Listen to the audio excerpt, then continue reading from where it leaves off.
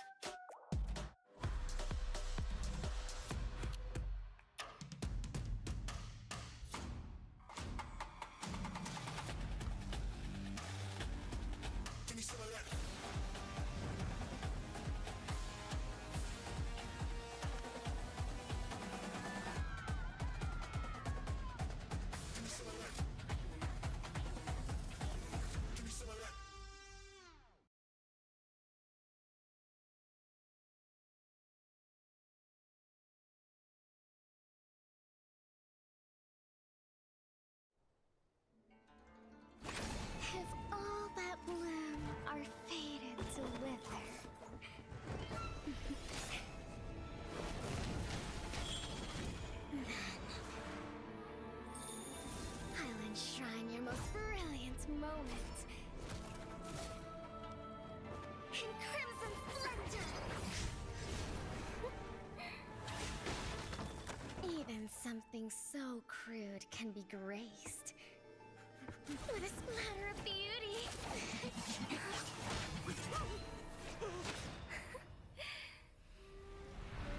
I'll get you out! You finally come to me, Hanabi-sama! This madness ends now! At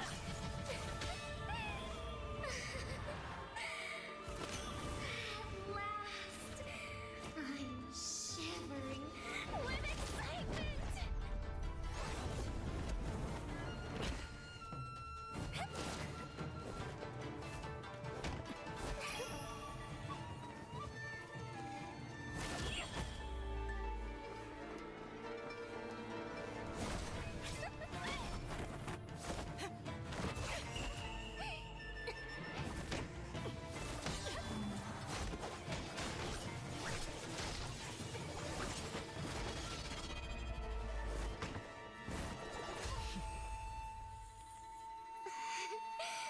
Such killing intent. Does this mean Hanabi-sama finally understands Kirara?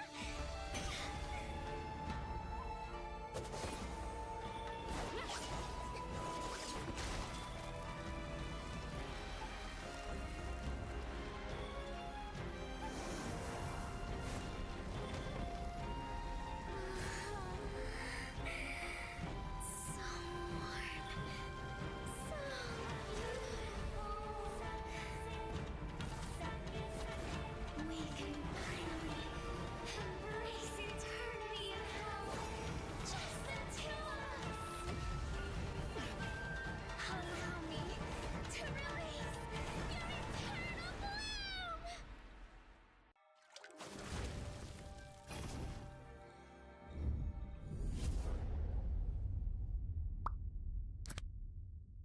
The human body was built to move. Not trapped at a desk in one singular posture for 12 hours a day. It's time your chair evolved. This is Secret Lab Titan Evo. Ergonomically engineered for you, gamers, hybrid workers, artists, backing your every move.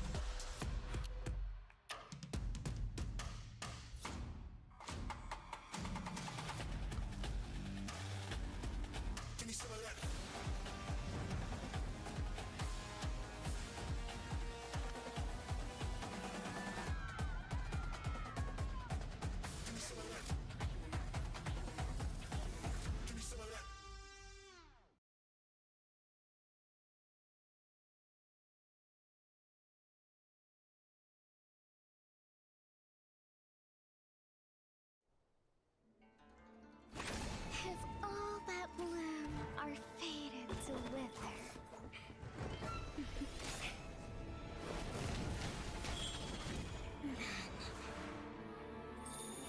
I'll enshrine your most brilliant moment in crimson splendor. Even something so crude can be graced with a splatter of beauty.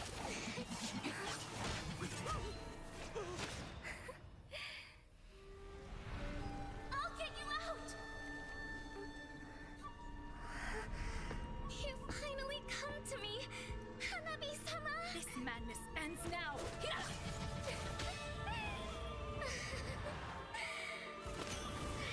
last, I'm shivering with excitement!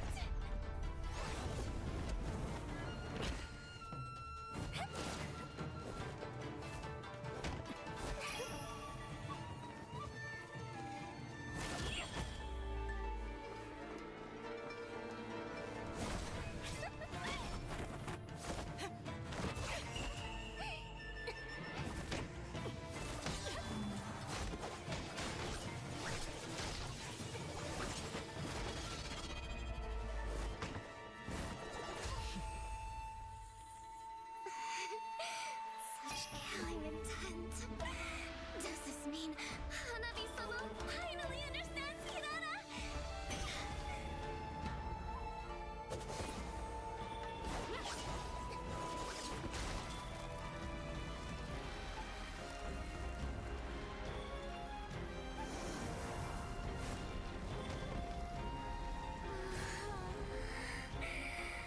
So warm. So beautiful. We can finally embrace eternity in hell. Just the two of us. Allow me to release your eternal bloom.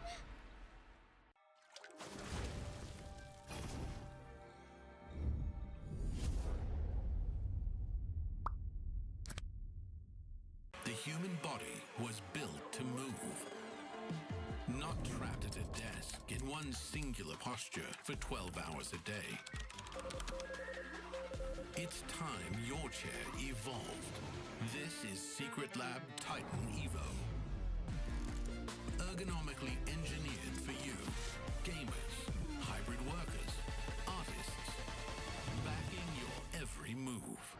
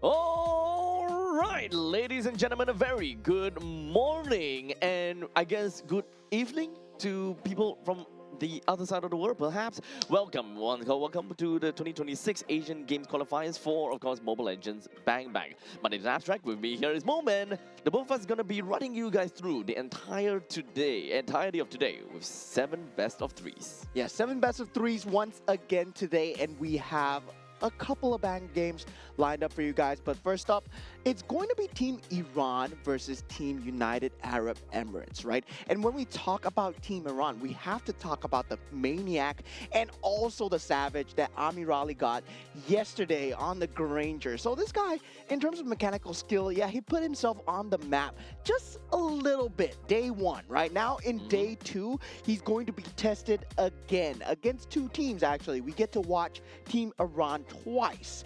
After Team UAE, they're going up against Team Jordan.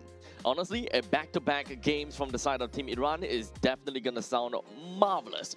But before we even jump in and talk about the games and perhaps, find out a little bit more about the players and their competitors, I'd like to take this opportunity to say that the 2026 Asian Games Esports events Mobile Legends Bang Bang Qualifiers is proudly co-organized by the Singapore Esports Association and Zenway Productions, whose commitments continues to drive the growth and development of esports both locally and across the region.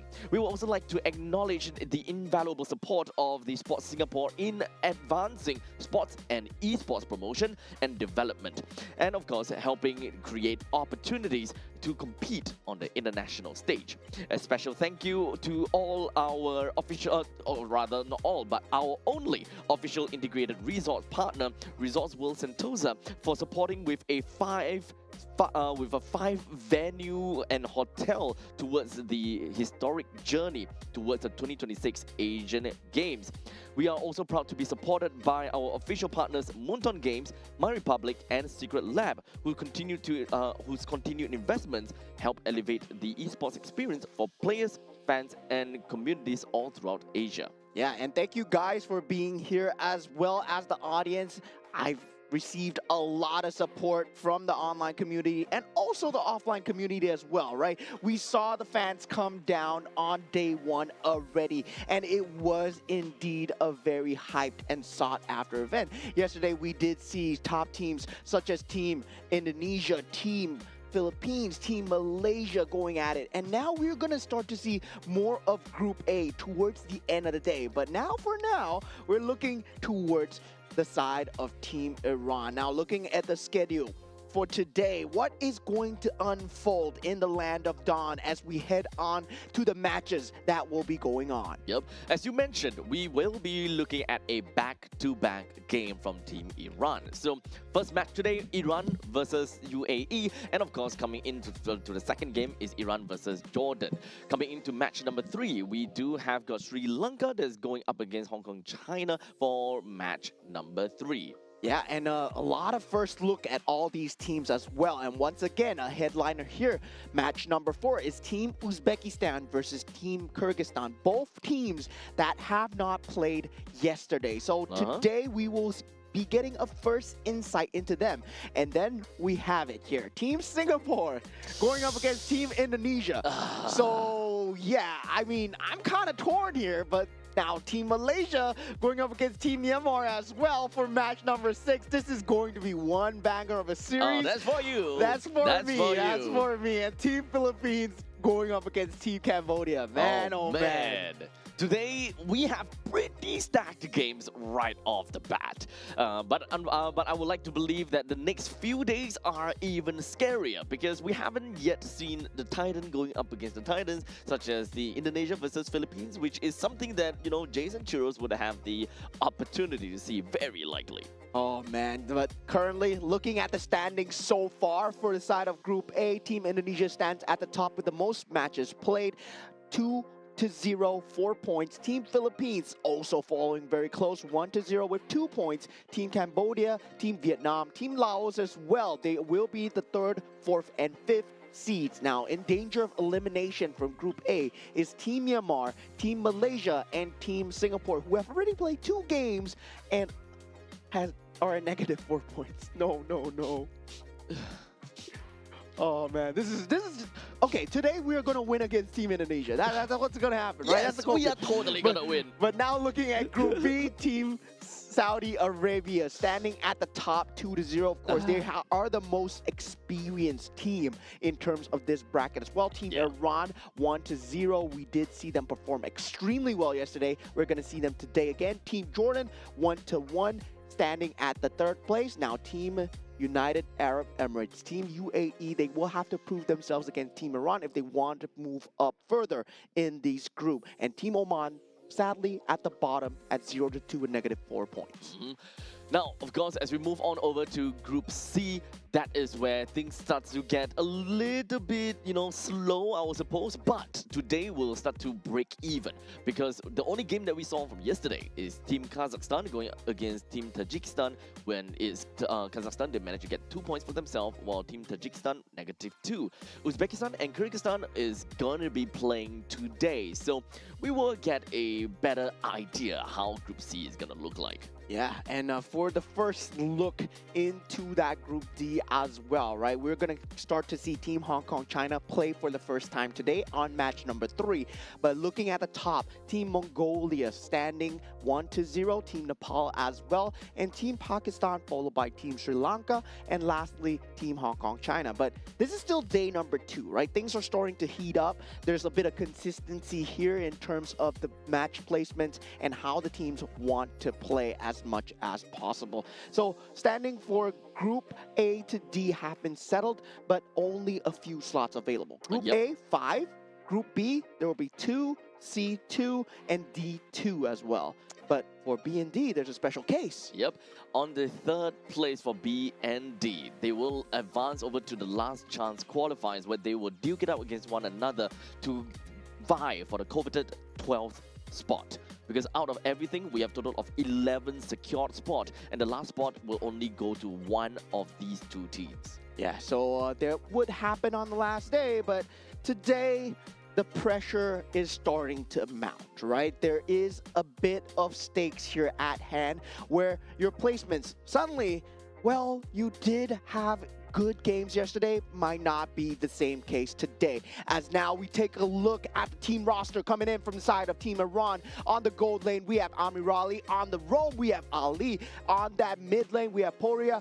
On the jungle, we are going to have Mahdi. And also on the EXP lane, we have Abu Fazl. And this guy's good. Abu Fazl? Yeah. I'm looking forward to what they have got in store for us, man. Because right now, the only thing that we saw was that one game from them. And that one game was one banger of a series. So this is going to give us a better idea how they're going to be faring in their own groups. And yesterday was kind of like a no pressure kind of game. But today, the early standings truly will start to matter. Now looking at the side for Team United Arab Emirates, for the first time here on the main stage, we have Saeed on that gold lane, Hamdan on the roam, Mohammed on the mid lane, El Merzi. Yeah, I would. El Merzi. Yeah, El Merzi El on that Merzi. jungle, and we got Abdallah on the EXP lane as well. First look into this team, so definitely trying to find out where they place in the brackets itself. I was trying to see whether we pronounce it correctly. El Merzi? El Merzi. Yeah, El Merzi. El Merzi. Yeah, I think we got to roll our tongue a little bit. Yeah, It yeah, kind of yeah. sounds like that. We try our best. We'll We'll definitely try try our best not to butcher your names. Yes. So perhaps just popping up onto the chat, I suppose. Perhaps they will be able to help us at some point in time. If you are, of course, residing in United Arab Emirates, for example, and you know how to pronounce the names, please do help us. Do help us. We will want to do our very best to pronounce your names correctly, as accurately as possible. And now we have the map veto of the day. Maybe today the theme is going to be water, because expanding rivers. Yeah, yesterday was broken walls, right? Yeah. Where every walls are broken, and even I'm broken at that point in time. Yeah, and for expanding rivers, we do see a lot of gameplay where the gold laner is able to join into these objective fights, especially to the second turtle fight. Yep. And also we do see the resurgence of the Harif as well. Of course, still very top tier in terms of the meta. Now, looking at the bans coming through, we identified yesterday that Marcel is going to be a problem. But, however, the top tier teams, Team Philippines, Team Indonesia, they didn't really care too much about the Marcel. And feels like they know their way around the Marcel because they've been playing it so much in their region.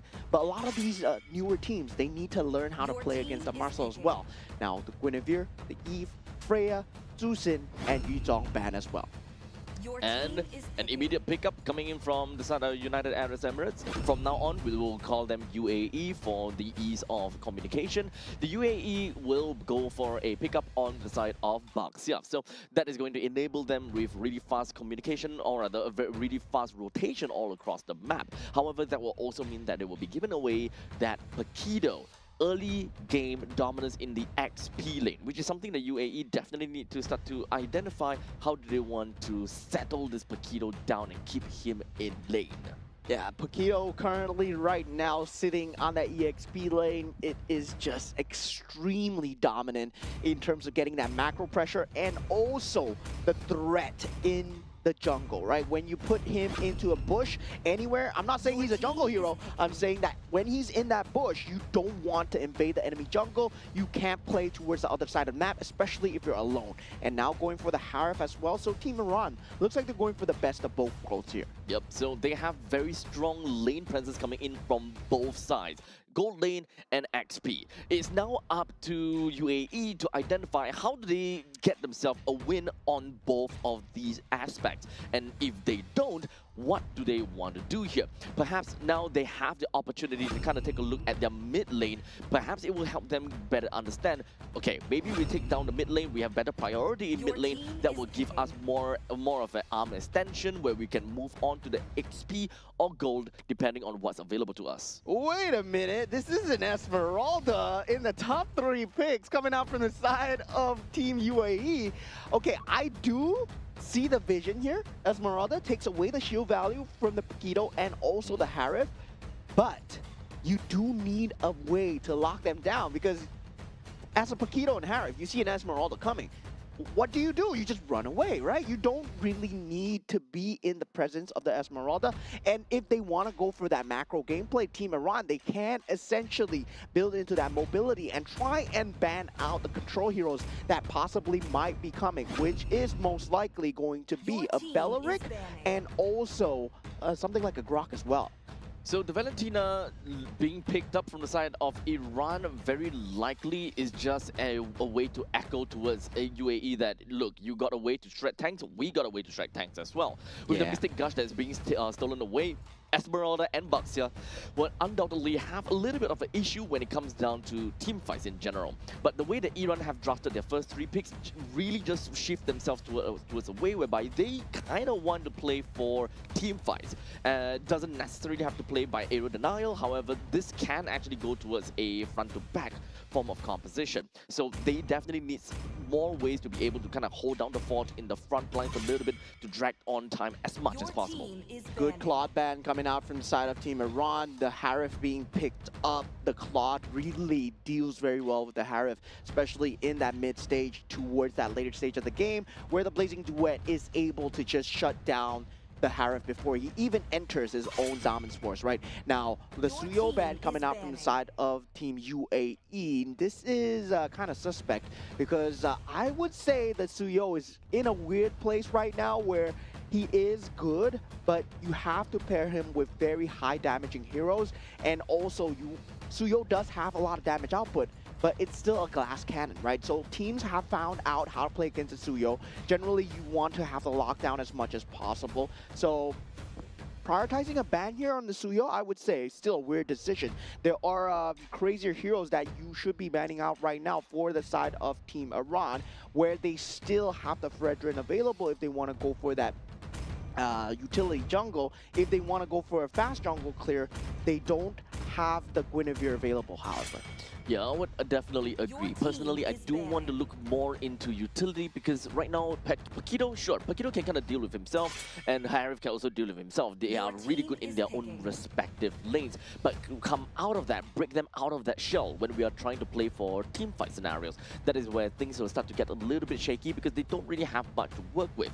A Suyo in this case would not give any form of utility. It just brings on to a lot more firepower, which the team already has a lot of. Yeah, and the 1-2 piece coming out, it's going to be the Cho and the Paquito. So we got both fighters, one good on the feet, one good with the hands. So that's going to be crazy combinations coming out from the side of Team Iran. And for the side of Team UAE, right? They can potentially look towards a Kalea, especially against the Cho. And we do know how strong the Kalea is. And I can't believe it slipped the entirety of the pool. Right now, if you think about strong priority picks, old school roamers such as Chip and Kalea are still available, right? That shortcut into the Esmeralda, into the Mystic Gush, that could be a combination, that could be a way into these fights. This might be a game for UAE to want to play over to the late stages of the game. As such, getting a Moskov is great. However, the Estes is not what I was expecting. Oh, no. Ube, huh? Oh, man. Estes Esmeralda? This is ranked. This is ranked. This is ranked. I mean, for the side of Team UAE, I gotta say, it's a very good strategy when it comes down to sustain, having the Estes and the Esmeralda, very good beefy front line, Moskov in the back line. It works on paper, right? When your enemy team isn't organized. Now, for Team Iran, if they play their cards correctly, right? All they need to do is make sure they don't run towards the Estes. If the Estes ultimate is up, just don't take the fight. Every single one of them has the mobility to disengage, right? If you take a look at Team Iran, every single one of them can just jump away. They can go through obstacles, they can go through walls. Every single one of them can disengage. And now the problem is, how does Team UAE lock them down? Now, I think that this is a very interesting matchup coming in for UAE. I actually, on the contrary, kind of like the Estes. Now, the reason why I say that is because currently Team Iran, they don't have a way to properly poke. One of the best ways that they can poke is actually stealing the Mystic Gush and go for the poke and kind of force a way for Estes to pop his ultimate. Other than that, Iran can go for a bit of a punch and a kick and all the kind of jazz. Most of that is actually up onto Abu Fazl. He has to go for the assassination attempt onto the Estes. He don't have to kill him, he just have to force the ultimate usage. From that point on, things will be great. Because the thing about Amirali playing as the Harif is that he's on a timer. When you bring out the Zaman Force, you actually have a timer within of the Zaman Force that you need to take everyone down and do as much as you can. With the Estes, with the Baxia, with the Esmeralda, it extends an overall team fight timing, which makes things a lot more difficult for a Harif to close things out. Yeah, but I feel that this is only in a 5v5 case, Only right? in a 5v5. You have a Paquito, you have a Cho, you don't take 5v5s. You don't take 5v5s at all, right? You want to burst people down, make it a 4v5 before the fight even starts. You want to get people with the Way of the Dragon, make it a disadvantaged battle for Team UAE as much as possible. If you're taking 5v5s as Team Iran, you're doing something wrong. You're doing something wrong. You have the Zayman's Force, yes, but that Zayman's Force is a scam. It's not there to take the team fights. It's there to disengage. It's there to disengage for sure. So at least for the side of Team Iran, they have their very specific, or rather, they have their win condition, and that is to pick off. That's the main name of the game. For the side of UAE, they want to huddle up together, they want to buy time, they want to do containment, they want to ensure that they will literally just draft over to the late stages of the game to enable the Moskov as much as possible. So the question is, which team will be able to execute their own game plan? Which team will find it a little bit difficult to play? That is ultimately the question. So let's take this moment in time and take a look at the side lanes first. Gold lane versus gold lane, XP lane versus XP. When it comes down to Harif versus the Moskov, Harif always have got a lane priority because of the fact that he's got good wave clear and he's got good pokes sort of coming in from the Synchro Vision. Every dashes gives him shield, which is something that the Moskov would not be able to deal with exceptionally. Now, number 2, XP lane. When we're looking at the Esmeralda versus the Paquito, no way the Paquito is going to get very easy kills off of the Esmeralda, but neither is the Esmeralda going to sustain all the way. But the main thing is, it's all about the wave clear. Paquito should still be able to wave clear faster than the Esmeralda unless the Paquito constantly want to go for the kill. Yeah, and definitely, I mean, for that case, it is going to be that lane clear where the lane priority is definitely towards the side of Team Iran, right? Yes. When you have an Estes, your mid lane clear is not that good. Despite the fact that you have a Gord, Yes, but the harass factor, you are relying a lot on the Baxia, as we see right here, and Elmerzi has to come in to help out with that mid lane priority. Meanwhile, Marty, you can just focus on that creep wave, get that level 4 in time, especially on a lower clearing speed hero such as Fredrin. You want to get that level 4 as fast as possible.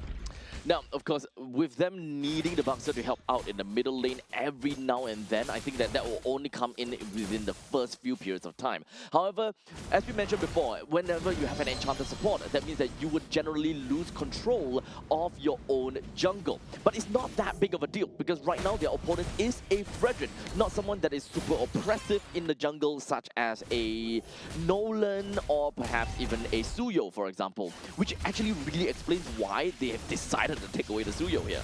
Yeah, but I'm seeing a huge problem here, right? The Mystic Gush has to get a burst. If not, there's no way to lock them down to stay in that range of the Mystic Gush as well. Generally, we see a Bella Rig. Generally, we see something like a lines of maybe even a Tigreal just to keep them there. But now they don't have any way to do so. And that Baxia stun will be that main reliance factor. Now with the first turtle fight being taken, Madi does get the retribution off. So far, Mystic Gush being used in that back line, but it's currently not doing enough damage. Elmerzi does eventually go down, and that will be first blood for Team Iran so far. Team Iran having a great start right now, especially being able to take down them one and only front liner being their Bastia. But hold on a second, middle lane Ali seems like he's looking at something. Yeah, Mystic Gush now eventually up as well. Now with the Spear of Destruction jump, Saeed does find a kill on the opposite side. Team UAE, they are going on the offensive here, but Appraisal's Wrath is available for Madi, and Madi is still surviving through this, but Saeed finishes him off with the Phantom Step, and Albo Fazl does get the consolation kill. But now for the side of Team Iran, they do have to respond because Saeed, they got 2 pivotal kills. Yep, seems scrappy, but all in all, the main thing is Saeed. He managed to get kills for himself, and that is funneling that we want to see. Yeah, now that funneling is going to come through, and I'm surprised Army Raleigh didn't rotate despite the fact that this is expanding rivers. Yep. You do have that Daemon's Force available. If Army Raleigh was able to join those team fights, it would have been changing everything. But Army Raleigh might be in a slight bit of a tipple here. Ali comes in for the support, but Elmerzi is here though. He ran out of mana. That's not something that we hear all very often coming in from a Harith. He ran out of mana to really do anything within of his own Zaman's Force. So it's really unfortunate, but regardless, that is still a Moskov that did a really good job, right? Being able to rotate all the way down to the mid lane, enjoy some of these team fights, gets himself 2 kills. Yes, sure, Amirali managed to, kind of take the lane off by himself, but unfortunately, the only thing that he got out of that was all of that shield plating from the top lane. In fact, not all of them. So all in all, I think the UAE had a way better trade from coming in from their gold leaders. Yeah, I mean, for Team Iran, they were taking the 5-on-5s, and I don't really feel that they are adjusted to take that 5-on-5, right? Given the fact that they stole the Mystic Gush with an IMU, but that's still not enough in this stage of the game. Now, on the second turtle take, we will have that ability once again. Ali now posturing with the Way of the Dragon to the side, and the Mystic Gush as well. Abdallah taken out. That's going to be the frontliner. One of them is gone. Elmerzi, the only second one. Now, with one well-positioned taunt, Ali and also Mahdi, they can play around this, but Ali in the back with a concussive blaster ready. Mahdi does take out the turtle in the end here, but Saeed still dealing good damage. Ali flickers away, and Mahdi lays down the law with the Appraisal's Wrath, but no one is there. Saeed eventually gets taken down from the side of Army Raleigh. Unfortunately, a very sacrificial play coming for El Merzi, as he was really trying to do his very best to kind of take the turtle away from the hands of Team Iran. Well, in the meantime, the fight was kind of split up in a very difficult spot due to a small little choke point. The main thing is Team Iran, they have a very strong lead when it comes down to being able to kind of force everyone aside. They may have used a lot of outwards in order to take Abdallah down, but he is one of the main contingency plan for the team. Yeah, 3-man concealed play towards that bottom side. Team Iran are finding their pace. Now 3,000 gold advantage, right? Slowly starting to build the macro pressure. While all this is happening, you have to realize this is on the back of a Paquito, and this has been happening all the time. And now Elmerzi still in slight bit of a tipple, but once again, that Estus healing factor, does it come in clutch here? Because for Team Iran, they've been finding the picks out of the Estus heal zone. Main thing is we also want to kind of find out if whether the blessing of the Moonlight Goddess is gonna do much for the rest of the team. Oh, okay. Almost seeing something very tricky here, but in fact, it will. Mystic Gush has been used. Mohammed will not have that ability right now, and now Team Iran, they know that ability is down. They steal the blessing of the Moon Goddess, and solo kill from Amir Ali on the top with a dragon, and into that Appraisal's Wrap. Just a slam down from the side of Team Iran. They're sure giving us a show on the mid lane. Oh my god. I completely forgot you can just steal the blessing of the Moon Goddess. Yes, you can totally steal that. You don't really have to care about a Mystic Gush at this point in time. It's let's just play a healing game right now. They do have a Brethren that allows them to play Upe as well if they really want to. And now they are diving behind that turret. This might be a mistake coming in from the side of Team Iran. They don't have the sustain to take this. Appraisal's Wrap does bring him back to square. Now Amir Ali, he is going to be posturing here. Does have that Zaymans Force, one good one. Might change everything as he takes down Abdallah right now. Zaymans Force still there, and he's just tearing through everyone. Saeed goes down as well. Synchro Fissure after Synchro Fissure. Double kill coming out from the side of Amir Ali. Oh, and even when it comes down to diving under the turret, this is just overkill coming in from Team Iran. And Puria was not even punished from that. Yeah, I mean, looked like a mistake, but once I saw Amir Ali with the Zaymans Force sitting at the back, he's waiting for the perfect time because he's waiting for the heal factor to run out from the side of Team UAE. Yep. And that was just great posturing, right? Once the Zaymans Force was used, there was no way to escape coming in from the side of Team UAE. Those are pretty big plays, all the way from the start to the end. Team Iran really seems like they conducted the entire fight from the start to the end. It feels like they knew exactly what's going to happen, how it's going to happen, and they would just do what they could. So just like that, we already have got 8,000 goal lead in favor for Team Iran at 8 minutes. And in a very early game-centric kind of matchup, or a very early game-centric kind of team, what you want to do to win, oh my god, this is Slaughterhouse. Yeah, Abdallah, I mean, you picked the Esmeralda, and that's the problem with the Esmeralda as well, right? You think the survivability of the Esmeralda is very good, but if, let's say, you face so much oppressive damage, as we see Team Iran with an impressive taunt on the 3, Mystic Gush being used on the Mahdi here, he will be just overextending out of his positioning, and Poria will be going down for his troubles as well, and this is kind of a comeback for Team UAE. Don't call it comeback just yet. Abu Fazil still in that push. Oh no, Saeed just gets instantly taken down. Mohammed, he's in trouble as well. This man, this Paquito is so scary to deal with, and this is why he's so oppressive right now. Yeah, this is the kind of thing that a Paquito could do realistically, right? All you need to do is double straight punches and a jab, and you will be able to kill any gold laner. This is the problem when it comes down to giving a Paquito away, but also picking an enchanter support for yourself. You kind of really require that Baxia to go all around the map, which kind of forces the Baxia in a dual role situation. Just for your team to get a lot of that healing factor, your Baxia will be spread out to do a little bit too much, coming in as a jungler and a pseudo roamer, which is really very unfortunate.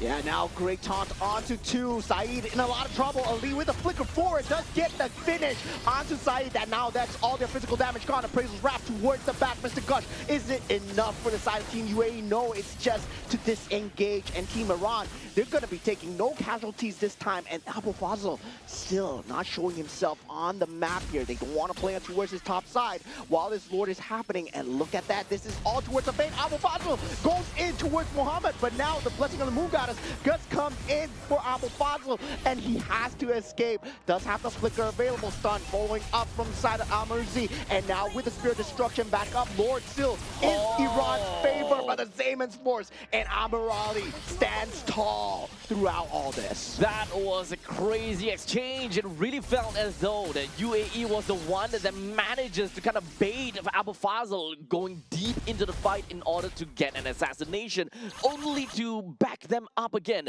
with the blessing of the Moonlight Goddess. And just like that, you know, we thought that that would be a free kill coming in for Al-Merzi, going in straight to Abu Fazil, but unfortunately, cooldown is over, gave him a jab, gave him a shield, and he got out of that, while Al-Merzi is the one that overextended in the end of the day. Yeah, I mean, if you good at team fight, we have a Valentina, we can be good at team fight too. Now with the Mystic Gush being used on that top, do just push out the Lord. Team Iran, they're going for the throw here. Esports has been used. Whale the Dragon as well into the Appraisal's Wrath, and Madi just tears down onto the box here. I am the better tank right now as they go for that inhibitor turret on that mid lane. That is just so much gold lead the Team Iran has. And this is only at 11 minutes into the game, and they have already lost middle lane and the bottom lane inhibitor turret. This cannot get any worse. 13,000 at 11 minutes into the game. Team Iran, they are a different kind of beast here. After the showing coming out from yesterday as well, they show superior drafting skills in terms of just having the team fight capability and the best of both worlds, right? You can see the macro coming out from the side of Paquito, from the opposite side of lane. Amirali just very trustworthy on that gold lane as well. You can expect him to get the items in time. Yo, but for real, who are they? How are they so strong? I really do want to know, if, to be fairly honest, because right now, they are just showing themselves in a way where UAE is just not a competition at all. Yeah, UAE, they have a rough draft. I mean, with the Estes, I don't really like this. Into a Valentina, right? Their Blessing of the Moon Goddess can be given. Mystic Gush can be given as well. So not having the ban on the Valentina, the draft itself, I feel it's a very huge error. Now for the side of Team Iran, they have that Paquito, right? And not even Abdallah can stand up against the punches, the raw damage from the farm coming out from the side of Team Iran right now. Only one inhibitor turret left on the top side. Creep wave now crashing in. Team Iran look for blood here, but 20 seconds away from the Lord. I think they disengage. Yep, but perhaps Abu Fazl, it might be a little bit deep in, but it's okay. A quick little flicker, go get himself right out of that, which is something that they would absolutely need. Because as you mentioned, the Lord is going to come up in 10 seconds, and that is going to help Team Iran close out the game properly. Yes, they are at 13,000 goal lead, and technically speaking, they can just gatekeep the entirety of UAE from not being able to come out, and they can probably just absolutely destroy them. However, that is also going to be playing within of the UAE's hands, because there is still the Estes, and they gotta have to respect that. Oh, that was so close to Spirit Destruction coming through, but luckily, Madi was on the case with the Lord as well. Now, conceal play coming through from the side of Ali. Wants to go for the Whale Dragon, gets stunned up. Now, Mystic Gush has been used as well. Abu Fazl coming in for the flank positioning, does get spotted out. Now, with that, Esports has been dropped Synchro Fishes after Synchro Fishes. Amirali taking so much damage at this point. Amirali still not punished as here as Ali. He's soaking up so much damage, has the immortality. Team Iran, they're gonna wait for the Lord. There are no outbursts at all from the side of UAE. It will take some time before they will eventually get that back. And in fact, there we go. Mystic Gush as well as Bonus Diamond, they're already available. But unfortunately, the important one, Blessing of Moonlight Goddess, do they have it? Oh, Esports has been knocked down, and Amirali dealing so much damage with the help of Abu Fazl. Triple kills so far for the side of the Paquito. That's what you get when you give Team Iran the Paquito. It is a big mistake of giving the Paquito away to Team Iran. It really enhances their early game gameplay, and it enabled them to just go absolutely ham. This is just a master class when it comes down to just drafting alone, right? Having that Valentina, having the ability to have the Frederick, the taunt, the capability to jump into the team fight and take a macro battle. If they are losing, everybody can run away because it's just so scary. This is crazy. This is really crazy. Team Iran, they knew what they wanted to do all the way from the start to the end. They are dictating every single battle. They are the way that they move is absolutely phenomenal as well. Although we definitely gotta have to agree, right? UAE at the start of the game, they have enabled that Moskov really early into the game as well. Yeah. They want to accelerate his growth, and I see where they're coming from, and I do respect that a lot. However, they've just been outpaced by Team Iran solely because of the sheer power of what, number one, a Paquito is able to bring onto the board, and number two, just how often that Valentina can steal that Mystic Gush, and even if they were to find themselves in a team fight that they don't want to be in, Valentina comes in clutch with that Blessing of Moonlight Goddess. I think it all boils down to the fact that Estes is not good in competitive play at all. Estes is Oh, just not man. good. But Abu Fazil, of course, man of the match, MVP, he did so much on that bottom lane. He was against an Esmeralda. And laning against an Esmeralda is going to be tough, but you do have the ability to lane clear, right? We saw the rotations coming through, and despite the fact that early game didn't go their way, Abu Fazil clawed them right out with the secondary engage. Yep. The main thing about playing a Paquito against an Esmeralda is you don't look to kill. Against some of the other XP laners, you probably want to kill, but not against this Esmeralda. Esmeralda, you would take some time before you'll be able to do anything to Esmeralda, or you need to be ahead by quite a lot of lead. So most of the time you want to wait clear and be able to kind of be present there, especially in this kind of lineup from the side of UAE. The entire jungle is actually open for your picking. This allows you to play a very assassin style kind of gameplay in response to the fact that they don't have a player from the side of UAE that can run around the jungles as fast enough. And we were saying, right, Abu Fazil, why he's the MVP, if you take a look at the itemization, he went for the Sea Halberd first. Going up against the Esmeralda, going up against the Estes, he knows that nobody else is going to build the Sea Halberd, right? And with the Dominant Eyes coming out from the Abdallah, it's not going to be enough healing factor because he does not have the Oracle yet. So Abu Fazil, really good starting itemization coming out into that kill factor, right? And that's why we see Abdallah. He had 7 deaths as an Esmeralda with an Estes to back him up throughout the entire game. And that was double frontline comp, just couldn't frontline. Yeah, completely broken down because of, number one, a massive lead from Team Iran to begin with. And if you were to add this Sea Halberd on top of that as well, we also need to remember the second property coming in from Sea Halberd is that the higher the HP that you have, the more damage that you'll be able to deal to them. And unfortunately, that is going to be a problem to number one Baxia. Number two, the Esmeralda don't really get affected by the second property as much, but it is really just about the regeneration nerf. That makes things a lot more difficult as an Esmeralda. Yeah, that degeneration coming in time, right? You have a Baxia, it's okay. I have Sea Halberd, right? So that goes hand in hand, right? You can pick the Baxia. I'm going to pick up the Sea Halberd. To be fairly honest though, having a Baxia plus an Estes on paper doesn't seem so bad because when it comes down to a Baxia, the main thing that you see and the main thing that you always think of is that Baxia have got very strong maneuver and you will be able to, kind of join into team fights really fast, or he's able to kind of scout out the entire jungle really fast.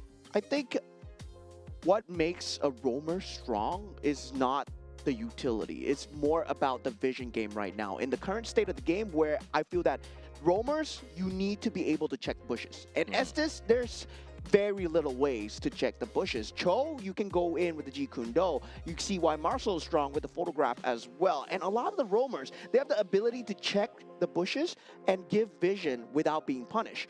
Estes does not provide that. So at this point in time, you would believe that, Enchanter supports have no, I will say, no spot in the game? Yes, currently I would say definitely, especially if you're going up against a tank jungle.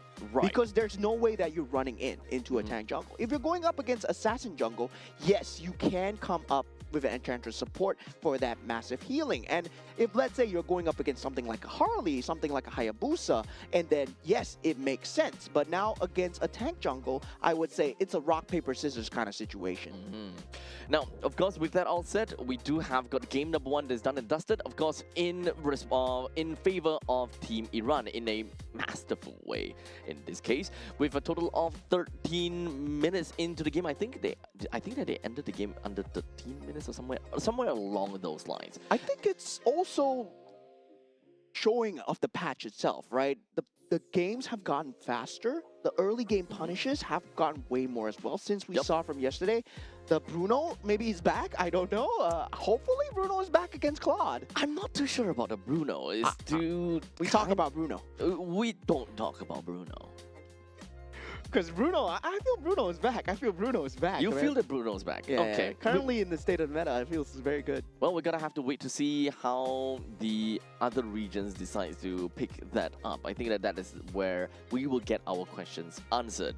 Now, as you were talking about, the speed or the pacing of the current MLBB, I do agree that it does seem like a lot of the teams are starting to really prioritize in the early games quite a bit. Yeah.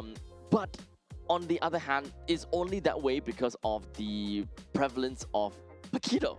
I feel that the moment that Paquito is leaked out of the banning pool, that early game can be very obvious. But the moment that Paquito is taken out, then we're starting to see more control-centric XP laners and gold lanes that need some time to farm up, like a Claude, for example. Yeah, I feel that the acceleration, gets really enhanced by the new jungle rotation coming out as well, right? You hit that level 2 faster, you hit that clear speed slightly faster as well. Then it makes for a much cleaner first objective fight. It becomes much more clear who gets the early game from that first objective currently in this state of the game.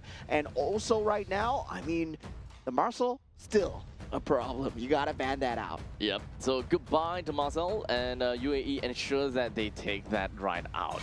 But now, we're back to the Paquito question. If whether Iran wants to ban it, because okay, here's the thing. UAE, they were first pick, first ban. And they leaked the Paquito over to the side of Team Iran. But this time, I think the UAE have realized, you know what? Paquito is strong. Do we have anyone that can play it? Like, is our SP laner capable of playing it? If he can, then we don't ban it. We let Iran ban it. Yeah, and Abdallah, I'm not too sure about this guy. I don't know what he's capable of. We did see the Esmeralda not performing extremely well in that first game as well. Now I'm having a bit of doubts for the side of Team UAE, but come on. Team UAE, it's time to prove me wrong, right? You got the chops to go against Team Iran, but they ban out the Paquito coming out from side Team UAE. This banning and drafting pattern is just weird coming out from side of UAE, right? Banning out the Yuzhong, I don't really see that top 3 spot for Yuzhong currently in this meta. He's not that strong. It's not that deep. He's just a black dragon. You can deal with him. And still, I believe there are more priority to be banned out. Maybe the Harif would have been a better ban. Right. Okay, so at least what I'm seeing here is, okay, the fact that Paquito is banned just pretty much means that UAE, they are not interested in picking up a Paquito for themselves. Yeah. And if they don't want to do that, that means they don't want Iran to pick up Paquito. So the moment that they don't want to play a Paquito just means that they are not really confident with that. With the Yuzhong being thrown in that, to be fairly honest, I agree with your sentiments. This is not what I expected coming in from a banning pool. So perhaps I'm kind of thinking about, a rock, paper, scissors kind of game. Why do they kind of not want to have a Yuzhong? One of the only main thing I think of is always going to be Farsa that can be knocked by the Black Dragon form, but it still doesn't exactly reward or rather merits a need to ban the Yuzhong. Yeah, definitely. I would say maybe that Eve does first pick. Does make sense that they want to ban out the Yuzhong, but the Zhu Xin was also available in the pool, right? No, it should not, though. Then there's a lot of things that are available in the pool. If you want to go for the Zhu Xin Harif, if you want to go for the Atlas Harif, that opening is still possible for the side of Team Iran here. And yeah, with no Paquito now, you don't really need to worry about that EXP lane macro pressure, right? So Phoveus still there as well. So they will effectively play the Phoveus onto the Harif, so this is going to be great for them. With literally just going to be area denial, and they will be able to play for team fights really strong. They don't particularly need to care too much about how they want to, kind of layer in things, but we also need to remember, right, there's a Yip on the opposite side, so even if they do have a Phoveus, they can actually still play a Gatokacha onto the roam, and that can actually be pretty bad, because that is going to go towards Team Iran's game plan very well, while also disrupting the Yip to a maximum extent. Yeah, now going for that Zhu Xin pick coming out from the side of Team Iran. Now, I do like this coming out from the side of Team UAE, the Leomord into the Claude, but at the same time, right, Claude is... We've seen him do well, we've seen him do bad. And Claude is a character that requires a lot of space. Yes, on theory, on paper, Claude is that standard pick against the Harif because yes, you do have that physical damage, you outrange him, you outscale him in terms of farming as well. While Harif is busy taking the team fights, you accelerate your own farm. That's how this playstyle that should be played.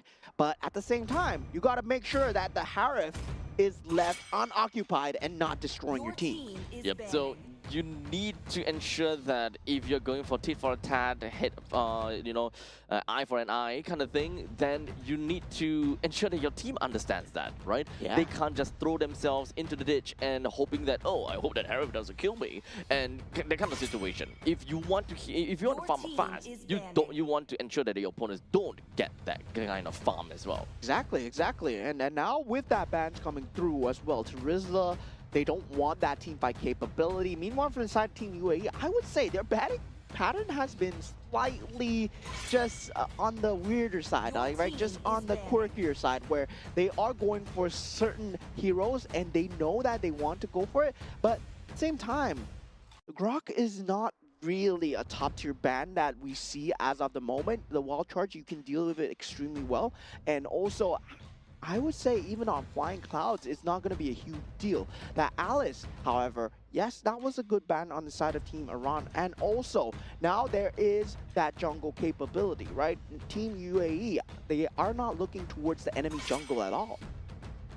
Now Suyo, okay, Suyo is going to go bye-bye again, and I truly hope it's not because they want to play an Enchanter support again. Naturally, right now, the way they kind of seems like it, they don't want someone that is too oppressive in the jungle, that kind of jazz. But there is a Lil Mod. Lil Mod's, wave clear or rather creep clear is, kind of decent, if anything. Now, Cho is also going to be picked up coming in from the side of Team Iran. They do want to go for a little bit pick off. However, they don't particularly have anyone that can play with the Cho that effectively. So that would mean that their jungle might actually be an assassin that can make full use of the Way of the Dragon. The Kalea is open, guys. Kalea was made to fight against Cho. Yes, I agree. And I can't believe that Cho pickup. Okay, if Team UAE don't pick up Kalea here, I mean, Kalea, Leomord, Eve, that is a great center mass unit with the jungle, roam, mid trio, right? And you could give Claude so much space. If you don't pick up the Kalea here, I mean, you're just throwing the game, right? And yeah, they're throwing the game. They're going for the Gato Kacha instead. And once again, the Esmeralda coming out. Okay, so the Hanzo comes in. So understandably, yes, the Hanzo is someone that can make full use of the Way of the Dragon to play kind of like a pick-off strategy. Now, the Gato Kacha, I'm okay with the Gato Kacha. I'm okay with it. It's not the best to deal with the Cho, but it is a good answer to deal with a Harif. As long as the Harif drops down the Zaman Force, you kind of have ways to kind of deal with or rather to contain the Harif as much as possible. Because you have a Eve, you have a Gato Kacha right now. They generally will be able to mark out an area and say, no, this is my no-no zone. Yeah, and for the side of Team UAE, it feels like they're picking heroes based off of the roles, right? Where we need someone to fulfill a certain role, but they don't look at the game plan in general. Like, how are we going to get the kills? How are we going to get the wins, right? That step-by-step process is much easier said for Team Iran, where you can clearly see what's your setup going to be. The Way of the Dragon, yes, they have that Lantern Lifter. They have multiple ways to start the fight as well. Zaman's Force from the back, there's a lot of possibility to start it. Meanwhile, for the side of Team UAE, there's only one, which is possibly that Esmeralda jumping in. So right now, you can see from the side of Team UAE, they are kind of banking all the way in onto that Lizard. Now, of course, the Lizard does have, pretty good defenses, and it kind of takes time to kind of kill that. So just like that, immediately we do have El Merzi is already at level 2 as opposed to Mahdi, which is supposed to farm really fast anyways. And now he's being really impressive. Went straight into the opponent's jungle, went straight to the Beetle, and I don't think that UAE even knows about this. So there's a very high chance that UAE's jungle might not even hit level 4.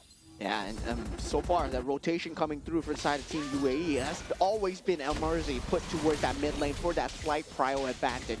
Now, this gives Team Iran slightly better timing on that jungle creep timing as well. And now with that Mahdi being so aggressive in the enemy jungle, resources have been taken away. They all will be ahead in terms of macro for now. Now, Ali finds a good pickup, but Mahdi falling extremely low here on the Hanzo. Not level 4 yet, and gets taken out. Team UAE always having a great start. Now 2-0 so far, as Poria does not have enough mana on a Tu Sin. This is the first time I'm seeing Tu Sin not having enough mana here.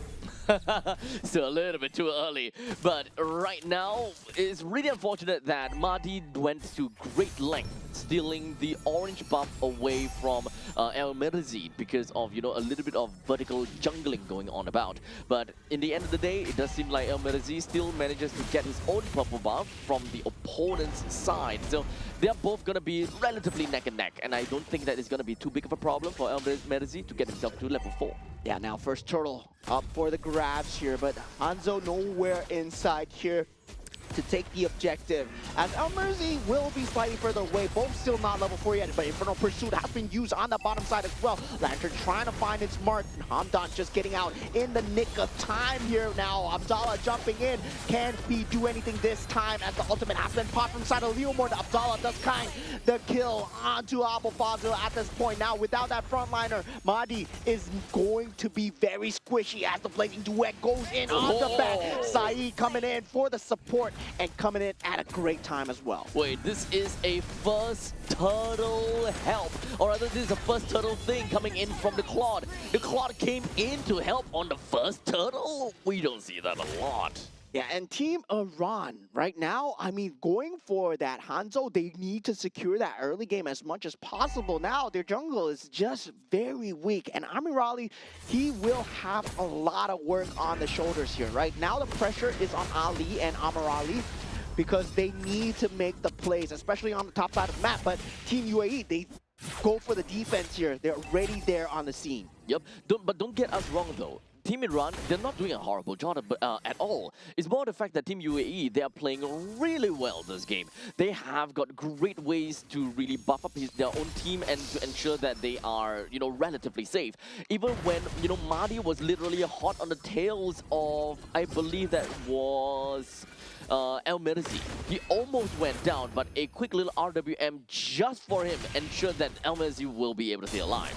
Yeah, and I'm surprised Team Iran are taking this like team fights, right? When the invasion came in, they could have just disengaged, continued their farming patterns. They took the team fights, and they weren't ready to take the team fights as well. Ali was still level 3. There was no way of the dragon available, and that we were identifying that this was the only easy entryway into this. And Team UAE, they found the timing, they cracked the code, but now, when we reach the level 4s, things are going to get harder for the side of Team UAE. They do have the disadvantage draft.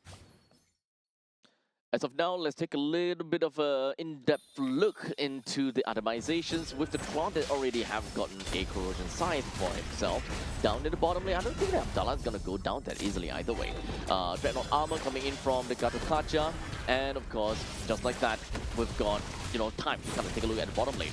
Yeah, and now Abu Fazil just playing with the enemy here. El Merzi not able to get out in time. The Infernal Pursuit is there. Real manipulation is not enough here, as Ali will not have to wear the dragon, but still tearing through the enemy back lines. This will not result in anything. But I just noticed, right? Saeed has sprint. Oh. Well, faster Blazing Duet, I guess. Faster running Blazing Duet, I guess. Hey, could be meta. Oh my god, Saeed has sprint. I'm not too sure if this is a misclick, but okay. I don't know, but probably not as bad as listening. But here we go. We're just gonna be jumping right in, and it does seem like the turtle did in the end of the day went over to the side of Team Iran. So they're slowly getting themselves in that position. And now Corrosive Scythe has been picked up from the side of Madi. Now this is going to be a problem, right? Where the Claude is going to be easily getting caught by the Way of the Dragon. You don't have to Purify to get out. Your BMI becomes so much more important. And if Team Iran, they identify this properly, they can actually just exploit this. Now Madi, in the midst of 4 people, takes out Muhammad, and not having that flicker, it's going to be starting to ramp up, right? Team Iran, now they reached their power spike. Team UAE, all that early game advantage, they couldn't keep on to it because they couldn't get the force engage going. They can't keep invading into the enemy jungle. Abdallah had to be on the scene, but he's been stuck at the bottom lane. This is the kind of thing that you can do as a, well, as a Hanzo. You have no problem just diving into the opponent's lines at all, which is something that we saw right above of the Turtle's Pit. In the meantime, he can also just jump right in over to Abdallah, and his, true body can no longer be touched. That's just how different the new Hanzo is this time. Yeah, and Abdallah right now, I mean, he looks like he's slightly in a bit of trouble. He's going to be able to walk away so far. I mean, this is a bad engage for Team Iran if they want to go for it, but they do force out the ultimate coming out from the side of Merzi. Very good disengage coming out from the side of Team Iran. It would have not been in their favor. Currently 7 minutes into the game as of now, and Team UAE is slowly starting to lose some of that. Oh, hold on to the second, take a look middle. Yeah, Inferno Pursuit jumping in, but Abdallah being the first person on the scene. This is exactly what Team UAE wanted to do with the Esmeralda in the previous game, but it was shut down by the Keto. Right now, they have the ability to use that Esmeralda on the front line. Team Iran, they're not used to this level of tankiness coming out from the side of Team UAE. Now, Amadi going in at this point, going up for Hamdan, not exactly the target of his choice. Yep, but it doesn't really quite matter. I think that right now, Mahdi is just kind of testing the damage as well as testing the HP bars of the enemies. But now the turtle is currently under siege. Yeah, Amirali does get the turtle. Zaman Sports has been dropped down with the RWM as well. But Team Iran, they will be taking this team fight as long as Saeed does not connect in time. Where the Dragon towards the back. Amirali still on tear through, but now Saeed arrives with the blazing duet towards the back. Body gets taken out, but already 3 members are down. Hanzo for 3. With 2 men left on the side of Team UAE, while Team Iran did not even lose a single soul in that team fight. That definitely just meant a lot. But Saeed, not a place to be yet. Yeah, in a bit of trouble here. Now, with that tier 1 turret as well, Team Iran just handily taking that fight, right? We saw the team plays coming out, the Wheel of Dragon holding on all the way towards the end onto Muhammad, making sure that the real world manipulation is not going to be a factor here. Amir Raleigh having that timing so far, I gotta say, he has the perfect goal laner timings to join these team fights. Yep. And honestly, I feel that Saeed has been joining into the team fights a little bit too early, to the point that he actually might have lost a couple of those lane kills, or rather lane creeps. It's very different from the previous game as the Moskov. Moskov does have very good mobility, and at that point in time, it was also expanding rivers. So it does make sense. However, this time, it's slightly different now. You're playing as a Claude. Your main thing is that you play over to the late stages of the game. Your Blazing Duet doesn't really do any much damage at all. Having a 2:1:1 just doesn't bring you anywhere too far in terms of the goal lead. I would say in terms of item timing, still on point. He is very close to that Holy Trinity, 10 minutes into the game, and that's when he's going to start dealing obscene amounts of damage. So this Claude, not looking bad, and that's already good enough, because going into that late game, he's going to be a natural counter towards that Harif. And this is where Team Iran's power spike needs to come through before that Holy Trinity is available. Oh no. Oh no. The barbell. Yeah, missing it out. And Zaman Sports has been used here as Hamdan. He's going ham, trying to protect his team right now. Saeed nowhere in the scene. Real manipulation has been used so far, but the Whale of Dragon is there with Mahdi's attack support here. And Saeed unable to chase Mahdi in time. Amirali still on a tear through the back lane. And Blazing Duet gets instantly shut down from the side of Ali. What a great Cho player. Well, at this point in time, when you're talking about the fact that, Saeed is getting there, but Amirali, he's already there. there as what he would want to do as a Harif. The moment that he hit critical mass, or rather the moment they hit his power spike, he needs to make full use of that power spike in order to create the gap even larger and harder for Saeed to eventually pick up.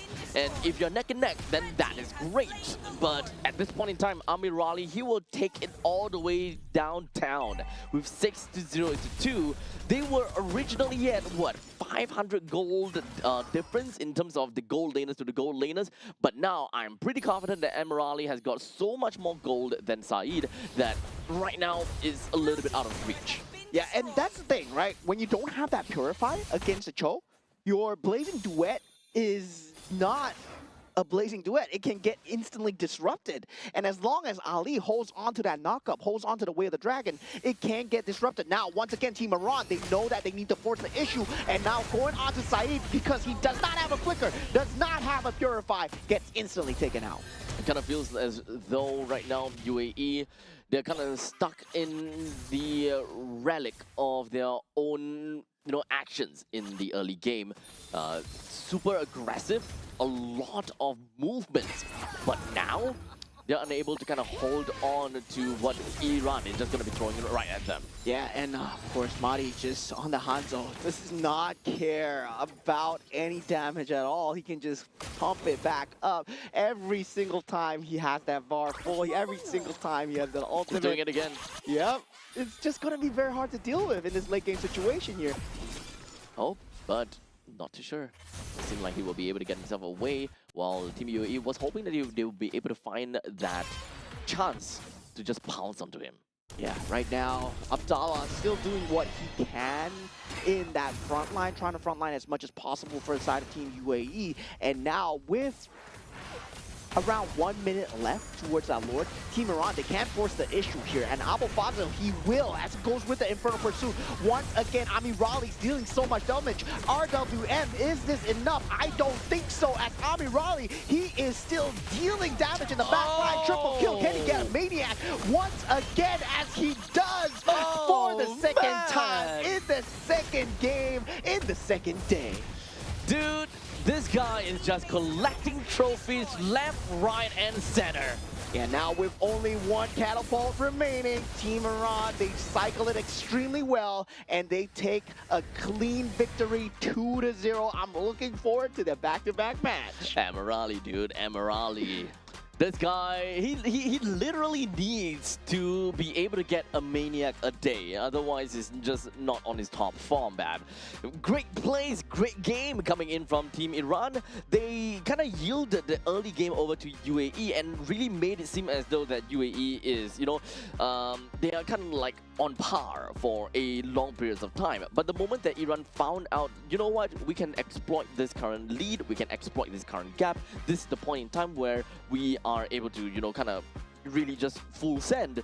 I think that the main thing is that Team Iran, they have such a good idea and they have such a good understanding of the heroes that they have drafted as to when they can start playing the game for real. Yeah, I mean, a lot of good players, they know how to play when they're ahead, right? When we were talking about yesterday, but a lot of better players, they know how to play when they're behind. And this is what happens, right? Amirali, 10-0-3.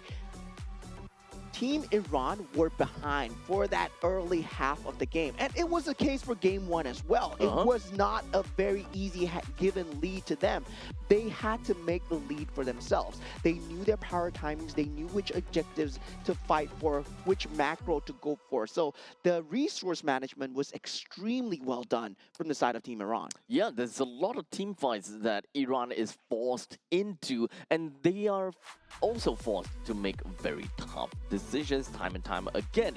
And we gotta commend them for being able to kind of get themselves right out of that difficult spot and still being able to play the game to such a degree, right?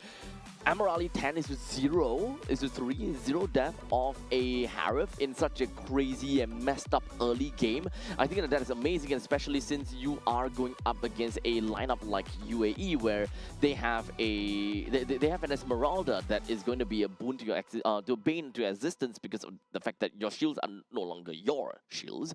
And not to forget, there is also there's also a Yves and a Gatokacha that can literally threaten where you stood. The moment you drop down the Zaman Force, you might very likely just lose that control of it. Yeah, I mean, a lot of times where Team UAE, they did have the advantage, right? They could have kept pushing into that chokehold, and I say, this is a hard thing to do. A lot of teams, they know what they want to do in their head, but they need to be fully committed to it. And this is what happens when you're not fully committed, right? When you see that, oh, you want to go for that opening. That's why we say Team Indonesia, Team Philippines, why are they so good at keeping that advantage? Team UAE, they had the advantage. They tried to push for it, but the other team is going to push back. The other team is not stupid. They're competitive players as well, but you just got to do it better. I think one of the other part of the concept for UAE is the fact that they can play the early game not too shabby because of the fact that they do have a Leomord. And this Leomord, you also need to remember that Team UAE, they played their Leomord in the early game very well. He was very behind because Marty went for vertical jungling, stealing away the purple buff, stole away the orange buff, stole away that beetle, and yet they still, UAE, they still managed to kind of group up together and threaten Iran at where they stood, right when Marty went back over to his purple buff. So UAE, they have strong ideas as to how the rotation is like. They know their timings very well too. And from that point on, El Mirzi, he tried to do his very best to catch up to the game as much as possible. Yeah, I mean, it was a draft where if Team Iran ran into you, you were going to take the team fight early game no matter what. The 5v5 was secured, but at the same time, you needed to keep up the farm going, right? It's a situation where you are going to survive. You have an Esmeralda, you have a Leomord, but the damage was not going to be present without the Claude being there. Yes. And they needed the Claude in the early game as well. I say slightly mishaps of timing where Claude could have been there much earlier in the team fights. The Blazing Gluette was only used towards the end of the battlefield where, yes, it was there for the finish up on Madi at that one period of time, but it was not in time at all. Yeah. To be fairly honest, in the mid stages of the game, looking at the fact that they have an Esmeralda and a Leomord and of course a Yves as well, with these three, they should more or less be okay to deal with a lineup like Iran's, because the fact that Iran, they don't have someone that's super tanky that will be able to do too much. Abdallah, understandably, as an Esmeralda, should be able to, you know, stay in team fights for extended periods of time and deal some of these quote-unquote damage over time. The longer that Esmeralda stays in a fight, the more damage that she will be able to deal over the long course of time. However, it just doesn't seem to work out as well as they have originally expected, mostly because of the fact that I believe that Iran has been playing towards their win con and constantly trying to go for these pick-off strategies onto either one of these three, which ultimately made it so that Abdallah has got no game to play as the Esmeralda. Yeah, at first, it feels like Team Iran, I was confused with their playstyle at first. Yep. Because they were jumping into Team UAE as much as possible, and then they suddenly realized that, hey, we don't need to jump in. We can just take a gander back, disengage, and re-engage once their skills have been used. And this would not have been the case if they took the Kalea. Because that Kalea would have been able to force that Cho into that fight no matter what. But the Gato Kacha does not provide that same level of space, right? You think about the AOG, yeah, you see that big red circle, just run away. Well, technically, yes. But the main thing, I suppose, is that they want to win team fights. They want to make sure that Harif got no game. But even when they drafted a Esmeralda and... even when the Esmeralda... they drafted 3 heroes against the Harif, and they're still unable to win that. They were unable to get a kill on the Harif. That means a lot. Yeah, now looking at the standings coming through, Team Iran 2-0, 4 points so far now, standing at the top with Team Saudi Arabia. And in the concurrent stage as well, Team Jordan took the victory over Team Oman, who sits at the bottom 0-3, -6 points. And Team Jordan looking good to fight for the top 2 so far. So Team Jordan versus Team Iran. I believe that's going to be the next one. Oh, okay. So this upcoming game is going to give us a very good idea who's going to be first, second, and potentially third. Because even if Team Jordan were to lose in this upcoming game, that doesn't push them lower than the United Arab Emirates. Yeah, But Iran will fly all the way up on top of Saudi Arabia. yeah, I mean, now the key match is Team Saudi Arabia versus Team Iran as well, right? We talked about Team Indonesia, Team Philippines enough, right? When we think That's about old when we news. think about other groups, Team Saudi Arabia and Team Iran, this is where it's happening. This is where the maniacs and the savages are happening, man. Yeah. Honestly, it kind of seems like that point of topic is going to be super, super spicy. So make sure you guys come back in for the next game, and that is going to be Team Iran versus Jordan. See you.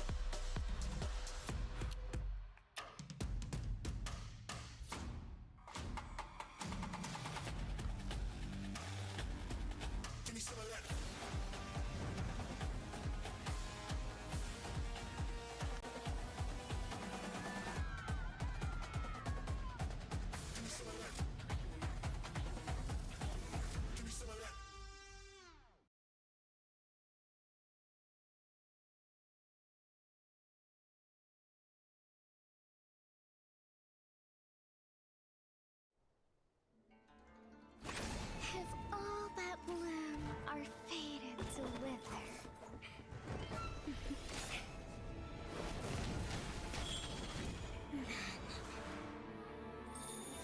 I'll enshrine your most brilliant moment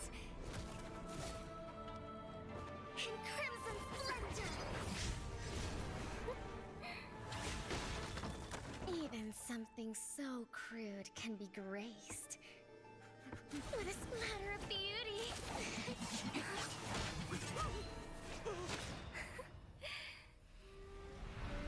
I'll get you out! You finally come to me, Hanabi-sama! This madness ends now. At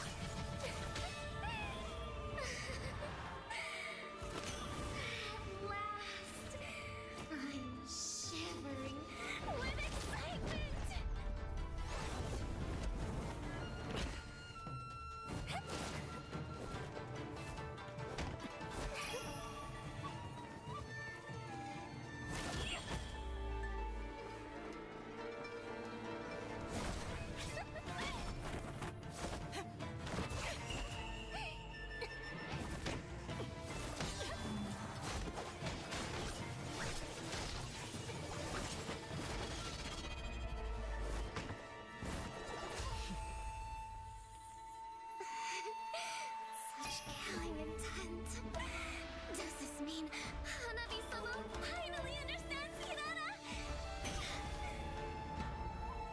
So warm.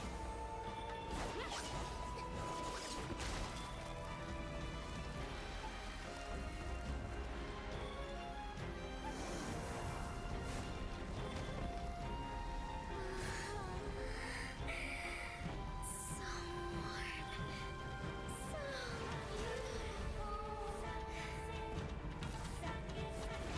We can finally embrace eternity in hell. Just the two of us. Allow me to release your eternal bloom.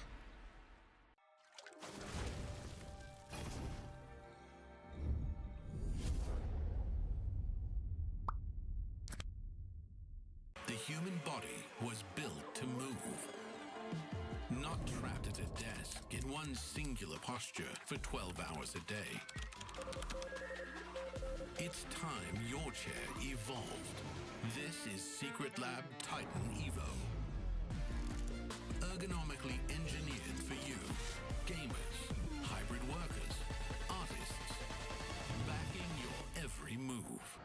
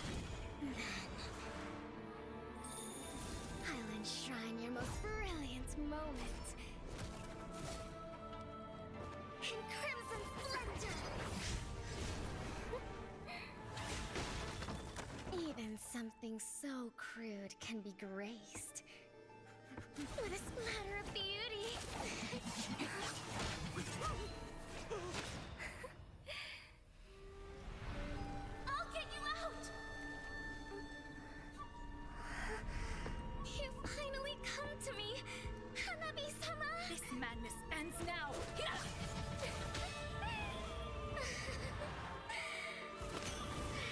last, I'm shivering with excitement.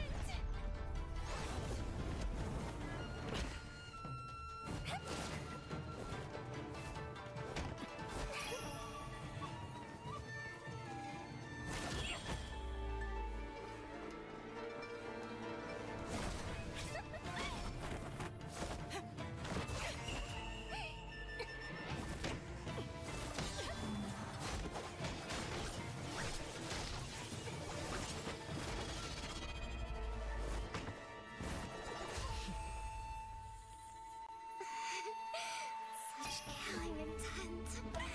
Does this mean Hanabi-sama finally understands Hinata?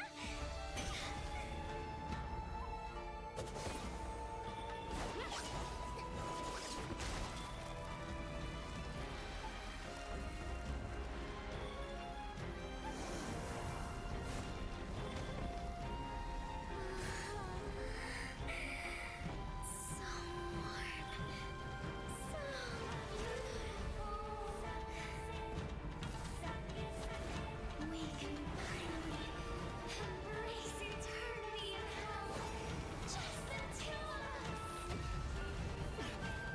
Allow me to release your eternal bloom.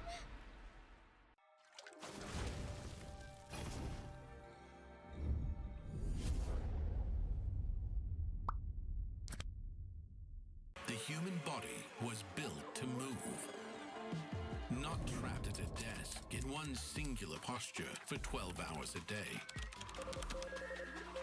It's time your chair evolved. This is Secret Lab Titan Evo. Ergonomically engineered for you, gamers, hybrid workers, artists, backing your every move.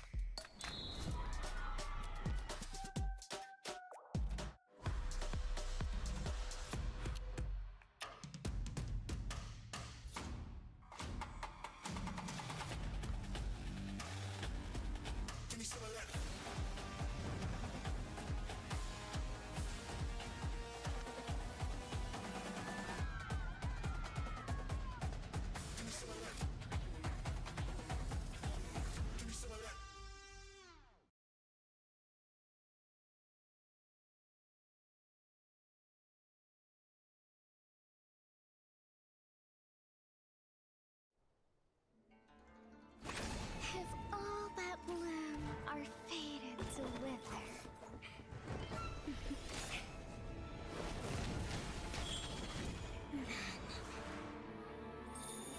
I'll enshrine your most brilliant moment in crimson splendor.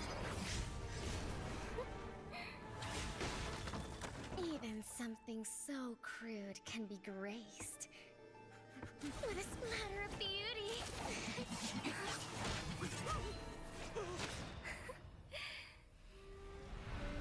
I'll get you out! You finally come to me, Hanabi-sama! This madness ends now! At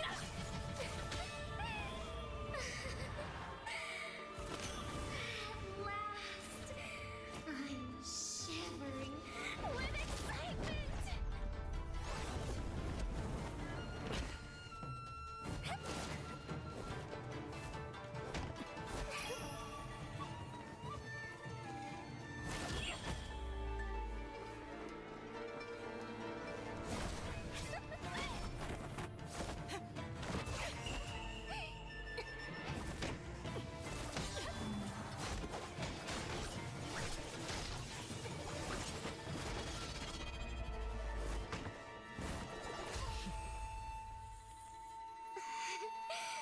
Such killing intent. Does this mean Hanabi-sama finally understands Hirara?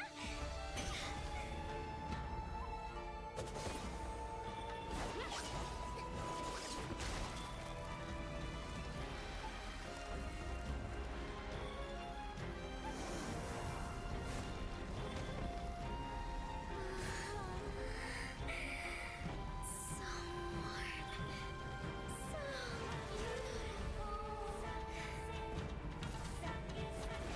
We can finally embrace eternity in hell. Just the two of us. Allow me to release your eternal bloom.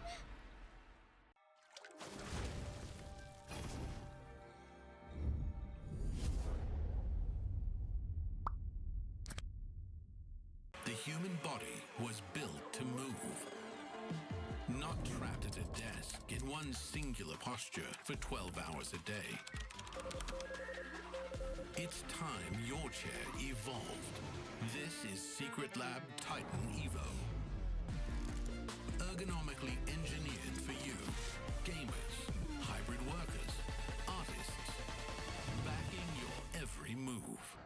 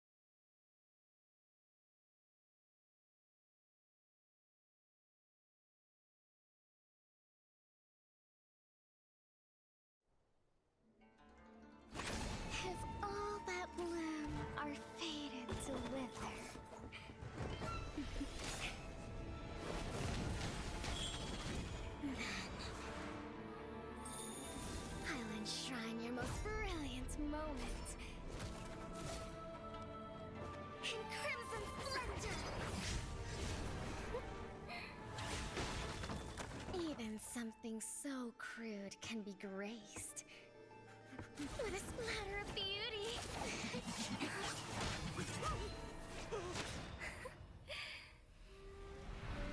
I'll get you out! You finally come to me, Hanabi-sama! This madness ends now!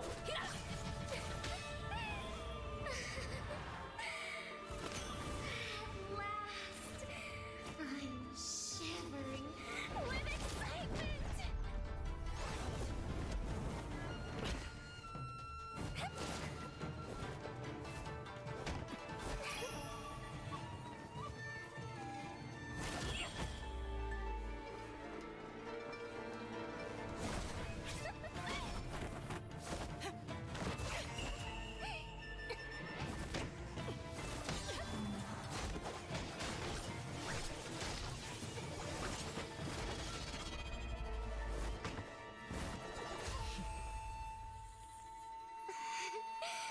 Such killing intent.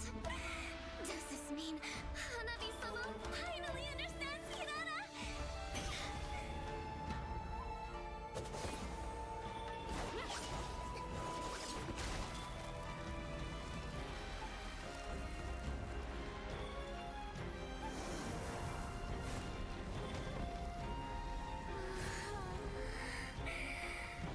So warm.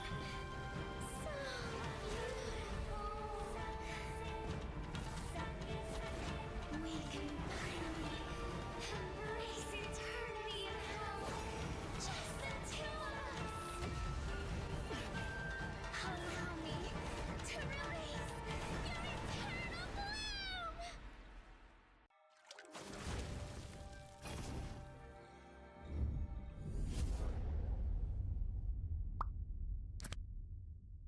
The human body was built to move. Not trapped at a desk in one singular posture for 12 hours a day. It's time your chair evolved. This is Secret Lab Titan Evo. Ergonomically engineered for you, gamers, hybrid workers, artists, backing your every move.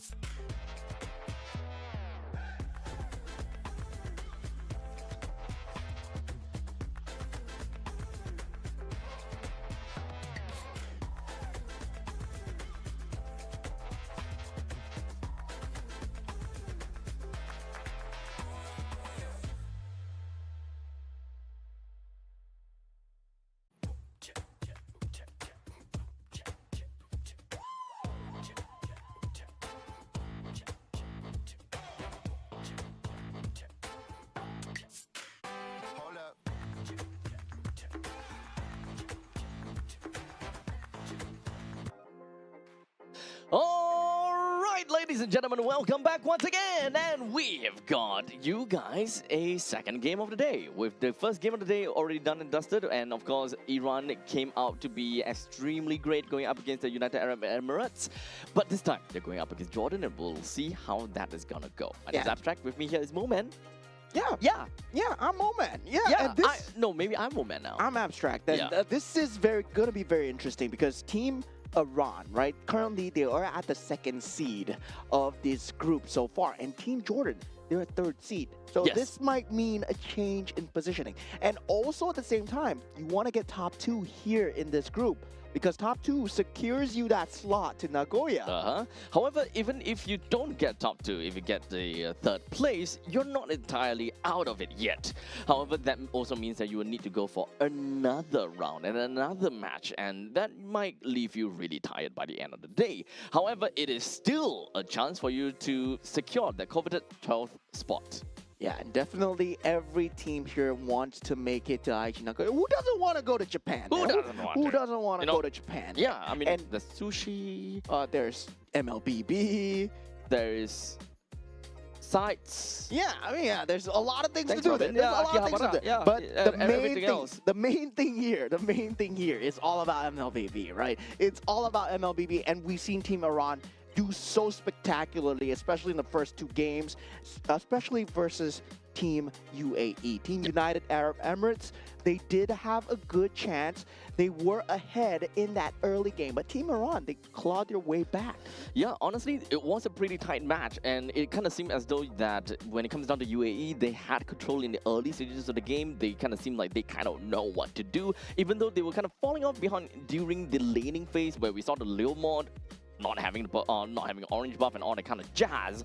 All these rotational needs coming from UAE were still, not too shabby at all.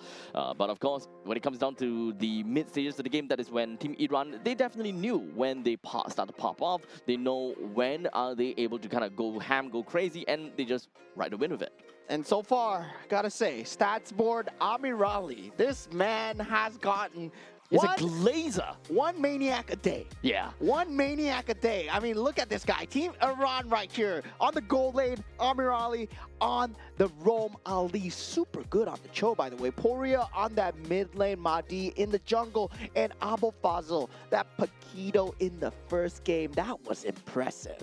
So right now, I think that the main question that we have is if whether Amir Ali can get the Savage. Yeah, he usually is. Yesterday he got a Maniac and a Savage. Yeah, he got a Maniac and a Savage, man. And now it's he got a Maniac waiting for the Savage. Yeah, there's a lot of expectations on this guy. Is the pressure going to mount up, maybe? I don't know if whether he will be able to get that or not, but he's going up against Jordan at this point in time, and I would definitely say in terms of the ranking, I would like to believe that Jordan is slightly better than UAE. Yeah, definitely. And this is going to be a very competitive match indeed. In the gold lane, we have El Sawaris. And on that Rome, we're going to have another Abdallah. And this is not the same Abdallah as Team UAE. And we have El Ali on that mid lane. And also on the jungle, we have Marzouk. And on the EXP lane, we have Abua Te. Okay, so just like that, Team Jordan, they are going to be right on their spots and ready to rock and roll. Knowing that their opponent being Team Iran, they gotta have to take some time, and I hope they did take some time to kind of take a look at the VODs, how Iran played in yesterday's game and the game before this one. Because that is more than enough information that Team Jordan will be able to get for themselves. In the meantime, Team Iran would not have much information on Team Jordan themselves. Yeah, and this feels like a very bloodthirsty bracket so far, right? We've been seeing kill after kills. We've been seeing brawls after brawls. Doesn't feel much too intentional on the macro side of things where, they can be playing for the macro. They had a Paquito, but they choose to ignore that and they went for the team fights instead. So definitely it's guts over glory here. Yeah, I mean, this time I think the draft needs to really show what both of these two teams are capable of, and I'm pretty sure that we don't want to give the Paquito over to Iran. That is definitely not something to work. And to a certain extent, you know, even the Harif, I think that all of those Savages and Maniacs were all done with a Harif, if I Granger recall. yesterday, Oh. Harif today. Ah, okay. So you can't just ban out the Harif and hope that he would not get a Maniac here. I mean, if he can play a good Harif, I'm pretty sure he can play a good Claude as well, right? Entirety of yesterday, and we were still kind of figuring out if Claude really has a spot or not. With Definitely still has a spot. the way that sure. the game is going is so fast. Can Claude really keep up? I believe yes. I believe it's a yes. And we are having expanding rivers once again. Today the theme is water. As yesterday it was all broken walls. And today now we're going to have expanding rivers once again. Expanding rivers. Now with that banning and drafting underway, once again we see the side of Team Jordan taking out the Yuzhong. And it feels like Abu Fazl has made a name for himself with the Yuzhong somehow. Because everyone is banning out the Yuzhong. Now, with that respect ban on the Paquito, nah, that's not a respect on Abu Fazl. It's on the respect on the character, man. You don't want to let this guy out. Yep. So honestly, I kind of like Jordan's ban. Their first pick, right? Their first pick, so they can kind of go for bans that are respective to the opponent's side. So no more of the Harif, no more of the Paquito. I think that's relatively nice. That will mean that they will open up quite a bit of heroes that is available for Team Jordan to pick up, while Team Iran, they threw away the Marcel, the Guinevere, and the Freya.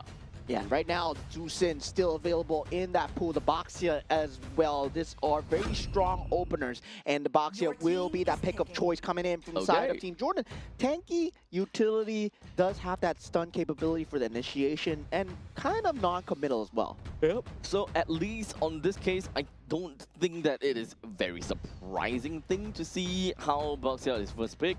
But we pass the ball back over to Iran, where so far their first and second picks has always been very Harif related, very gold lane related. They want to lock it down.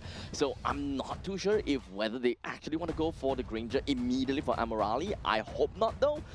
There is many other situations that they can go for, such as the Yve in this current situation. It's either the Yve or the Jusin, which will still work very well. And we got it, Zusin Claude opener, right? The standard 1-2 piece that we see a lot of the other regions they go for. And I really like this draft coming out from side of Team Iran so far, right? The top two, Zusin having the capability to fight, having the capability to disengage. That's what makes Zusin so strong in that mid lane as well. You can choose the best of both worlds. And now going for the side of Team Jordan, they pick up the Valentina. Now the Valentina comes into question, right? What are you trying to steal? Because there's still nothing that Team Iran wants to give away. If they go for a Suyo here, suddenly, I mean, Valentina, you don't have anything. Yep. So at least for a immediate pick of a Valentina, not only that you do not have anything to steal, but you also kind of lose in lane priority because of the short range of a Valentina.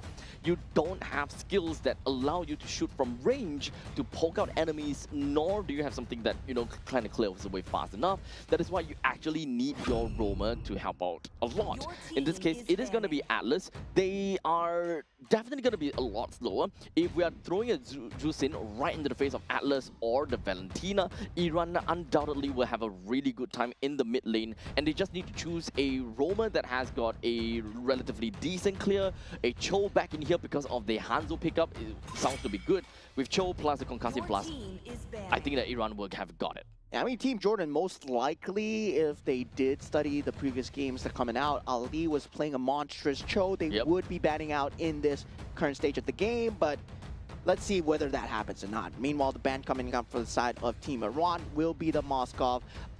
Just pair for pair in that late game, I would say Moskov can match the pace of the Claude really well. And also the ability to just traverse the map with the Spear of Destruction. Yeah, that is going to be a key ban coming in and securing that gold lane, right? The Harif is already gone, so now the Moskov already gone. The next one that you can probably think to ban out for Team Iran, I would say maybe the Granger.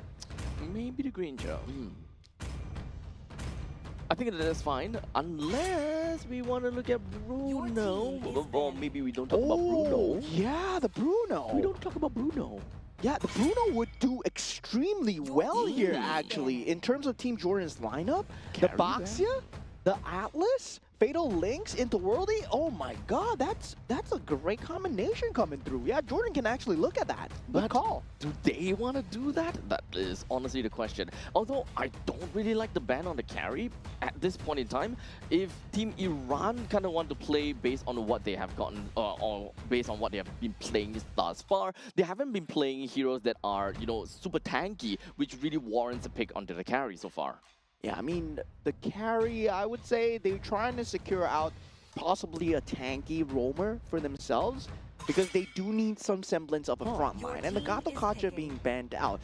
Yeah, I think you go for Chill right here, right now. It's either the Cho or the Kalea, right? You want to pick either one of these two. I mean, if you can play a good Cho, you can play a mean Kalea as well. Yeah, but I think that the only reason why Khalil will lose to a Chill right here is mostly just because of the wave clear capability in the middle lane. Like, yes, you can still go for Concussive Blast, but you want it to be a little bit faster that will enable the Juicing to really just beam down the opponents as much as possible without the need to shift that Lantern back over the creep waves. Yeah, definitely that's going to be the case.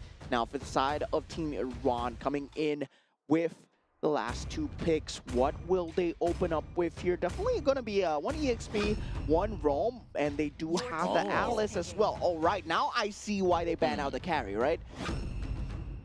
But now, Lapu pickup coming from Jordan. I'm okay with that. I do like it. But right now, Valentina still have got no ultimate steal. Yeah, there's nothing. There's nothing, dude. There's nothing There's to take, nothing. man. Okay, TOR, probably the only best thing. TOR is the only best thing. Yeah, I mean, currently I would say they're hoping for a roamer that you can steal the ultimate from. Lapu Lapu, definitely a very good pick, definitely against a Hanzo as well. Does give a bit of capability to jump into the back lines with the Bravest Warrior, but needs to be paired very well with the Boxia. They have a very beefy front line coming in from the side of Team Jordan, right? Now they need the damage. Your team is Clint. Okay. Early game. They do have Baxia, Lapu, Clint. They can kind of go early game-ish, but they will start to drop off a lot more into the later parts of the mid stages, or somewhere around 15 to 18 minutes. That is the point in time where the opponents will definitely catch up pretty well. Okay, now Okay, something, Khalid's fine. something to steal, right? The Raging Sandstorm? Yep. Yeah, you can steal that actually very well from the side of Valentina. Now, for the Clint as well, I would say, they were looking for a lane bully versus Claude. And feels like, yeah, we don't talk about Bruno, right? Bruno was not the answer, and they chose Clint instead. Guns over soccer balls. Guns over soccer balls. I mean, without a doubt, guns are better than soccer balls. Not during World Cup. I mean, yeah. But I guess that's the case. If you are a man that appreciates your firearms, yes, you would appreciate Clint. But if you appreciate sports, then yeah, you're going with Bruno instead. Oh my goodness. Now, okay. We have the full total lineup coming in here for Team Jordan and Team Iran. Now, how is this going to look like in the XP lane? That is just wet noodle fight going on against one another. But the gold lane, I think that this is where things start to get a little bit interesting, right? Because it is a Claude against a Clint. Clint does have a really good poke mechanism and poke capability.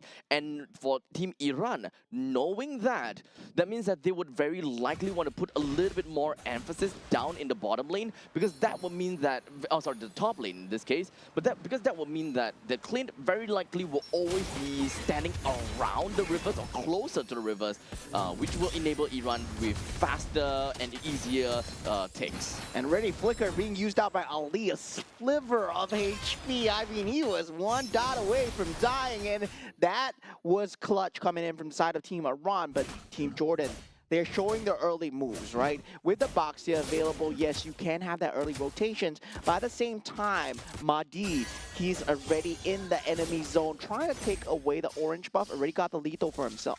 Yep, but he's looking for an opportunity to go in for a Chow time, but this is not going to be as easy to do because you're looking at an Atlas and a Boxia, but most importantly, the Atlas frigid area will make it so that Mahdi will not be able to run away. Yeah, definitely. And Mari at this point still not level 4, does not want to command the jungle, does not want to make the same mistake as the previous game. Now, with Iran trying to get that mid lane advantage for themselves, they did get an early game capability where Team Jordan was slamming in with the help of the box here. They got to keep watching out for that. At this point, Team Iran, they're playing things a little bit on the slower end. They do not want to overcompensate, or rather, they don't want to get too far into the faces of Team Jordan because they don't have the power spike that they needed as of yet. There's really nothing that they can do right now. Yeah, in terms of draft, both teams look extremely solid. In terms of having the front line as well, and also counter initiation from the Fatal Links, going to be very good, especially for this first fight here. But Ali, the first one in, Abu Fazl gets the turtle here, but Abu Abte does take out Ali. Now Hanzo going in, trying to do what he can, but Alice standing tall in the midst of all this. Can he stand for long? And Poria just being taken out. That was really rough for Team Iran. 3 members were at the closest HP to death, and they were not being able to find a way to close that fight out at all. It would have been a lot better for Iran if they actually killed all those 3 members, but in the end, it went over to Team Jordan with 2 kills for themselves, and the 2 kills, one of them goes over to the Valentina, and the other one to the Lapu Lapu, one of the second and the third best heroes to go to. Yeah, not having much damage there. Poria actually using the ultimate to jump in, and that was to his own demise. Could have ended well, but sadly for him, did not go too well. But despite all this, right, Amirali, he's been farming 2 lanes. He's been going on the top and the bottom as well. This is what's expected of a Claude to accelerate his play style, especially when we talk about the game style being faster and faster, right? Your farm needs to get faster as well. And Team Iran, they're making space for the Claude just to come online. As now, both teams looking for opportunities. They're going at it pretty darn slowly, but we don't really see too much fights coming from Iran going up to the top lane as of now. Perhaps they realize that they don't have a way to really deal with the Clint, and they don't have a way to deal with these speed coming in from Team Jordan. Yeah, forcing the ultimate out from Poria, but the counter engage coming through. Fatal Links will be used here. Amirali has to BMI away, but Mahdi's here on the case, takes out Abdallah here. It's going to be a 1-for-1 as both teams disengage. Damn, El Sawaris came in the nick of time, and Jordan, they were expecting that fight to happen.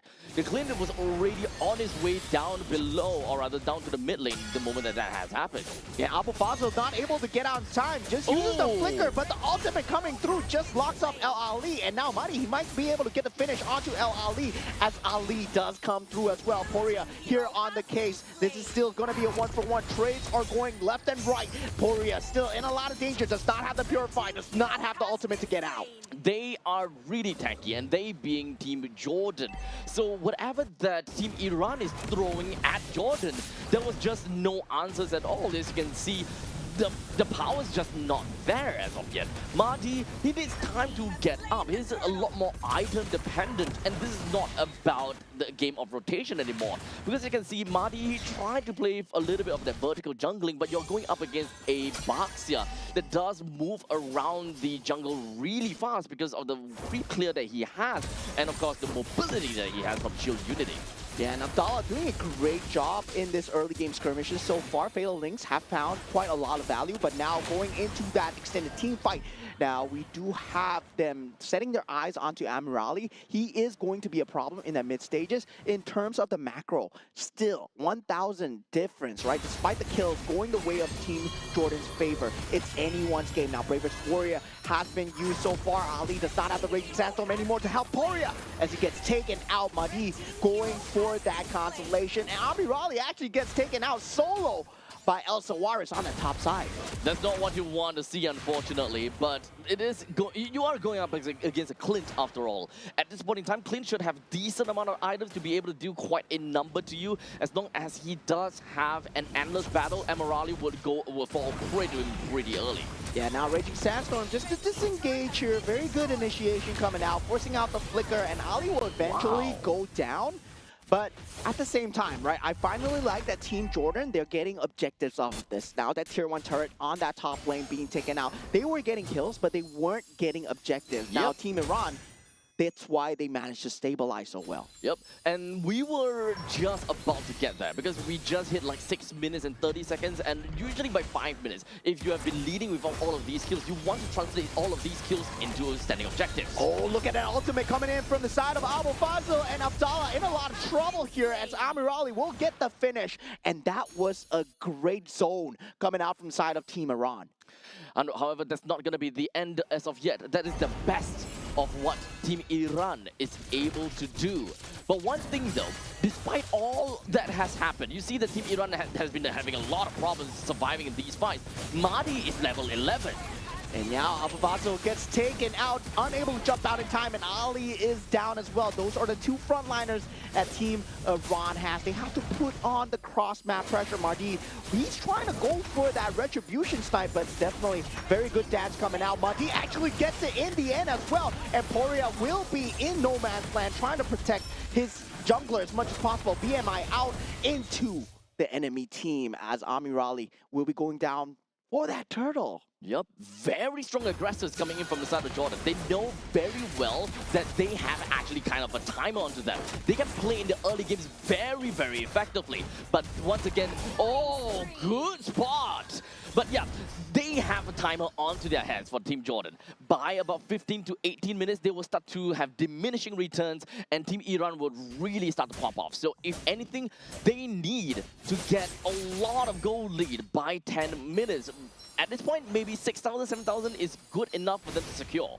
Yeah, 6-7. And Abu Ate at that point, with that bravest warrior, able to jump in towards that back, right? You saw that BMI being placed down.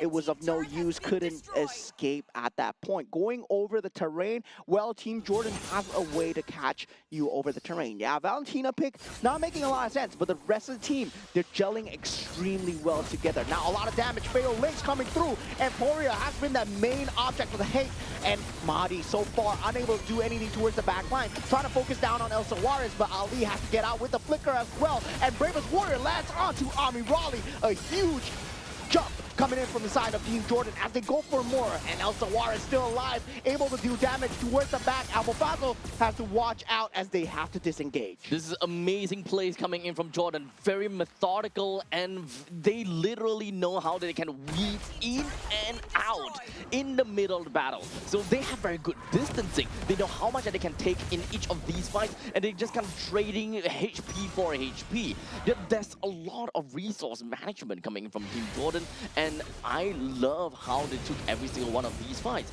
Unfortunately, the ball is currently in the court of Team Jordan.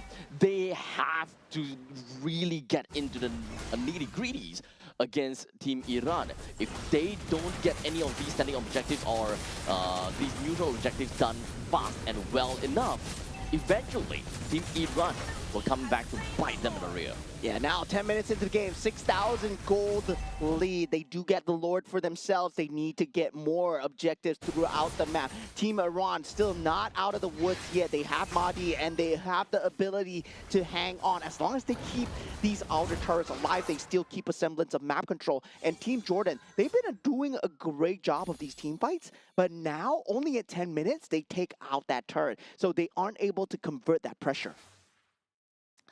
At least for now, even though Mahdi is not having a really good time, it is still at level 13. So no matter what, he will still consistently be able to challenge against the Baxia in some of these neutral objective battles. You need to understand though, it is an assassin going up against a tank jungler. If this is also an assassin jungler from the side of Team Jordan, he would have been level 15 at a certain point in time. So this is a great thing about being an assassin jungler for the side of Iran. You are still going to be in the fight. And Abu Abte finds Mahdi out of his form, but now jumping into that tier 2 might be a mistake here as he does go down, and El Sawar is actually taking out someone too in that back line.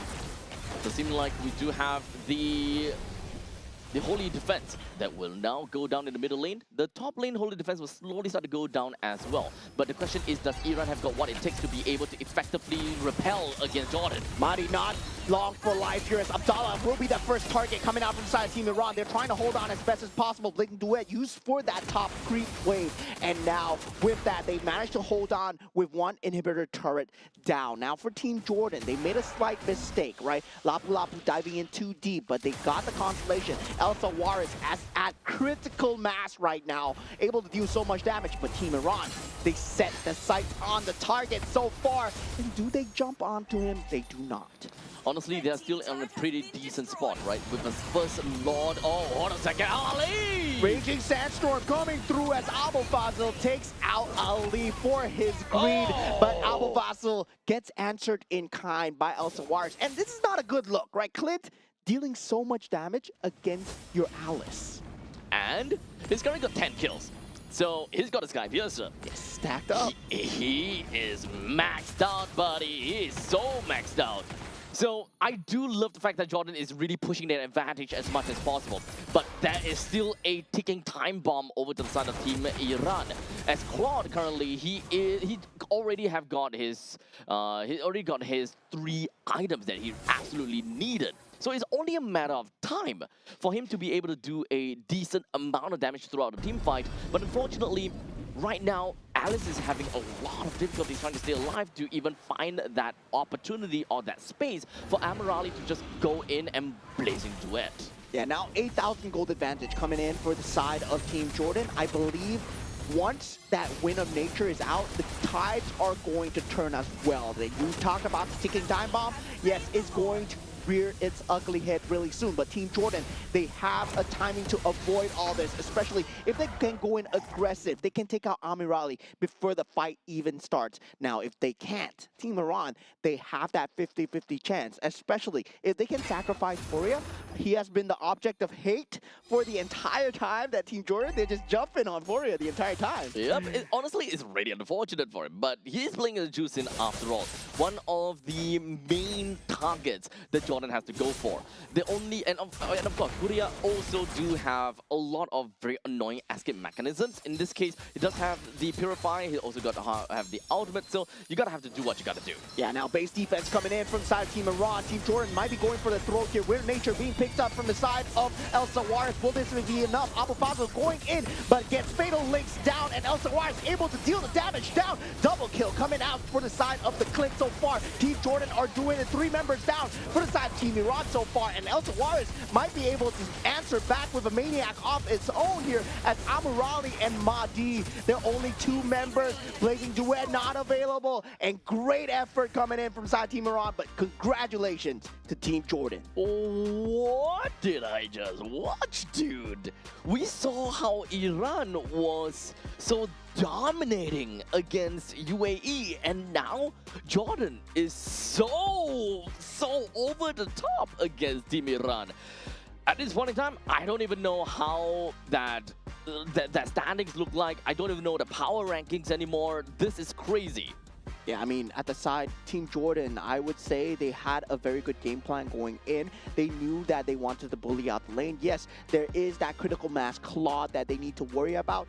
But at the same time, Team Iran, they don't have a frontliner. They don't have a proper frontliner, especially when the Alice is melting to the Clint, right? Yep. That was the story of the entire game. And the true damage coming out from Clint, oh my god. I feel that at this point in time, as long as you're on the losing end, it feels as though you don't have a lot of things that will work your way in order to come back. That has been the case for the past few games, and I think that the meta has shifted in a way whereby somehow it's really difficult for you to climb back. And Elsa Juarez, man, this man... Man, give this man a reward. He's able to just deal damage in the back line without being punished, especially when there's a Hanzo around. Your positioning becomes so much more important, right? 1302, 933 GPM. He went for the Endless Battle into the Malefic Gun and then into the Sky Piercer as well. And he managed to get that full stack Sky Piercer. So that was just a lot of damage going through. They were unable to jump him behind the lines. It is really difficult for anyone, as a matter of fact, even as a Hanzo, to get a kill down to Elsa Juarez. And the moment that he just ran right in, boy oh boy, do you see the amount of damage that is dealing over to the Shadow? There was nothing that he could do at all. Yeah, Yeah, the breathing space was not enough, right? Abu Fazl, you wanted to buy out the space together with the Khalid and also the Alice as well.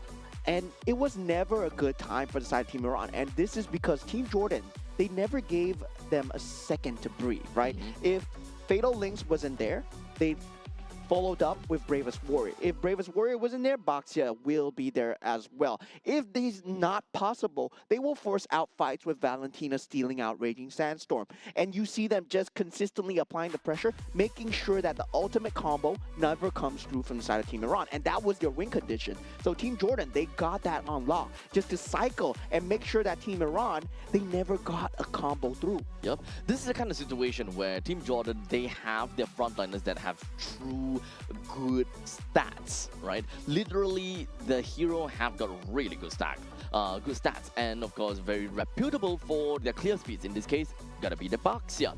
And of course, Atlas.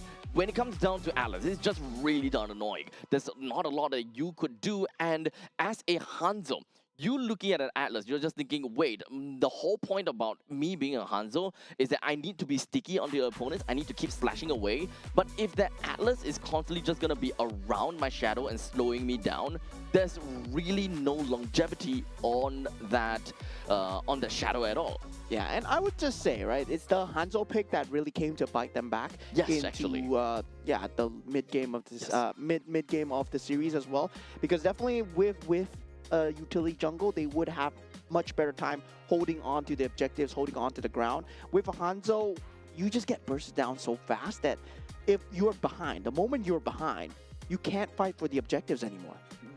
However, though, I do like to argue that in this case, if they are using a utility jungle, then his XP will be way out of the league of Baxia because of just how oppressive this tanky lineup coming in from Jordan is. So even as a utility jungler, you may be able to hold your ground a little bit more, but that doesn't mean that your XP will be on par enough with the Baxia to be able to, you know, have good quality retribution. The only reason why the Hanzo is at level 13 at one point in time, and Baxia was like level 9 is only because he is an assassin. He is able to clear creep camps pretty fast. He doesn't have to overstay his welcome in his own jungle. That's why he's still able to keep up with that pacing and still being able to use his shadow to steal a couple of turtles away from Baxia. But what I'm saying is, what do you do once you get behind as Hanzo? Because it's very hard to transition. Yeah, there's no transition out. If, let's say, you were a Fredrin, if you were something else, even a Barats maybe,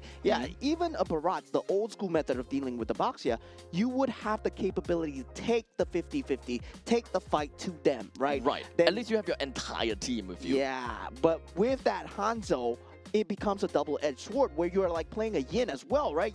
You become, like my turn, you go into the dimension, force out a 4v4, but once that ultimate form is gone for the Hanzo, it suddenly becomes a 4v5. Yep. Exactly. And I think that that has consistently been the way because of the presence of Atlas.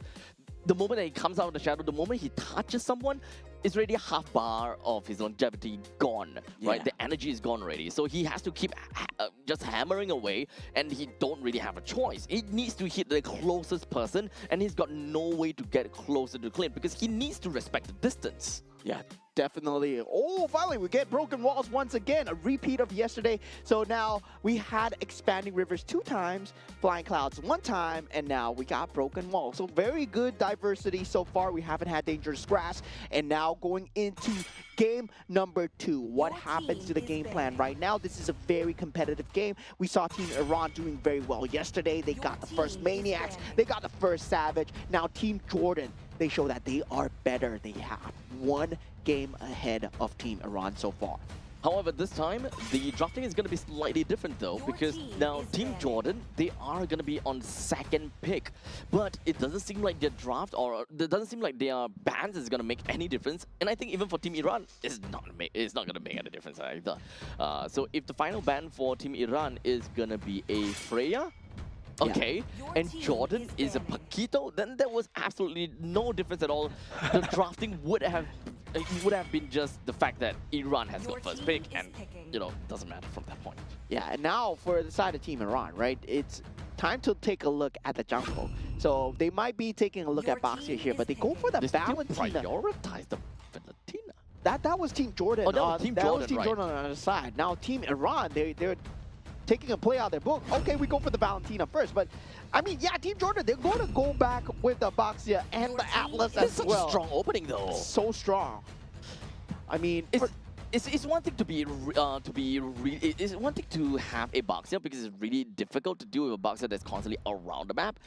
It's another thing to be annoyed at the fact that the Atlas just slows you down and have the threat of being able to just rope you in for one free kill.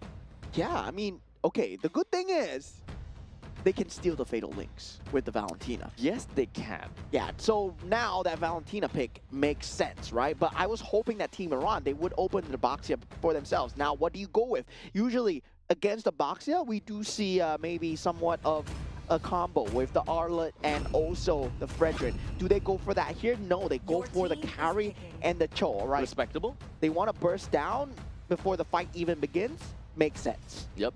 So now it brings down to survivability, right? Carry, in the grand scheme of things, he will be able to kill the Boxia, will be able to kill the Atlas. But what is stopping the members from Jordan to just diving straight on over to Iran? That is going to be the main question here. What is going to help them to get that kind of spacing?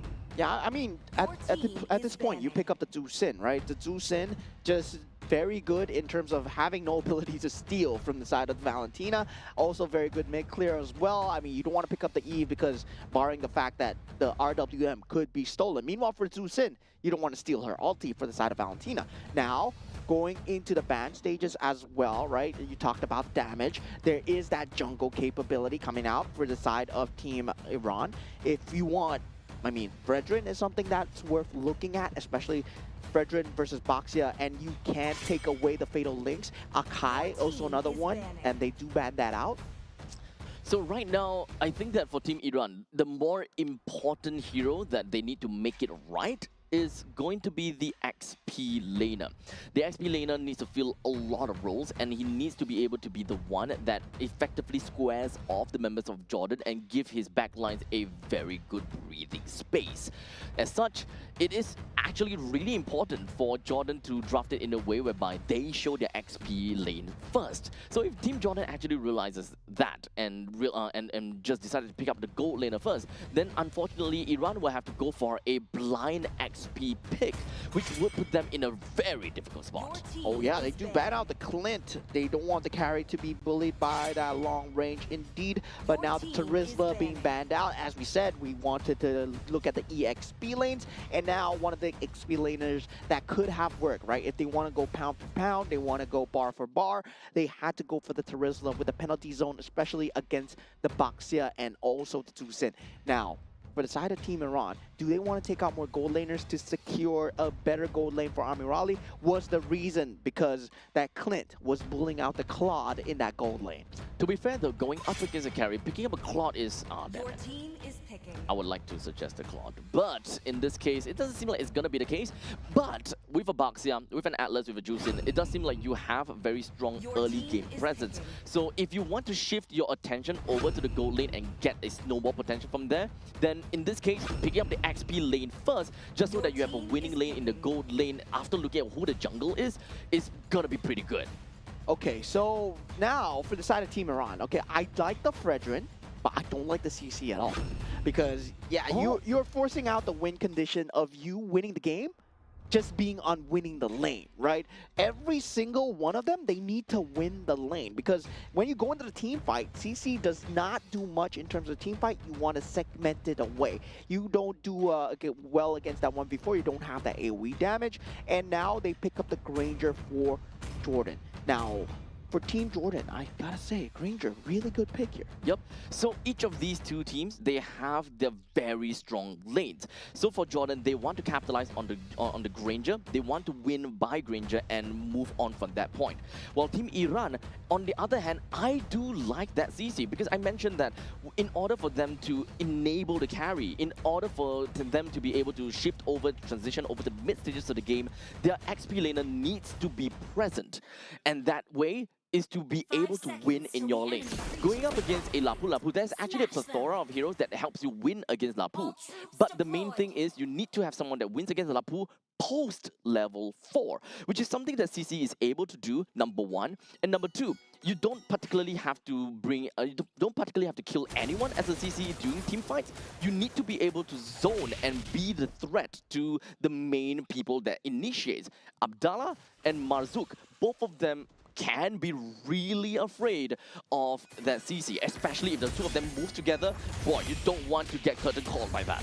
I mean, that's why there's the glue, right? You win post-fight, and that's why the glue is such a great pick. And I'm surprised that they went for the CC over the glue because, yeah, you do win the lane, but the team fight is not exactly secure. It's more about segmented. When we talk about 5v5s, it becomes extremely hard to deal with. And now, that Jusin pressure is mounting on from the side of Jordan as well. And we see very good rotations coming out from Marzouk as well, right? Having that early game mid rotation, really presenting that threat of death. And Mahdi so far has not been able to match that. Well, this is going to be a pretty good game because I really like both of these two teams' raft. And this is one of those games that it could really go 50-50. It's really tough for me to eventually see how it's going to work out. We've got a very strong lane from Team Jordan in gold lane. We have a very strong lane from Team Iran in the top lane. So that means that all of that game plan is going to rest onto the mid. And as you can see right now, it does seem like Team Jordan is having a pretty darn good time just shoving the members from Team Iran away with that Jusin.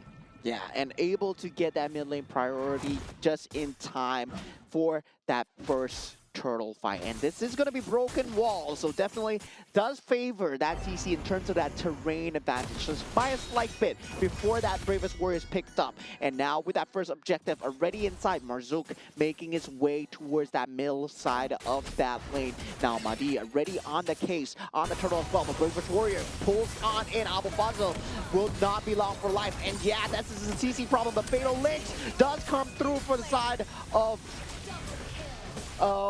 Team Iran, as they do get the double kill coming through for the side of Team Jordan. But now with that turtle still alive, Team Ali not able to do anything, and Mahdi with the taunt, Appraisal's Wrath is there, but ouch! Not enough. Yeah, but unfortunately, it does seem like the turtle will also go over to the hands of Marzouk, and they really want to continue on to this fight. Ali had to flicker away, so that is one flicker that is going to be gone. No more initiation for the side of Team Iran. However, in the near future, until 5 minutes, I don't think that that flicker is going to be used aggressively either ways. Yeah, I mean, that was Poria actually taking the Fatal Links, and that was not resulting into a kill for the side of Team Iran, and surprisingly, because they did not have enough damage, right? Abu Fazl going down there, instantly being that first target. You don't want to be the first man in, especially when you're a CC. You got to take the fights from the side, and just being that first person in, you're not that tanky, my friend. You're not tanky, but you need to be able to zone. You want to entice the opponents from coming in and find a way to, of course, counter-engage over the opponents, because you do have a very good way to locking people in with the curtain call.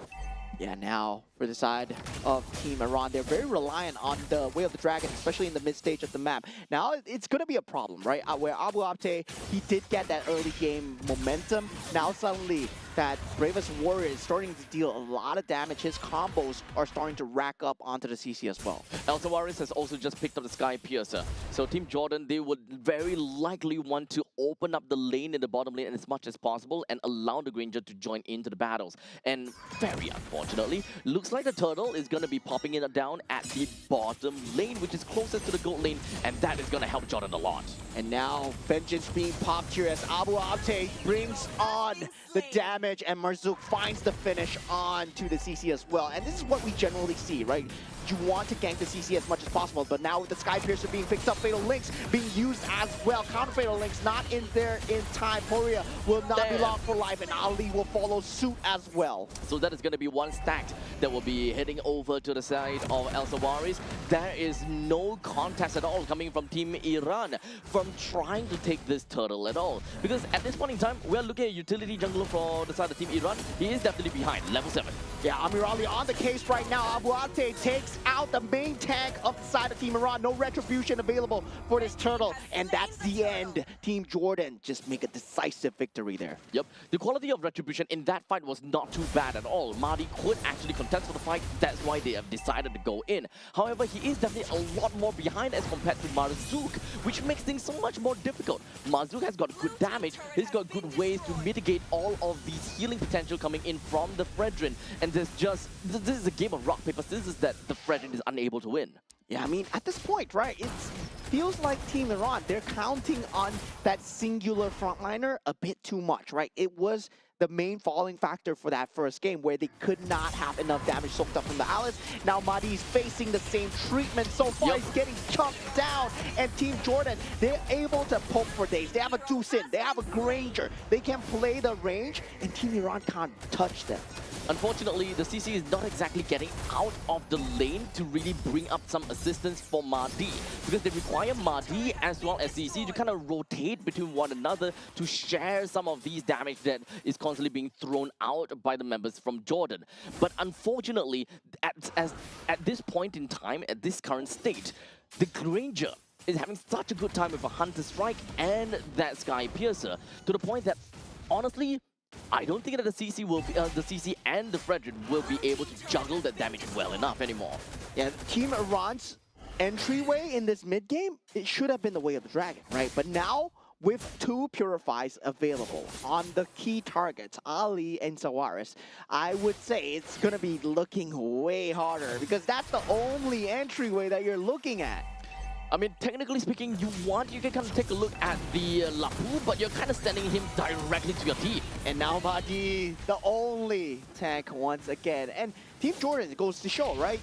You're playing one frontliner? How arrogant are you guys? Because generally we see teams that have that utility jungle, they put a team fight EXP laner or a team fight EXP laner with a utility jungle. And that's the same mistake that they make. A Hanzo with an Alice, a CC with a Fredrin. The synergy is just not there. They get the turtle for free. Fatal Links will be going through. Abu Fazl will be that main damage. But now with the Vengeance, he pops out, gets out of harm's way. Team Jordan, 7,000 goal lead by 7 minutes and 30 seconds. They are on one heck of a lead. With a total of 3 turtles that they have managed to secure for themselves, Elsa Waris has also managed to pick up that Malefic gun. Oh, sorry, Malefic Roar. So now, he's so far ahead, it's disgusting. Yeah, I mean, that anti-cuirass is not going to do anything with the piercing factor coming out from the What anti-cuirass? It's not going to do anything, man. Oh, man. At this point in time, Team Iran, they have nothing. There's nothing that they can do getting out of the T2 turret's range. There's just absolutely not much that they could do. That brute force breastplate coming in from Mahdi is not going to do anything at all. And especially since he's so far behind, he needs more tankiness. Yeah, Fatal Links has been used as Elsa Waris still in that back line, able to deal so much on the Granger so far. And Team Iran, they have no entryway, they have no say back into this game at all. And they were so reliant on winning the lanes. That's their win condition, and they couldn't win the lanes. Not at all. At one point in time, I really thought that the CC would be able to do a decent job against Abu Ate. But it does seem like the mobility coming in from the Baxia ultimately made things a lot more difficult for CC to try to overextend and try to really just ensure that Abu Ate is, dealt with accordingly. There's a constantly looming threat coming in from Jordan that could just pop in at any point in time between Abdallah as well as Marzook. Yeah, definitely. And for the side of Team Jordan right now, it's more about trying to force them into that space where the holy defenses are used. Then they will be looking at that Lord. So now very objective gameplay. 2 holy defenses have been popped. Look at the Lord and try to go for inhibitors here. They have a very strong poke lineup. They don't have to take the 5-on-5. The Lord will be chipped down to smithereens, and there's just absolutely nothing that Iran could do. They couldn't get close. The quality of retribution is just nowhere there. Level 9 versus level 12, and we've seen countless of time. The moment Mahdi kind of tries to walk in, he just gets melted down almost instantaneously. Yeah, the draft looking extremely good. And Team Iran, I would say they did have a very good draft in that game 1, but they picked the Hanzo. And now once again, I gotta say that CC is that weak link coming in for the side of Team Iran, right? They really needed to win the lanes because this is a hero that does well when you're ahead. But when you're behind, it's so hard to play this character. Indeed. It kind of baffles me at the fact that Abu Fazil is really far behind despite playing as a CC that is focused on winning the lanes itself. Oh, Fatal Links might be coming through, but no, Abdallah just takes that engage and pulls the rest of the team away. Now, Team Jordan, they are going for the objective plays here. One turret at a time. Catapult does go down, and Abu Abte, he's in no man's land where the dragon finally lands, and Amirali gets a consolation here, but 10,000 gold ahead. Now, Team Jordan, now, 4v5, if Team Iran wants to force this, they can potentially still win. They have the Granger still up, and Elsa Juarez, they're not letting go of the momentum here. But you want to also keep your eyes on the Puria as he does have got the fatal links. At any point in time, if he's looking for an opportunity, he can go for it. But what happens afterwards? They don't really have anyone that does have very strong AoE damage, and the Puria has took an ultimate that is more for utility, not for damage. No one else have got that chain reaction or that kind of AoE damage to realistically be able to take anyone down post fatal links. And the thing is, right, for Team Jordan, they can fatal link one person at a time because they know that the 5-on-5 team fight is not going to happen. So right now, they fatal links Abu Fazil, and then they get the inhibitor turret. It's going to take that trade any day, and Amirali just gets sniped from just a mile away from Elsa Juarez as Team Jordan, they're going for the throats here, and now with that, El Ali still in that back line, and triple kill coming out from the side of Elsa Juarez. Abu Fazil, what can he do? And now we have another Maniac coming out from the side of Team Jordan, and that's gonna be a savage for the side of Elsa Juarez as Team Jordan wipe them out 2-0. Oh my goodness, what a group, dude. What is this group? I love this group so much, man. I love this group so much. This is such a crazy group, dude. Team Indonesia, Team Philippines, whatever. I'm here for Team Jordan, Team Iran, man. We saw a savage yesterday in this group coming out from Amirali. Now Team Jordan, Elsa Juarez, pulling out another savage as well. Man, oh man, oh man. You know what? The West Asia region, they are cooking. They cook differently, dude. Oh, what is that? We see Iran in the previous game getting Maniac. We saw Iran yesterday playing, getting like Savages and Maniac. And for Team Jordan in the middle of the pack, by the way, they lost one match, huh? They lost one match, and I think that the match they lost to is probably Saudi Arabia, if I'm not wrong. Yeah, they wait. Hold on a second. Let me double check real quickly. For Team Jordan, no. Okay, yeah. Team Jordan, they have only played in the side ARE. Yeah. Oh wait, they won. Okay, yeah. Okay, MVP of the game, Elsa Juarez, as expected, man. This guy, he was given the tools to perform well, and I feel that the rest of the team, they really complemented his playstyle perfectly, right? First item, Sky Piercer, it was enhanced very well indeed, and the rest of the team, they played it like a T. I was expecting this already. With the Zhu Xin pick, that Granger could have been something that was next. I mean, the Claude, the Clint, yeah, you can ban that out, but he can play crazy Clint. Why not a Granger? Yep, they essentially have got almost similar levels of power spike. So honestly, Elsa Juarez is going downtown with this. Team Jordan, they are absolutely crazy, getting himself that savage yet again, or not say yet again, but yet another one for the side of West Asia. Yeah, I mean, this group, man, this is crazy Oh, group. man. I would love to see one of them go up against Team Saudi Arabia. I believe Team Jordan already went through. Yeah, Yep, but they they lost lost against Team 2-0. Saudi Arabia. So, yeah, I mean, Team Saudi Arabia, they are going to be that top tier in that group. But looking at the other teams going in, right, going for that top 2 spot, that's where it gets scrappy. And this was indeed extremely scrappy. I would say, though, Team Jordan, they had that edge all along because CC bad. Honestly, CC is not bad. CC bad. CC is not bad. It's this current situation where he's picked up against the Lapu Lapu, I don't get it. I don't get how he lost the lane. He didn't lose the lane though. He didn't lose the lane. He was winning against Abu Abde. Is it really just because of the looming threat of Mazouk and Abdallah that forced the fact that Abu Fazl is unable to really make full use of the fact that he got the lane control, Yeah. he's got the gold lead, he's the one that will be the transition, he's supposed to be the one that transitions the team from mid-game to late game using the carry later on.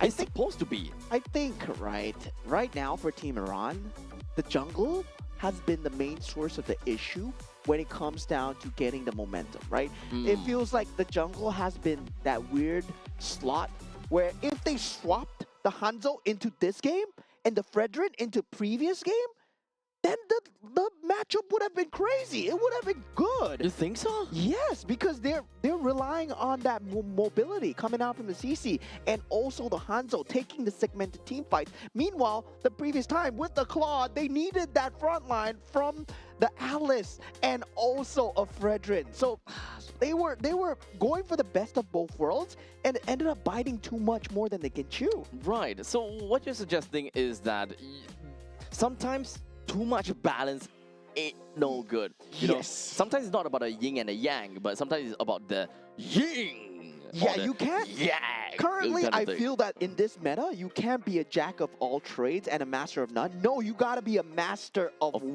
one. Yeah, that's why Ah. even when you see the top tier teams, they go for the drafts. When the enemy team is playing a Paquito, they forsake the macro. They're going damage. Yeah, they're going team fight. Paquito, Yeah. Harif, Suyo, Yeah. Cho. That's why you gotta be a master of one. You can't be a jack of all trades. And a lot of these teams they think they can get the best of both worlds because they see this draft and they're like, oh, this works for this draft, this works for that draft. But there are things that make that particular draft work so well. Well, this is one heck of a transformation, I suppose. You know what we are used to, having nice little balance where you gotta have the good balance between your utility, your tank, your damage dealer. You know, they have to be in a pretty nice equal circle so that you can deal with most teams altogether. But right now, I guess the main idea is you don't have to deal with most teams, you just need to deal with the composition right in front of you. Yeah, and the main suspects are right here, right? Group A, we're going to see them later today. The people that have changed the scape of the meta. Coach Zephyr himself, Team Indonesia. What a landscape, oh, dude. man, this guy, he changed the scape of the game indeed. And also, Team Philippines, they are going to be playing later on today as well. So there's going to be a lot more scrappy matches. But for the next match, actually, we're going to have a team that we have not seen before. I believe it's going to be Team Uzbekistan and Team Kyrgyzstan. But looking at Team Group B, the standings coming in. Team Saudi Okay. Arabia still sitting at the top. All right, so this is fun to watch because right now we already have got Team Iran and Team Jordan that's already completed. So that means that Team Jordan will go up on top of Team Iran, putting Iran at third place for now. But do note that it's also because of the fact that Team Saudi Arabia did win against Team Jordan in one game. They are going to be way above in terms of points. Yeah, and I believe that top two will be decided by Team Iran versus Team Saudi Arabia, right? Yep. So Team Saudi Arabia in these in the second stage, they have fought against Team United Arab Emirates, and they have already won, I believe. It's either already won or they're winning. So that's why they're definitely gonna go a lot higher from from this point. Yeah, I mean, I'm kind of doubting the Estes coming in from the side of Team UAE. I believe Estes bad, but yeah, I mean, this, You know, if not care about Jack of all trades, but Master of one, right? Why don't we just go for a full healing team? yeah, I mean, I would love to see that. I would love to see that. That would have been a crazy team. Huh? Florin, Estes, Angelo. I will beat you. I don't know how that's gonna work out, but hey, if we're looking at like a Ruby Gold, Lapu Lapu, Estes, who else in the who else in the Fredrin? jungle? Yeah, sure, Fredrin. Maybe they sound good. Yeah, Maybe we'll see that. I don't know. Well, you guys gonna have to tune in order to find out, as we are gonna go off for a break, and we'll see you guys in a short bit.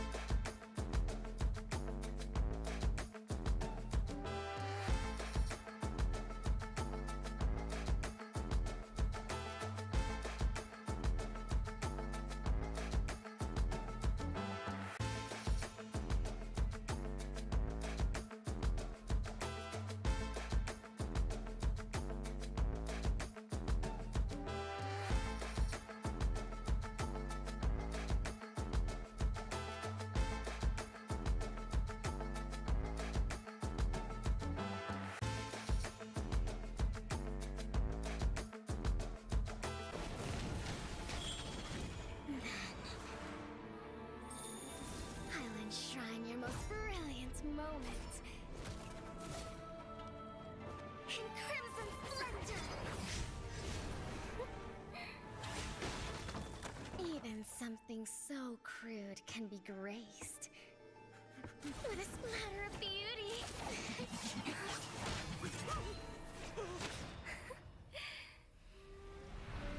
I'll get you out! You finally come to me, Hanabi-sama! This madness ends now! At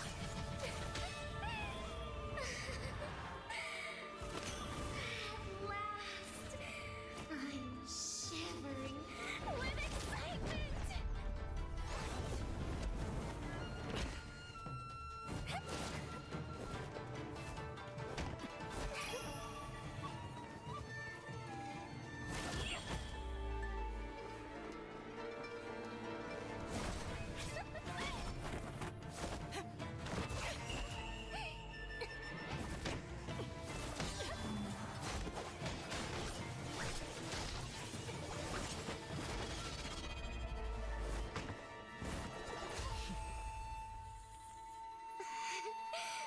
Such killing intent. Does this mean Hanabi-sama finally understands Kirara?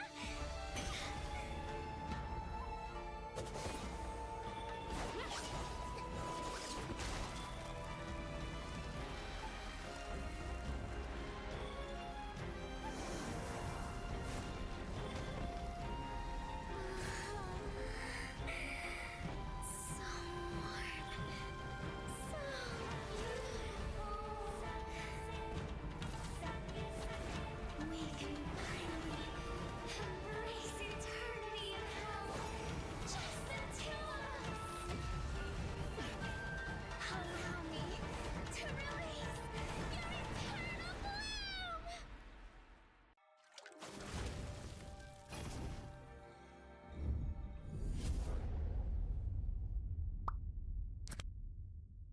The human body was built to move, not trapped at a desk in one singular posture for 12 hours a day. It's time your chair evolved. This is Secret Lab Titan Evo. Ergonomically engineered for you, gamers, hybrid workers, artists, backing your every move.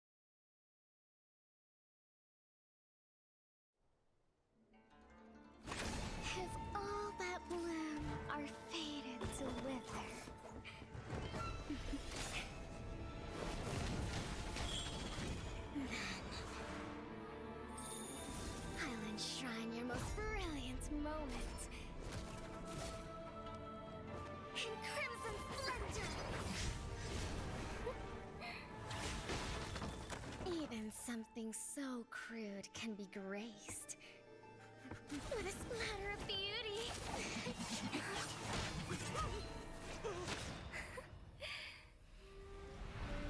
I'll get you out! You finally come to me, Hanabi-sama! This madness ends now! At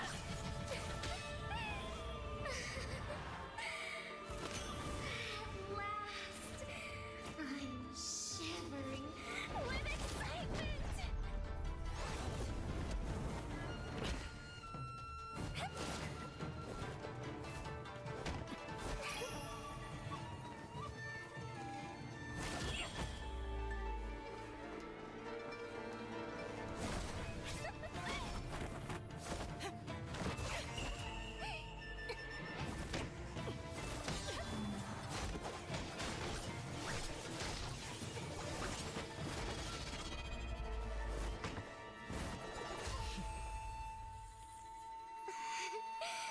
Such killing intent. Does this mean Hanabi-sama finally understands Kirara?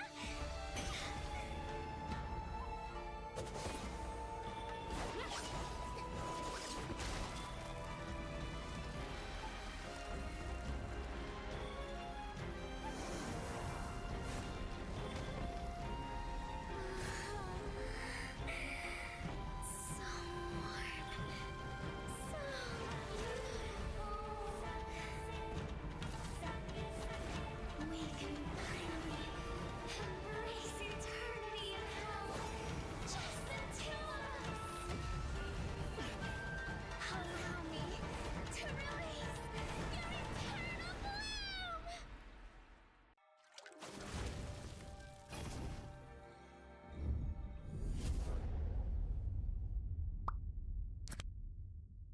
The human body was built to move. Not trapped at a desk in one singular posture for 12 hours a day. It's time your chair evolved. This is Secret Lab Titan Evo. Ergonomically engineered for you, gamers, hybrid workers, artists, backing your every move.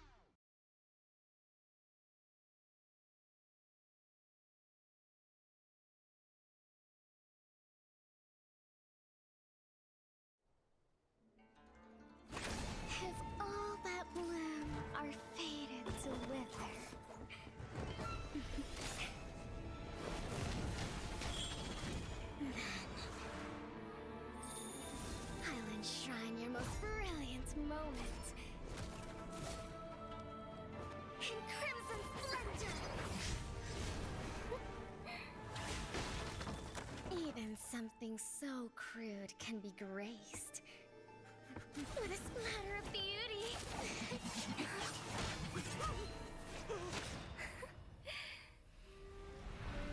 I'll get you out!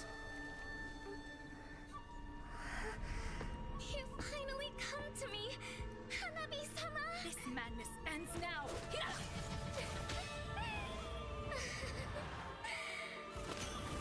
At last, I'm shivering with excitement!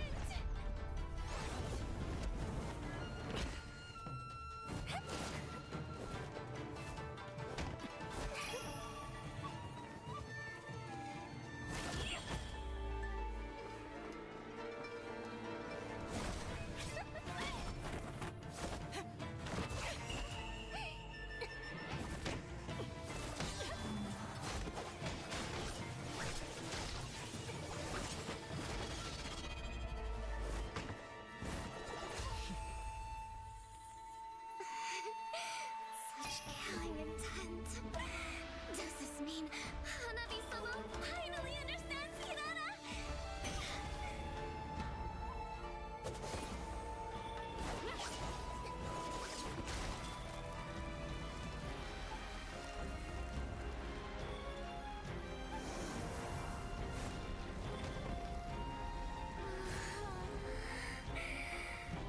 So warm, so beautiful. We can finally embrace eternity in hell, just the two of us. Allow me to release your eternal bloom.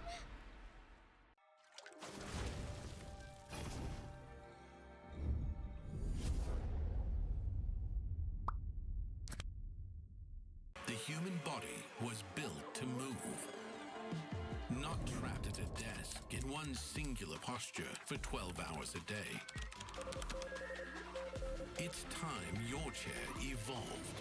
This is Secret Lab Titan Evo.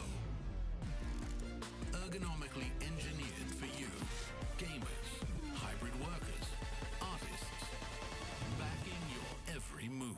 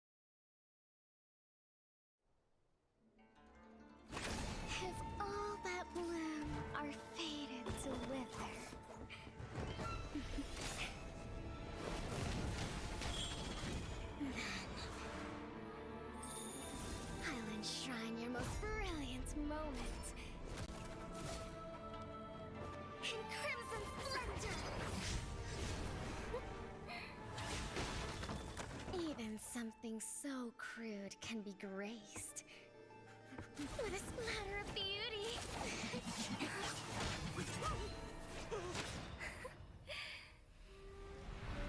I'll get you out! You finally come to me, Hanabi-sama! This madness ends now!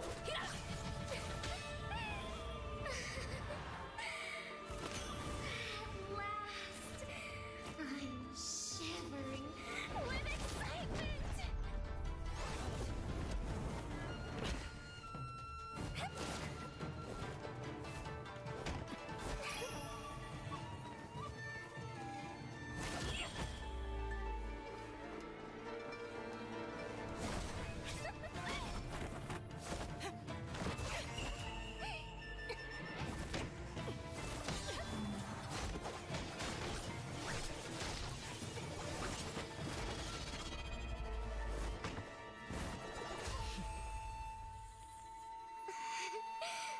Such killing intent.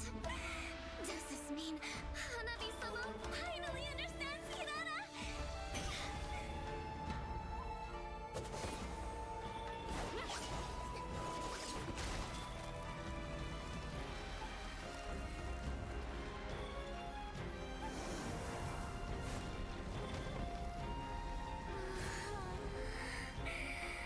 So warm. So beautiful. We can finally embrace eternity in hell. Just the two of us. Allow me to release your eternal bloom.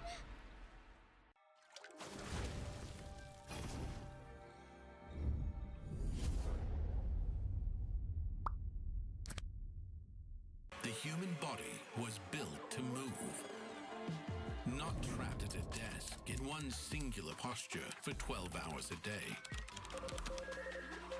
It's time your chair evolved. This is Secret Lab Titan Evo.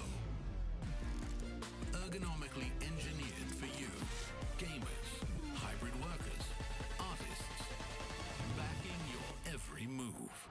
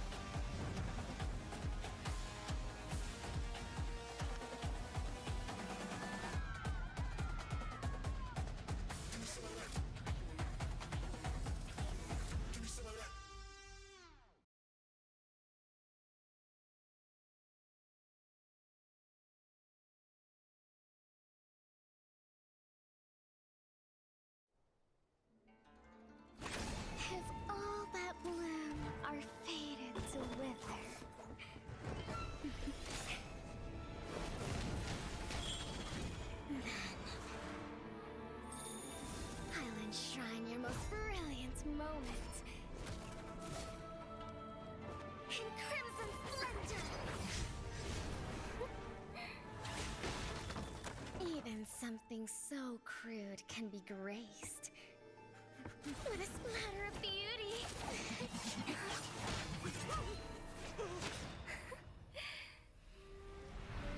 I'll get you out!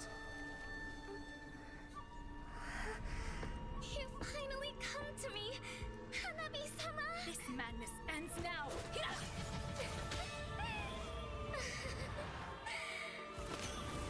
At last, I'm shivering with excitement!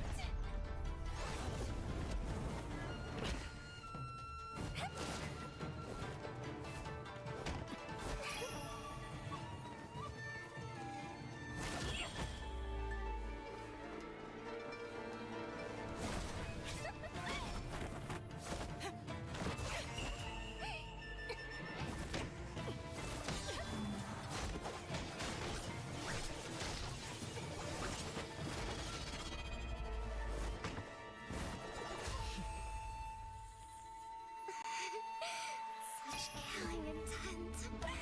Does this mean Hanabi-sama finally understands Kirara?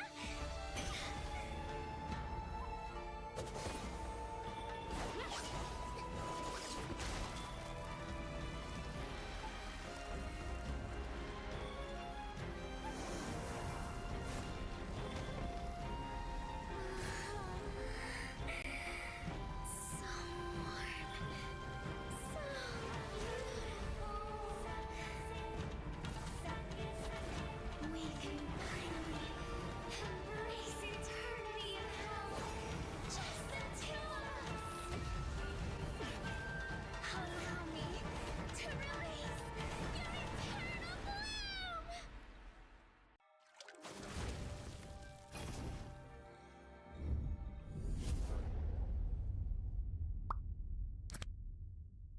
The human body was built to move. Not trapped at a desk in one singular posture for 12 hours a day. It's time your chair evolved. This is Secret Lab Titan Evo. Ergonomically engineered for you, gamers, hybrid workers, artists, backing your every move.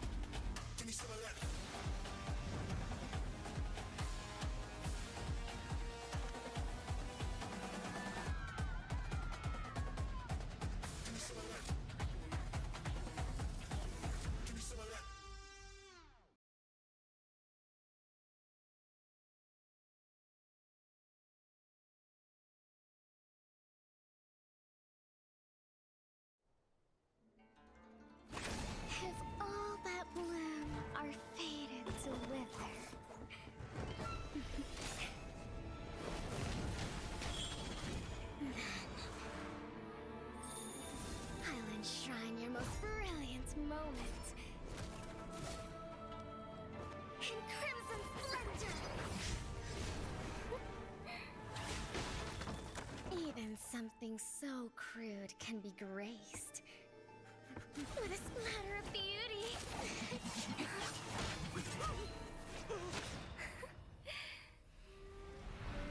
I'll get you out!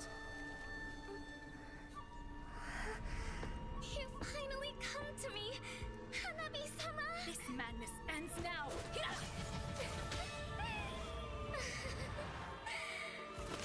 At last, I'm shivering with excitement!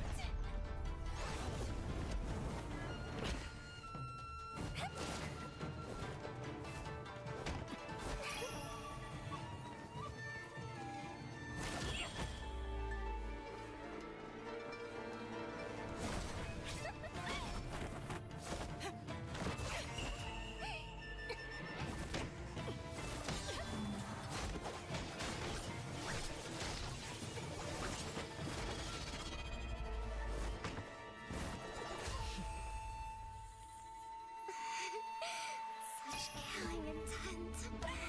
Does this mean Hanabi-sama finally understands Kirara?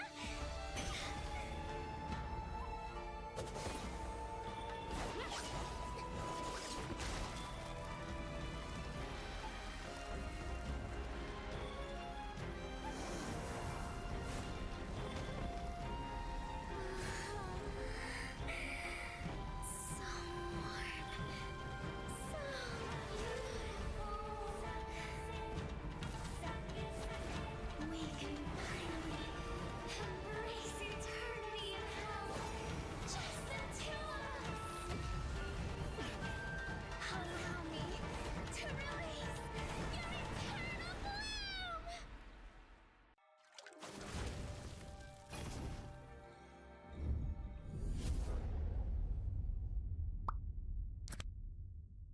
The human body was built to move. Not trapped at a desk in one singular posture for 12 hours a day. It's time your chair evolved. This is Secret Lab Titan Evo. Ergonomically engineered for you, gamers, hybrid workers, artists.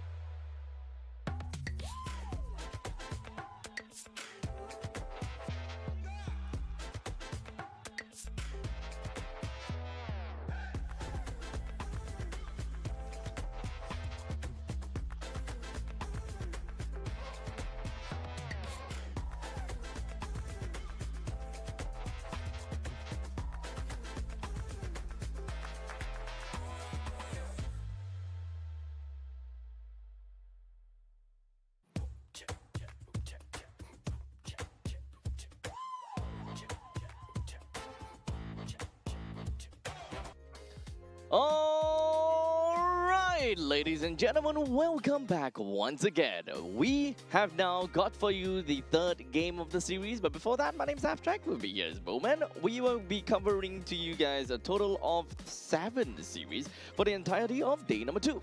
Yeah, and I believe we have game 1 and 2 already done. We saw a great show from side of Team Iran and also Team Jordan coming out with the Savage as well. Yeah. Just amazing bracket so far. Now we take a look at the other side, right? We take a look at the further end where one of the teams where we have not seen before as of day 1. So Team Hong Kong China will be going up against Team Sri Lanka. Now, Team Hong Kong China, they're in a position where they're sitting at the bottom of the standings in the group so far, but now they have a chance to prove themselves. So honestly, at this point in time, we're gonna have to find out how this game is really gonna be like. Because to be fair, we haven't really quite managed to see much of a game, or we don't really know how it looks like when it comes down to Hong Kong China's game.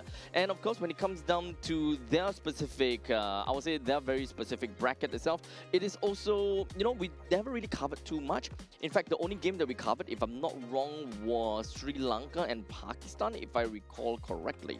Yeah, I mean, Team Pakistan took that victory 2-1, I believe, right? Yes, 2-1. So, yeah, that was the first best of 3 that we saw in that day 1.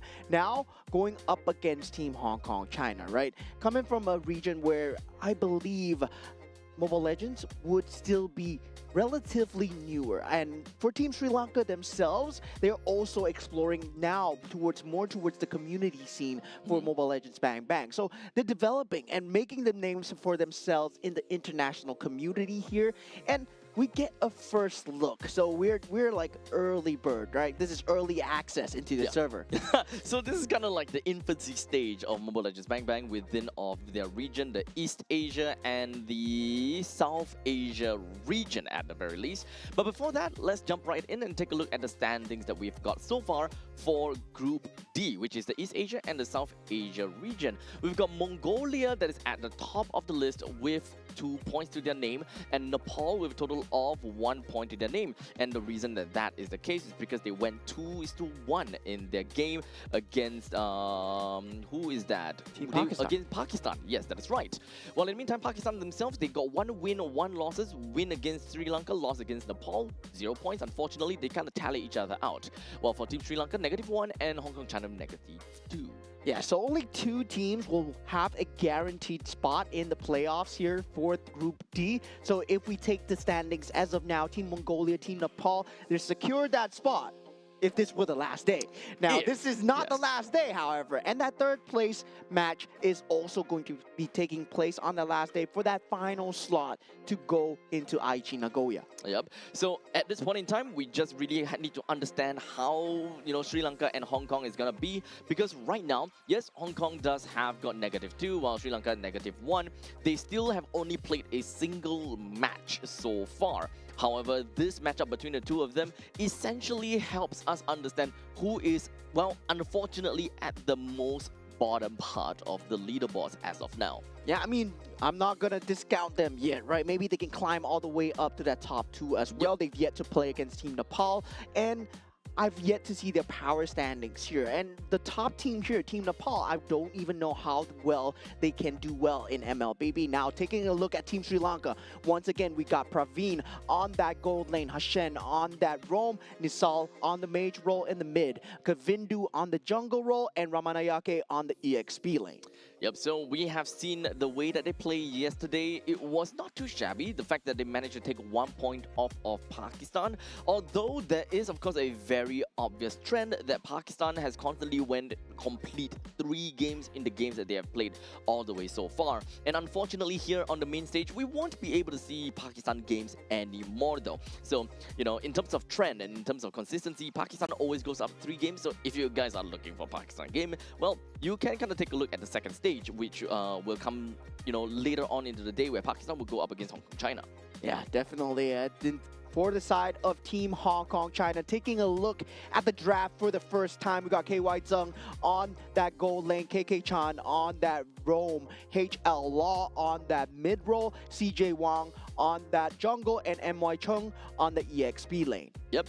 So it's the same thing as, okay, at least for the entirety of the East Asia and South Asia region, we don't particularly have got a lot of information about any of these teams. When you kind of drop right in and take a look at the Wikipedia, the Liquipedia page, some of these teams we can tell, like for example, Team Mongolia, we can tell who they are. Well, in the meantime, for Hong Kong, China, it does seem like the only one that we can kind of look at things. Okay, never mind. I don't. Okay, so this guy, Wang, which is a jungler, apparently he is known as Wolf.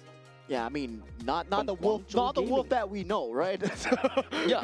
Not the Like not- literally, not- there's a line that says for Filipino talent, see Wolf. yeah. So that's not the wolf that we know. So this is a wolf from, I believe, from the MLBB series, the Super Cup that we did have in the Chinese region as well. So there's a bit of statistics over there for him playing on that competitive scene. Now, when you're faced with that international challenge, we have other teams coming in from that same region itself. But now for Team Hong Kong, China, it's the first look into that newer team, newer setup when it go up against that international talents coming in, right? Team Sri Lanka, maybe not too strong, maybe a good test of wherever they are on that power level.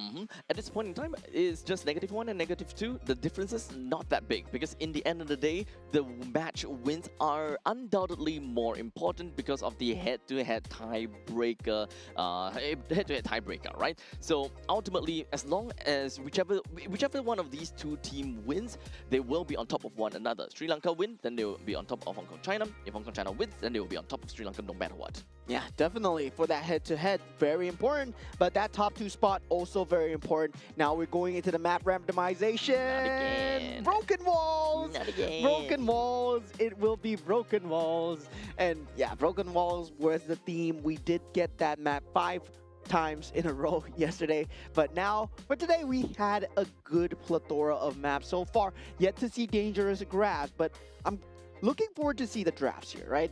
Because this is not drafts that we can try and make sense of, especially when it comes down to Team Sri Lanka. I was trying to make sense of the draft yesterday. Didn't make sense, but still worked out for them against Team Pakistan. Yep. So ultimately, I do kind of want to see what these two teams have got in store for us. Team Sri Lanka as well as Team Hong Kong, China.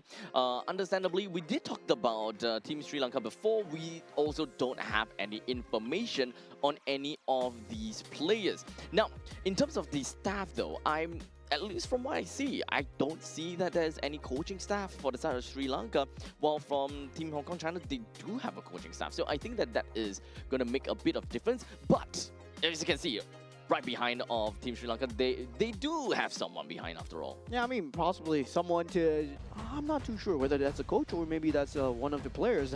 But now for this side, I mean, there he is. There he is. That's Evangelon. Yeah. Evangelon? Evangelon. Evangelon? Yeah, I mean, it's Evangelon with an I. Yes.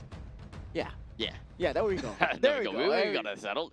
But okay, you know what else is not settled yet though? The bandits. As we do have a carry, Guinevere, Baxia, and Marcel that will be thrown into the batting pool. Have yet to see the Paquito being thrown in as of yet. Yeah, the Paquito still very strong here, but Team Hong Kong, China, they do throw out that Akai ban, and this opens up quite a lot of premier picks into the pool, right? If you talk about the Harif that's available, Tusin available, Paquito, Phobius, all there still in that pool. And yeah, Phobius, we see it being one of the priority picks here, and Team Sri Lanka actually going for the Fredrin ban here. I mean, if this was a draft that makes sense, Team Hong Kong, China, you go for the Paquito here. Without a question. Okay. I mean, Harif is not bad. Harif is great, but if you were given the situation whereby you gotta choose between Paquito and Harif, I without skipping a heartbeat, I'm going for Paquito. Yeah, and Your team is looks like picking. Paquito is totally ignored here. Yep. So maybe both teams, they don't feel confident in playing the Paquito. Probably. Probably. That might be a comfort thing because, I mean, we're talking about people that, yeah, you're just coming into that competitive scene. You might not have the biggest pool of heroes. Exactly. And learning what's to play in the meta is also pretty difficult, I would say. Yeah, so we can expect, and we should be expecting, that their pools are going to be slightly restricted, but the main thing is they gotta have to make full use of what they have drafted for themselves. They have picked up an Alice. They do have a Harif for themselves. So at least the way that we are seeing right now is that Team Hong Kong China, they do want to play for a little bit more towards the crowd, no, I'm not sorry, crowd control, but it's more of like the AoE. You want to play for team fights. Most definitely gonna be more team fight oriented. Yeah, I'm surprised that they went for the gourd instead of picking up the combo piece that is the Atlas, right? The Atlas together with the Harif would have been a great combo maker, definitely with the Zaman's Force and also the Fatal Links as well. Now this opens up for Team Sri Lanka to go with quite a lot of picks here, especially for that mid lane versus that gourd. Generally, you can pick up the Tucson, you can still pick up the Eve, that's still available as well. And yeah, you don't have to worry about the ability to lock down the gourd because you can pick that up on later on. There we go. As you are talking about the Atlas, it will be taken away by the side of Team Sri Lanka. So far, Team Sri Lanka's lineup, they are looking at to be very tanky, and they do want to play for more on the durability route as what we see over here, which may actually be a little bit difficult for them to play due to the fact that there is a presence of gourd over to the side of Hong Kong China. Yeah, so definitely on that mid role to have that mid priority as well. Lilia's still in the pool if they want to go for that and if they want to try and get that Claude for themselves, right? Very good pick against the Harif. I'm surprised they didn't go for that earlier. Now they banned out the Suyo. Now for Team Hong Kong China, what do they respond with, right? Generally, we see teams, they instantly look at the Claude as an answer towards the Harif. But at the same time, Claude, you gotta pick heroes that make Claude work. And so far, Leo Mord and Atlas in the pool, yes, it can work in that team fight-centric lineup. So, with that all said, for the side of Team Hong Kong China, they're looking for the frontliners, right? Or rather, the jungler and the roamer, which can be frontliners for the jungle, but it really depends on how they would eventually want to play it. Right now, it looks like they have a decent balance. Someone that has pretty good firepower in the mid stages of the game coming from the gourd. If they would want to have pretty good transition, then someone in the early game would be great coming in from the jungle role. Unfortunately, Suyo is already been taken away, so we've got a slightly small pool to work with. Yeah, and right now for Team Hong Kong China, something that can take away a lot of that pressure would be I was gonna say the Kaja would I mean lockdown heroes would have been good, but the Atlas was still there, so the Kadita ban, right? So Eve and Tucson, Paquito still in the pool as well. Oh yeah, completely forgot about Paquito, dude. Yeah, Not used to that. I am not used to the fact that Paquito is still leaked out until this very moment itself. But it does seem like we do have a couple of the players that took down their headsets and the graphics went out as well. It kind of seems like we are in the midst of a lobby pause. With probably a little bit of technical error or something along the lines. We will keep you guys updated as to what exactly is happening as of now. But don't worry, our voices will keep you entertained. Yeah, hopefully. maybe this is the players thinking that, oh, this is a rehearsal and this is not the actual draft. Then that would make a lot of sense, That would right? make some sense That to would that. make more sense because you leave Paquito out.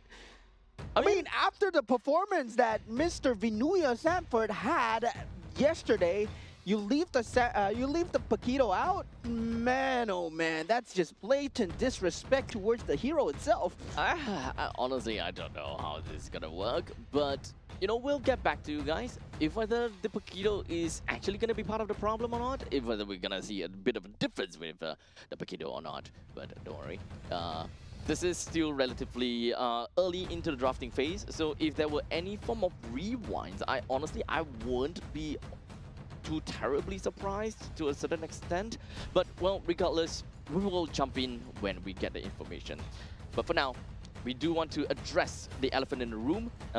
We're not saying that you are the elephant, but you know, for every single one of the audiences out there, welcome. And in the event that you just tuned in, this is of course the 2026 Asian Games Esports esports stage for Mobile Legends Bang Bang Qualifiers, and every single one of the teams that you see right over here, they are playing for qualification to go to the 2026 Asian Games held in Nagoya, Japan in September. Yeah, definitely. There's a lot of national pride, a lot of team pride pride here on the line as well. And yeah, I believe we're going back into the banning and drafting phase right now. Old school coming out inside of Team Hong Kong China. Whoa. The YSS into the Khalid. Okay, the Yisun Shin, right? It's a jungle Yisun Shin. It's not that gold lane Yisun Shin. So I can see the direction that they're going for. They have clear lockdown with the boat coming out from the YSS. But for Gord, is that going to be enough peel, right? So they're banking on winning their lanes. And now for Team Sri Lanka, they go with Zetian and the Moskov as well. So at this point, this is literally a blast in the past, whereby at one point in time when Zetian was just released, there was this meta where as long as a team picks up a Zetian for themselves, the opponent automatically picks up a Yisun Shin, just kind of like an eye for an eye, tooth for a tooth, vision for a vision kind of gameplay. Yeah, I mean, that YSS, I'm not seeing the value here, but of course, a scary scaling YSS is indeed in late game going to be extremely hard to deal with. They have a very good front line, but I'm just seeing that early game scaling problem, right, coming out from both sides here. Meanwhile, for the side of Team Hong Kong China, Team Sri Lanka, I would say Team Sri Lanka has an easier time executing, especially when you get that level 4 with the Fury of the Phoenix into that Fatal Links as well. I mean, Learmore just wreaking havoc. Honestly, let's also remember that the Zetian's ultimate is also a natural counter over to the Mystic Gush. So main thing, as long as you don't see Zetian picking out the ultimate, you wouldn't want to Mystic Gush, which means that you're kind of playing the waiting game. In the event that opponents eventually dive you, your number one idea is that you want to destroy all these frontliners as soon as possible, but you want the maximum amount of output, the maximum amount of value from that. And here we go. The first game for the first time ever on the main stage. Team Hong Kong China versus Team Sri Lanka. Game 1 here, as now both teams coming up with their drafts of their own, right? Not too meta, but not too out of the ordinary. But already an early flicker being used by Shen, trying to get a bit of damage onto HL Law, but just walking away. Yep. Kind of looks a little bit more like an accidental press, to be fairly honest. It's not really an escape tool, it's not really a engagement tool as well. It's more of like a, oh crap, I pressed wrong. But to be fair, it's not that bad. Currently only at 90 seconds left, and there is still time before, you know, anything is too important. Because by the first turtle, it's very likely that it doesn't have the Fatal Link, so you wouldn't need it for the first turtle either ways. Yeah, imagine first minute, right? Flickering in, oh, I don't have Fatal Links. Oh, okay, I'm not level 4 yet. Still first minute into the game, my friend. And now Praveen just facing down the Harif. And Harif naturally just deals, is a lane bully, right? Yep. That's why Harif was so strong in that gold lane for such a long time. And with Zayman's force, well, you can fight for the objectives extremely well as well. Well, we gotta see how the rotation is gonna be, because right now, Team Sri Lanka seems to be putting quite a bit of emphasis down over to their XP lane. And unfortunately for Ramanayake, he's still only at level 3, which actually enables the allies to be a little bit more aggressive in roaming around the opponent's jungle. And this would be able to push Kabindu backwards. This is not great, by the way. Yeah, great combination coming out from CJ Wong and HL Law, but now looking at the side here, the Alice, it's going to be a problem here. Kavindo going down as CJ Wong gets first blood. Now, Spear of Destruction does not land with the Spear of Despair, as Praveen is here on the scene. Turtle still not down at the moment, but you can look at M.Y. Chung just going crazy at the side now. We have the Harif KY Sung just coming in and able to try and zone away members of Team Sri Lanka as they get the turtle. Not too shabby.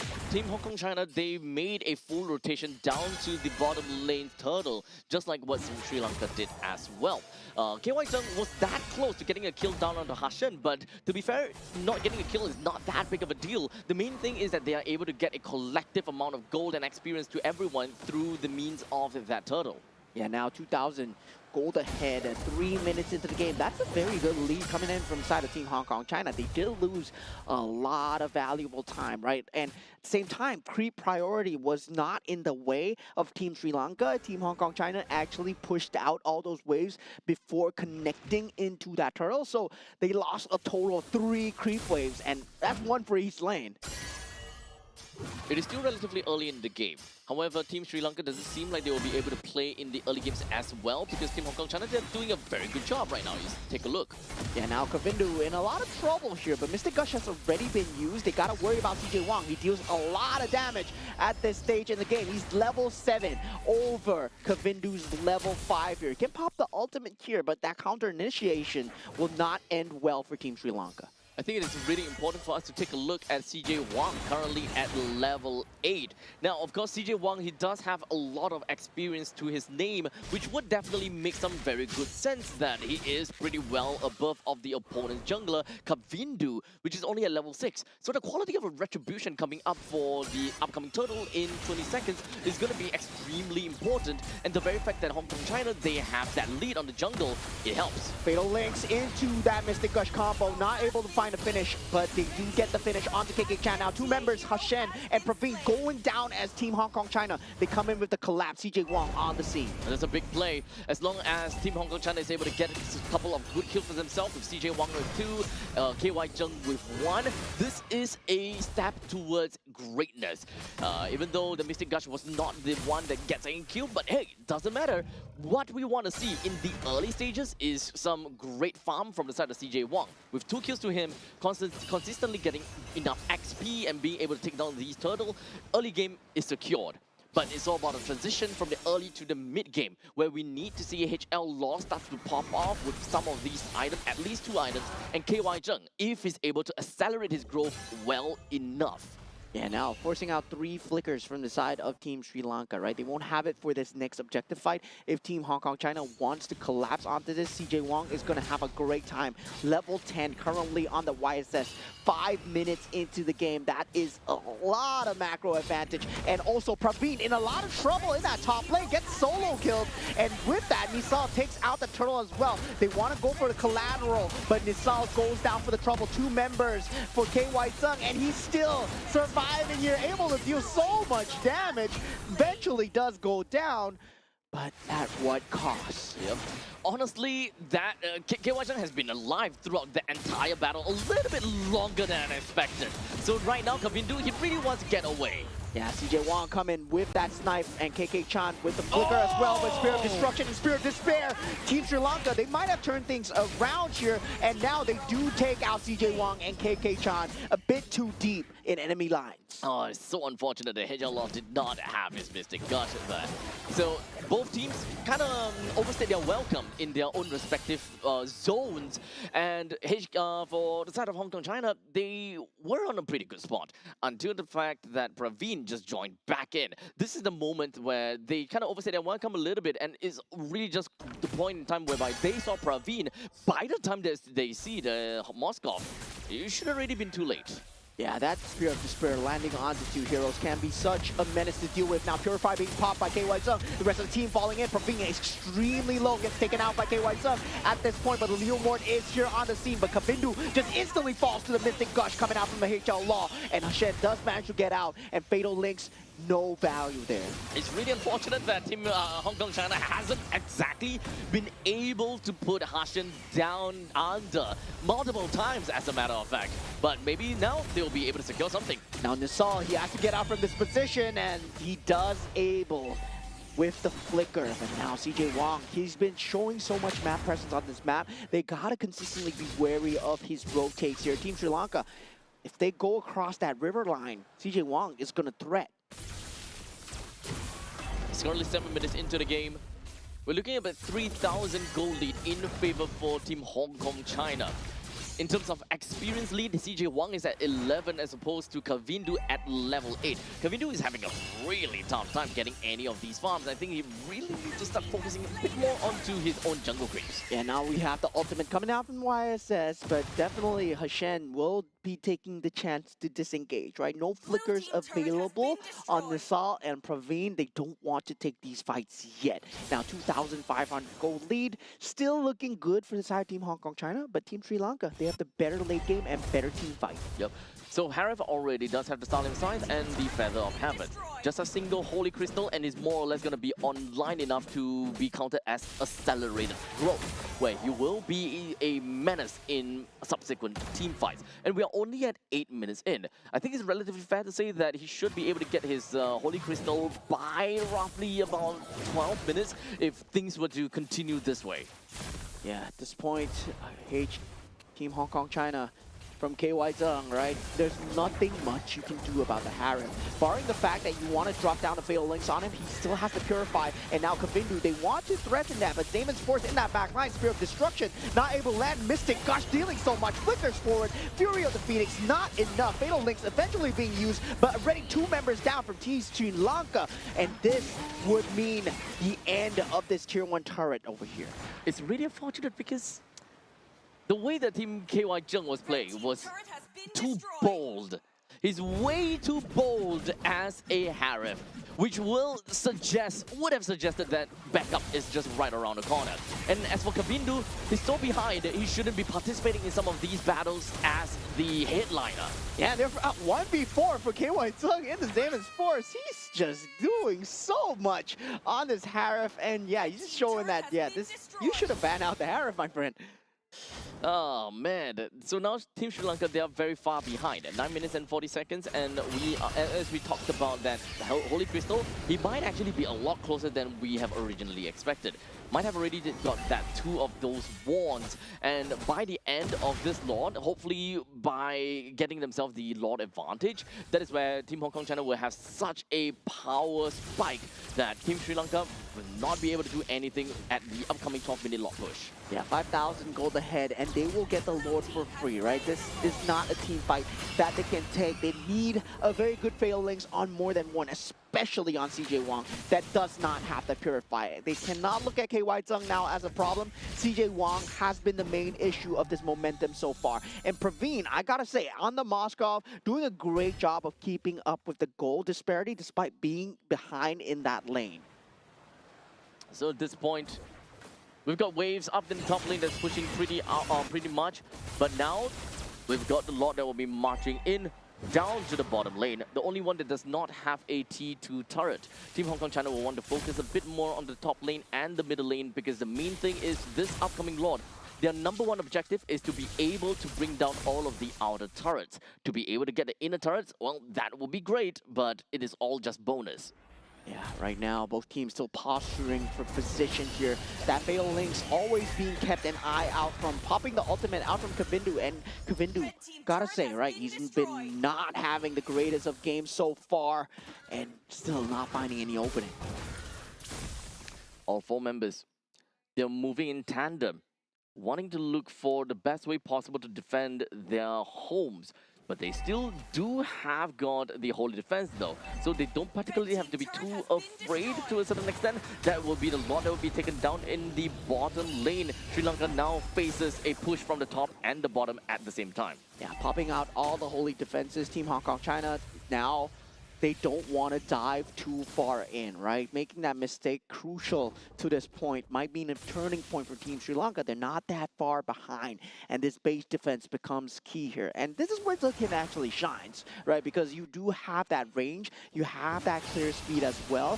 So, but they're very reliant on Zilkin staying in that middle of that zone.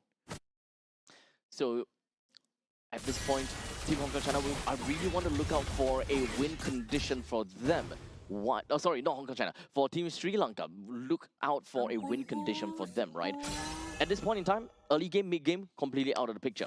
It's not about, you won't be able to get much instant gratification as to fighting back immediately. They need clear waves. And now with that bottom and inner turret actually down, Damon's force being used, Spear of Destruction being missed as well. 3 members already down from side Team Sri Lanka. Triple kill coming out from the Harem, eventually shut down by Praveen. Now Team Sri Lanka, they can't actually fight back here. They still have Kavindu and Praveen alive. And Team Hong Kong China, they have to watch out for this. This one catapult will not be enough, and they will disengage. Yep, it is a 2v4 though, and unfortunately no more mega creeps that will be marching in, and realizing that Hashan, Nisal, and Ramanayake will come back out very soon too. So don't want to overstay their welcome.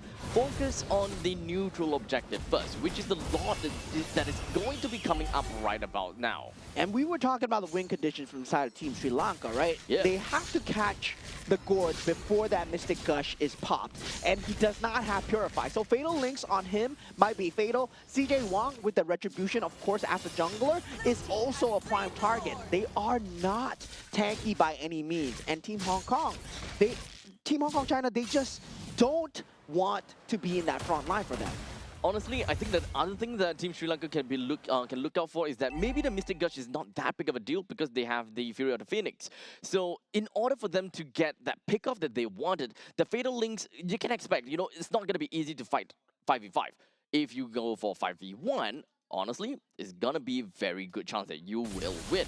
But the question is, right after a single man Fatal Links, who is able to melt that person down? Which is understandably the problem about this composition from the very start. Whenever you go for the Fatal Links, no one is able to fully utilize that space that is created by Hashan and that timing that's created by him as well. Yeah, they've been using Fury the Phoenix to respond. I feel that they need to use it to initiate. And now for Team Sri Lanka, they might be in a slight bit of danger here, but there is no creep wave to speak of in that bottom lane. Team Hong Kong China still posturing in that bottom side, and they do manage to get out that mid lane tier turret with the Mystic Gush being popped through the Phoenix as well. Great timing from the side of Team Sri Lanka, but KY Thumb still tearing through with a Damon's Force double kill right now. And now going for that top side, KY Thumb eventually pulls down. Now with the Spear of Destruction in the back, Praveen can That's actually go on a tear through. This is a play coming out from the side of Team Sri Lanka. They fight back. Amazing defense coming in from Team Sri Lanka.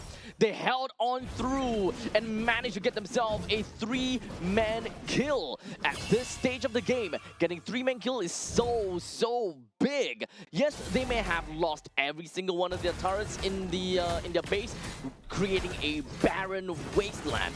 However, it is not over just yet. Yeah, this was a great fight. Great use of the Fury of Phoenix. Landed on completely all 5 KY Zung without that range of the Damon's Force. Praveen taking full advantage of it, jumping towards the back with the Spear of Destruction.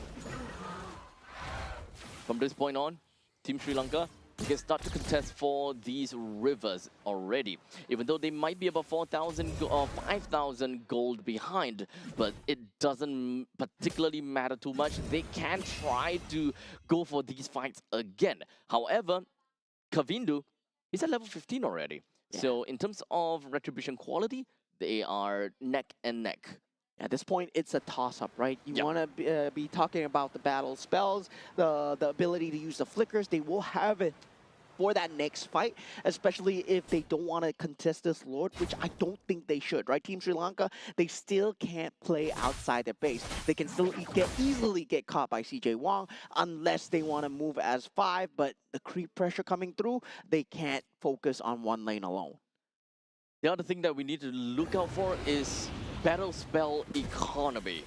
Every single one of the members from the side of Team Sri Lanka has used their flicker. They are about to get them back though, so might not be that big of a problem. Misal has it back, Hashin has it back, Ramanayake has it right now. So if they want to go for the fight, they might.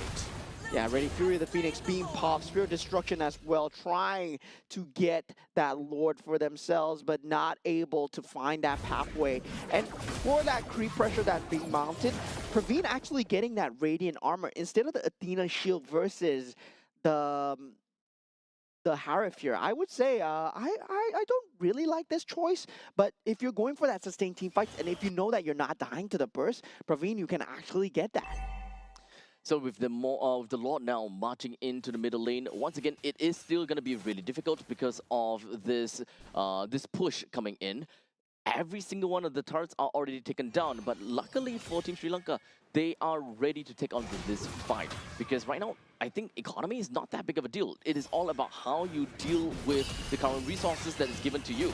Ultimates being popped here, Esports as well. Now, Really Fury the Phoenix not available as well. Fatal Links landing onto HL Law, and HL Law actually takes out Kavindu in that process because Fury the Phoenix is not there. KY Sun still tearing through everything. The base falling extremely low. Praveen goes down, and this is Team Sri Lanka losing their base as Team Hong Kong China takes the first game. Very good play coming in from Team Hong Kong China. I thought that might have actually worked it out for Team Sri Lanka because Terizla was actually taking so much of the time out of that Harif. However, it does seem like the main 4v4 that we are looking out for did not work too well for Moskov.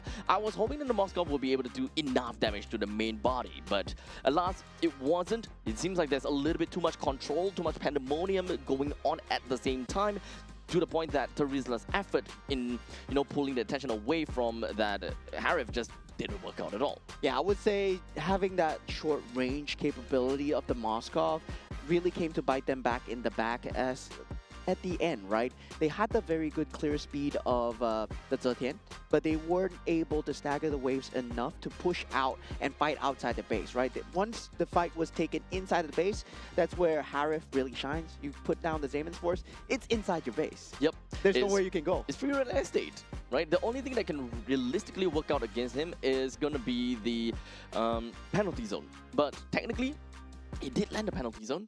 It was just a single dash away, and that's a goodbye. Yeah, and we did see KY Zung, right? This MVP of the game, he was dealing so much work on the top lane. He drew so much attention to himself while CJ Wong was doing the macro work in the background as well. So they complement each other so well. And KY Zung, he was in the thick of it. He would fight 1v4, 1v3 at times, giving up his own life just to secure that ounce of farm. Yep, so honestly, very good plays coming in from Team Hong Kong China. In some sense, pretty scrappy to a certain extent, but they understood their game plan pretty well. So I've got no problems with this game itself. But now they gotta go back to the drawing board and kind of understand, what is the thing that helps them get that kind of lead? How do they move on from here? And will they be able to get a more decisive victory against Team Sri Lanka? Because let's be honest here, the longer that this game drags, the better it is for Team Sri Lanka. And at one point in time, Sri Lanka might have been able to get the win away. I mean, at the option, they instead of the Moscow, they had the Claude available as well. So I would feel that in terms of the draft, there was a lot of things that they could have looked at. Fury the Phoenix, yes, it does counter out the Mystic Gush, but the cooldown range between the Mystic Gush and the Fury the Phoenix is just too wide of a distance, right? To commit that Fury the Phoenix for the Mystic Gush, especially in the late game where the Mystic Gush is going to be available once again, they could have been looking at a Zhu Sin or also a Yves that could have secured them the team fight way more handedly. And going for that Zetian extremely late when you did have that opportunity available. And Lilia was there as well if they wanted to play for that late game. I think aside from that, I think that Nisal might not be too confident or too comfortable playing as the Zetian over here, because as a Zetian 0:3:6 is actually not too great. Although we can't see exactly how much damage the Zetian has been dealing thus far, but Zetian as a pretty strong artillery mage who has a massive range in a built-in skill 1 kit, she should be able to be a massive pain in the rear for many of those players from the side of Hong Kong China due to the lack of proper front lines inside, aside from the Alice and the Khalid, for example. Yeah, I mean, the front line was actually kind of lacking, right? Yeah, as we said, for the side of Team Hong Kong China, they felt like they did not have a lot of beefiness to tear through. And feels like also, for the same time, for Kavindu as well, I feel that his confidence was shot. After CJ Wong got that early game momentum, there were a lot of times where he could have collapsed into the fight and try and just be a disruption factor for the team to get the damage. But sadly for him, that Mystic Gush proved to be his undoing. Too much catch-up game coming in from the team of Sri Lanka. Yeah, quite literally too much. Leomon have to play catch-up, that Zetian needs to play catch-up. The Moskov at one point also needed to play catch-up, although we gotta agree there was one really good play that did accelerate the growth of the Moskov to a certain extent, but not quite enough for them to continue on from that point.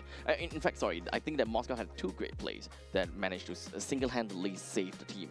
Yeah, I mean, I would say Praveen did a very good job of holding on, especially for the side of Team Sri Lanka. And I'm looking forward to see what they have in store for us in Game 2, right? Game 1 feels like, yeah, mistakes were made. They had to fight outside the base, and they couldn't proceed onwards from there. Win conditions were not set clearly for the side of Team Sri Lanka. Hopefully, they can make the adjustment. Now, for the first time ever today, we're going to have dangerous grass. So, dangerous grass, huh?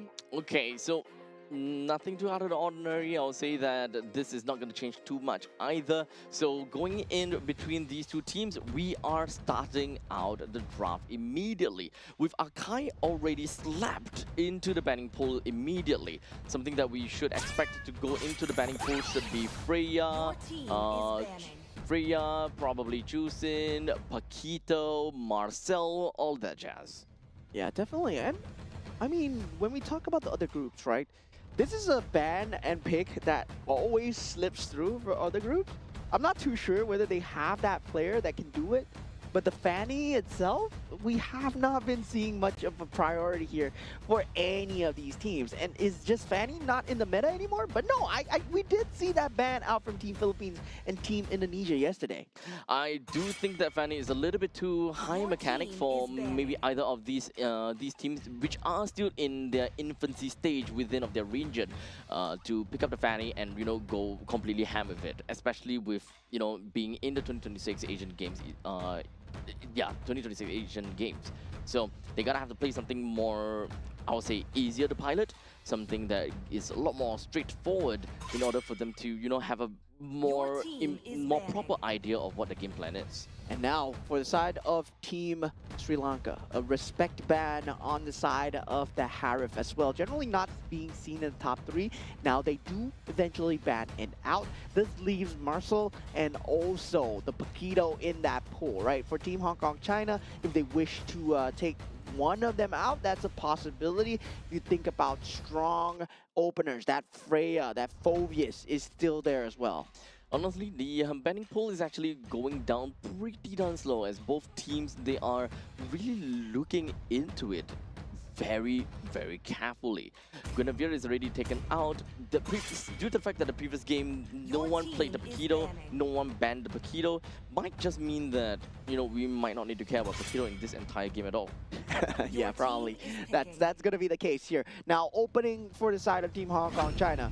Paquito's still there, but they go for the carry opener. And yeah, carry as an opener, I can see where it's good, but it's not good enough to warrant that first pick, right? You essentially reveal your play style as you're gonna play to protect the carry. And once again, carry has the same problem as Moskov, where the range is short. So meanwhile, for the side of Team Sri Lanka, if they want to lean into this, where we see the Granger coming in, right? You play with that range, you play that Rhapsody, you can play also that Bruno to try and get that bullying along that way.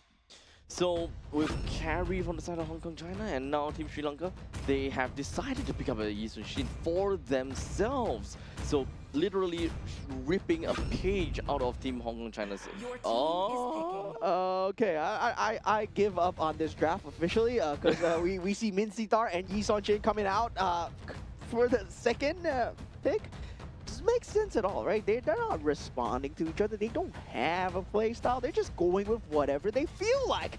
And yeah, for Min Sitar, I mean, at this point, at this juncture of the game, you're revealing so much by going into that Min Sitar. It's not like your opponent is gonna pick Min Sitar right now, right? You could have picked up the Zusin, you could have picked up the Yves. There is so much priority in that pool for that good mid laner to come through. And yeah, picking up that Min Sitar right now just reveals your hand just very early.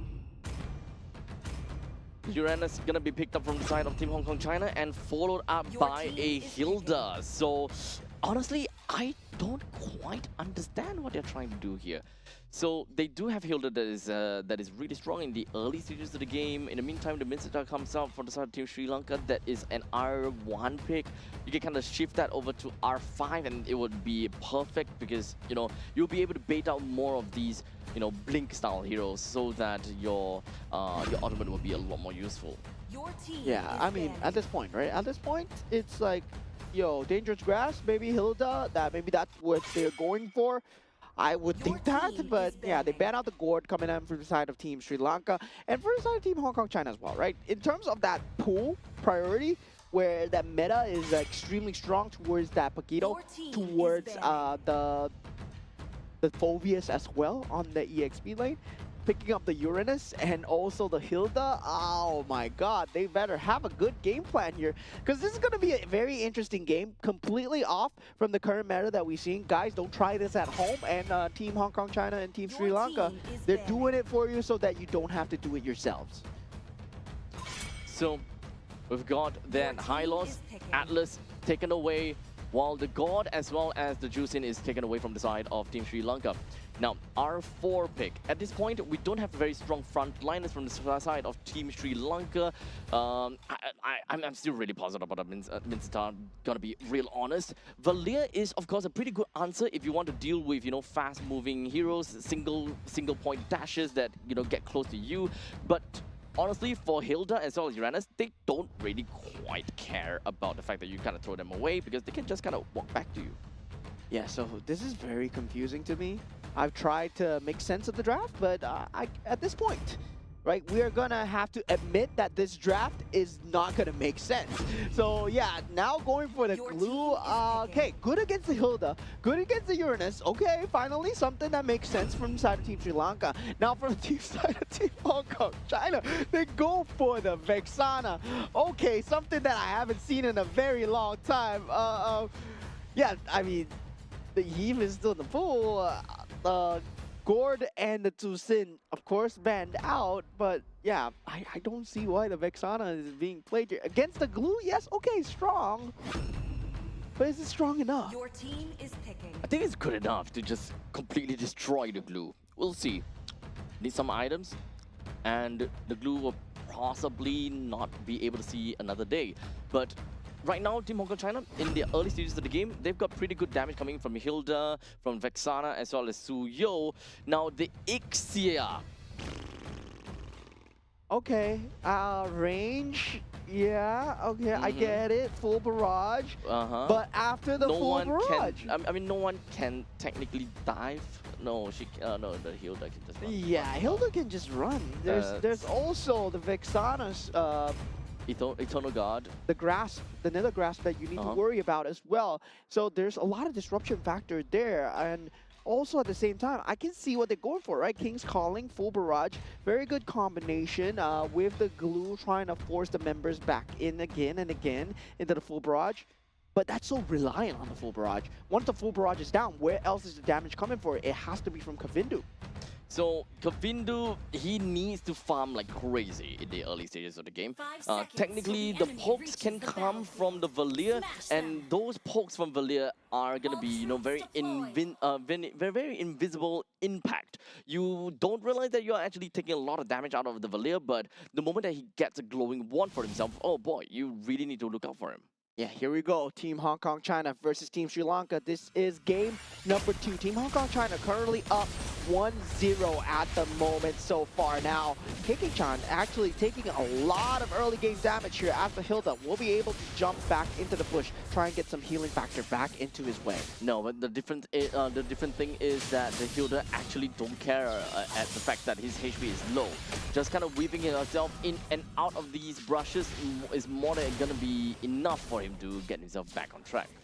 Yeah, definitely. Early game Hilda, very hard to deal with. Indeed, Kavindu has to watch out from the rotation coming out. CJ Wong and Hilda, Mr. KK-chan, they're looking to try and invade as much as possible. We do see the defense coming through, but it's not going to be enough when the Uranus joins the fray as well. So at this point, we're still in the early matchups. Team Sri Lanka, They're trying to kind of have a feel of how the game is going to look like and how the game is going to be like as well. We do have KK-chan that has made all the way up to the top lane. Unfortunately, doesn't have got a glorious pathway that allows her to just run super fast right in the face of Ixia. No, unfortunately. She does have her own speed boost though, but I don't think it would be enough to help them secure such an early kill. Yeah, 2 minutes into the game. Still, both teams still posturing for position here. Now we do see an early advantage coming in for the side of Praveen as he gets taken out. KY Zung still on the task with that carry. Will eventually trade it out 1-for-1. First blood going the way of Team Hong Kong China. But this eyes should be on the turtle right now as both roams, they are trying to make their way back to the turtle where CJ Wong will be starting already here. And now with the flicker, it's not going to be enough with the King's Calling. And that's the thing. King's Calling wasted. What you going to do now? And yeah, you picked the Mincy Thars. First pick. To be honest, right now, I do want to see that the Mincetar will be able to do good work against some of these, very blink style heroes such as KY Zheng, but in the early stages, that Mincetar is just not gonna do anything at all. While in the meantime, we just finally see that the Valier hits level 4, but right now, all the way up the top lane, Hassan. Yeah, in a bit of trouble, but definitely will be able to get out. He does have the flicker available. Team Sri Lanka does have no flicker usage left for that next 2 minutes, and that means that Team Hong Kong China, they can't ramp things up. And KK-chan having that flicker as well, right? Ability to chase, it's going to be there. And not having the ultimates available, I believe at this stage, even the full barrage would not be a good answer to anything that Team Hong Kong China are going to throw at Team Sri Lanka's way. Now Hashan in a lot of trouble, and we see the flicker usage. Yep, that is goodbye to Hashan, as the Team Hong Kong China has finally managed to get themselves the 3rd kill of the game. Although we are only 3 minutes into this game and MY Chung is already proxying the waves, which is great because this is the kind of lineup coming in from the side of Team Sri Lanka that doesn't necessarily have got a very good control of their own jungle, and they're just not particularly fast enough to catch up to MY Chung's proxy results. Yeah, I mean, both sides, I would say, Team Sri Lanka now in trouble, right? You picked up the Ixia for yourself, and the thing is, Ixia does not have very good survivability. If you get dove under the turret and you have no teammates, there's no way you're getting out. As KK-chan now walks himself right into the midst of team fight. Yeah, now with the King's Calling, surprisingly, HL Law is going to be the target of choice here. He was just collateral damage. The hook wasn't even in his direction. He just walked into it, and sadly into that King's Calling. And now for the side of Team Sri Lanka, they get a lucky kill going for themselves right now. Now they have the ability to fight for this turtle, but HL Law already back on the scene. We'll have that Eternal Guard up very soon. Just take a little bit more time before we'll be able to see possibly a big fight, because now we are only at 4 minutes into the game. CJ Wang is already tackling down over to the turtle. In terms of retribution, quality doesn't really matter because Kavindu has long forgotten about the fact that they need to go for this turtle. Went for the retribution already onto the orange buff and will be on his merry way. Yeah, definitely very quirky playstyle coming out from the side of Team Sri Lanka here. And now with that, Hashen being the only source of initiation, I would say, King's Calling not exactly reliable. That stick much more reliable as the source of initiation. Team Sri Lanka, they only have one avenue of entry, and full barrage right now until level 5 still not being able to be popped at this point. Now for Team Hong Kong China, it's all about that mid lane turret control, right? If you can get that mid lane turret control, you open up so much of the map, and now Hashan once again in trouble. This is not what you want out of your Gloom, your only frontliner that you potentially have for the rest of the game.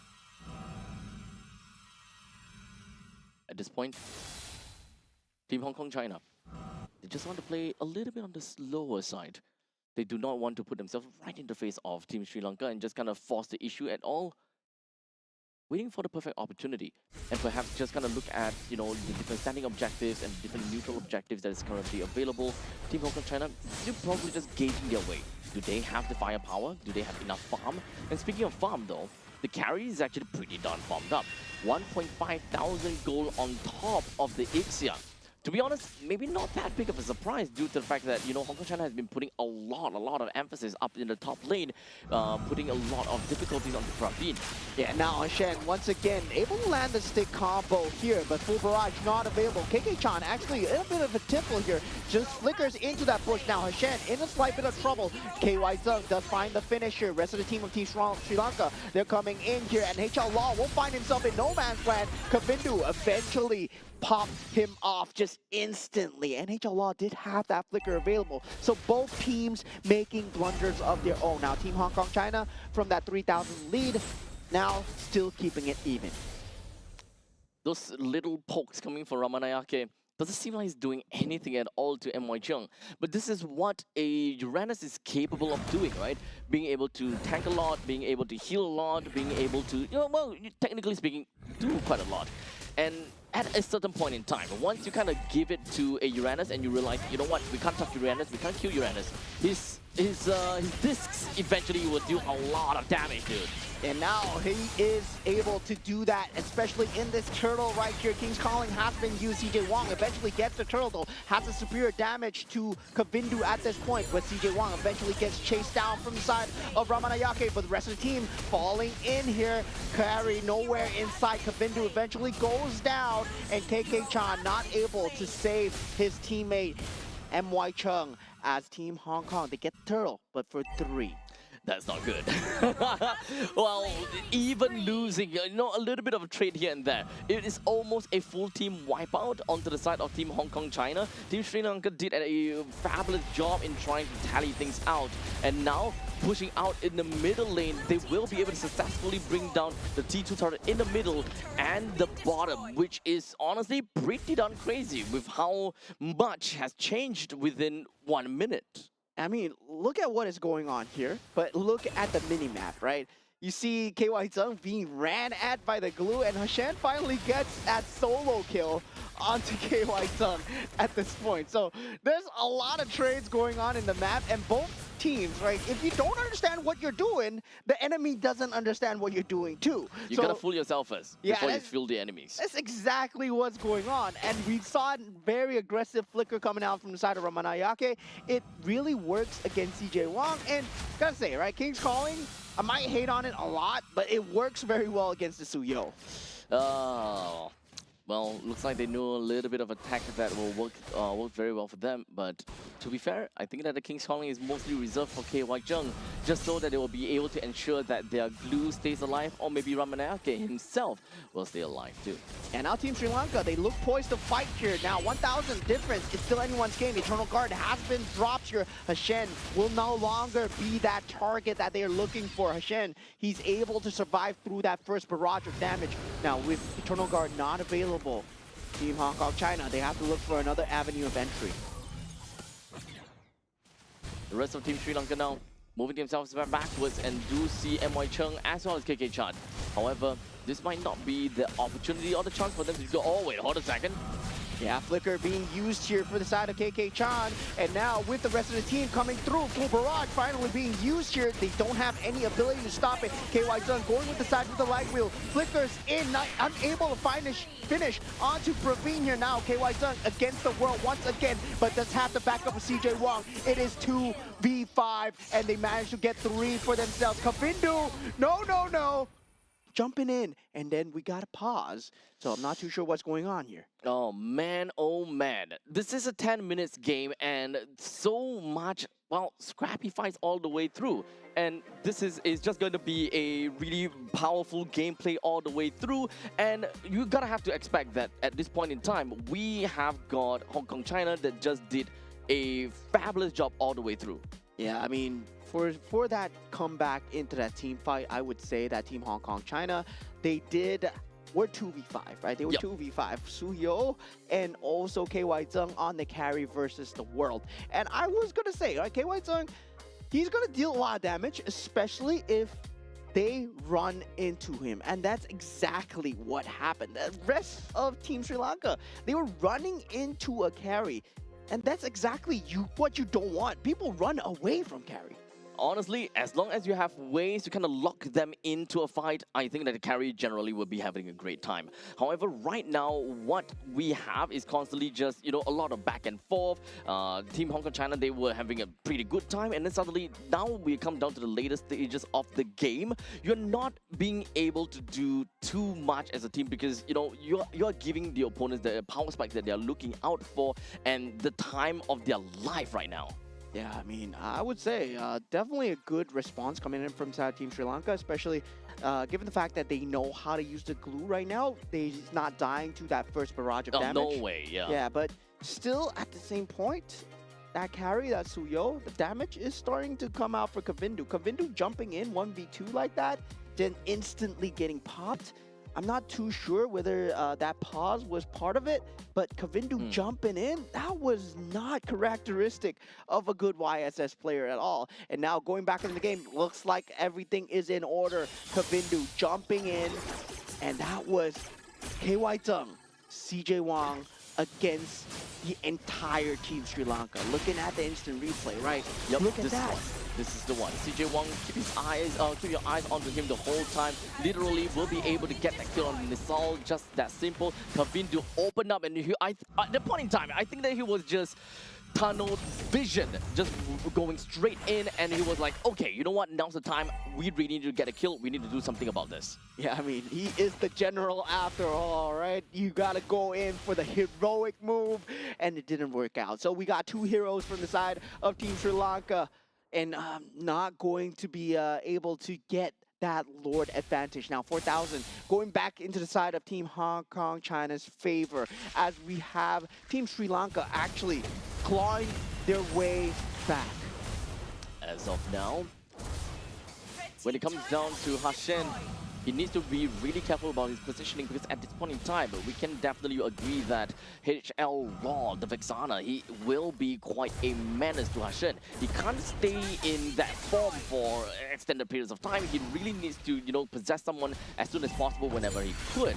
So, he can't be in the front lines as too long, because this is actually the one of the only front liners that we have to remember about. Yeah, and in terms of creep clear, right, they are very reliant on that full barrage, as we said before. Kavindu, he's not going to be able to get that space into that creep wave at all. And also for Nisal, right, you want to use your spells for your heroes as much as possible, not on the creeps. And sadly, for Team Sri Lanka, it looks like they need to be playing on that back foot. However, for Team Sri Lanka to play on the back foot, they won't play like this for an extended period of time. We do have to remember that Team Sri Lanka is, technically speaking, a double marksman setup. Having an Ixia that has such superior range, and the fact that Kavindu does have got a very good synergy together with Ramanayake, honestly, towards the late stages of the game, if we were to see this game dragged on to past 20 minutes, this game might actually go over to the side of Sri Lanka, because at that point, let's be honest, MY Chung and KK Chan, they ultimately just becomes over-glorified sandbags. I mean, at the same time, right, triple damage coming through from the side of Team Sri Lanka. Also, now Kavindu in a slight bit of trouble here. No. That damage is not going to do well when there's two members in Team Hong Kong China. Yeah, that's a big mistake. Yeah, He shouldn't have went that far. yeah, that was capitalized on from the side of Team Hong Kong China instantly, right? Yeah. You're going for the macro play, but there's nothing going on the map for you. There's no Lord, there's no objective. And yeah, he was just on a split push. Yeah, there's nothing to kind of like bring the opponents away from you. If you do want to go for macro play, there must be a reason for doing that, and you can ensure your own safety. Number one is also because of the fact, if you have team members that is on the opposite side of the map showing themselves and be like, hey guys, we are ready to fight. In the meantime, there's another person on the opposite side of the map being you, then you are forcing the opponents to make a choice, make a decision. And in fact, sometimes a hard decision. But for that one, it was an easy decision. We just need to go down. Yeah, we just need to go down because there's no Lord, and now the Lord is up. Now Kavindu with no buffs will have to just give up this Lord, right? Team Hong Kong China now. CJ Wang will be picking up the Lord for themselves. Now this will be spawning in at 14-15. So now for Praveen does pick up the Malefic Gun, but KY Zung already has that Wind of Nature, so we'll have the ability to survive in either the King's Calling or also the full barrage. At this point, back to 14 minutes into this game. It's understandable that a Valir will have the highest damage dealt, but it is not understandable for a Vexana to actually not have that big amount of damage, right? Total damage dealt is 26,000 damage. Honestly, kind of surprising to me. I mean, I'm not surprised that the Vexana deals so much damage. Well, they've been Not enough, though. Yeah, they've been clumping up for these team fights, but at the same time, right? We talked about the triple damage setup coming in from Sri Lanka, so that's why they're on top as well. Now, they're forming that tri-lane push in. Full barrage will be available as well. That stick also there. This is going to be a concerted effort coming in from the side of Team Sri Lanka as they try to hold on to the inhibitor turret on the top side. No initiation coming out from either side so far. They both don't have tools to initiate. This is actually really tough for Team Hong Kong China. They have a lineup that is really great for the early game, having that Hilda and all, but they have already reached the late game territory, being at 15 minutes. So the tankiness of the front lines, the fact that the squishy back lines are going to be pretty far and out of reach for KK Chan. KK Chan has already come to the point that he is an overglorified sandbag now. But MY Chung, he can still be a pretty good sandbag, because as long as you're just kind of like going back and forth and exchanging hits between you and Hilda, then maybe you will be able to find some ways and find some avenues for the Suyo to come in to do decent amount of damage, or perhaps open enough space for KY Chung to do some of these, damage over to the front lines. But if you're just right in front of the enemy's turret, none of these can be executed. You need to pull Sri Lanka out of their base for you to be able to execute your game plan.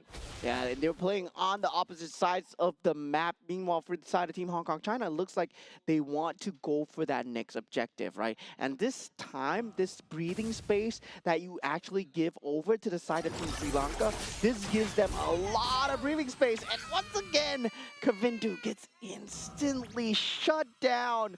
This is dangerous grass. Every single push is dangerous, my friend. Kavindu, not again. Unfortunately, this is kind of what Hong Kong China wants, right? Pull them out of their base, and unfortunately, that is discipline. Now 4v5, there is great control coming out of Shen. Full barrage has been popped so far, unable to stop it, but KY Zung focuses down on that turret. Light wheel has been popped. Shen eventually does go down, and this might be coming in for the side of Team Hong Kong China, and HL Law lands that snipe onto Ramanayake here. This might be the end for Team Sri Lanka. Only Nisal and Praveen left remaining. No full barrage left inside. No ability to clear out the creeps coming in from that middle side. Now Kavindu, he is back. And now the creep waves is handled. The Lord is Team Hong Kong China. Do they go for the throats here? Full barrage is available. It's not doing enough. It's not. They just need to run away from the range. Oh no! Here we thought that it might be possible, but to be fair though, the Lord is now available. Then they can have a very, very prominent push that is upcoming to the upcoming base, because it is a barren wasteland already for the side of Team Sri Lanka. They are not that scared of the turrets anymore, because the main thing that is stopping any of the members, like for KK Chan or for MY Chung, to rush in and be a very annoying person to the backlines is really the turrets. But now that none of these turrets stands here anymore, the only thing that they need to look out for is Praveen's full barrage. Yeah, so they need to watch out for that. They need to watch out for King's Calling. That's two things, right? You need to watch out for a circle and a triangle. So once you avoid those shapes, you're done. And now with the Lord coming in, now with the King Calling being set down, HL Law pops that Winter Crown. Full barrage is there on him. HL Law eventually goes down here, but Light Wheel at the side here. KY Zung unable to finish onto the crystal, going greedy there. And Team Sri Lanka, they hold on. They weren't able to avoid the circle and the triangle. As CJ Wong, Hashen, he's taking them out for a walk here. Yeah, I mean, Hashen won't go down. That guy is a little bit too tanky. And unfortunately, that was maybe Hong Kong China's best effort at trying to make up for a push. And now, they lost 2 members. Team Sri Lanka, they are finally out of their own shell, and that's great for them. Yeah, that full barrage, right? That full barrage just soften down the entirety of that creep wave. And meanwhile, KY Sung just took the full fury of the crystal. Now they do have one more defense left into them. And there is that split push coming in from CJ Wong that they need to consistently be worried about, right? You don't want a case of Winions here, as the minions are now super from the side of Team Hong Kong China. Now, Team Hong Kong China, the main thing that they gotta do is a sacrifice. They need proper sacrifice. They need to force Praveen in a spot where he needs to make very difficult decisions, such as, do I full barrage now? Do I full barrage later? KK Chan literally has to run his face right onto Praveen at the exact and the right moment, so that the upcoming Lord and the upcoming push coming in from these creep waves would not be halted by a single ultimate. Otherwise, that is just way too much value out of a single full barrage. Yeah, this is a dangerous grass after all. They can't go for that 3-on-3, that tri-lane push, especially with such a creep clear tool coming out from the side of Team Sri Lanka. They have found a way to hold on for now. But still, both sides, they don't have a clean engagement tool, right? That's why you don't see them jumping and brawling against each other. It's more like a wave going against a wave. And they're unable to latch onto each other because they're just liquid. And now Team Hashan, right now, going in Sri Lanka, they're going for that stick, but KK Chan just dragging him away. And now the Lord is up. And Hashan just able to get out with the split, and also the flicker coming through from the side of Team Sri Lanka. Now, there's 3 flickers being used from the side of Team Hong Kong China. They go for the Lord here, and this is going to be the enhanced one. The damage reduction is there. You want to stick to the Lord, but it's so counterintuitive because the full barrage is there. Yeah, so same thing as always. Bait out the full barrage, find a way to make sure the full barrage does not stick. Now, it's a lot easier to be said than done. KY Jung, where does he stand in this game? Where does he go in? When? Because it's gonna be so difficult. The main thing that you want to do is you want to kill Hashan, right? However, the moment that he's attached to someone, you can't kill Hashan. You shouldn't, because you'll outright just like kill your own teammate instead. Yeah, they need to hold that to that mid creep wave, get that mid prio going. But sadly for them, that mid creep wave gone down to the super creeps already. And Team Sri Lanka actually might have a staggered timing here for the creep waves if they want to full barrages. Now KY Zung, he's in a slight bit of trouble, but takes down Hashan at this point. King's Calling might not be enough here as Ramanayake overextends and goes down. Full barrage being used, but the creep wave is not fully taken care of. They can actually go for the turret right now. There's still a catapult left remaining now with Hashan and Ramanayake out. Praveen has no full barrage remaining. They're holding on to their lives here. For the side of Team Sri Lanka, Team Hong Kong China, they all need to hit the crystal, and they do it. They get that 2-0 clean victory for the side of Team Hong Kong China. Congratulations over to Hong Kong China, as this game between these two teams, this is a situation where none of these two teams, as you mentioned, right, it's not about a very initiation-heavy composition, nor a counter-engaged composition. This is all about overall execution. The moment that you get into a fight, the moment that you get into a battle, you need to capitalize on the opponent's mistakes. And that is exactly what Hong Kong China did. They actually, look, the defense coming in from Team Sri Lanka should have been very much fortified. They have a single full barrage. As long as Ixia is constantly just behind the core, there is hardly anyone that can just jump right in and get a kill down on the Ixia or force the Ixia to go for full barrage. Unless, you know, the ball is going to be onto the court of Hong Kong China, they are the one that needs to make the play, not onto Sri Lanka.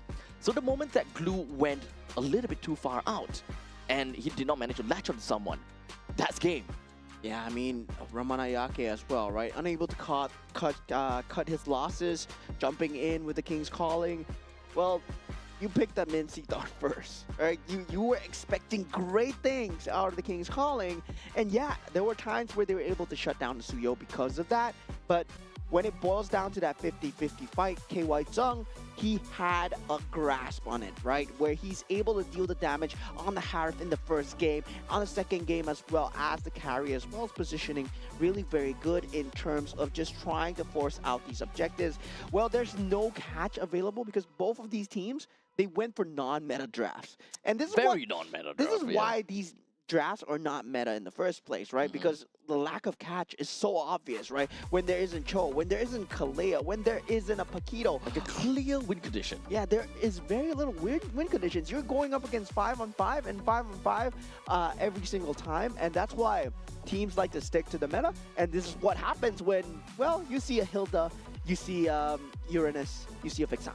Yeah, I think at least for Team Sri Lanka, the idea that they're trying to go for is to bank onto the hook coming from Ramanayake, right?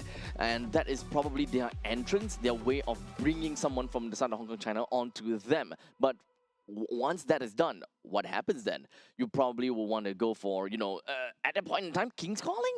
King's Calling just so that the rest of the members from Hong Kong, China, they can't just run right in that easily with a simple dash or not. But Team Sri Lanka, I think that the main problem is they were too quick or too eager to make a play. They constantly have the idea, you know what? In order for us to defend well, we need to have we need to kill KY Zheng. We need to ensure that the carry goes down, so let's send the Minsita and the glue after her. I think they had a bit of PTSD from that first game, right? From the first game where the Lord being inside the base caused them to lose. This time, however, they had that lineup where if the Lord is inside the base, they can stay inside the base. Because now they got the King's Calling, they got the full barrage. They could have played those AoEs extremely well. But in the last team fight, King Calling was way out of line. It was trying to catch KY Zheng as much as possible. And Praveen, you saw the full barrage was being used on the Lord. And that's when the resources got divided for the side of Team Sri Lanka. Indeed. Yeah, so really, I gotta say, Team Hong Kong, China, it was a battle of perseverance, right? This was a game of who could last longer, and they eventually won the war of attrition. It's literally a stamina play. Although it is kind of difficult to, kind of see how both of these two teams, like from their own perspective, right? From Team Hong Kong, China, what do they have to do? Team Sri Lanka, what do they have to do? At that point in time, everything is in a mass hysteria, and they are probably just really desperate because they know that this is the battle of the lower seed. How else are they supposed to go up any higher if they do not get to win this game? Yeah, I mean, in your bracket itself, there's Team Pakistan, there's Team Nepal, and these are all newer teams as well. Team Mongolia, actually, Team Mongolia in the bracket is also doing extremely well. But in the group itself, right now, it looks like Team Hong Kong China is no longer at the bottom of group number D, right? So we'll be taking a look at Group C next, which is, it's going to be Uzbekistan versus Team Kyrgyzstan. Yeah, Team Kyrgyzstan. I'm looking forward to see, because Team Kazakhstan had good stuff to say about Team Kyrgyzstan. And Team Kazakhstan was extremely good yesterday. Yeah, honestly, they had great showing. As such, we actually do have quite a lot of expectations coming up for the teams that is upcoming here. In fact, so far, every single one of these games that has been, kind of showed to us, they have been either entertaining or they have been really strong competitors all the way through. So when it comes down to this upcoming game between the Central Asia region, I'm just watching it. I'm gonna keep my eyes completely peeled and open to see what Team Kyrgyzstan and Team, what was that again? Kyrgyzstan and Uzbekistan. Uzbekistan, yes. What these two teams has got for us. Yeah, and currently the standings. So Team Sri Lanka, with that loss, they find themselves at the bottom of the barrel at -3 points, and Team Hong Kong China move themselves towards that top 3, and now they're tied neck and neck with Team Pakistan. They do need more points though, because I believe head-to-head favors Team Pakistan at this point. Now for the side of Team Mongolia, they pulled themselves forward 2-0, 4 points so far, and Team Nepal now down on that 4th place. And of course, well, just like that, we have got the entirety of the standings from Group D. We have -3 on Team Sri Lanka. We really had hope a little bit more from Team Sri Lanka, to be fairly honest, because we talked about that, right? Game number 2. They could actually bring the game all the way to game number 3. Yeah, and definitely, I feel that for the next few games going forward as well, it's going to get even more exciting. It's getting tighter. Team Uzbekistan, Team Kyrgyzstan, we have not seen. And Nothing. we're going to have a team that we're familiar with, but we have not seen yet, which is Team Singapore, that's going to go up against Team Indonesia. after that game as well. So after Team Uzbekistan and Team Kyrgyzstan, we're going back to Group A.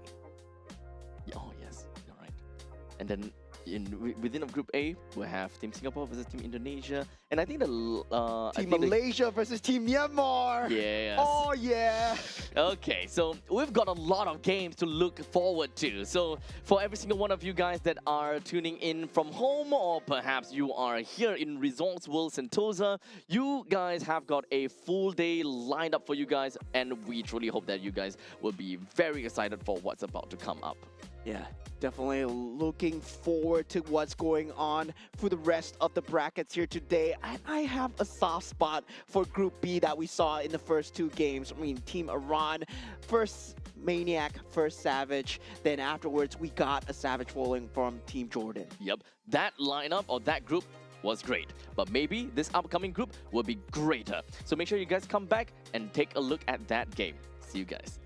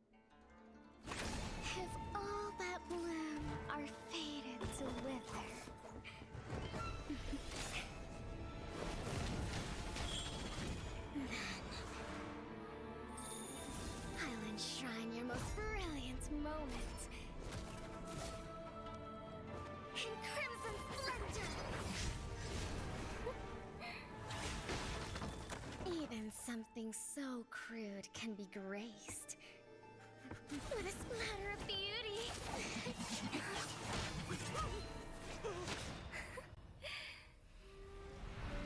I'll get you out!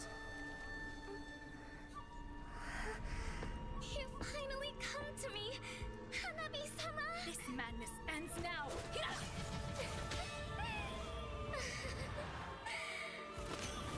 At last, I'm shivering with excitement!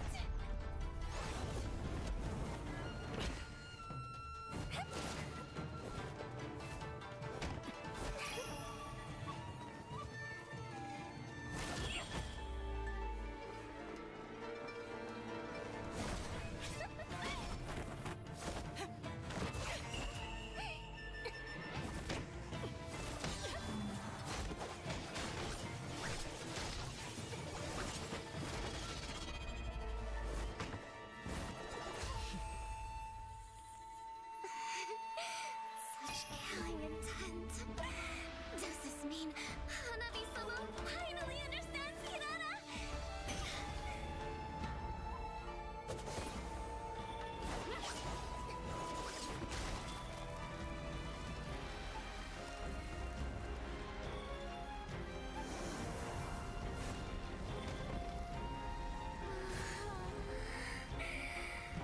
So warm.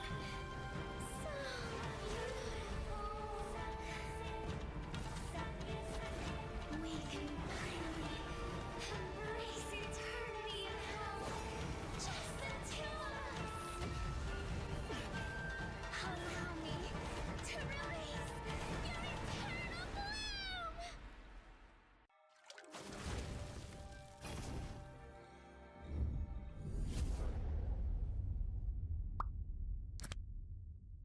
The human body was built to move. Not trapped at a desk in one singular posture for 12 hours a day. It's time your chair evolved. This is Secret Lab Titan Evo. Ergonomically engineered for you, gamers, hybrid workers, artists, backing your every move.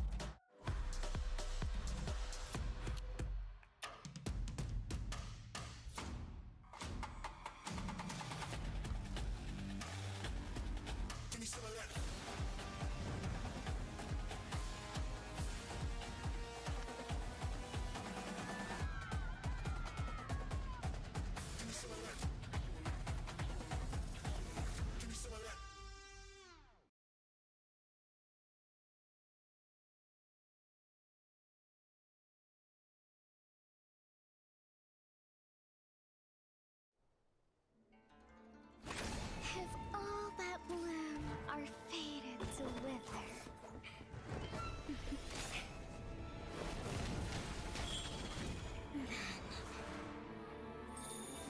I'll enshrine your most brilliant moment in crimson splendor. Even something so crude can be graced with a splatter of beauty.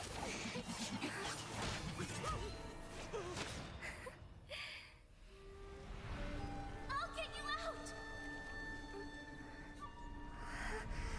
You finally come to me, Hanabi-sama! This madness ends now. At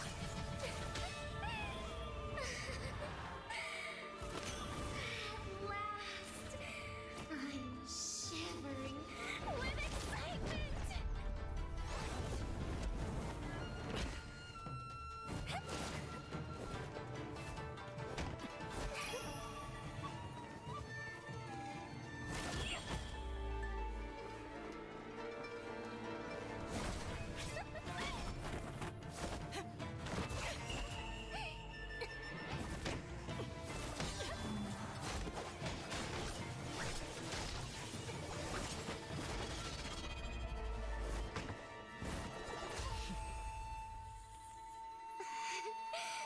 Such killing intent. Does this mean Hanabi-sama finally understands Kirara?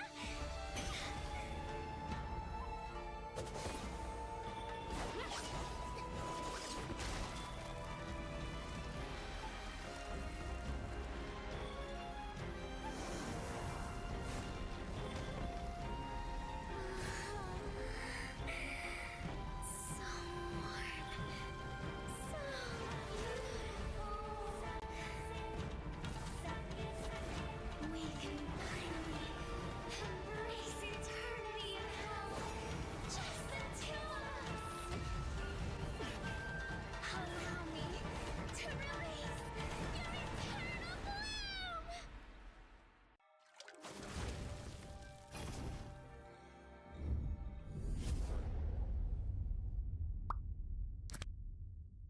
The human body was built to move.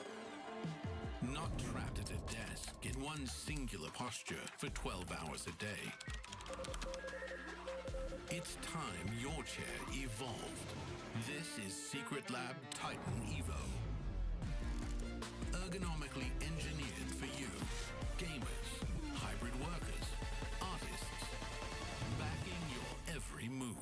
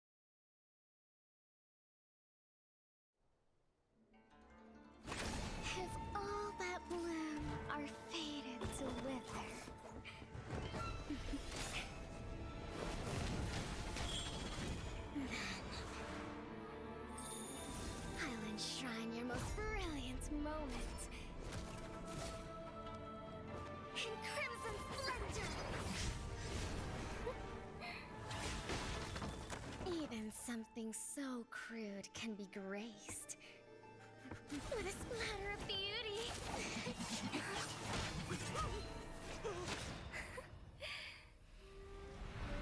I'll get you out! You finally come to me, Hanabi-sama! This madness ends now. At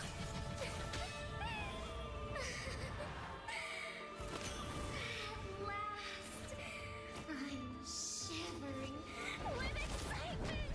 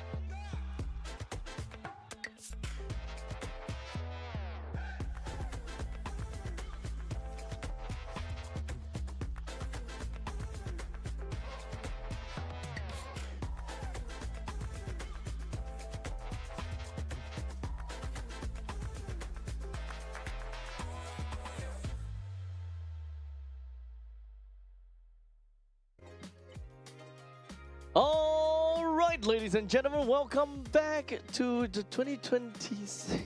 Oh, you look so stiff. Man's looking so stiff. But welcome to the 2026 Asian Games Esports Events Mobile Legends Bang Bang Qualifiers Day number 2. My name is Abstract. With me here is Moment. We are back at it again. We are going to be looking at a team, or the two teams, which have yet to play a single game in the stage as of yet. And that is Team Uzbekistan versus Team Kyrgyzstan. Yeah, just being glad that it's getting out there, right? MLBB is getting out into the international community. Uzbekistan and Kyrgyzstan have now joined the fray. And when you talk about games, right? When you see a new character come in, like Hirara, right? People get excited, right? Yeah. Even though Hirara is... But you said she's like horrible. Yeah. But still, like every time there is a new character coming in, there is hype. And now there are new teams coming in as well. And I believe it goes to say, right? We saw Team Kazakhstan. They were so clean, especially in this bracket. And they got good things to say about Team Kyrgyzstan as well. Yep. Not too sure about Team Uzbekistan, though. So definitely for this side, it's very fresh when it comes to a clean slate. Honestly, all I just really want to find out is what kind of meta are they going to be playing? Are they going to be slightly similar to Kazakhstan, or are we looking at something completely different? That is the general idea, the direction that we want to go for. But there's also another thing that we want to know, right? Because yes, some of these teams are relatively new. It's still in the entire ecosystem or community is still in its infancy stage. But aside from that, the players, are they recognized? Are they acknowledged before, or do they have experience? That is where we dive deep into Wikipedia and try our best to find out. But unfortunately, we were not able to see anything about any of these players. So very likely they did not have much of the experience as of yet. So this is going to be one of their main big experience.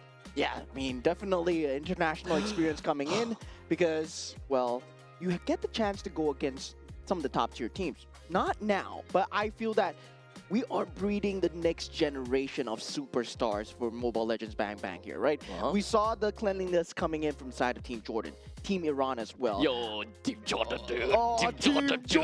Yeah. Oh, man, a savage, man. That was crazy. Man. That's crazy. That's crazy. And that's from a region where they're going to battle against Team Saudi Arabia. But looking at the side of Team Uzbekistan, for the first time here, we have on the gold lane, we have Zotov. And on that roam, we have Yoriev. And on the mid lane, we have Son. And for the jungle, we got Mama Rasulov.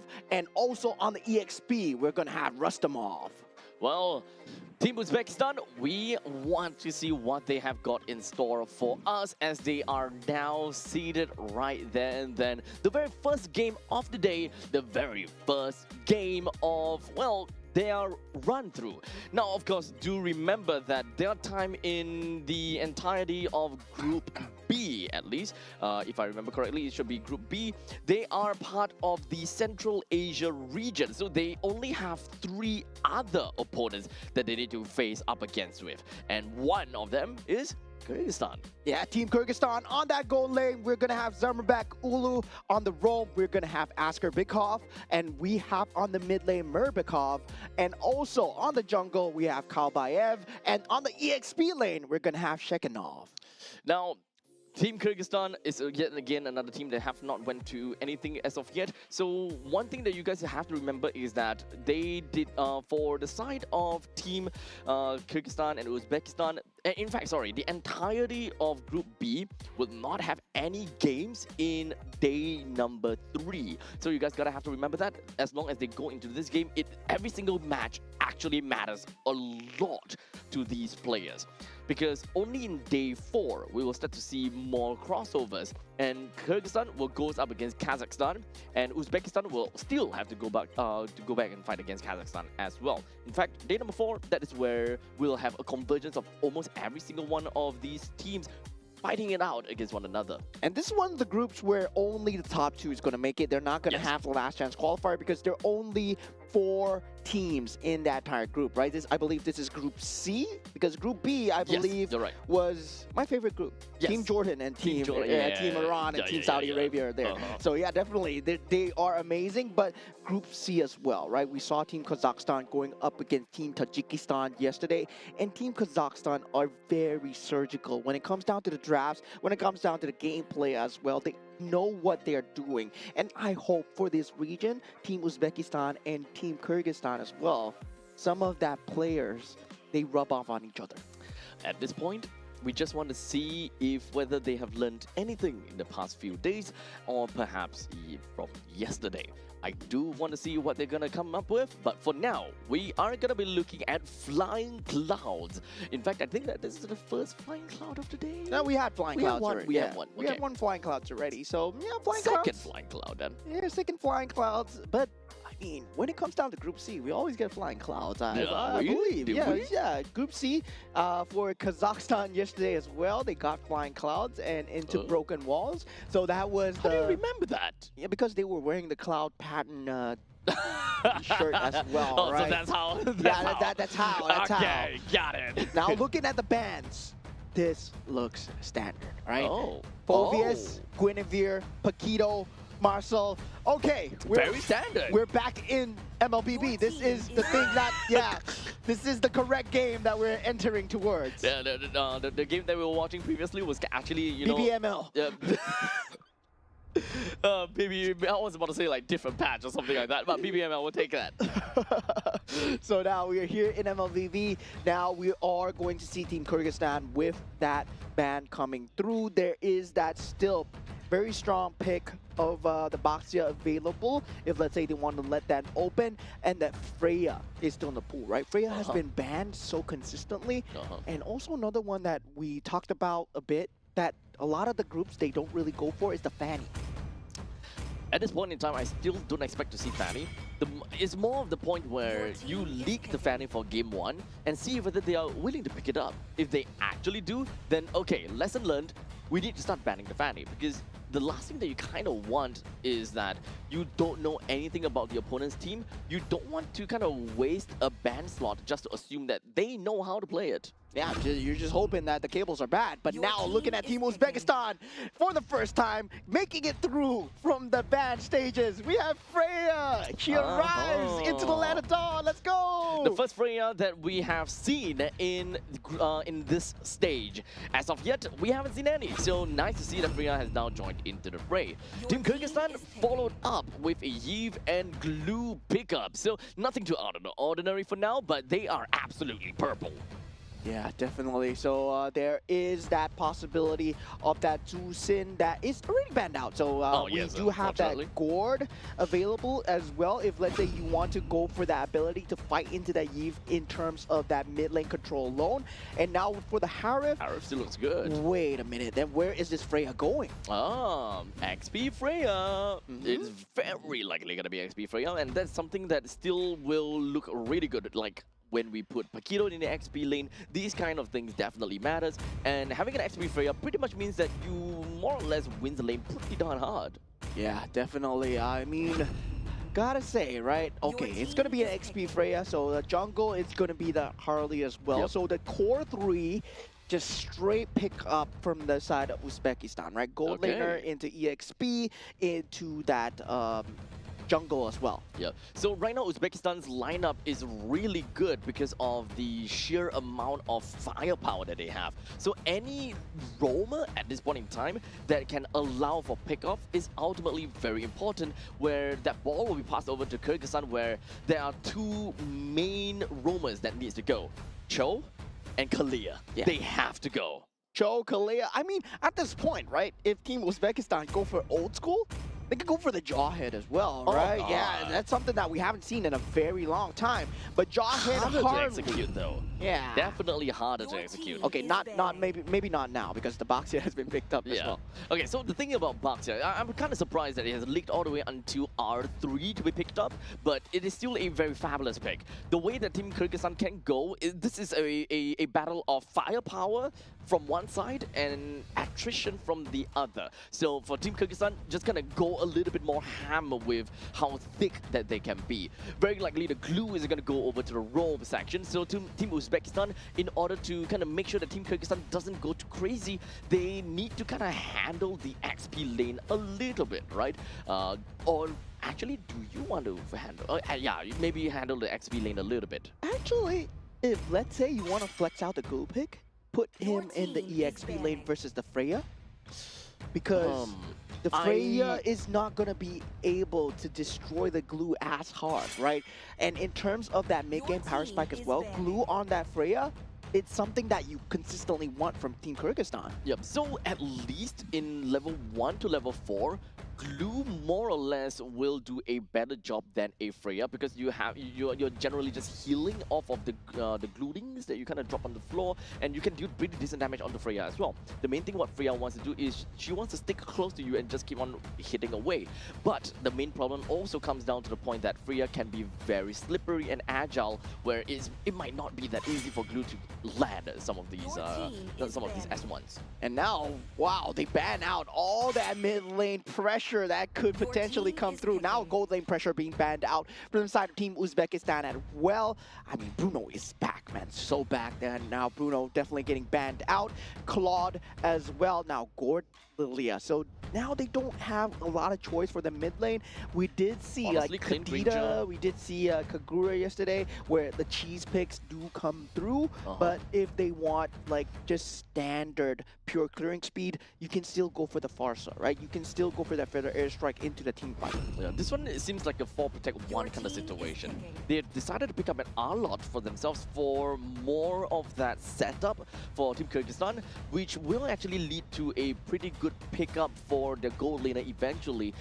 Can be a Clint, can be a Granger, or literally anyone that can play very early in the game. I'm not too sure whether they are too open to playing a fighter gold lane.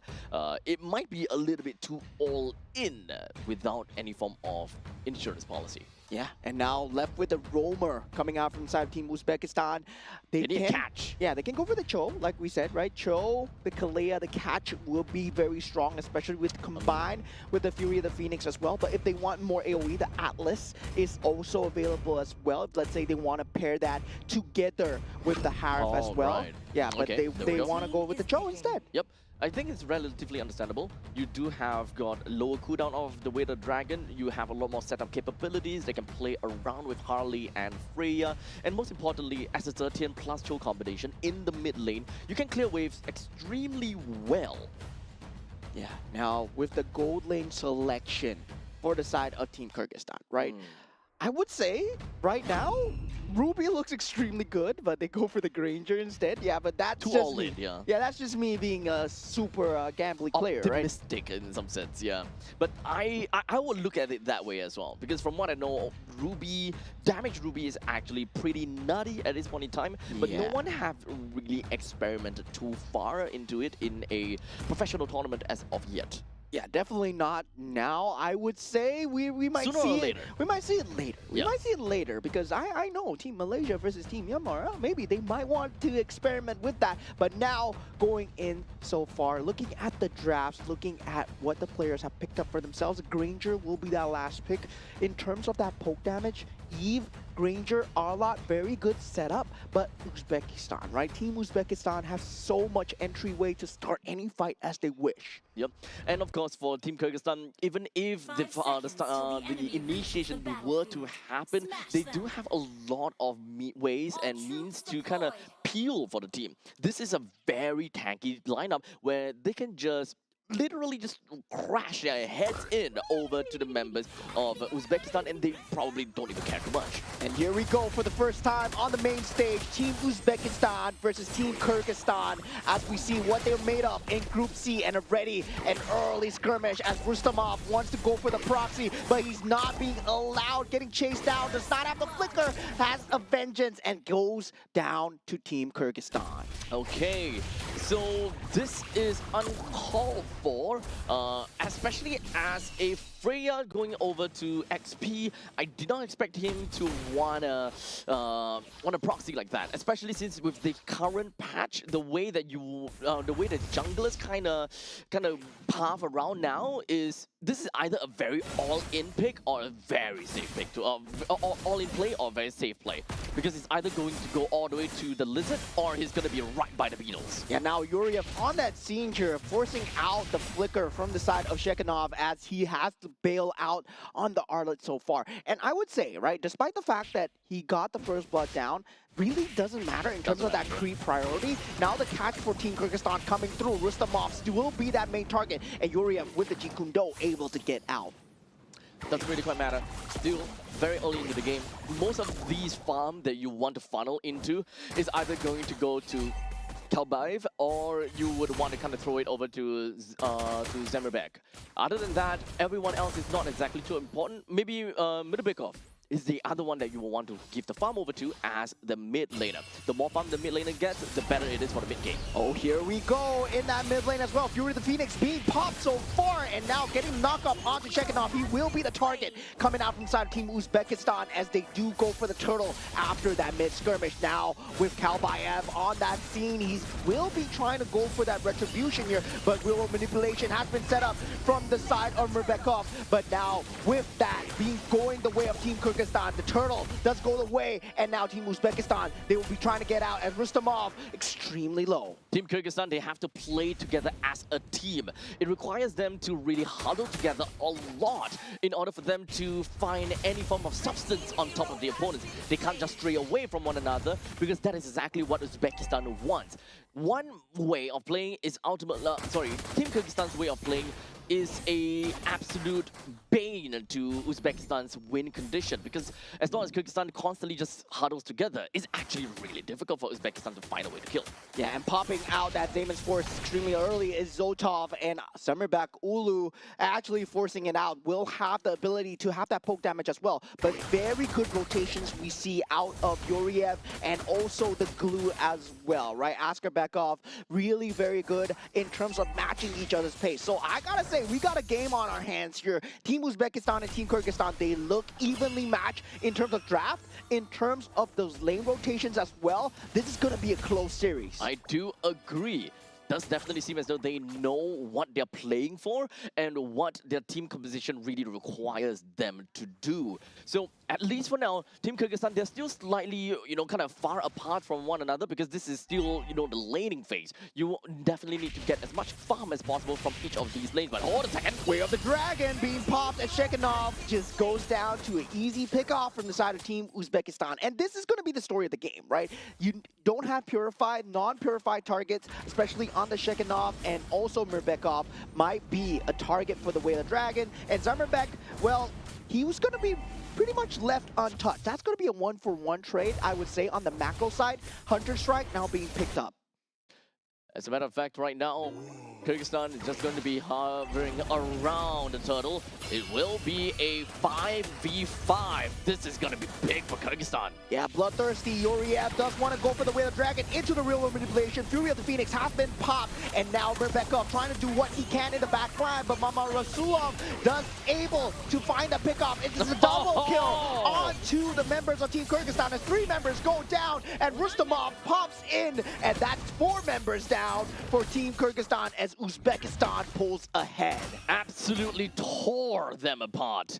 That's the problem when it comes down to that team fight, is the firepower from Kyrgyzstan went everywhere. And literally, when I say everywhere, it goes a little bit here, a little bit there, and not everything to one person, which is exactly what Kyrgyzstan wants to do, you see? At this point in time, the fight is already more or less dissipated. Most of the members are kind of going far back already. So right now, it's more about the fact that Team Kyrgyzstan, they need to find a way to single one person out and then to be able to kind of call out for these kills. Okay, let's go for Yuriev, or okay, Nick Next one, we'll go over to Rustamov. He's going too deep in, focus fire on him, that kind of stuff. Yeah, that Fury of the Phoenix timing extremely good, used after that real world manipulation, and we did see because of that Zotov, he had a freeze aim in Sports. Despite him not getting the kills, he did possibly the most damage with the synchro fissures and also that jumps coming through as well. Now 7-1, 4,000 gold advantage now. Team Kyrgyzstan, the way back is not good as, oh my god, the Granger dies solo in that bottom lane. Oh man. Now that we kind of seen everything together and now we are went past the laning phase, that means level 4, we are looking at players that are way past level 8. This means that level 2 ultimates are going to be big and going to be strong. We mostly look at Rustamov now. Rustamov and perhaps Son as well, because of the splash damage that they can deal in entire AoE kind of situation. So even if Team Kyrgyzstan would kind of move together in tandem and they will want to 1v5 one person, as long as Team Uzbekistan have got really good answer and really good reaction to it, Rustamov plus Son, they should be able to deal a bunch of damage to a really big party. And Team Uzbekistan are playing the map so perfectly, right? They have to watch out for the burst damage that comes through from the Harley. At the same time, Zotov, he's going to be farming reliably behind, and this is exactly where they excel at this lineup, right? They don't want to go for an honest 5v5. They want to take the skirmishes while they are ahead. And while they're ahead, they want to make sure that, well, Team Kyrgyzstan, they're playing great. They're playing the death ball style. But Team Uzbekistan, they're not going to entertain that chance. They're not going to take the 50-50 here. Yep. However, reaction time from Kyrgyzstan is important too. Now, with that Way of the Dragon and the real world manipulation being popped, they do get that turtle on the side of Team Kyrgyzstan. Now, Zermerbek Ulu does go down here. This is not good enough. Real world manipulation, not enough from the side of Murbekov. And 3 members from the side of Team Kyrgyzstan are falling. Shekhinov, he's in a bit of danger here. Yoriev on the scene does not have the flicker to reinitiate onto Shekhinov. It's largely a positioning problem right now from the way that I see from the side of Kyrgyzstan. So for the Mamarasula, he's got easy openings to just make his way over to the back lines. It is way too easy for him to just go in onto Zamirbek, and it's really unfortunate because as an assassin, that's what you want to do. Look at the damage coming through from the side of Zoltov. He pops the Zayman's Force and dives the Granger behind the turret. Zamirbek Ulu not having a great time, but look at this. Final Slash being used to try and save Kalbayev as Yoriev falls extremely low. And Kalbayev, he's still surviving for now, but 3 members already down as Rustamov eventually shut down here. Team Kyrgyzstan, they're finally trying to fight back, and they do have damage on Zamirbek Ulu, so they gotta watch out for that.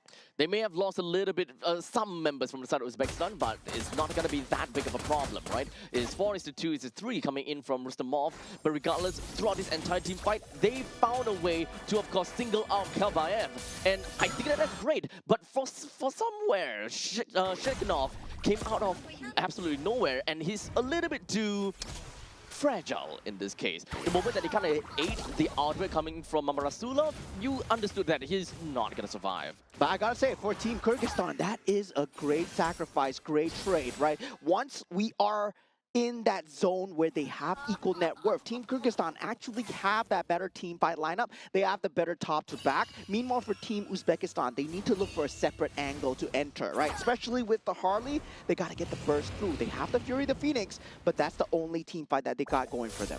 Team Uzbekistan has got a grand control of the entire land of Dawn, forcing Kyrgyzstan into a very unfortunate situation where they will not be able to get enough farm.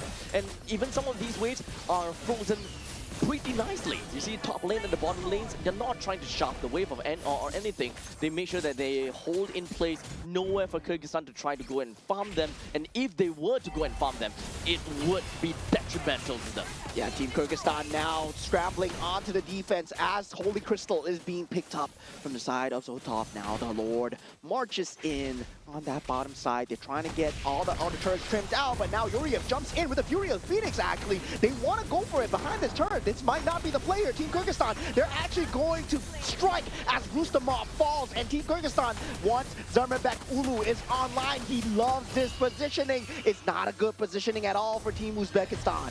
Well, at least for Uzbekistan, they may have lost Rustamov, and they are unable to do anything too much from this point on. They didn't get a single kill on the side of Kyrgyzstan, though, so I think that that's definitely a pity. However, they've tried what they've tried the best, right? They tried their best, and if they were to win in that gamble, that would help them tremendously in trying to take out more of these inner turrets. And Team Kyrgyzstan doing a great job of the inner base defense so far. They will have that final slash available. Yuriev needs to watch out for that, and it is popped. And Yuriev does not get the Whale of Dragon off. He's getting chased down at the moment. Whale of Dragon just for the defense. Kalbayev does not get the stun onto him. Now the rest of the team falls through. Rustamov is here on the scene. Yuriev still playing with Death's Door as the rest of Team Uzbekistan falls through, and Kyrgyzstan will have to run away. Shekinov unable to find the finish onto Yuriev, and Zarmabek goes down as well. All 5 members from the side of Uzbekistan, they are still alive. And Yuriev is still styling behind them, waiting for an opportunity. And right now, Kyrgyzstan, they're at death's door. Now, real-world manipulation has been popped to try and handle out the creep waves here. Rustamov, he is getting chomped down, and Askerbekov takes him out. But he will be the only one left. Kalbayev falling true close. Zarmabek, Ulu, they might be able to hold on here, but Team Kyrgyzstan, they do not, as Team Uzbekistan clutch through that final bit of damage. Well. Uzbekistan literally just gave everything for that one final push, even though that was really a gamble because we've got the main characters just coming back in. But you know what? They don't care. Uzbekistan knows that if technically speaking, even if they kind of lose in team fight, they can kind of go for the push again. They're so far ahead. 9,000 at one point in time, maybe even about 9,000 goal lead by 11 minutes in. That is definitely quite a lead for them to play around with, even if this game-ending push did not work out. Yeah, they knew that they were on the clock, right? Yep. They are a team lineup that plays well when they're ahead, but when they're behind, they're actually very squishy, right? Yep. If you take a look at them one at a time, yeah, it's going to be very squishy, but they kept forcing the fight. And Yuriev, I gotta say, he was the main criminal behind Team Uzbekistan. He's a smooth criminal, dude. So smooth. Constantly just being so sly and just slipping to the back. And speaking of the smooth criminal, Yuriev, 0 kills, 1 death, and 14 assists, putting him at 78% kill participation. Yeah, this man defied death multiple times, right? We saw him jumping in and out, trying to force out the errors. And I gotta say, this looks good. This looks good coming out from the side of Team Uzbekistan so far. And even for the side of Team Kyrgyzstan, we saw the response. Their disengages were extremely clean. I gotta say, it looks like a competitive series that boiled down to a few mistakes that Team Kyrgyzstan made. Honestly, it's really hard to pinpoint mistakes from either one of these two teams. In fact, it really just boils down to them in a micro within of team fights. To be fair, we did definitely mention that Uzbekistan's lineup is technically slightly easier to execute because you are mostly reacting to what Kyrgyzstan is doing, because Kyrgyzstan, their lineup is a lot more of a higher skill ceiling, because you need to coordinate with your team to understand how do you want to macro your way around that team fight. If you don't land a right final slash, for example, or if Kalbayev were to crash onto the wrong person with the shield unity, there is so much that could go wrong. Yeah, definitely. We did see flickers and moments of brilliance coming out from inside of Team Kyrgyzstan. It looked like they were going to able to hold on, especially once the stick came through, once the item build came through from the side of Askerbekov as well. If he had a bit more magical resistance, it would have been great against the Harley and also Zoltov as well, right? I believe during a lot of these team fights, Zoltov was just left free reign in that back line, able to just chunk down whatever amount of damage. And not to mention Rustamov. He was dealing so much peel as the Freya, and this is why Freya is so good, right? It's completely banned out from almost every single game because he's good on almost every lane, and on the EXP lane as well. He's just able to just bring the fight to them. And despite the fact that he gave up his life so many times, it bought space for the team. Yeah, honestly, all Freya wants to do is to duel. She is literally a Valkyrie and just don't care about anything, fight to the death. Even though she's the only thing she lacks is like a horse or a unicorn or a pony or whatever it is. She will fight to the death and do whatever that she could. So much shield, so much damage, and the moment that you overstay your welcome, say goodbye to your health pool, even if you are a tank hero sometimes. According to the mythical lore of Valkyries, it's a Pegasus, the horse with wings. Thank Yeah, you. that you're welcome. You're welcome. You're welcome. Welcome, guys. Thank you. All right, so guys, that's why we see Freya banned out so much as well. So definitely, when we go into the next match as well, Team Kyrgyzstan, I feel that they have a fighting chance when it comes to this. We might see a 3-game series here. Honestly, I would not be surprised because game number 1, I feel that it's slightly dictated based on what kind of draft that they had. If in the event that Uzbekistan would have a draft that is slightly simpler to execute, I think that that game would be a lot more back and forth. With that all said, game number 1 for who was that? Uzbekistan, or is it? For Kyrgyzstan. Okay, sorry. Kyrgyzstan. Okay, so if the match for Kyrgyzstan were to be a little bit more easier, rather, if their competition is a lot easier to play around with, it would have went through, it will be back and forth a lot. While in the meantime, for Uzbekistan, all they need to do is just execute the skills. They just need to have their own specific tags. Like for example, the Harley just needs to tag onto the Granger, for example. As long as you see the Granger, go for it. It's as easy as that, right? You don't particularly need to, let's group up together as 5. Let's go together. You see who you jump on this person, blah, blah, blah. But for a Harley, I see a Granger, go.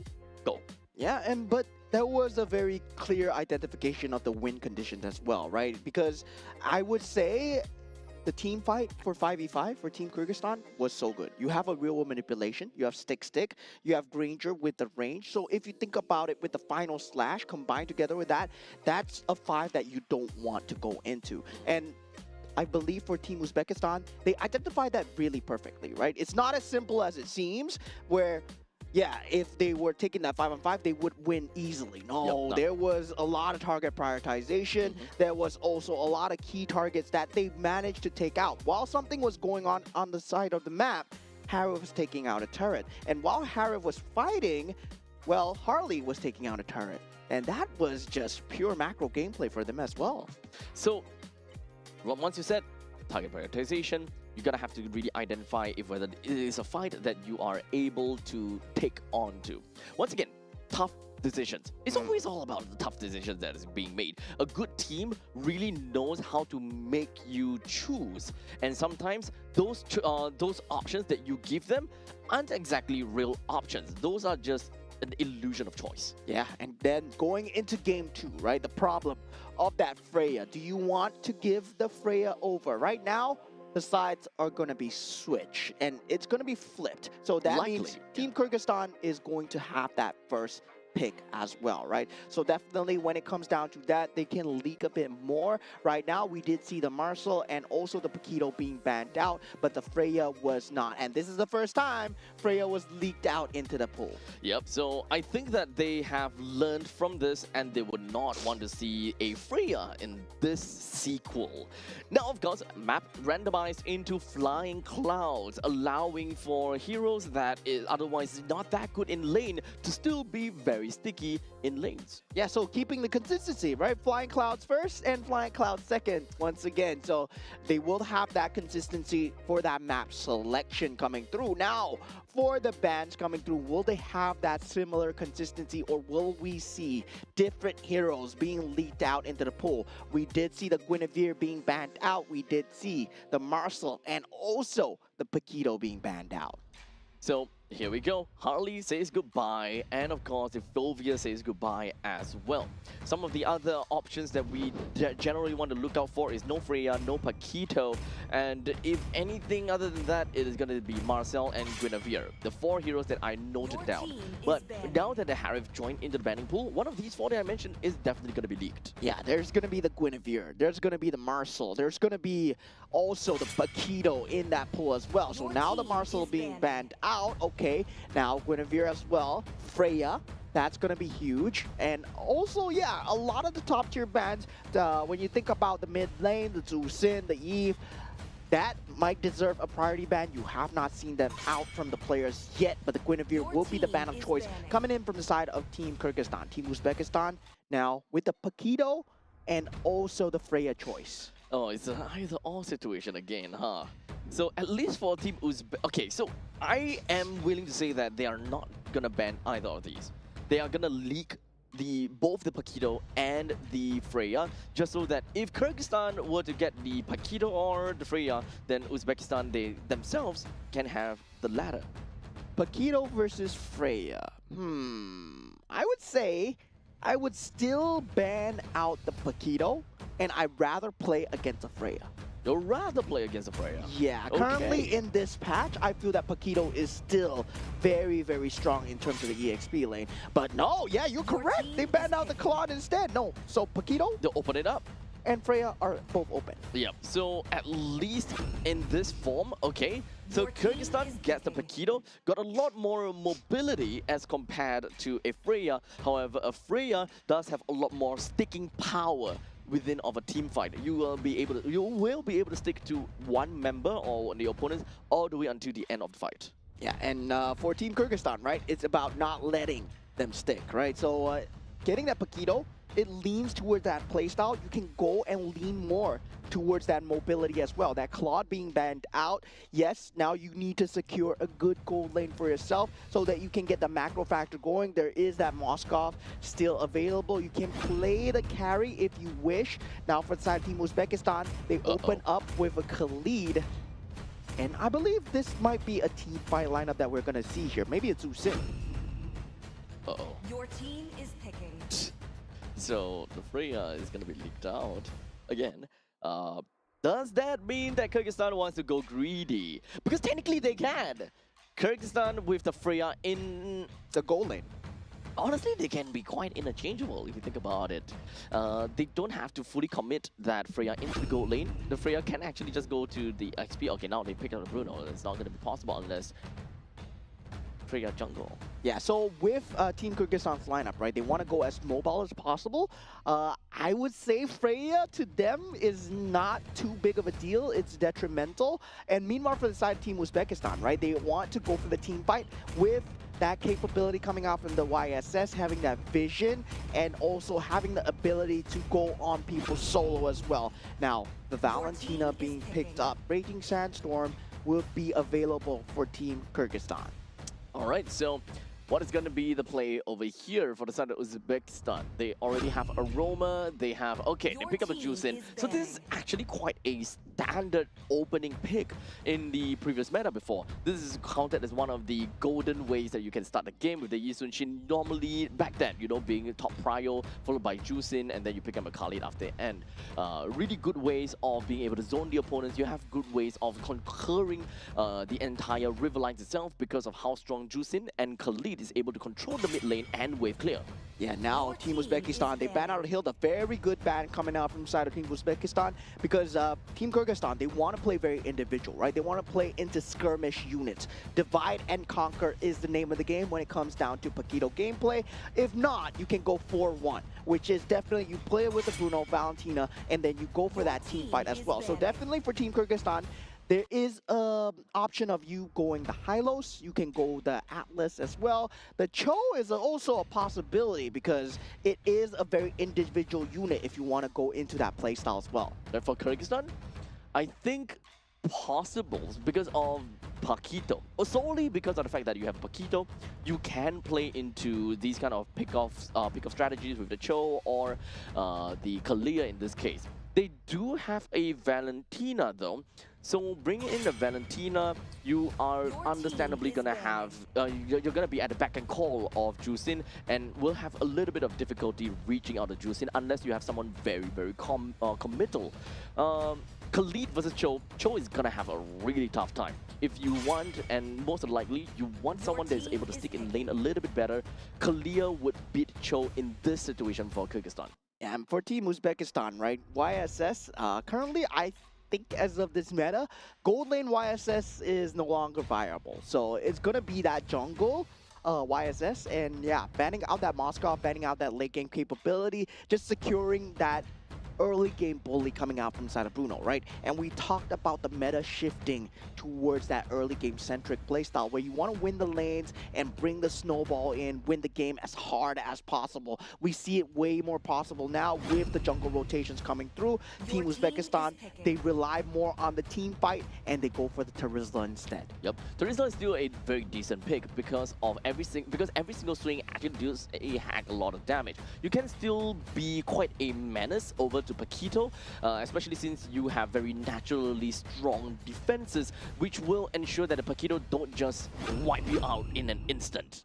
And now Team Kyrgyzstan, they go for the team fight route, right? They Belleric. go for the Belleric into the Leo Mord as well. Belleric Bruno, still a very old school combo. Yes, you don't really have that much of a setup, but when combined together with Valentina now, Penalty Zone, and also Raging Sandstorm becomes a key opener on that table. Now, for the side of Team Uzbekistan, they answer back with a Granger, going poke for poke here. And now both sides, they have the best of both worlds here.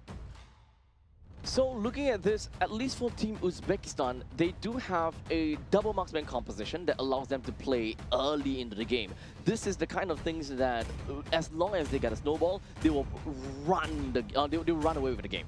You won't be able to have a very good chance to kind of play around with, and you wouldn't really be able to do too much. Because the moment that, yes, there is a Paquito, you can go for assassination on either one of these marksmen, but it requires you to be very, very committal. The moment you do that, you might just very well be caught out by a counter-engage from the Terizla or the Khalid, allowing you to either allow the either Yusufin or perhaps the Granger gets some farm. That's a very good word. The counter-engage is going to be the name of the game as we head on into Game 2 of Kyrgyzstan versus Team Uzbekistan here. Team Uzbekistan currently ahead 1-0. And yeah, speaking of counter-engage, we have a great counter-engage tool, right? Valentina, IMU. You can counter-engage all you want. He is the counter. And we have Belleric wrapped for the Dryad as well. So right off the bat, as we take a look at Gold Lane, it's going to be Granger versus a Bruno. Both of them can actually kind of look at, lane bullying to a certain extent, and I'm not particularly too afraid for any one of them. Most likely, it's all about a poker game. They just want to play around with one another and just kind of, test each other out. Theory on paper, Granger wins against Bruno. So sadly, Granger was led to the downfall of Bruno, and when it comes down to that meta sunrise sunset. Oh, now, so yeah, Zotov is going to have a great time, especially if he plays this perfectly, because there's no way that the soccer ball lands onto Zotov at this point unless he makes a spacing or positioning mistake. Well, we shall see about that. Of course, it also depends on what kind of items that oh, okay, he's going to rush straight for the boots. Okay. At a certain point in time, some of them choose to not run or rush for boots. They go straight in for the Heart's Claws in order to get more domination in lane, in order to get yourself to be a lot more sticky in the lane. But of course, there could be a very high probability that it decides to go for that because of Flying Clouds. Yeah, now with the rest of the team falling in here, this bottom lane looking like a bloodbath. Leomord pops his ulti, Kalbayev. He is there on the scene, taking out Rustamov. That will be first blood. And Team Uzbekistan, they cannot respond. Terizla is already down, and they won't have that frontline body. There's a fast kill, very decisive out of the members from Kyrgyzstan. And just like that, we do have the turtle that's currently available, and Uzbekistan at this point in time will have a slightly tough spot because of, well, the looming threat of Shekhanov. Yeah, and that's the problem right now with Team Uzbekistan's lineup, right? When you pick up the YSS, you're hoping for a damage, you're hoping for that pickoff going through, and you're relying on so much other else to rely that setup for you. And for Team Kyrgyzstan, they have a jungler that can set up for himself. He can just run in with the horse. Yep, literally just summons Barbil, and we'll see how from that point on he's going to play around with. Now, in the XP lane, we have more or less had a very good idea how it worked out because there is just so much mobility and movement coming from Kyrgyzstan and just punishing down to the bottom lane. Oh, popping the ultimate out of the side of Mirbikov as he is forced to use IMU away with Sun's ultimate as he was in slight bit of danger, did not want to force out that flicker. I would say IMU versus flicker, IMU way less committal. Yep, especially since the cooldown will to kind of wear off a lot faster as well. Now, It is still pretty early into the game. We are still in the laning phase right now. It doesn't really quite mean anything for now. The fact that Rustamov went down once, it could still shake. The game could still definitely shake up quite a bit the longer that the game goes into. But we still need to remember that Kyrgyzstan's lineup, they play very heavily into the early stages. And they pretty much all in the early stage. Uzbekistan, on the other hand, they are a lineup that can be very strong in the early game as long as they have the snowball. But they are not fully committed in that.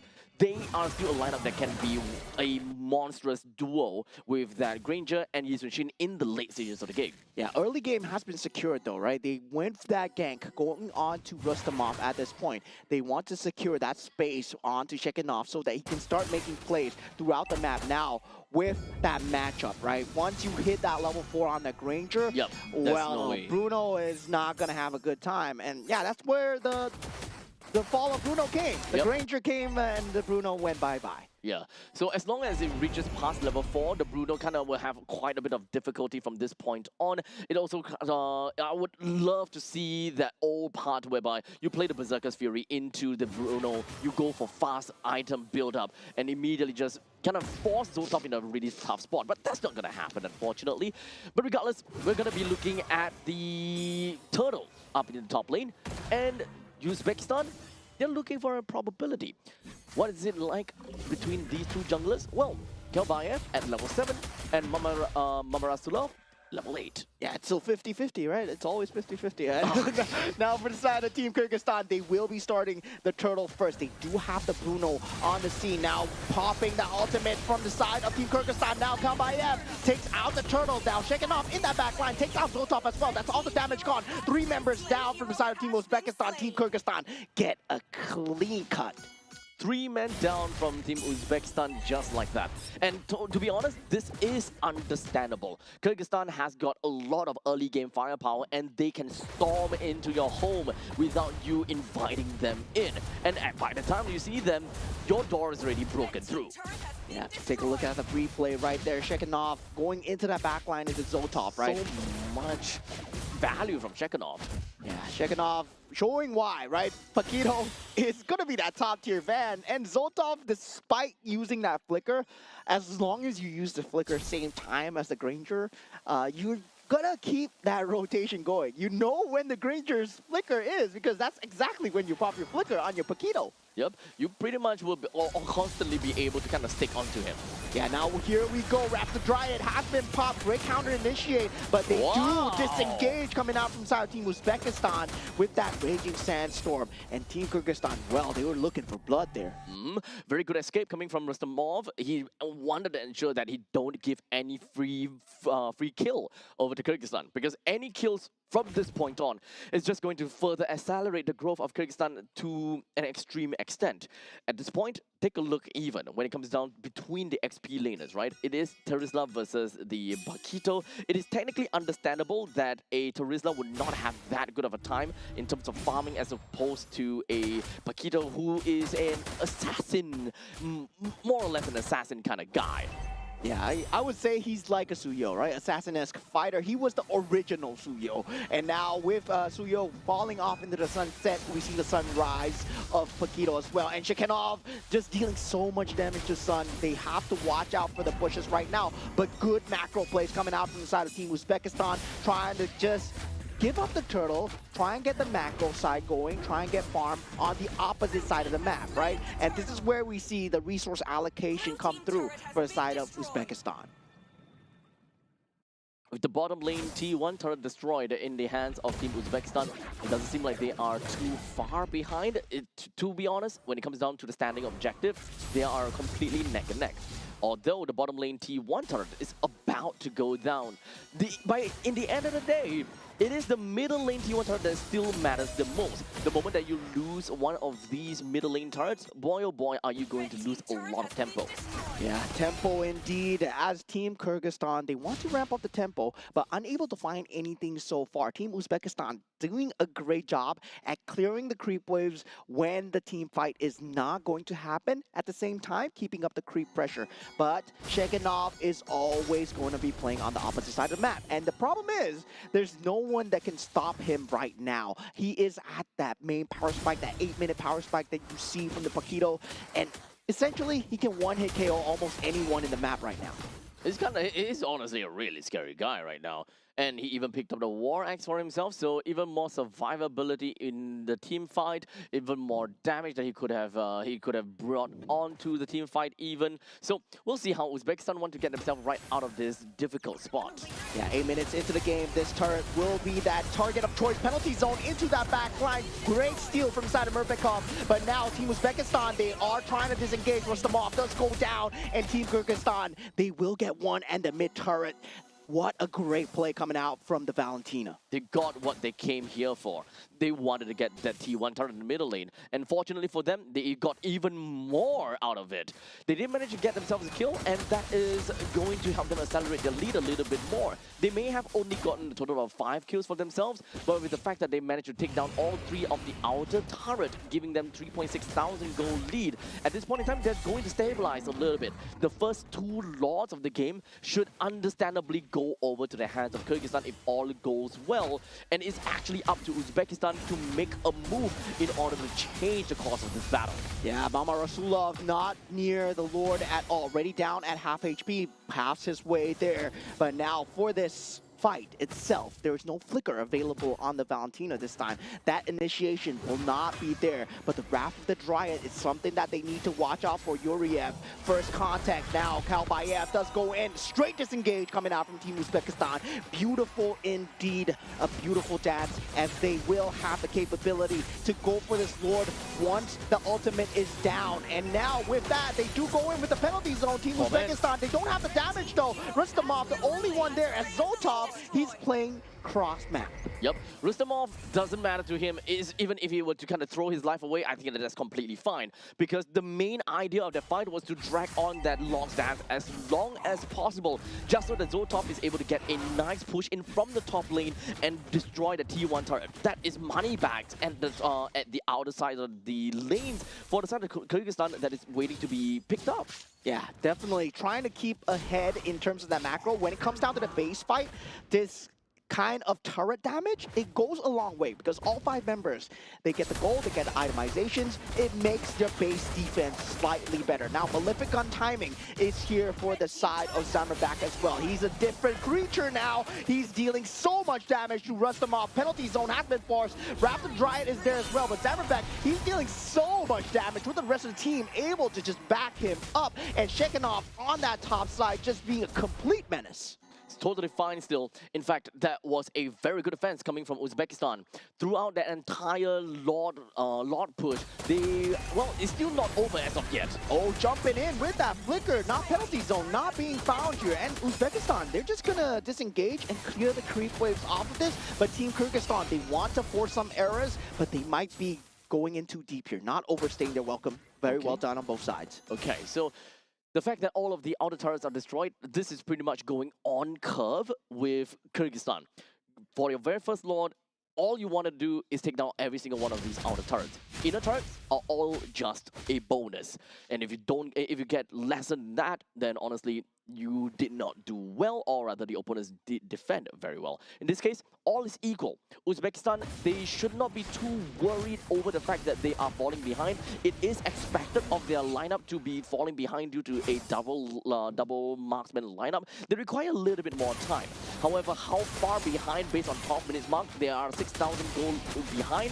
I think that they can come back. Oh, what jump in by Shekhinov. That is not going his way. Zotov finds himself extremely low, but Zamerbek still in that back line, able to dish out the damage as Zotov is forced to run away, still has that flicker available. Uzbekistan, they can't go for the re-engage. They know that Shekhinov is low, but they don't know where he is. So they will take one and leave for now. 18 minutes. Give Uzbekistan until 18 minutes, and there is going to be a lot more probability for Uzbekistan to really be a lot more powerful.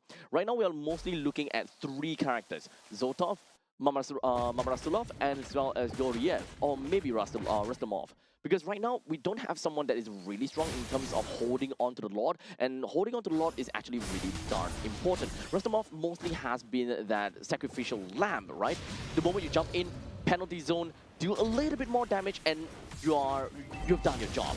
While for Yoriev, he does have a kit that allows him to survive a little bit longer with that quick sand guard. So hopefully he can get tankier from this point. Yeah, can they survive and can they hold on here? They're trying to force out the lore dance as much as possible, but that top and bottom lane priority will eventually go the way of Team Kyrgyzstan, and they know that. They're playing it extremely slow. They're forcing out the lore dance, taking their time here, and Zoltov with a great movement towards that bottom side alleviates one side of the pressure, but does not handle the other side. There's no one there for the moment, and if Shekinov starts making his way towards that top lane, he can threaten both sides, but he will choose to play with his team for now. Yoriev still forcing out that vision. Yep. So now, as you mentioned, I think that Shekinov might be trying to... Oh, actually, it's a very difficult choice right now. Yeah, to jump onto Shekinov at this point, Team Uzbekistan, they will take that non-committal fight. The poke is coming through. Team Kyrgyzstan, they are going for the conceal, running in. They are spotted. Good. And Team Uzbekistan, very good disengage. Very good disengage, one thing. Number two, very good decision from the side of Uzbekistan. They're constantly just taking quite a bit of presence down to the bottom lane and then back up to the middle lane while still kind of dancing with the Lord. They don't need the Lord. They shouldn't take the Lord, as a matter of fact. They shouldn't try to whittle down the Lord down to half HP, because Kyrgyzstan, they have the firepower to be able to burst down this Lord and take the Lord for themselves. What Uzbekistan wants to do is to drag on this Lord dance as long as possible. Raging Sandstorm going in with a Rapid Dryad. Kalbaev does get the Lord, and this drag might be the end of them as Rustamov does go down. They don't have the penalty zone available. They have to run away. Team Uzbekistan trying to disengage as Yoriev will be able to escape. Only one. That was great. Wow. Only a single death out of that fight. I think that is the best case scenario for Team Uzbekistan already. Even though we're looking at 7,000 gold deficit for the side of Uzbekistan, but I think it's fine. A total gold economy of 38,000. Just a little bit more, I will say. Although the lead is definitely growing a lot more than I would have wanted if I am rooting for Uzbekistan. From 18 minutes, I think we're gonna have to drag it out to 20 minutes. Yeah, Lord going in, destroying the inhibitor turret. That is on that bottom side of the lane. Team Kyrgyzstan, right now, they're feeling it as they don't have Kalbaev. Rapid Dryad has been used time after fun. Now Kalbaev is here. Mepekov takes him out. And also Yoriev goes down. Only 3 members left from the side of Team Uzbekistan. They still have a creep wave coming in as the inhibitor turret will be going down. That flicker usage just in time for the side of Zoltov as 2 inhibitor turrets are down. It's okay. If it's just about 2 inhibitor turrets, I think it's fine. But if they were to lose the top lane inhibitor turret, then that is going to be a little bit rough for them to deal with. Yeah, and that's exactly what's going to happen. Team members are not out in time. Merbekov falling extremely low, but Zoltov unable to find the final ounce of damage. There we go. There we go. All 3 inhibitor turrets taken down. A barren wasteland over to the side of Team Uzbekistan. Very good plays altogether, though. I would say that Uzbekistan was a little bit too stressed out in trying to make a play and trying to push the members from Kyrgyzstan away. To be fair, I understand. They want to ensure that their own backliners is able to secure some of these kills in order to accelerate their growth even more, because the leads is just growing even higher and higher. However, all these lead will eventually become diminishing returns the moment that we hit really late stages in the game. Do we even have enough time? Do we even have enough space for Team Uzbekistan to drag the game until 20+ minutes, where Zoltov, Mamarasulov, as well as, or maybe just the entire team of Uzbekistan gets enough damage to withstand this firepower from Kyrgyzstan? Yeah, I mean, at the same time, they don't have any semblance of control other than the Raging Sandstorm, right? Sure, penalty zone is a form of pseudo-control, but it's more for the damage than anything. And meanwhile, the Wrath of the Dryad has been the main factor coming in from the side of Team Kyrgyzstan, right? Where he's able to drag out so much time before the rest of the team can come in. That's why they can play split so far apart. And Team Kyrgyzstan, they might be splitting for the last time, as Team Uzbekistan, right now, they don't have any base turrets. Having no base turrets, ultimately it will always mean that you will have macro disadvantages when the opponent is trying to take the Lord down. The opposite lane will constantly be pushed out, and you will always need to apply a single resource, someone down to the bottom lane, to deal with the pushing wave. And the timing has to be now. Ultimates have been popped from both sides here, and the Lord goes down to Asker because now Uzbekistan, they have to disengage from this. Rustamov is down, Zoltov is down. There's no damage coming through from the side of Team Uzbekistan. They're on the a run here as Zemmerbeck Ulu on the Bruno, still alive. Worldly connects here as Yoriev falls extremely low. 3 members left for the defense as 3 creep waves will be coming in, and Team Kyrgyzstan will get themselves a draw as we head into game number 3, 1-1. GG, well played to Team Kyrgyzstan. In fact, this is a very strong early game lineup that allowed them to create a massive lead and essentially just ensured that Team Uzbekistan is unable to hit their critical mass by the allocated time. Naturally, in the early stages of the game, if the gold and economy were to be plotted out correctly, or if the game does not increase in terms of the income gap, then Uzbekistan would have gotten max items somewhere around 18 minutes. However, because of the fact that the Team Uzbekistan, Team Kyrgyzstan, they are so dominating and they are constantly just shoving out the opponents to ensure that they don't get much farm, then understandably, getting max farm will have to move on to later on from 18 minutes back to 19 minutes, back to 20 minutes even. I think it was one player in particular, right?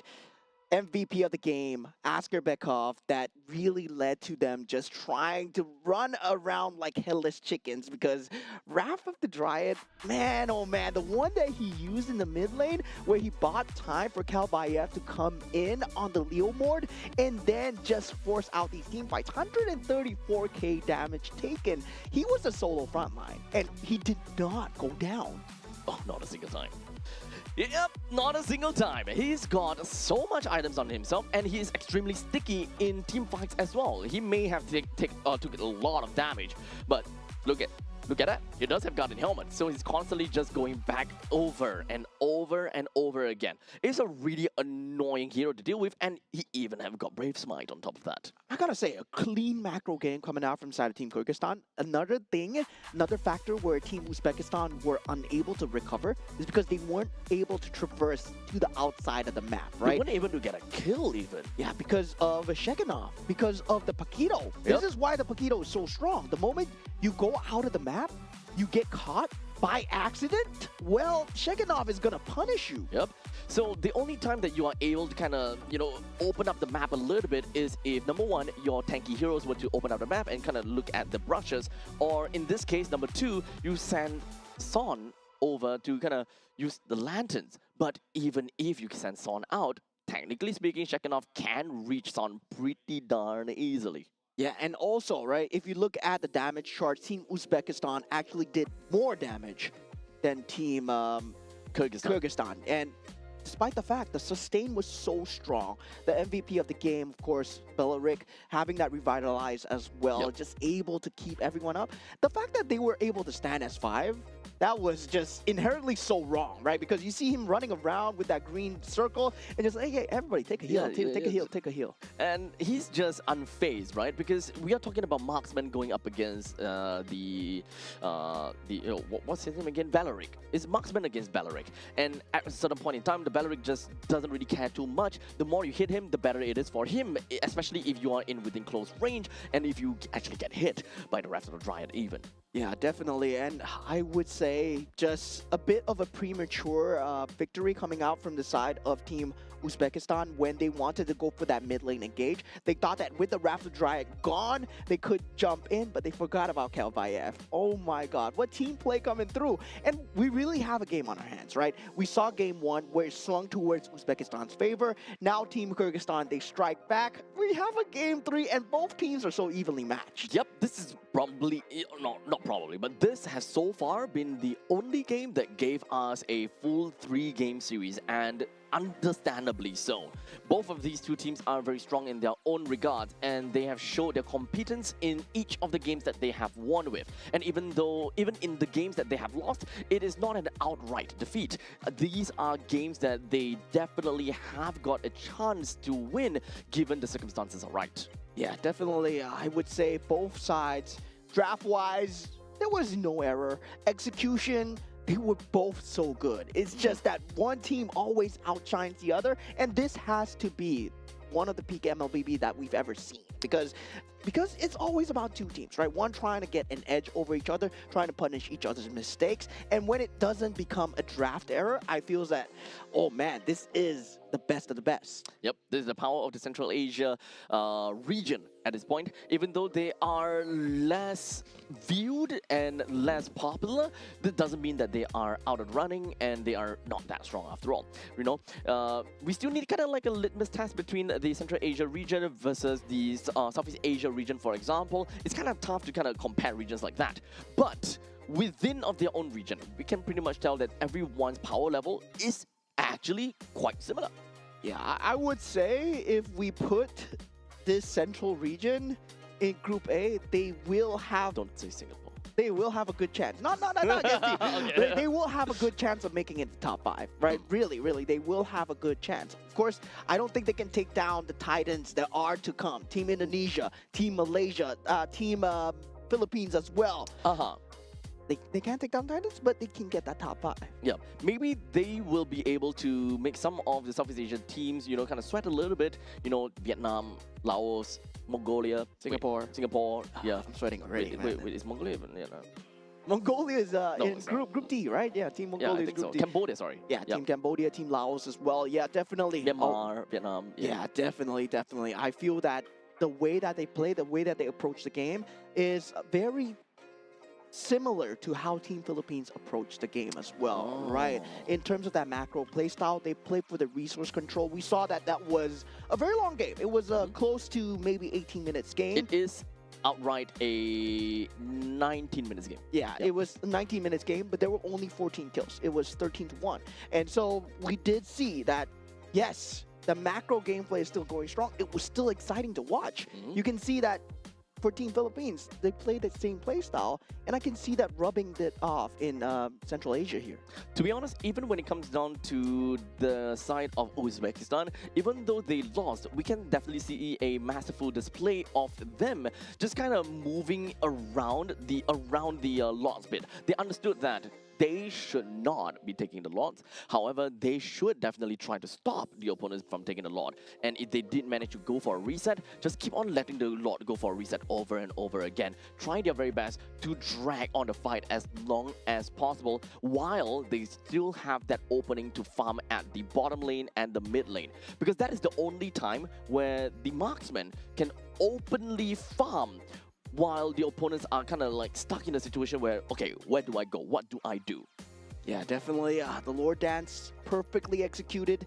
Now we saw one top tier pick come out, Freya, and we did see another top tier pick, Paquito. Yep. And we see why it's getting banned, right? Consistently getting banned. Now, will it leak through once again? No, maybe, you know. Honestly, Freya gone, we got Paquito gone. Maybe now leak the Marcel. Yeah, I don't know about that though, but honestly, I'm just at that spot where the only qualm I have about that previous game is they went for, I think the Harriet ban? No, okay, basically the final ban was not either Paquito, it's not either... Claude. Oh, the Claude? Okay. Yeah, they banned the Claude. So they opened up the Paquito and they also opened up the Freya. Freya, yeah. Just like that, it immediately signals to me that one team takes Paquito, other team takes the Freya. But in the end of the day, that did not happen, which honestly I find it kind of a very unfortunate situation because both of these two heroes can really shape how a team can draft and how a team would want to play the game. It would have been quite a scary game if we were to see Paquito on one side and Freya on the other. I think theory-wise, definitely it puts a lot of pressure in the draft, but also on paper, right? I would rather play against a Freya than a Paquito in this current meta. Because in this current meta, I feel that, yeah, Freya is a problem, yes, but it was last meta's problem. And Paquito is new in the patch where it got so strong. Just the last month alone, we saw Freya just go crazy, but now Paquito is on that sunrise, and now we see broken walls away from flying clouds. Okay, so no more flying clouds. We're back at it again with broken walls. I really need to shake away from the fact that, you know, broken walls has been seen a lot, but in actual fact, today it is pretty nicely randomized. Yeah, it's pretty nicely randomized. Yeah, unlike day one. 5 broken walls in a row. Yeah, definitely. Now we do see both the Your Paquito team is and the banned. Freya being banned out. Phoveus and Guinevere will not be seeing action in this game number 3 as well, as both teams are now 1-1 in terms of score. Wow. This has been a treat of a series here. 2 regions, 2 teams that we have yet to see grace that main stage, and they're fighting their hearts out in the land of Dawn.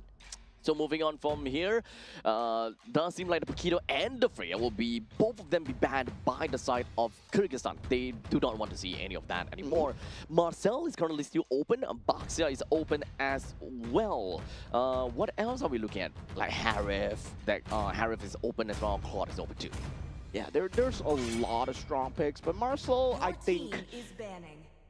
Come on, man. Team Kyrgyzstan, you gotta ban out the Marcel, man. If you lose to a Marcel here, you're never gonna live it down. So definitely, they ban out the Harley instead. So Team Uzbekistan, they have the choice to go for the Marcel now. Are they going to?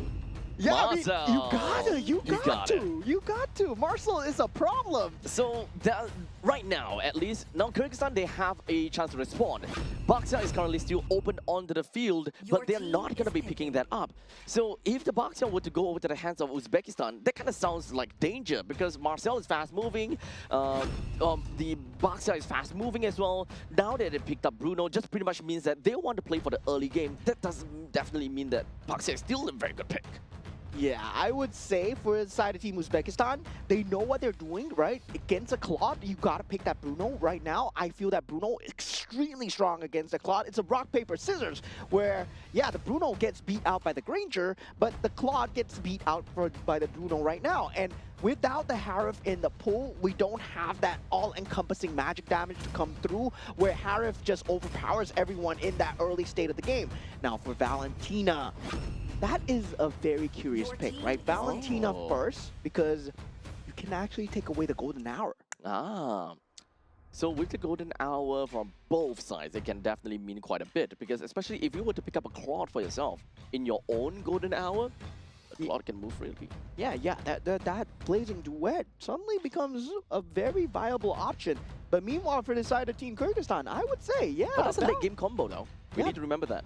yeah, that is going to be a very good Your combo. team And they is do banning. go for the Akai here. So no Baxia, Okay. no Fredrin so far. We do see Leomord and Akai being the junglers of choice for Okay. both teams here now. EXP All lane? XP lane. Both of these two teams have yet to identify their XP lane. At least for Uzbekistan, they need mid lane and XP. For Kyrgyzstan, they needed XP and roam in this case. Yep. So XP is going to be bleeding in between both of these two teams. Understandably, looking at this fact, let me think. a You little gotta bit. ban out the Tsusin here, right? Coming in from the side of Team Kyrgyzstan. For Kyrgyzstan, probably yeah. Maybe the Lilia and the Jusin right now. Uzbekistan though, banning out. Oh right, Your God is team fine is as well. banning. Yeah, I mean, one of the stronger mid lanes as well, so Team Kyrgyzstan will be looking to ban out the mid lanes. Meanwhile, for the side Team Uzbekistan, looking to ban out Your the team is EXP. Yep. Sora, Lapu, they are all pretty decent coming in here. Right now, I think that the main thing is Team Kyrgyzstan, they don't have a very good engager per se. Your So team is Uzbekistan want to banning. take away some of these engagement tools, mostly from Lapu and maybe even Yuzhong to a certain extent.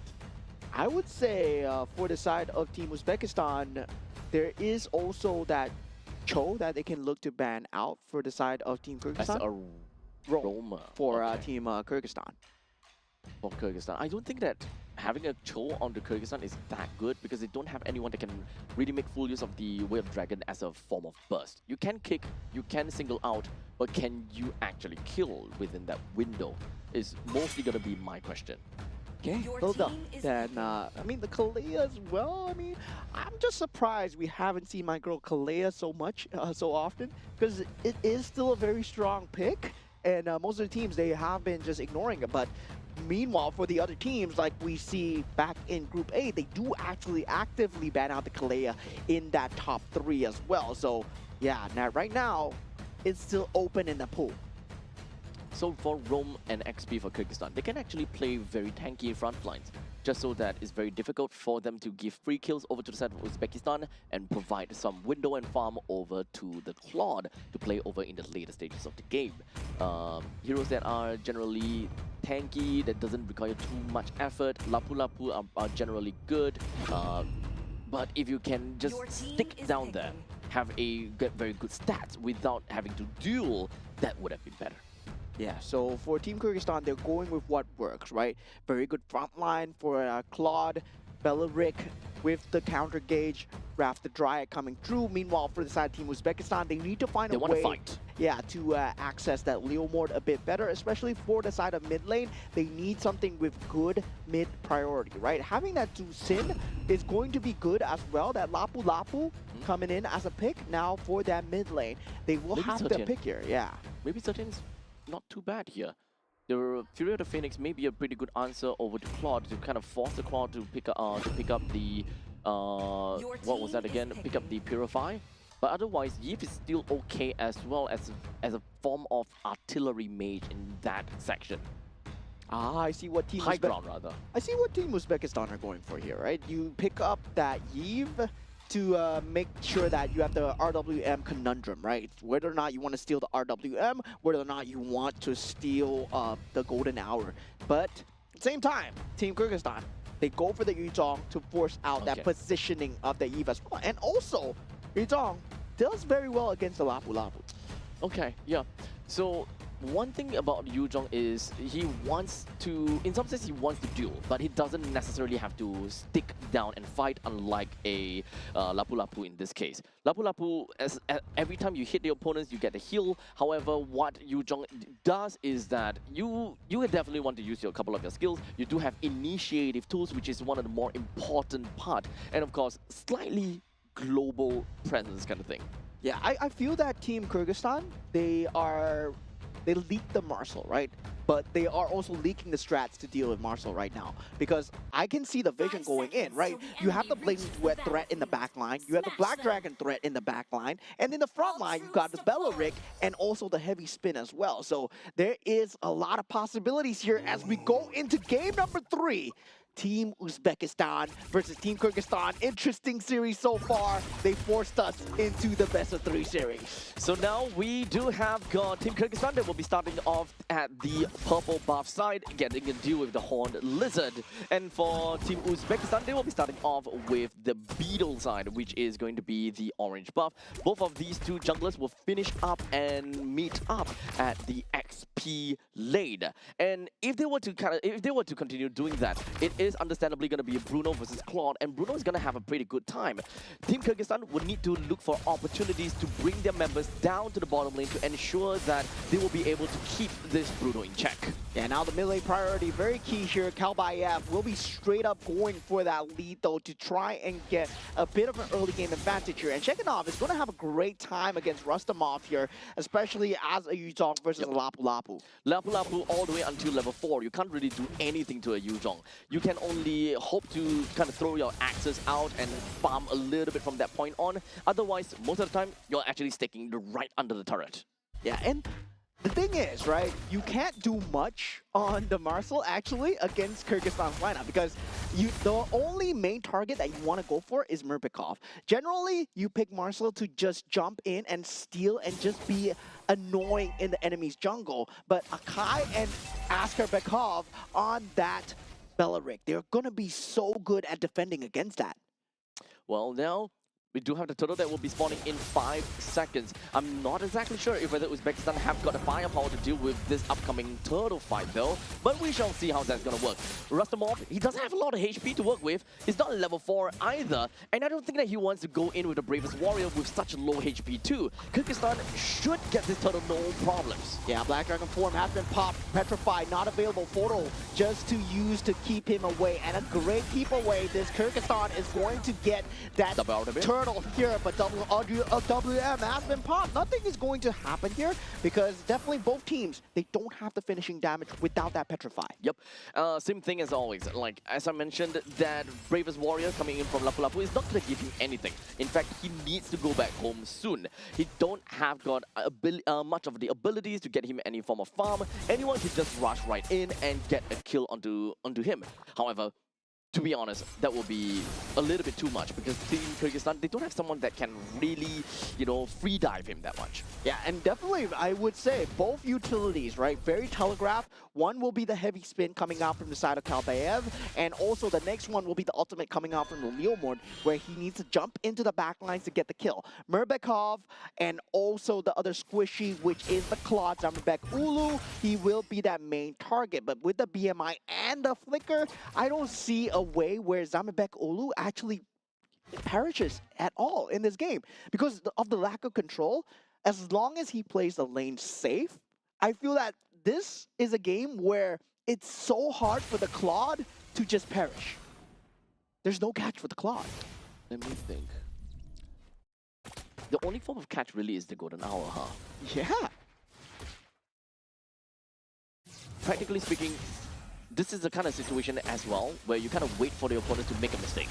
Yeah, now Black Dragon form being forced out now with the ultimate. Kalbaev is here. Heavy spin will be there. They were actually going for the re-engage. Your golden hour has been popped. Shekinev waiting in the bushes. And Team Uzbekistan, they know that if they take this fight, that Petrify is waiting for them. Askerbekov is here and could have popped that Raptor Dryad, but does not know that there's not enough damage. Now, for the side of Team Kyrgyzstan, both sides still keeping it chill. That heavy spin still not popped so far. This game has a lot of touch and go, but oh, take a look down the bottom lane. Yeah, that Blazing Duet is not going to be enough to save you, my friend. That soccer ball is dealing a lot of damage. Bruno wins Claude. Hands down. But in the meantime, here we go. Turtle fight.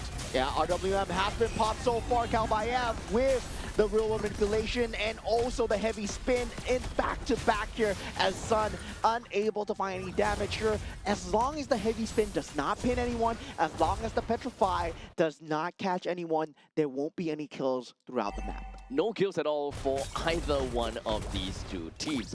The problem that we see right now, at least for Team Uzbekistan, is that they are a team that can actually play early game, and I won't say that they... Honestly, they are a team that can play early game. Yeah, they can kind of pop off in the mid stages of the game pretty well. That is something that Rostomov can do very well, Mamarasulov as well, and Zoltov. So as much as possible, they want to get that advantage over Kyrgyzstan before it goes over to the late game stage, which is ultimately going to be in the territory of Zamerbek. Yeah, both teams are actually very defensive in terms of that composition. I gotta say, it's gotta be on that heavy spin once again, and also for the side of Team Uzbekistan, right? Real manipulation is not gonna result in anything, but definitely for them, they are relying on the timing coming out from the Leomord, especially hoping that the Leomord does get the damage through, but who will be the target? Murbekov might be the only avenue of entry here for Team Uzbekistan. All standing turrets are still available. A little bit of skirmishes in between for both of these two teams, but they are all constantly just disengaging from one another, not wanting to get too deep into some of these fights. They do not want to overcomplicate things. They also do not want to overstay their welcome in some of these fights. That means that this is going to stay the same over a long periods of time. So the only thing that is working out is turrets, or sorry, not neutral objective. The turtle has consistently went over to the side of Kyrgyzstan. That's pretty much all. Yeah, now with this 6 minutes into the game, right?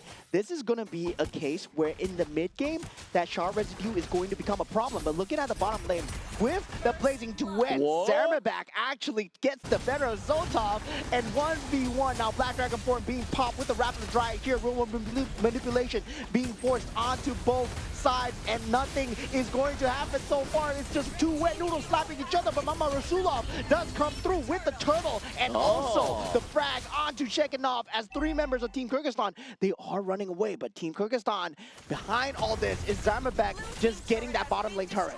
The whole 7 minutes that we have been watching was just a pressure cooker, just creating such a big pressure. And the moment that we see that fight happen, we also do have Zamibek that manages to take a 1v1 fight against Zotov, which is honestly very surprising to see Zotov lose. But in the end of the day, we finally have managed to see a turtle taken by Uzbekistan. They got a kill of their own as well, and a turret takedown of their own too. Yeah, I would say for Team Kyrgyzstan, right, they made a slight mistake on Shekinov just to go towards Mama Rasulov. He did have that Petrify available. If he was able to pop that, that would have resulted in a much different key timing, especially with the RWM up from the side of Murbikov. Now, inside of that mid lane as well, RWM being popped up, and now we got square on square action as Sun. Well, square on diamond, maybe. Oh, I don't know about this, dude. They're just echoing each other, right? But in the meantime, that was a amazing, or rather really nice RWM coming in from Mirbekov. He did manage to kind of hold 4 people inside of the box. However, no form of follow-up coming from the side of Kyrgyzstan. They do not want to overstay their welcome as well, and it's all in all very difficult decisions for either one of these two teams to make. Yeah, currently mid-defense will be the name of the game here for the side of Team Kyrgyzstan, right? They want to get the turrets as much as possible, but Zotov already pulling ahead in terms of that slight little macro. As they slowly move on from this point, Kyrgyzstan, they do have a slight push out from the side of the bottom lane. But they're just waiting for the perfect timing here in the middle lane. But here we go, Conceal. Yeah, conceal play, but I don't think this is going to result in anything. That Maybe. Petrify needs to come in onto Zotov, but he still has to flicker away if he wishes to do so, and Zotov does. And the RWM comes through. Shekinov actually goes down here, going in slightly too deep. Kalbayev with the heavy spin, not pinning anyone to the wall at the moment. Damage is not there from Zamibek. Ulu, Team Kyrgyzstan, they have to retreat so far. Rustamov will be that only casualty as Kalbayev does go down. Zotov is still alive, but he's so close to death here. Murbekov finds the finish onto Zotov, and it's going to be 2 for 2. What a result here. It's still so even for both teams. After all that has happened, both teams only lost 2 members? Oh boy, this is all about min-maxing, isn't it? Okay, let's take a look at that, right? So, out of the entirety of the fight, Zotov went down, Rustamov went down as well. Okay, thank God we do have the instant replay. We have a pretty good idea. Shekinov for Rustamov. So, it's both of the XP laners that lost one another. However, Kalbayev did go down coming in from the side of Kyrgyzstan. So, at this point, kind of equal. Yeah, it's still very equal. Okay, I think the only problem is Zotov went down. Yeah, that's going to be a huge problem as well. But the thing is, Team Kyrgyzstan, they've shown that they have different avenues of starting fight, right? Forcing the fight out with the Black Dragon form, having the Rapid Dryad in the back as well. Shekinov can essentially go down as he wishes, as long as Askerbekov is alive for Zamirbek. Meanwhile, Team Uzbekistan, they won't have that same insurance to defend Zotov. That golden hour is going to be so important in trying to just defend out Zotov. Kyrgyzstan, unfortunately, I don't think that they have what it takes to defend this Lord, though. They do have a pushing wave in the middle lane. Most of their HP is really down also. Less than 50% HP, some of them even. Yeah, Petrify is back up for the side of Shekinov though, but Murbekov falling extremely low. The sustain is not the same level as before in game 2, and this is the Marcel problem that we've been seeing, right? There's so much vision, and also with the help of Zotov Soccer Balls, they'll be able to bring it down here. Team Kyrgyzstan though, jump in with the heavy spin here. Black Dragon form is being used in the back line. There is no flicker.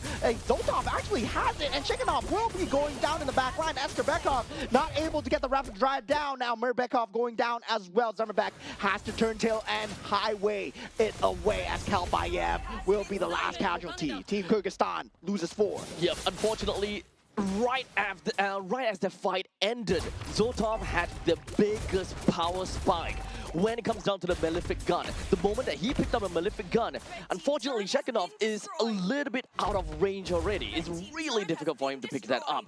This is the exact moment that Zotov got his Malefic gun. Shekinov can do whatever that he wants. He can drop down from his dragon form into this Petrify and hope that he will be able to get a kill down with Zotov. But whenever he has the flicker, he will find a way to get out. Yeah, Wrath the Dryad has been used here, but there's nothing to follow up with this. They're just trying to just take and chip away the Lord. Will of Manipulation pop from the side of Murbekov. This is Team Kyrgyzstan's box. Now the other box has been popped as well from the side of Sun. Rustamov takes out Karbayev at this point. Golden Hour extremely good. Black Dragon form not enough here as Zemabek falling extremely low. Blazing Duet still not being popped. Rustamov trying to get his HP back up. He's been surviving these team fights time and time again.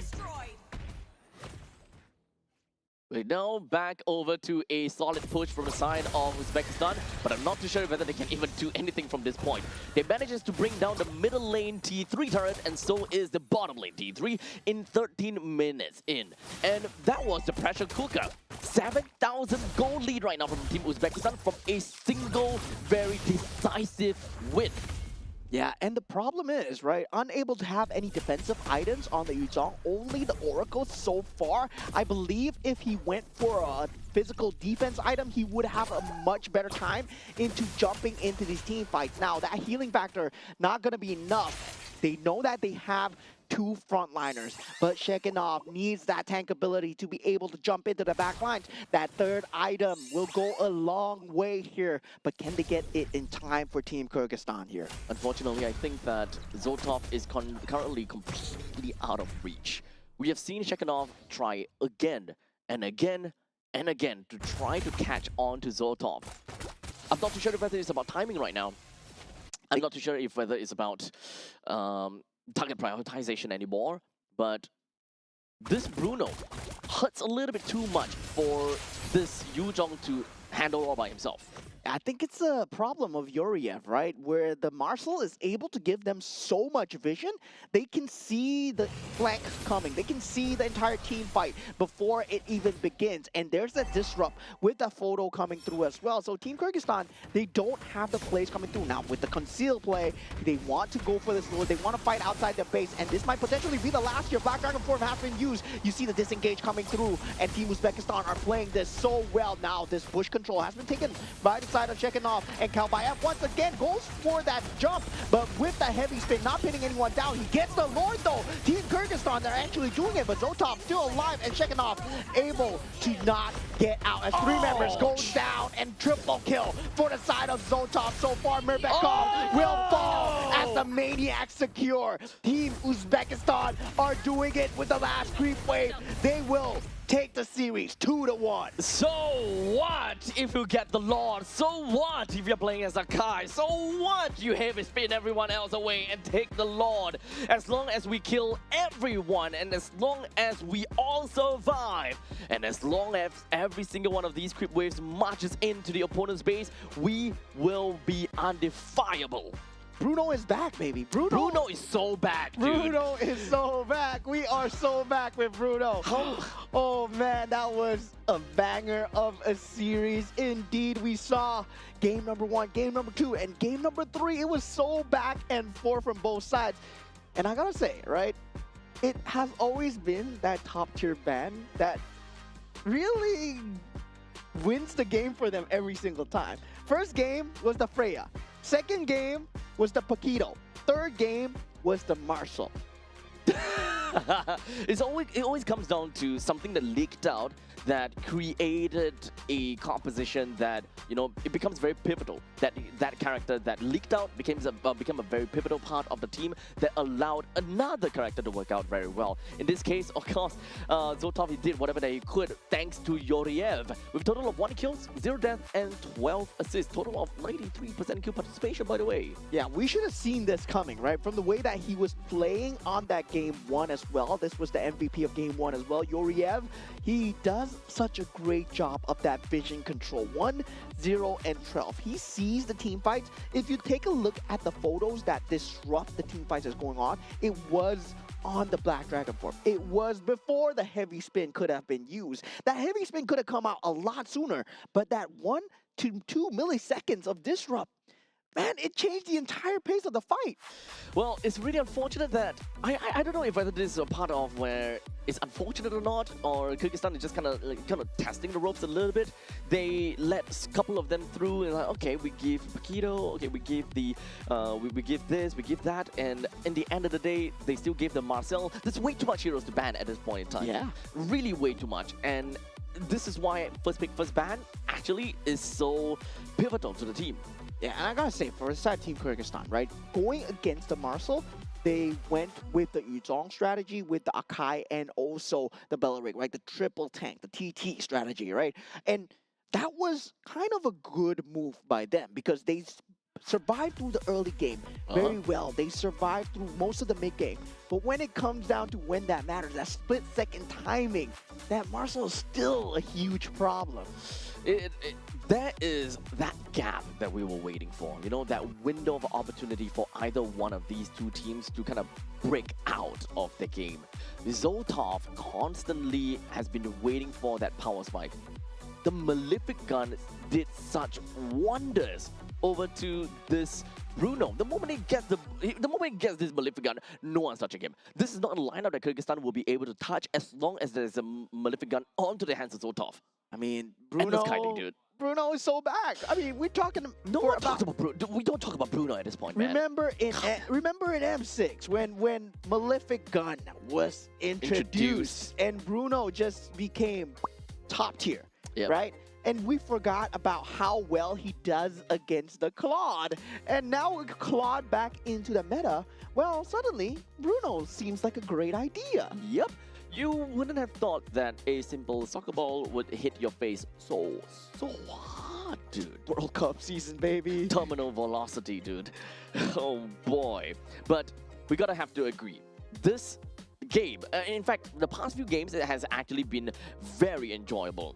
With this being a full 3-game series, honestly, make it best of 5. We'll watch all 5 game series. Make it best of 7. Make it best of 9. Make it best of 9. We'll watch all 9. Both regions, they have been surprising us, right? Group Honestly, B, yeah. Group C, right? We saw Team Iran going up against Team Jordan. Guys, if you have not watched that match, oh my God. Rewind. Chef's kiss. Now, this one as well. Team Uzbekistan versus Team Kyrgyzstan. We've heard good things about Team Kyrgyzstan. Now Team Uzbekistan as well. Oh man, oh man. Group C looks good. Whoever goes up against Team Kazakhstan, Team Kazakhstan's a monster as well. Yo, let's also remember that this is not an easy bracket right now because we are looking at very strong players from Kazakhstan, Uzbekistan, Kyrgyzstan. Yeah. And just like that, we have one of these two teams that unfortunately will not qualify at all. As a matter of fact, right now, we will probably get, you know, the standings later on, but Kazakhstan is currently at the top together with Uzbekistan, or rather, first place is Kazakhstan, second place Uzbekistan. And unfortunately for the side of Kyrgyzstan, they did manage to get a game out of Uzbekistan, but we will only get a more solidified idea if whether they will actually still stay on third place by the end of day 4. This is going to be tight. This is going to be tight. For Group C, we'll only find out at day 4. This is so tough, dude. Oh, I'm so glad to have got casted. no games on them, you know? So they literally have one entire day just sitting there and just thinking, what do we do? Oh my God, take a look at the bracket standings right here. Now Team Kazakhstan and Team Uzbekistan sitting at the top. I mean, for them, they don't have that last chance qualifier. So top 2 makes it through to the Asian Games in Japan, Nagoya. Yep. Oh. Super cutthroat, buddy. It's so cutthroat. Just by looking at the standings over here. You look at Kyrgyzstan, they got 0-1, and you'll be thinking, I think they won't be they won't make it, but hey, you never know because they have to go up against Kazakhstan. And at this point in time, I have no idea how Kazakhstan is going to go up against Kyrgyzstan right now. At this point in time, I'm looking up airplane tickets to go to Central Asia just to host the MPL for them. Oh my God, these guys are insane, bro. Oh, now looking at the side of Group D, right? Team Mongolia still standing at the top. Team Hong Kong, China now 2-1, putting themselves in the top 2. Team Pakistan going for that last chance qualifier slot.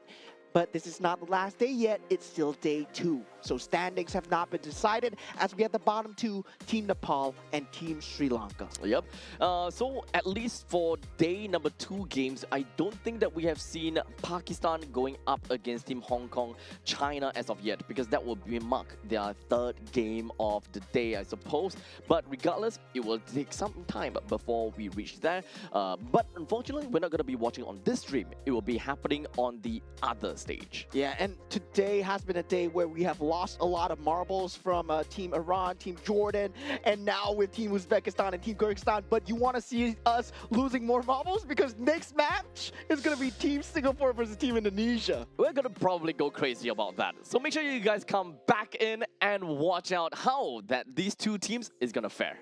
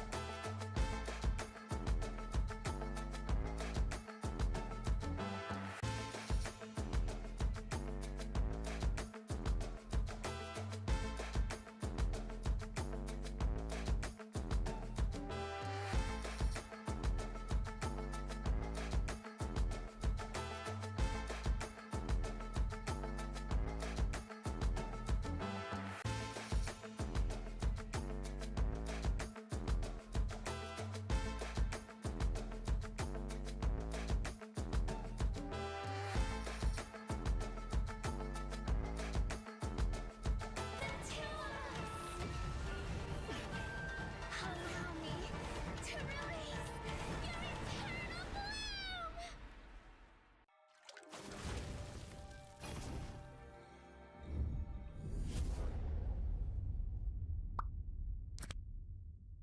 The human body was built to move. Not trapped at a desk in one singular posture for 12 hours a day. It's time your chair evolved. This is Secret Lab Titan Evo. Ergonomically engineered for you, gamers, hybrid workers, artists, backing your every move.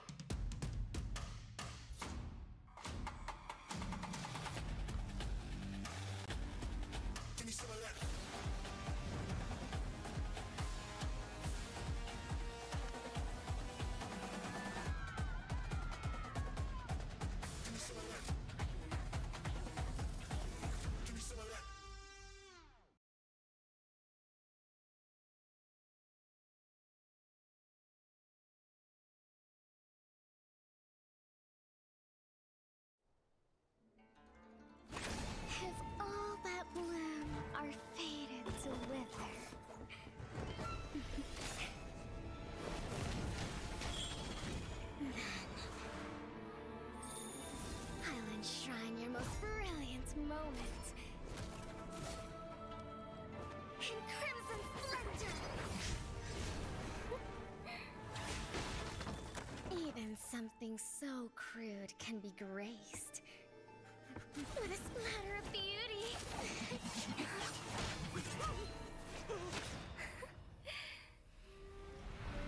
I'll get you out! You finally come to me, Hanabi-sama! This madness ends now! At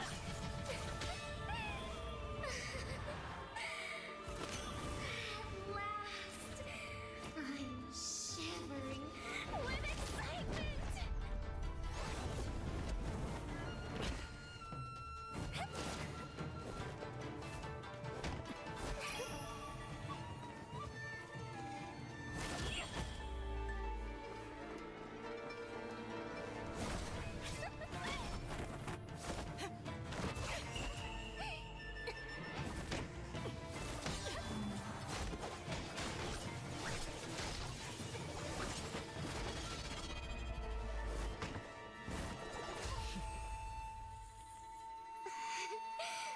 Such killing intent.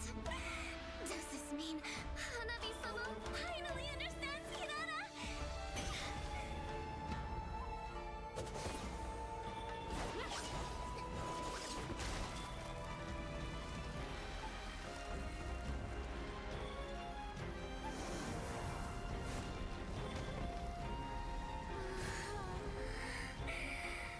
So warm.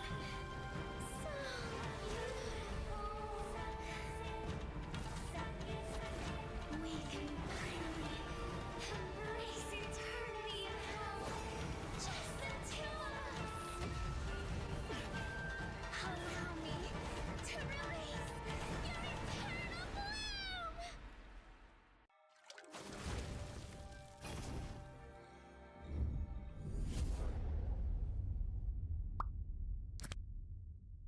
The human body was built to move.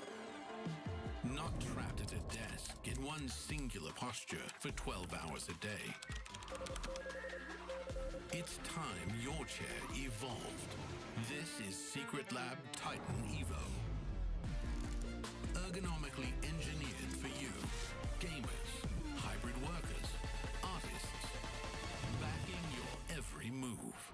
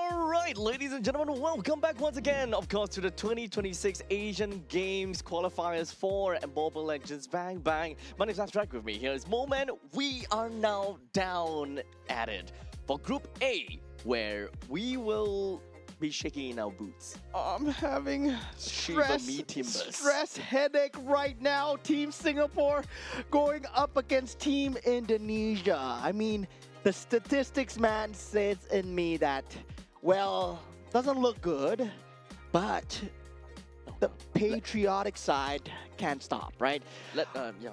Yes. But Copium. paper alone, we've lost Yep. 0-2 to Team Vietnam. Yep. We've lost 0-2 to Team Laos. Yep. But against Team Indonesia, we're gonna have a chance. Oh yeah, we're definitely gonna two of them. Yeah, no issues. Definitely for sure. I mean, Manifestation. yeah, definitely for sure. Yes. If BTR can win, definitely Team Singapore can do the same as well. Right now, all at this point in time, throughout the entire game, I'm probably just gonna be looking at my show caller the whole damn time, as he's probably gonna give me, strike me a smirk after every game. Yes. Team Indonesia, man, oh man, what a team to have represented here at the Asia Games qualifier. We did see them have a great show yesterday. Very Amazing clean. show. Actually. Very clean, I gotta say. Yep. And we haven't seen Team Singapore on stage. Not so yet. This will be the first time on stage. These are names that we are very familiar with. And looking at the lineup for the side of Team Singapore on the gold lane, we got Keith, aka Vanix. And also on the roam, we got Bellamy, aka Lozi, and also Royvin on that mid lane.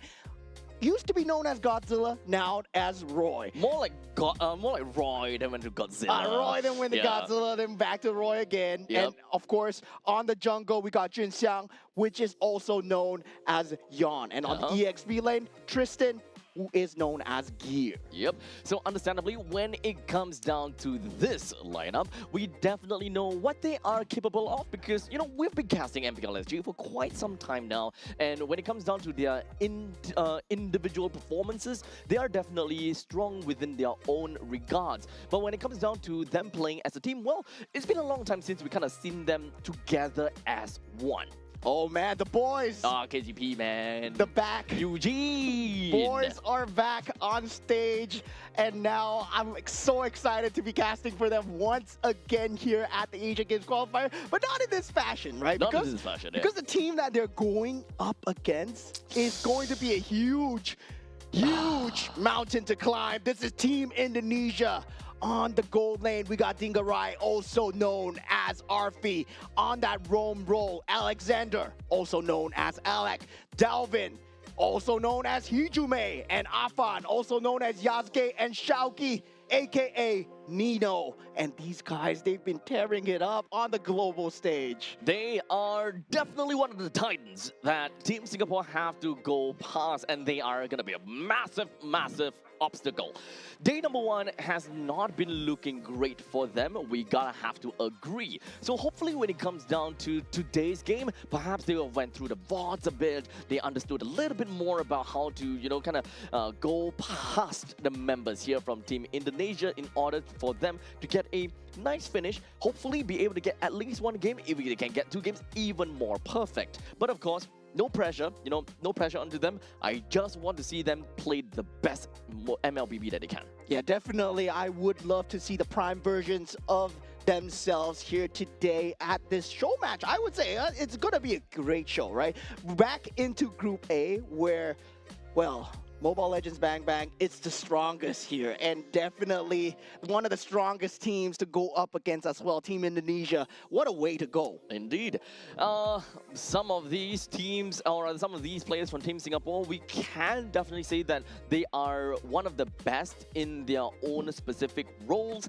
But of course, if we have to look at Team Indonesia, not only are they really great, and if not best in their own roles, they come in from the same team as well. So they do have a lot of chemistry. They do have a lot of, I would say that a lot of time with one another to really practice some of these strategies, some of these plays, but with each other. So in terms of experience aside, Team Indonesia, they are really crazy. Yeah, with Coach Kenny Dio Zephyr behind them as well, the brains behind this team. Well, oh well, they've delivered a great performance in the last international that we see, the M7 stage, and now they are here shedding off their alter ego with their alter ego and coming in with the government-given names. As we go into the map selection now, we are going into Dangerous Grass. All right. So with Dangerous Grass right now, this pretty much have, you know, a lot more, hopefully we'll play a lot more assassin kind of gameplay, a lot more pick-up in this case. Leaking out heroes like Paquito is definitely going to be very difficult. They might very likely want to go out for a full ban of that sort. As you can see, Team Singapore, from second, being in second pick, second ban, they definitely want to take that out. Yeah, and these are bans that I'm kind of used to seeing, right? Looking at the bans coming through, Phoveus and also Kalea being banned out. Now the Paquito and also, I believe, the Fanny being banned out from the side of Team Singapore as well, right? So this is back to familiar ground, right? We're seeing Fannies getting banned.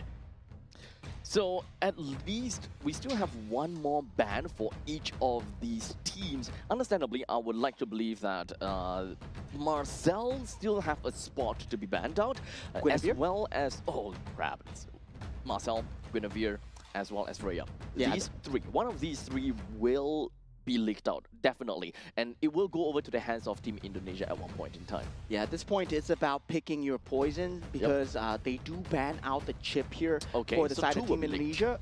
There's going to be a lot of leaks here, right? And we did see Marcel just being a problem here. Do they give that to Team Indonesia? Yes, they do. They ban out the Freya instead. Okay, so now it is all about either you get a Guinevere or you get a Marcel. In this case, Indonesia is not going to go for either of those. They want to focus down to giving Delvin that juice in for themselves, and now Singapore have the opportunity to choose. Do they want to focus and get a Harif for themselves to secure the gold lane, or do they want to pick up some of these stronger drafts, or rather stronger picks in their own roles, such as getting the Guinevere for the jungle, or perhaps Marcel in the roam, or maybe even both? Yeah, definitely. The Marcel is available as well. If they want to go for the Marcel Harif into that Yves pick, that is also a possibility, especially with a Drusin opener. You do have to think about that mid lane priority as well, right? We know what Delvin is capable of. Yesterday, when he was playing in that Team Indonesia side, his Drusin was extremely scary. But instead, with Dangerous Grass, they go for Hilda and the Baxia pick. Okay, so just from the Baxia and the Hilda, we pretty much know that they want to play early game. Like really early game, they want to storm over in Team Indonesia. And it's not just the fact that they have good firepower on the Hilda, but they also do have pretty good survivability on top of that. With tank jungler as well as a tank roam from the side of Hilda. In fact, it doesn't matter. It doesn't necessarily have to be a tank, a roam Hilda. It can even be a XP Hilda. Yeah, I mean, with this current patch, I feel that EXP Hilda is still kind of viable, right? It's still kind of viable, especially if you are trying to play for that macro-based playstyle, trying to force out that 1v1 engages. Now for Team Indonesia, they will have that Claude available, instantly pick it up. Marcel will not be seen at all, and we go for that Fredrin pick coming out from the side of Team Indonesia. So Hilda definitely will have a very good lane priority, although it's pretty fair to say that she will not have very strong wave clear. However, she does have very good mobility. So even if your opponent is able to clear the wave fast and get out of lanes, at one point in time, Hilda would definitely be able to catch up due to her sheer movement speed because of skill 1. Eventually she'll get there, and of course, by the time that they meet up to the team fight, there is a very high chance that Hilda would be full HP, while the opponent would have been poked out to at least, or rather, at least 3/4 of the HP. Yeah, and with Team Indonesia's pick, right? Do you go for the Eve here? Do you go for the Harif here versus the Claude, right? You don't want to pick a Harif into a Claude, so they go for neither. They go for the Sora here. They bolster onto that tankiness with that Shifting Skies. Well, I would say Sora right now, it's still strong, but there are teams that learn how to play against the Shifting Skies already. Yep, so just because of the Sora pick right now, there is no more ambiguity as to where the Hilda is going to go. Hilda is definitely going to go to the roam, and Sora is going to go over to the XP, leaving out the gold lane as well as the mid lane that is required for Team Singapore to pick out. So when it comes down to the bans for this side, it's understandable that they are definitely going to go for a very tanky orientation. They want to play early game. So for Team Indonesia, one of their few choices is that they want to take away very early game of marksmen. In this case, Granger, Bruno, Clint are all very good bans that Indonesia can look out for. Yeah, very weird ban coming out from the side of Team Singapore, right? Going for the Valentina ban, fearing that maybe the EXP Valentina lane, XP, yeah, yes. that might come out. Generally, we do see a lot of the counters when initially Sora was introduced, right?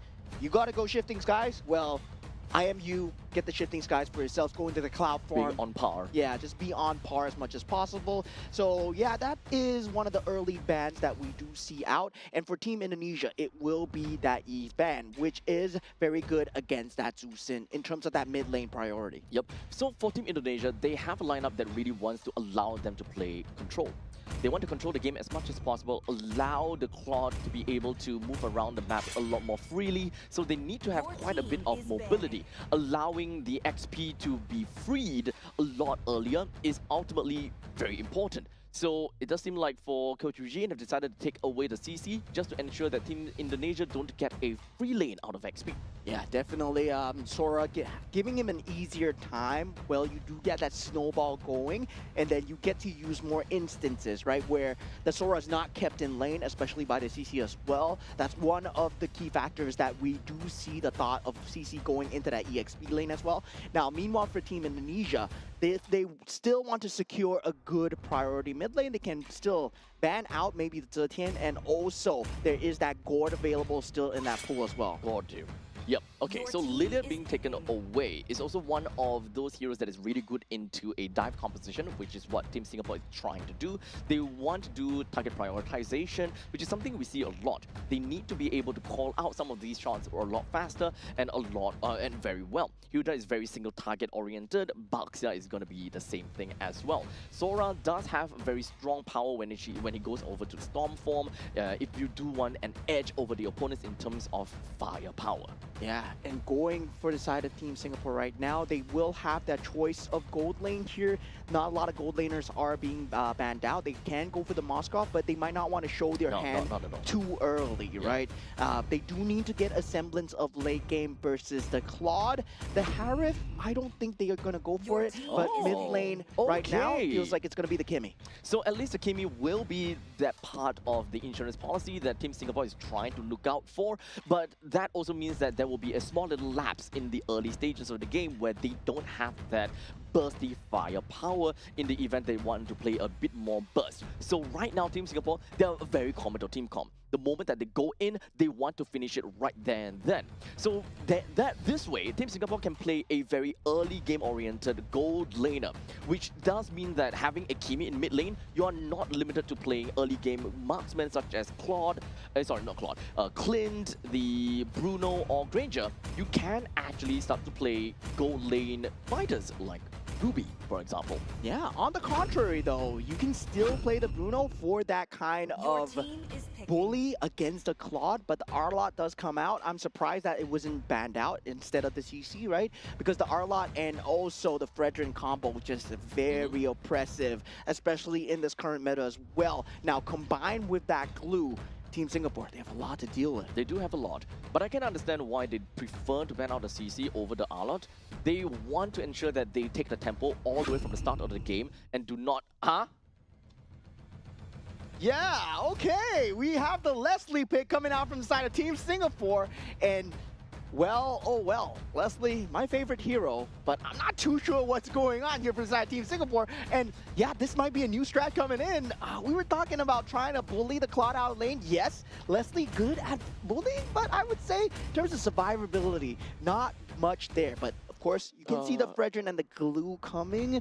So you gotta play such good positioning though. Yeah, okay, so right now, we talk about catch. When it comes down to Leslie, Leslie is great at escaping catch, only to a certain extent. Leslie can go invisible, so these kind of targeting spells will no longer be applicable. So it's technically a good answer over to Alot so that he's unable to be too sticky onto you, constantly just second skill right into your face. But my question is if whether glue can still attach to you as a Leslie when you're invisible. Yes, you can. Yes, you can. Okay. Okay. Yes, you can. The answer is yes. And now we are going into game number 1. Team Indonesia versus Team Singapore here. Team Singapore yet to find a win, and Team Indonesia sitting at the top of Group A so far. Yep.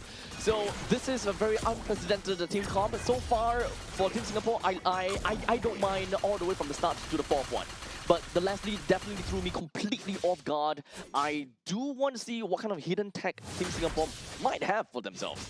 Yeah, definitely. Going with the marksman emblem as well will not have that kind of sustain, but both have that quantum charge available. Now, in that mid lane, there's already an early game skirmish. Bellamy going for it at the start here as Junxiang in a bit of trouble as Afan is here. That taunt is available as well, and now Junxiang trying to get away, but Alexander finds the damage through and flickers away to safety along with Delvin. Team Indonesia, very clean use of the battle spells. That is a very long team fight in the middle lane, and it is really unfortunate that Baxia is the one that went down throughout the entire fight, and Team Indonesia was not able to find one onto Delvin, which had to expend a flicker in order to get herself out of the kill range. Yeah, at level 3 at that point, couldn't draw the Baxia towards him at that point, but they found the damage through, right? Delvin just laying down the law with that lantern, and now for Tristan versus Xiaoqi here, the Sora, once you reach that level 4, it becomes a huge problem to deal with, but the Arlet can potentially clear out the creep wave before it even starts. Now, taunt being found out by Afan. We have that brawl going as Team Singapore. They bring in Kimmy. Alexander falling extremely low, but still disengaging just in the nick of time here. Team Singapore will not get anything going for them. Yep. At least they did manage to bring Alexander's HP to all-time low, but they're not going to be stopping out the fight. Team Indonesia rushing in. Yeah, Bellamy unable to survive here despite being in that bush, and notice that shifting skies being played out, that cloud form being used onto Afan. Afan gets taken out. Retribution out for the count. Tristan still fighting into this as Junxiang still surviving through it all. This is a good fight for the side of Team Singapore. They do get the turtle, and Xiaoqi falling extremely low, and Roy does find the finish. Team Singapore actually doing it here. Yep. Looks like they did manage to go pretty dead even against Team Indonesia as of now, being able to get 2 kills of their own and also taking the turtle for themselves. But the question is, where are all these kills going to? Roy with 1 and Junxiang with 1. In the meantime, for Team Indonesia, we do have 1 on the Alexander and 1 over to the side of Xiaoqi. Unfortunately, you wouldn't want to see it from onto the side of Alexander. You would hope that it goes over to Delvin instead. Yeah, jump onto Alexander. Bellamy unable to find the finish. The flicker has been used away, but dragged back as Bellamy will eventually go down. Wait a minute, the damage is not coming through from the side of the Tucson. Bellamy still running away, so close here. Delvin does find the finish. Now Royvin does want to deal the damage as much as possible, but Tristan is here, unable to find that pull in with the ultimate.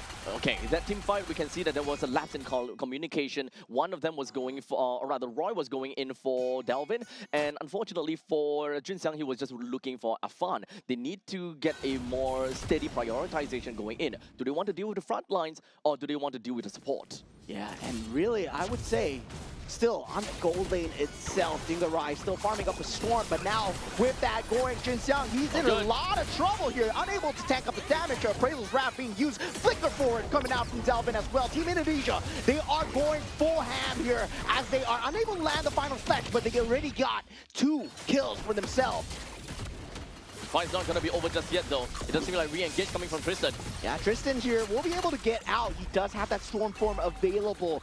And now with that, the traction pole is not there as well. We're going back to even grounds. Even though Team Indonesia managed to get quite a lot of kills out of those fights, the gold advantage is only at 1,000 gold. Not too shabby, but a lot of fight has been going on in the XP lane. Team Singapore and Team Indonesia, they have been constantly trying to push the fights towards the northern area, leaving the bottom lane completely untouched, leaving Leslie and Claude to fight for themselves. Yeah, and Delvin really in these positions have been left unpunished so far. Junxiang going with the shield unity onto Alexander. That might not be a good target here, but the cloud form is used in the center. Delvin with the ultimate dealing so much damage. Bellamy and Junxiang goes down. Tristan as well. Team Indonesia, they're dealing so much damage as Afan gets the turtle and Alexander takes out Keith. Royven, the only one alive. Team Indonesia with a bloodbath. They're lacking in damage right now. Team Singapore can find themselves in a really tough spot in trying to land some of these kills. As we mentioned before, right? When it comes down to playing in a war of attrition,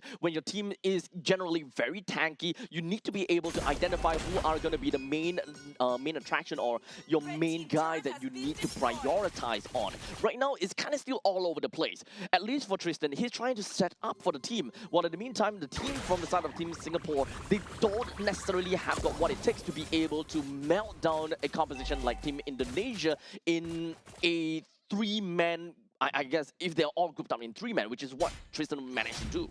Yeah, 4,000 gold advantage so far coming in for the side of Team Indonesia, and they're not letting the pressure slip. Already the bottom lane tier turret is down, and they're looking for that tier 1 turret. And Delvin, in these positions, he's been so safe, still has that flicker, still has that ultimate, and Team Singapore has no way to initiate on him, despite Tristan always being in that forefront. I do really want to find out how this is going to work out now. And now, immediately. Does go in, Shifting Skies has been found, but Afan, he's falling low, but it's not going to be low enough as Bellamy does not find the finish. Tristan so falling low as well. Team Indonesia, they're doing it. And now once again, Dalvin, he's pulling out so much damage as Dingarai comes in with a blazing duet, but Shauki with a triple kill.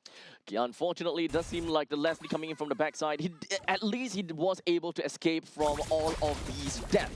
He did manage to do quite a number of damage over to the side of Delvin, but unfortunately not quite enough. She's not exactly at critical mass as of yet, and right now just need to stick around with the team to ensure that she don't get singled out, because this is a team comp from the side of Team Indonesia that can really put this Leslie in a really tough spot. Yeah, 6,000 gold advantage. This is why you don't give the Arla away to the side of the Fredrin user, right? That final slash together with that taunt combination, it becomes much of a bigger threat, especially with Dalvin being able to stand all the way in front. They don't need vision. They got to sin, and Dalvin is doing so well. Alexander just teasing out the damage going through, and they will eventually get the turtle, and that's the objective gaming settled, and they set their eyes on that mid lane. Tristan goes in with that cloud form. Shifting Skies unable to find that full damage through, and they still lack the damage from the side of Team Singapore. They can't focus fire anyone down. Tristan is constantly trying to look out for opportunities in order to set up for the team and of course drag everyone back towards the turret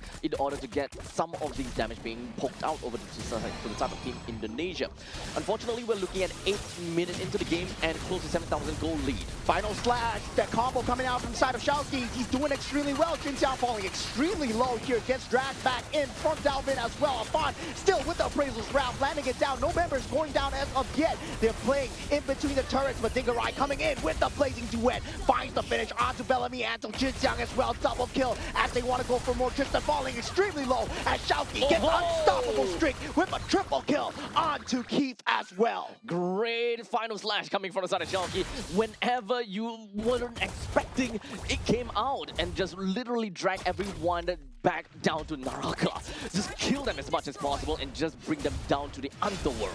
Team Singapore, they're having such a tough time. And with that all said and done, the instant replay gives us a massive idea, right? When it comes to Team Singapore, they thought that they're safe. They thought that everything is good and fine, but that stun plus that final slash really threw them completely off guard. Such an aggressive flicker coming out from the side of Dingarai as well, feeling the pressure, feeling the heat, sees the blood in the water, dealing so much towards the Baxia as well. Baxia falling extremely low, and Dingarai pops that blazing duet, and eventually that's the tag from Team Singapore gone. Team Indonesia, they're just tearing through those turrets as they are unable to stand within their own confines of their space. There is so much fights going on. And Team Indonesia, they're constantly just forcing these fights over to the side of Team Singapore just so that they will make bad trades time and time again. And this is how Team Indonesia want to create a lead for themselves. 9 minutes and 30 seconds, and we're looking at 10,000 gold lead. This lead will continuously grow higher and higher as long as Team Singapore constantly tries to defend outside of their base. The Lord will be the next site that they set their eyes on for the side of Team Indonesia right now. 3,000 gold ahead is that Claude, right? And once that snowball is going, it is a massive weight that cannot be stopped coming in from the side of Team Indonesia as well. Now Alexander looking unkillable, getting so much map advantage. But I gotta say, Delvin, 2-0 and 14 right now. This man has been present in every fight and left unpunished. I've never seen him use that flicker yet. It's really unfortunate. Delvin has constantly been in the face of Team Singapore, and he's constantly being hit by Roy even. Roy has been putting a lot of emphasis onto Delvin, but she's just dealing really small little poke damages, and she's not anywhere at a point where Kimi is going to be strong enough. Yeah, it feels like a bubble gun that you're pointing towards the side of Team Indonesia right now as the Lord does go in, and Delvin aggressively goes in as well. Still has the flicker available. Tristan goes down, and Team Indonesia, they get the inhibitor turret. They drag back in the box here as well, and that's a double kill coming in from the side of Delvin. And look at the back here as Xiaoqi is going on a hamstring as Dingarai and Delvin, they clean up the rest of Team Singapore. A clean 1-0 for Team Indonesia. That was way too much for Team Singapore to handle. This is a monstrous play from the side of Team Indonesia where they are just really ferocious at every corners of the map. The moment that they know, of course, then that they have big performance, or they literally have got anything that they can in order to get themselves a power spike, they just go right in. They don't care about anything at the point in time. If they were to lose some members, hey, they are definitely gonna get a more better trade, right? So Indonesia, just scrappy fights. In fact, actually, they imagine to be scrappy fight, but it's not scrappy at all. It's not scrappy at all. Yeah. If Singapore is able to take fights, or rather take kills away, then yes, it's going to be scrappy back and forth, but at least the trades still go over to the side of Indonesia. But Singapore has got nothing in terms of damage to make it scrappier. I think they had the damage, they didn't have the control. Right, because of the lantern lifts up that was consistently there from Delvin. It was consistently repositioning the members of Team Singapore where they were in positions that they didn't want to be. Yep. And once that was happening, Dingarai came in towards that back. What is that pose, my friend? Yeah, scuba, man. So 7-0-12. He is doing so well on that gold lane. Expected Leslie, well, 1v1 against a Claude. Well, Claude does way better right now. 7-0-12. Oh man, it's really unfortunate. Okay, you know what? You know what's the biggest part that is unfortunate? We didn't really quite get to see the reason or the tech coming in for picking up Leslie. Yeah, I don't know where that is coming from. I really want to know the answer. I don't want to jump into conclusion, but as far as we see it, the composition coming in from Team Singapore seems like they're trying to make their way into early game composition with the Hilda and the Baxia. That looks great. And then coming in with that Kimi, just be like, okay, that is going to be insurance policy, playing for marksman and still have decent amount of pressure in the early game as well. And then boom, Leslie. Okay, everything thrown out the window. Yeah, I mean, the early game skirmishes were fine for the side of Team Singapore, right? They went on to Alexander, which should have been the key target at level 1 to 2. And they did manage to get the first blood going towards their way as well. But they were unable to convert that objective and goal difference onto Delvin as well. So Delvin being left 5-0 and 14, Dingarai being left 7-0 and 12. And this is uncharacteristic, where you see the Baxia, he's unable to go towards that bottom side of the lane at all, because Team Indonesia, they were always presenting that pressure on the opposite side of the map. And this is what makes the Claude so good. When the pressure is off, he can solo farm for days. There is just too many space that Team Indonesia managed to get for themselves, and there's so many windows that Indonesia can constantly just open up for themselves as well. Well, for Team Singapore, they have a lot of problems with that, right? In the early stages of the game, yes, we can definitely see that. You know, Jin Xiang is able to just dive into someone, Bellamy just constantly just hammering away. Those single target damage can really put quite a number on the members of Team Indonesia. However, right off from the start, the target prioritization is not exactly there. Roy constantly looking at Delvin, Jin Xiang is looking at Afan, Tristan is technically looking at the entire team in general. He wants to open things up and create opportunities for the entire team and dream for that big fight. Yeah, I would say the win conditions and in terms of the target prioritization as well, right? It was completely off. In basketball terms, I would say maybe they were man marking and they were going on their man. But instead, when it comes down to that win, they didn't focus on the basket, which would have been the main goal that they should have been focusing on. Well, very good pointed over there. They are just marking one another and they'll be like, okay, you look for this person, you look for this person. However, in this lineup kind of seems like if individually, some of the individually these heroes does not deal a lot of damage. But if you kind of put everyone together, they're more than enough to be able to take down a Titan like a Frederick, for example. And in this case, it would have been great, but unfortunately, they weren't able to do that. Yeah, I mean, the pressure was way, way high up, right? You can see from the start, Dalvin, he's able to just get the lantern onto everybody. And even when the threat of death was there, he's still consistently putting on that pressure. And this is the highlight of a good Zusin player, where you're able to put in that pressure consistently. You have the ultimate to get out. You have maybe a Purify, but in this case, he chose to go for that Flicker because he knew that a Shield Unity would always be blocked by Alexander. That's clear trust in your team right there.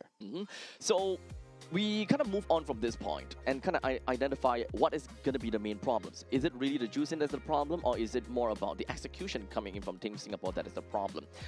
Technically speaking, we kind of have a nice little split in between of the both of them, right? Yeah. We need to understand as number one, target prioritization in order to get this composition to work out.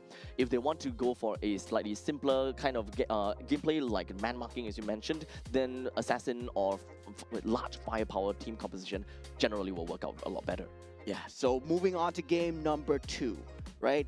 They need to think of a better way to deal with the Zusin. They thought of using the Kimi, which did work in terms of the damage factor. But that's why we see the Yve instead of the Zusin. I mean, the Yve instead of the Kimi being used to deal with the Zusin because he has that real-world manipulation, he has that box to control as well, just to go with that control factor that the Zusin brings into the game. Now, with that early game priority, I would say it was looking good. It was looking good for Singapore. I hope that they can keep this up. I hope that they can keep their spirits up as they go up against one of the best here, right? Team Indonesia are really one of the best. Indeed. So as much as possible, we did definitely see Indonesia literally storm over Team Singapore by, I guess, the mid-game mark. And technically speaking, Team Singapore, they were in a very difficult spot to begin with, right? When it comes down to macro and mechanically, there is definitely a experience difference as Team Indonesia, one of the best in the world, well, in terms of region, right? So it's gonna be difficult, but we do want to see the best from Team Singapore regardless. Yeah, and I believe the best is yet to be, right? For Team Singapore, there was moments where we saw them in their prime. I hope that they can achieve that prime level, especially here once they have the opportunity to go up against a Titan like Team Indonesia as well. And what spectacular gameplay coming through. We were saying, right, you were doubting the Claude. Well, yeah, you can't doubt the Claude, man. The Claude is good. In a winning composition. Nah, the losing composition is good as well. We'll see. We will get there. Okay, so far, if a Claude is in a losing composition, we haven't exactly seen a comeback mechanic as of yet. Yeah. Not yet, at least. Now we do have that flying clouds. That map selection has been picked so far. And meanwhile, for the side of Team Singapore and Team Indonesia, that pick ban will be swapped up. Now, Team Singapore having that first pick. Yeah, so Fanny being banned out, Kalea for the side of Team Indonesia. We'll see how that's gonna go right now. So at least Fanny thrown away. I would like to believe that, you know, Paquito, Freya, all of that will be thrown away as well. But technically speaking, it is more of a ban for Indonesia. Yeah, I would say as well, right? And I would like to see if any of these top tier picks go through. And we did see the Marshall leak, right? And nobody picked it up. Nobody picked it up. No one cared about it. And yeah, it did come to bite them back into the fact that, yeah, that golden hour could have been the saving grace if, let's say, Team Singapore did choose to pick it up instead of the Hilda as well. But they wanted the damage, they wanted the tank ability, and yeah, I can see that going in their favor as well, but didn't really work out the first game. Now, for the second game as well, Freya completely banned out, so we are not going to be able to see Freya this game. Yep. Maybe we also can talk about the fact that they have lack of utility, right? As a roaming trio, we are looking at the Hilda, Baxia, and Kimi. Kimi does have a lot of utility, or rather a lot of crowd control, you gotta have to agree. But however, you don't have a very surefire way to actually lock people down for extended periods of time, as opposed to if you have someone like an Atlas at a roam position, or if you have a Cho in a roam position, for example. Yeah, and now with the Baxia being banned out, you gotta consider, you gave Team Indonesia the combination of the scariest heroes that were possible. I mean, you have the two Sin, you have the Claude, you have the Fredrin and the Arlot combo, and that is generally not given together. And Team Indonesia, if they have that combo, they're definitely gonna take it for themselves. Now, meanwhile, for the side of Team Singapore, what final ban do they go with? Do they want to ban out the Paquito, or do they want to use it for themselves and force Team Indonesia to ban out the Paquito here? To be fair, I do think that Tristan can play a pretty mean Paquito, so taking away the Paquito is not necessary to them. However, there are still a lot of open heroes. So, okay, great that they actually ban out the Juicin. But now it's up to Team Indonesia for what they want to ban. I think at this point in time, they would lick out of Marcel. I don't think that they are too particularly afraid of Marcel. Right now, what they might be looking for is number one, Paquito needs to go, or we are just generally going to be looking out for Harif in this case. Yeah, Harif as well. I mean, Paquito, there is also the possibility that they want to pick up the Fredrin for themselves from inside Team Singapore, if let's say that's going to be the opener as well. And also for the side of Team Indonesia right now, they also have a lot of possibilities to go for that Claude themselves. So Team Singapore right now, first pick. Paquito. Without a doubt, they gotta have to choose Paquito, man. If they kind of leak the Paquito away and give the Paquito over to Xiaoqi, I would not believe. That's just blasphemy, man. If you don't take the Paquito for yourself right now, Xiaoqi playing the Paquito, I'm quaking in my boots. I don't want to see that. I really do not want to see that. Yeah, first pick. 20 seconds remaining. What do they open with? There's a Marcel. There is that Paquito. I would take the Paquito any day right now. Any day. Like, if Team Indonesia were to take the Marcel, sure, so be it. There must be some ways that we can play around. And honestly, I do want to see Team Singapore. Oh, okay. Your team is picking. Okay, Phobius does a good job of dealing with the Paquito, I guess. Yeah. In terms of level 4, but you give it to one of the best Paquito players in the entire region, right? So, do they go for it here? They go for the Claude and the Harley. Okay.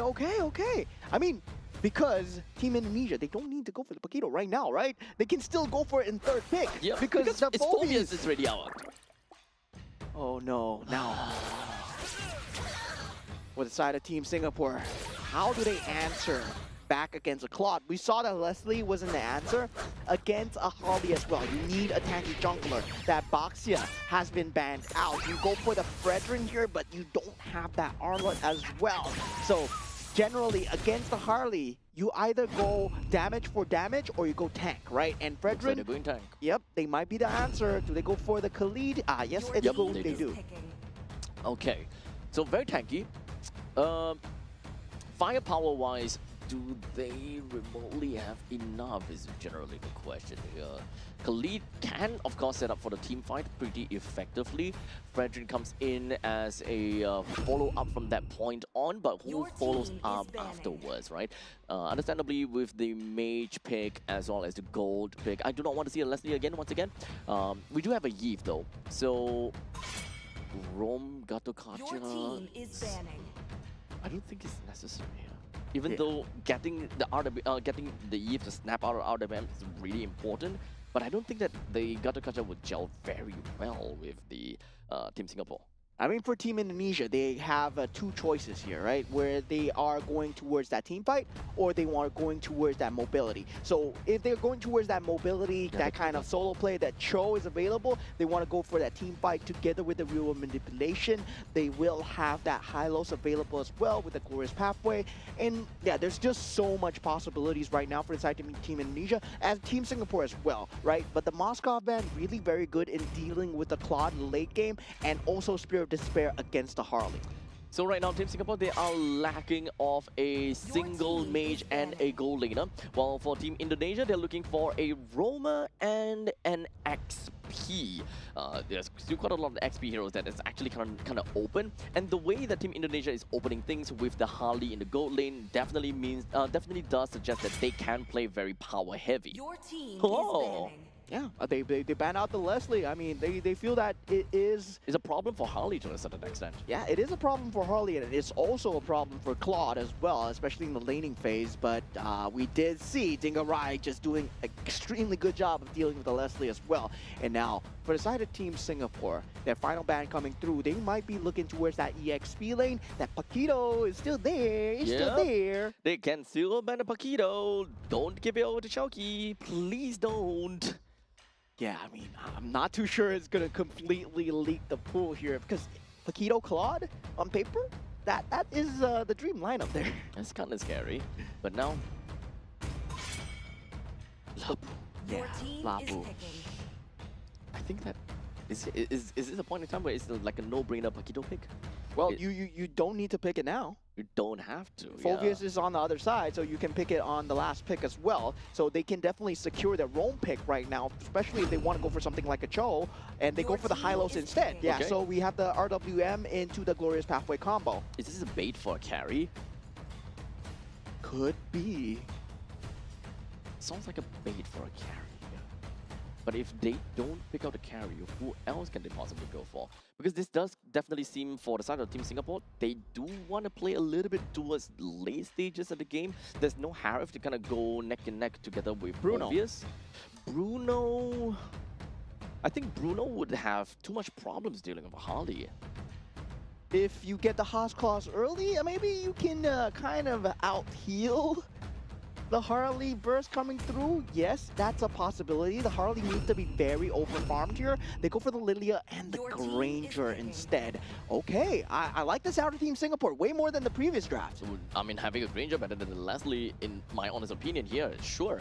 But that also means that Team Singapore, they are playing kind of a tempo-based game. Not necessarily, you know, super early or super late. As long as they're able to snag any form of, you know, tempo, they will try to ride with it. But this is the kind of situation where you kind of mentioned before, you know, jack of all trades kind of composition. They Yeah. want to go from front to back.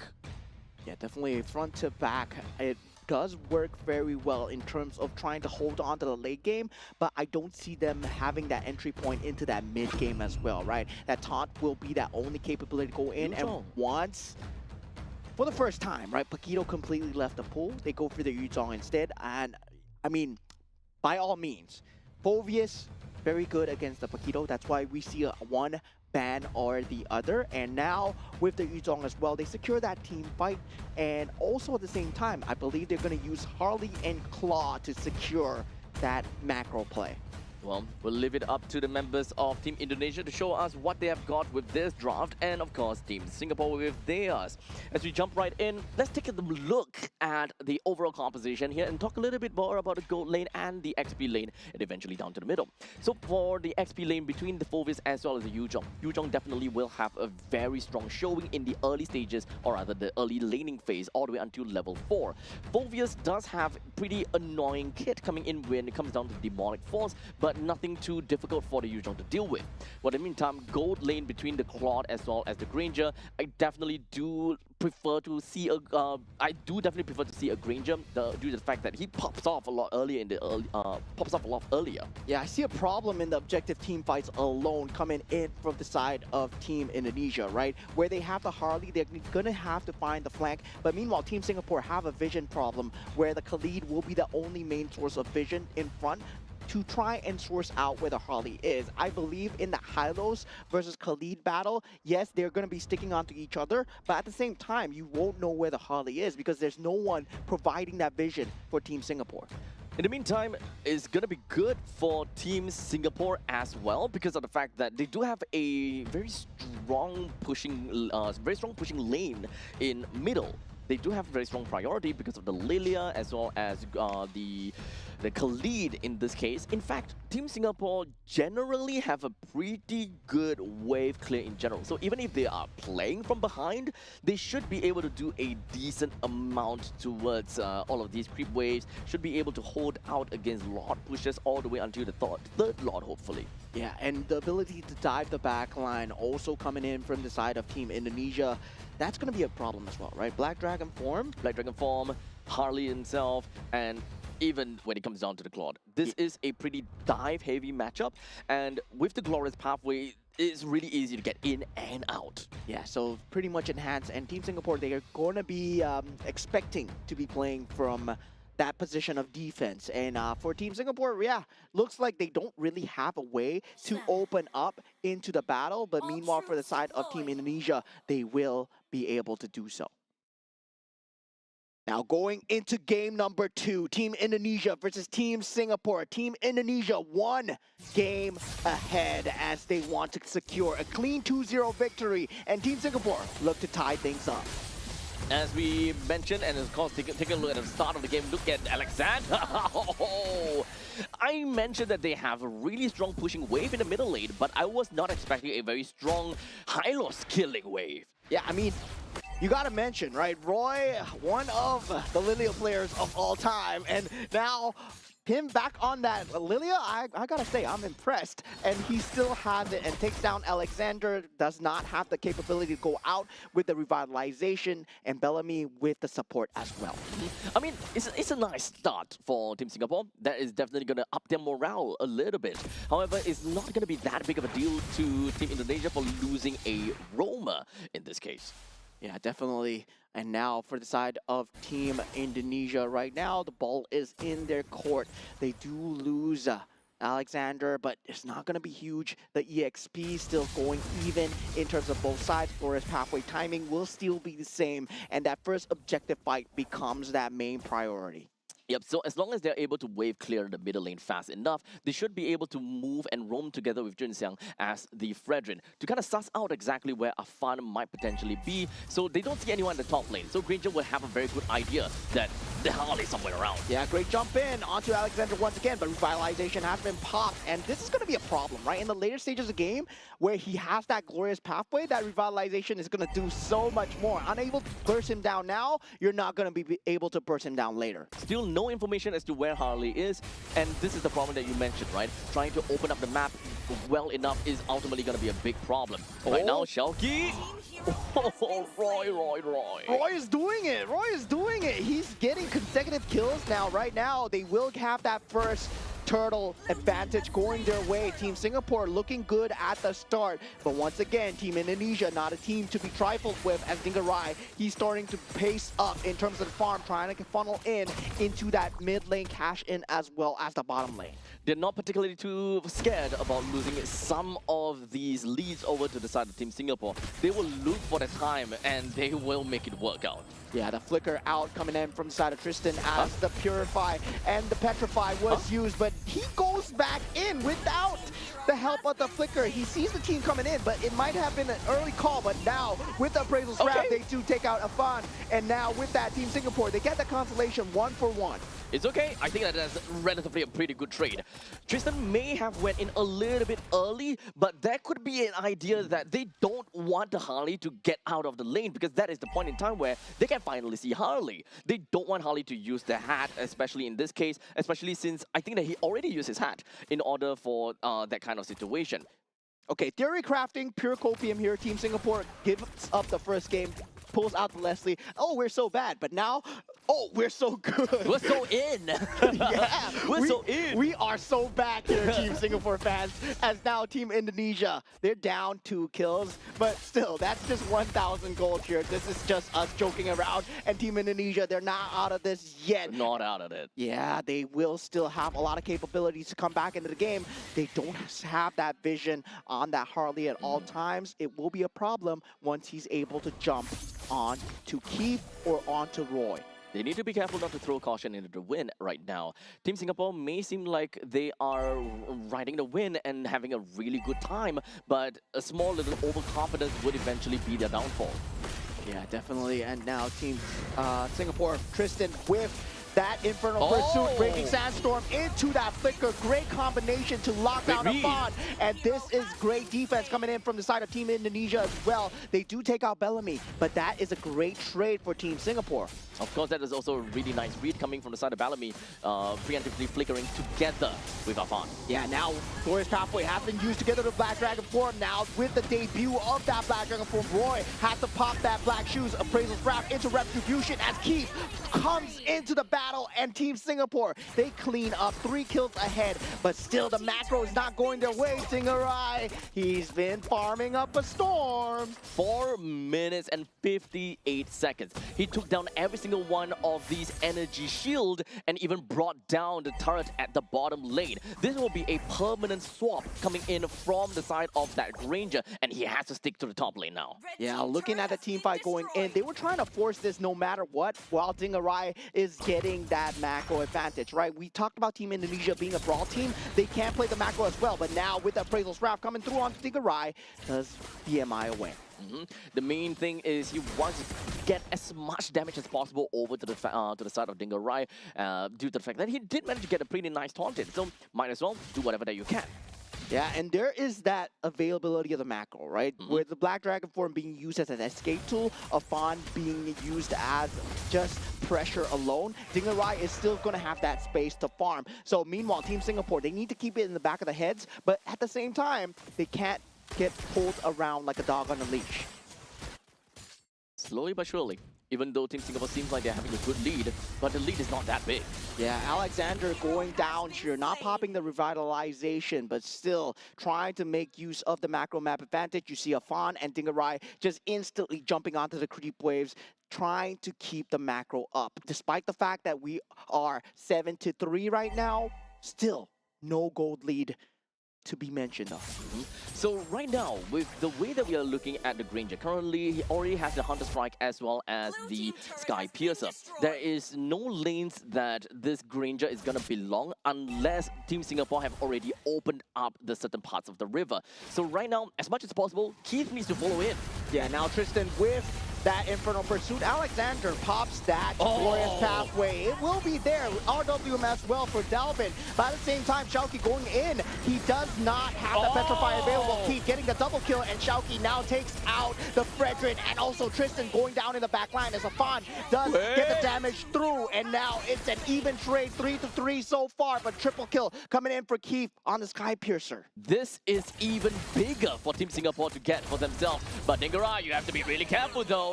The BMI will essentially help him get away. And Keith, you can't overstay your welcome right now. You managed to get 4 kills for yourself, massive amount of Sky Piercer stacks. That is going to lead up to a really good upcoming fight. Yeah, now with that turtle being up for the grabs, Jin Xiang will be falling in here. Glorious Pathway already used. Team Indonesia right now, they're 5 members strong. They want to fight this. Black Dragon form not available. Afan does have the ultimate though. He can pop Keith on the side as this is Flying Clouds. Everybody is trying to collapse into this as the turtle now falling lower. Jin Xiang does get the turtle, and now Bellamy falling extremely low. Blazing Duet being used as Zingarai takes out Bellamy, and Team Indonesia, they want to collapse with the RWM right behind. And now for Team Singapore, they have to retreat as Royven goes down, not able to pop the Black Shoes in time, and Tristan will be going down as well. Team Indonesia, they're just killing everyone, and now with the counter initiate onto Dingarai, that's a great consolation, but 4 for 1. That was a really big appraisals wrap, but unfortunately, all in all, Keith still went down, so the amount of Sky Piercer stacks is gonna get halved down. Yeah, Team Indonesia showing that they might have lost the battle, but they didn't lose the war, right? They're waiting for the power spikes, getting the farm across the initial members. And if you take a look at the team fight, yes, a great consolation coming out from the side of Jin Xiang with the appraisals wrap into that taunt, and Keith getting that Sky Piercer stack down. Oh, such a juicy appraisals wrap. We don't get to see that very often, being slapped right onto a clod, which is a back line, by the way. So right now, even though Team Singapore has got a lot of those Sky Pistol stacks go over to Keith, got halved in the end of the day, and now Team Indonesia, they have managed to reclaim control of the land of Dawn, getting themselves a total of 3,000 gold lead. And this is going to be the part where things start to get really difficult. Keith will now have a difficulty in surviving because of the presence of Afan, while Dingarai more or less have got really good farm already and will play for teamfight very effectively too. Yeah, I mean, for Team Singapore, it feels like they are forced to stick together. Meanwhile, for the Team Indonesian guys, right, they can play apart, right? They can play in a single unit. They have so much survivability, and that is the highlight of their lineup so far. And this is the power of the Claude. You can leave Delvin with Alexander. Meanwhile, the other three, they can just roam around the map. As of now, the Lord is finally spawned, and Team Singapore, they're looking for an opportunity to eventually just ride with it. Yeah, right now they still need to be wary of the Granger. He's dealing decent damage onto the members, but of course he has to resource utility and just cycle that through. With the Glorious Pathway being popped from the side of Alexander, does not get the stun so far. And Team Indonesia, right now, they will be still dancing. Yep, they will have to regroup for now. Tristan has already used a flicker for himself, and right now Team Indonesia, they're releasing the Lord back over to the hands of Singapore in order to play and dance around the Lord. Yeah, with this control though, RWM has been popped. Xinjiang extremely low. Appraisal's Wrath not connecting, but Alexander goes down. But the jungler is gone from the side of Team Singapore. Team Indonesia, they know this. They pounce, they strike. Dingarai with the blazing duet, doing so much here. 3 members already down, and more to follow, as it will be a complete wipeout. Team Indonesia, double kill for Delvin. And now they'll try to do their absolute best to take down as much of the standing objective. But the mid-wave lanes will definitely crash in, and bottom lane as well. All of the outer turrets coming from Team Singapore will undoubtedly be taken away, while this Lord being taken by Dingarai will not be challenged at all. Yeah, definitely. It is going to be a clean take.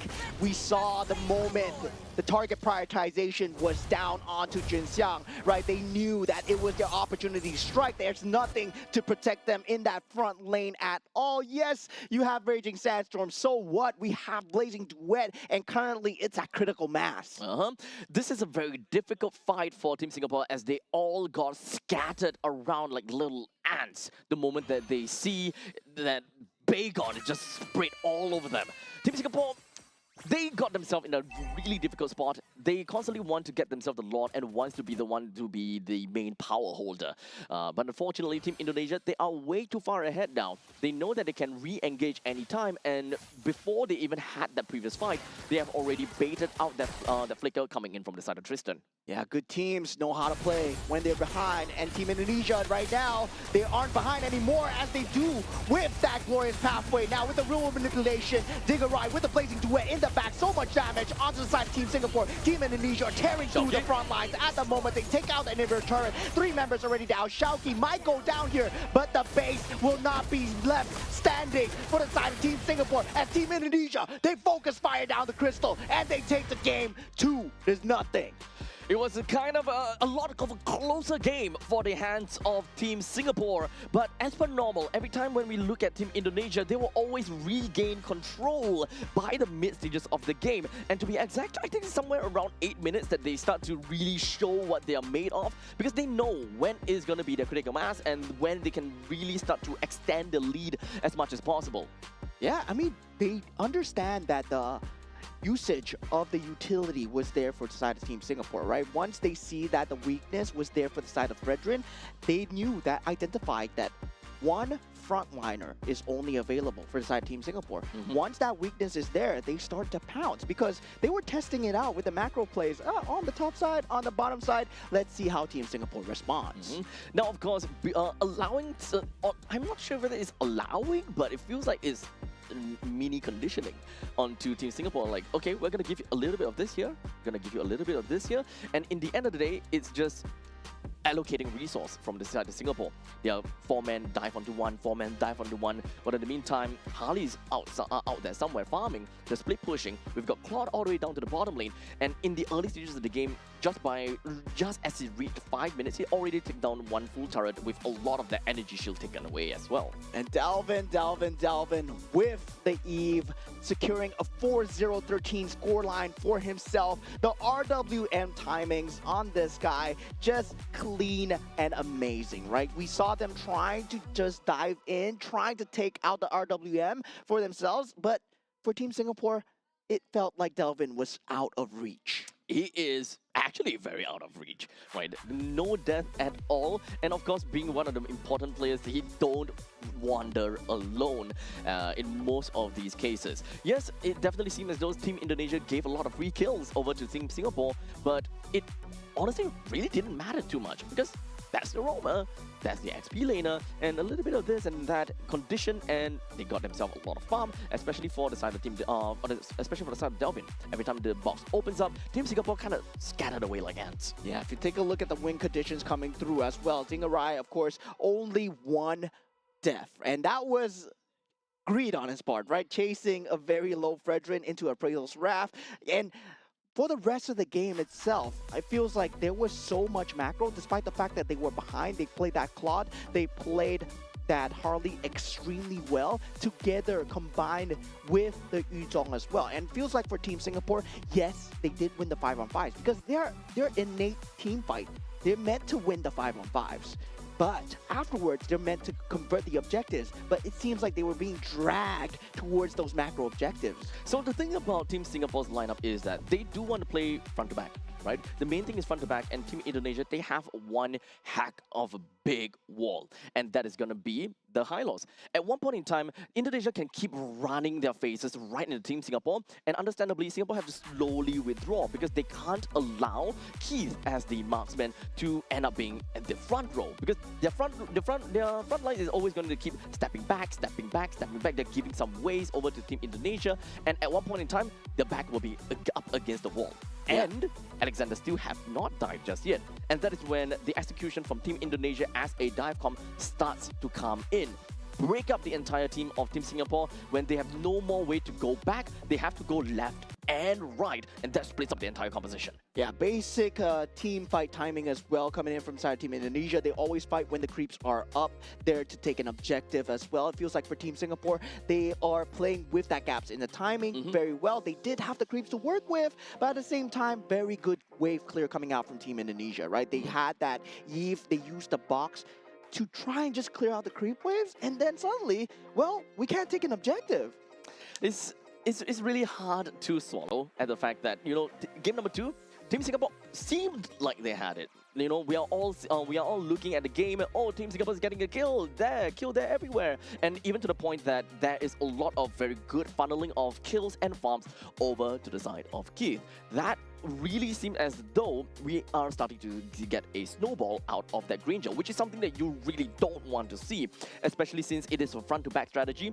The main part is to lock down onto the Granger so that he do not have enough firepower to just melt down that Hylos. Yeah, and that was a very, very ugly time bomb that they were keeping for Team Indonesia, right? The Claude was there. Man, oh man, if you're not convinced that Claude is good, they were behind, right? They were behind this time. They were behind this time. And Claude brought them back in front because they kept them on the back of the mines. Now, Group A, looking at the top, Team Indonesia, 3-0 with 6 points. And sadly for Team Singapore, 0-3 in the bottom so far. We'll be looking more towards Group A today, as I believe the next match is going to be Team Malaysia versus Team Myanmar. But looking at second place, Team Philippines, so far they have yet to play their third match. And Team Vietnam, Team Laos, Team Cambodia as followed. They are getting that top 5 seed so far, but this is only day 2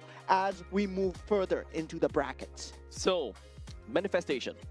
They have to win every single game from this point on. It can happen, especially against Team Philippines, right? If we can, sure. Team Singapore loses to Team Indonesia, yeah, we grow better and we groom our talents, and yeah, we can fight Team Philippines. They will be going up against Team Philippines on the June 21st, which happens to be the final day. They will also go up against Team Myanmar on that day as well.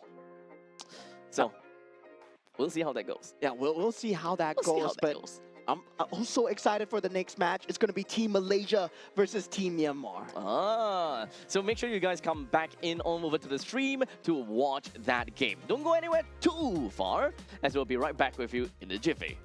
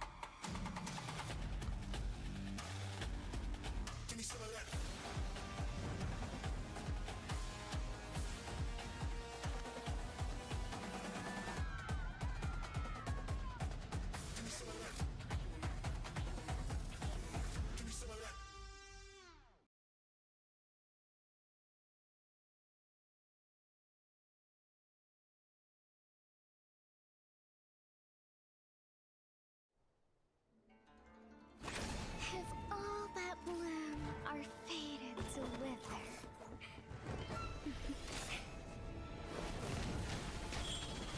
then I'll enshrine your most brilliant moment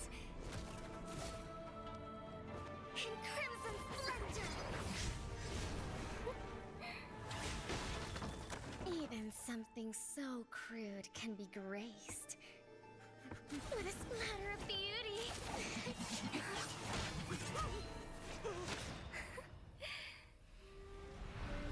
I'll get you out! You finally come to me, Hanabi-sama! This madness ends now. At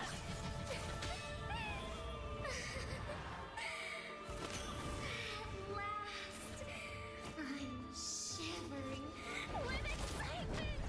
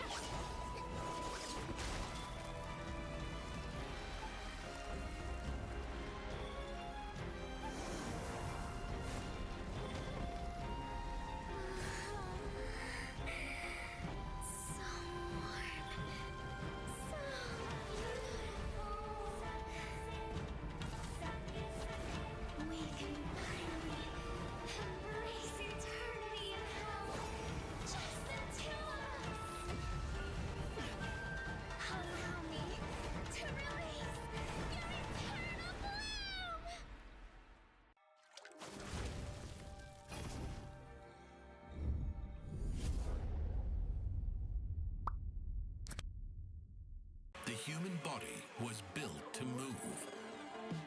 Not trapped at a desk in one singular posture for 12 hours a day. It's time your chair evolved. This is Secret Lab Titan Evo. Ergonomically engineered for you, gamers, hybrid workers, artists, backing your every move.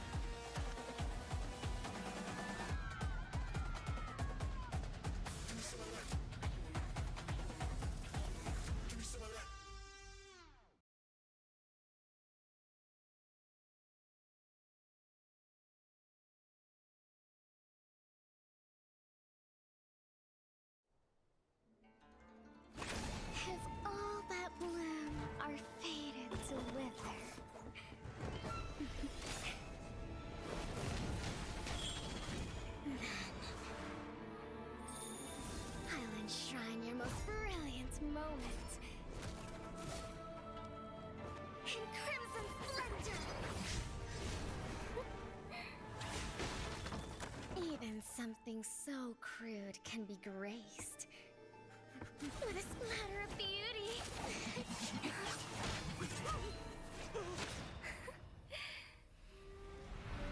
I'll get you out! You finally come to me, Hanabi-sama! This madness ends now!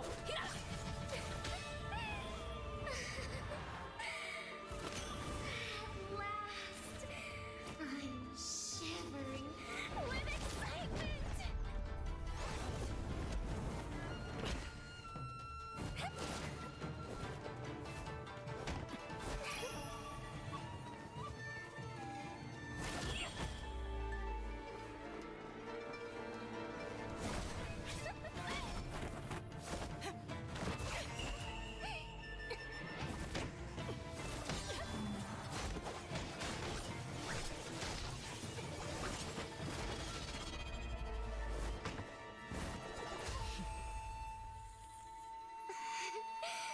Such killing intent. Does this mean Hanabi-sama finally understands Hinata?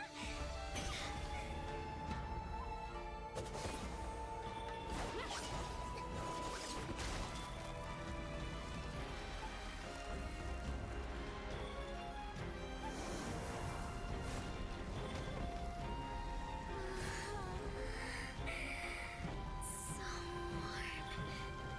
So beautiful. We can finally embrace eternity in hell. Just the two of us. Allow me to release your eternal bloom.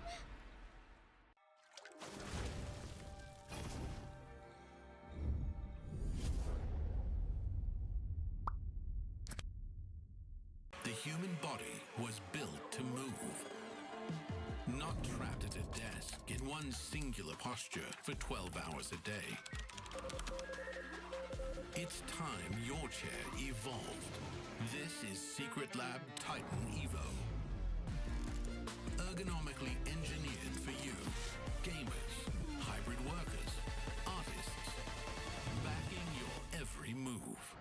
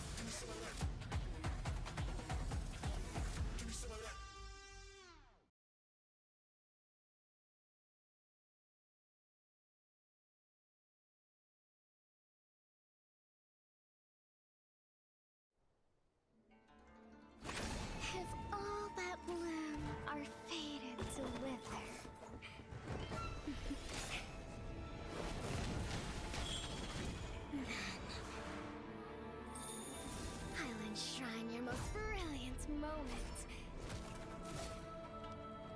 In crimson splendor! Even something so crude can be graced with a splatter of beauty.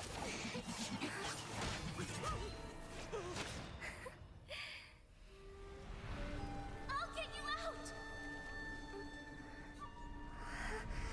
You finally come to me, Hanabi-sama! This madness ends now. At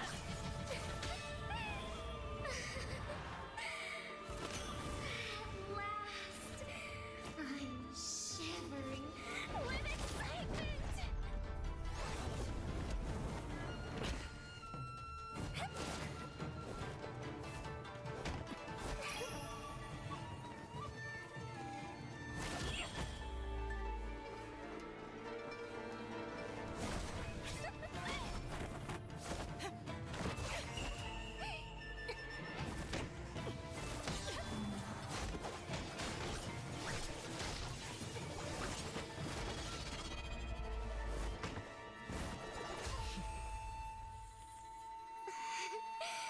Such killing intent. Does this mean Hanabi-sama finally understands Hinata?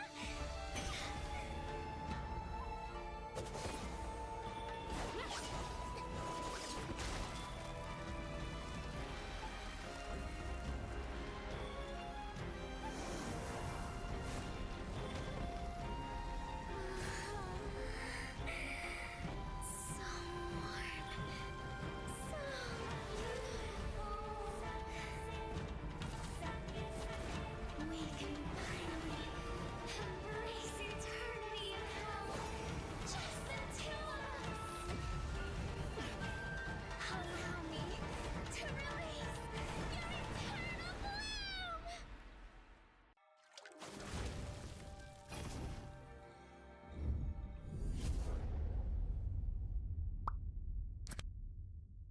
The human body was built to move. Not trapped at a desk in one singular posture for 12 hours a day. It's time your chair evolved. This is Secret Lab Titan Evo. Ergonomically engineered for you, gamers, hybrid workers, artists, backing your every move.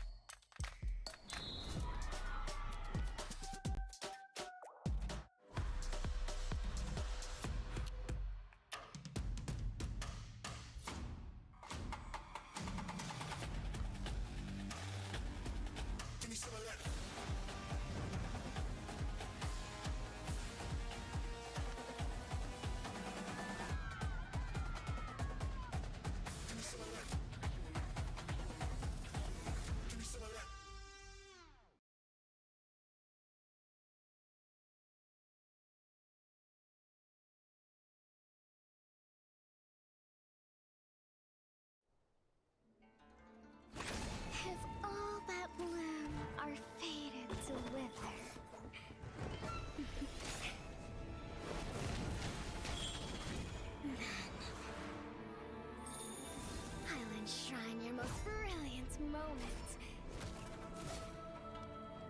in crimson splendor. Even something so crude can be graced with a splatter of beauty.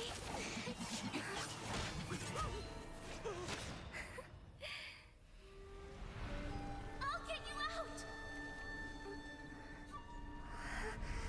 You finally come to me, Hanabi-sama! This madness ends now! At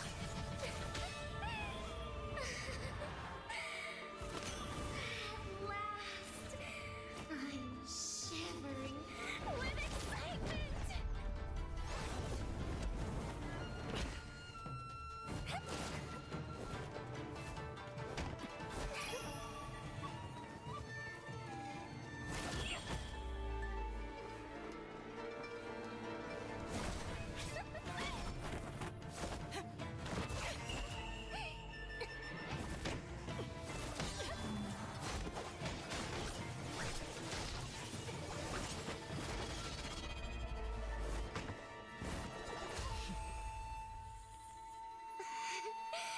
Such killing intent. Does this mean Hanabi-sama finally understands Kirara?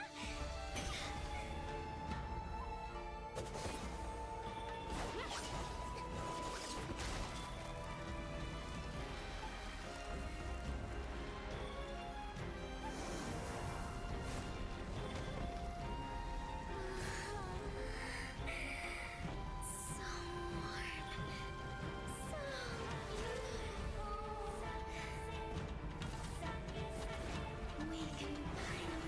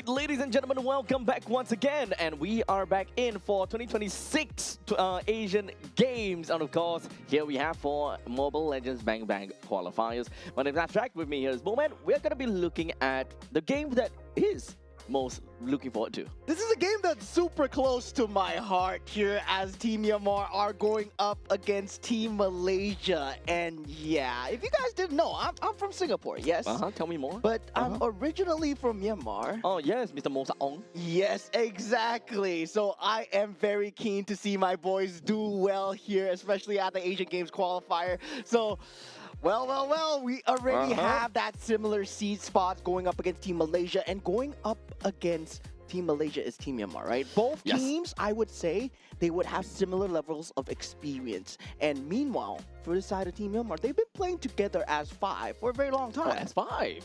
Okay, so definitely when it comes down to going up against Team Malaysia, technically speaking, they do have a little bit of advantage. Because remember, when it comes down to Team Malaysia, we do have a little bit of nice mix coming in from them. 3 of them from Team Ray, 1 of them from BTR, and 1 of them from Monster Vicious. So a little bit of mixture here and there. It's fair to say that when it comes down to Team Myanmar, they might have a little bit more chemistry than Team Malaysia. Yeah, and this is a revenge match, right? Where I would say, like, during, okay, not M7, maybe M6, right? M6, yeah, okay. When we first introduced the Swiss brackets, we were able to go up against Team Malaysia at that time, which was SRG, and yeah, that was a bit of a tiffle, and we did take them out for that Swiss bracket, but they eventually made it through, and they took us back out during the playoffs. That's so sad. You know, the very fact that that Team Myanmar at one point in time definitely looked to be a very strong team, a force to be reckoned with. And of course, coming in here for the Asian Games, I'm pretty sure that they will do the same thing and make some of these teams really just shiver in their boots. Yeah, definitely. I'm just hoping that right now they are only 1 match down, right? I believe they played against Team Cambodia. They lost to them 2-1. Now going up against Team Malaysia as well. And Team Malaysia with a chip on their shoulder as well. But they went against one of the best, which is Team Philippines. And that's what I'm so scared about. When you go up against Team Philippines, you're going up against a solid wall of just star-studded lineup of Team Philippines, right? And that experience, well, it can either temper you for the better or for the worse. So honestly, at this point in time, we kind of want to see how Myanmar would do, right? Would they kind of crack under pressure, or would they be reinforced at this point in time? I do hope that they will be able to, you know, kind of learn quite a bit from the entirety of this tournament and see how far they can eventually make it through. Because when it comes down to Group A, I think it's relatively fair to say that Team Myanmar can definitely look like one of the stronger teams to be one of the top 5. Yeah, and so far, now we see standings here for Group A. We did see them having Team Indonesia at the top and Team Philippines as well. But right now, Team Laos will be moving up in that bracket with a 1-0 victory right now. So now, they are secured that top 5 as we go into that day 2 as well. Team Malaysia and Team Myanmar. Right now, they will be playing for that 5th slot as well. Of course, they won't potentially get it here. They still have a lot more matches to play. This is only their 2nd match of these group stages. Now, I do want to take this moment to kind of take a look into this stage, because I do believe from what I've heard is that we do have all of this information are correct, except for, I believe, Team Laos. So we do have a bit of a change for that, but we will come back to that in a bit later on. But regardless, once we have come to the end of, I believe, Group A, we'll give you guys a little bit more information as to how that bracket eventually looks like. Yeah, this is by far one of the most interesting brackets to see, the most number of teams, the most number of matches.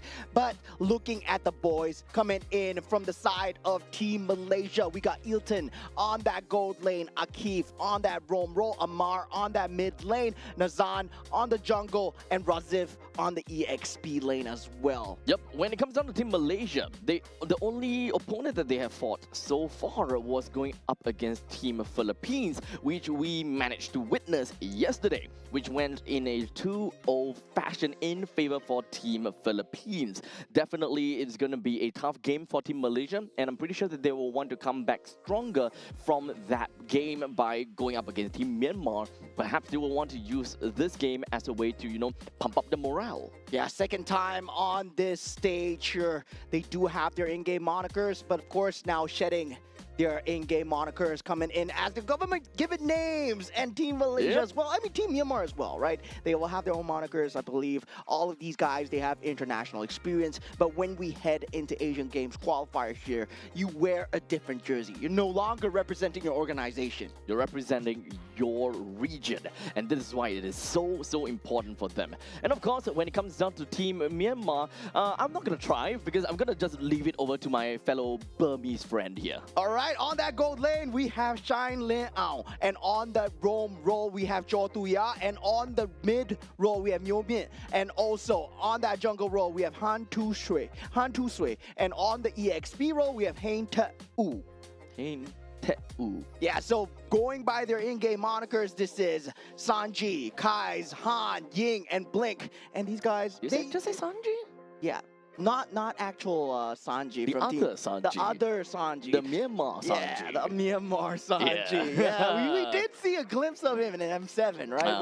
Where they played for the qualifiers as well. But now we're gonna be seeing him on the international stage. Okay, so I'm super excited to see what these two teams have got in store for us, and especially when it comes down to Team Myanmar, they definitely do have got a lot of game in their experience, and as you mentioned before, they played as 5. Now, of course, whenever I take a look at Team Myanmar's game before, it definitely comes down to a lot of mechanical play coming in from them, and it really comes down to, at least from what I remember, they do have got a very general strategy where they love to play 4-4-1, whereby they always group up together as 4, and the jungler just goes completely on the other side of the map and always force tough decisions onto the opponents. Do you want to go for a jungler, or do you want to force that fight? Yeah, generally we're a region that loves the Ling, loves the Fanny. We do have a playstyle of the Harley as well, but now with the meta shifting towards also having that tank jungle available, that Boxia becomes more of a focus as well. And I believe this is a team that has shifted their focus as well. They've been starting to try and hybridize as well.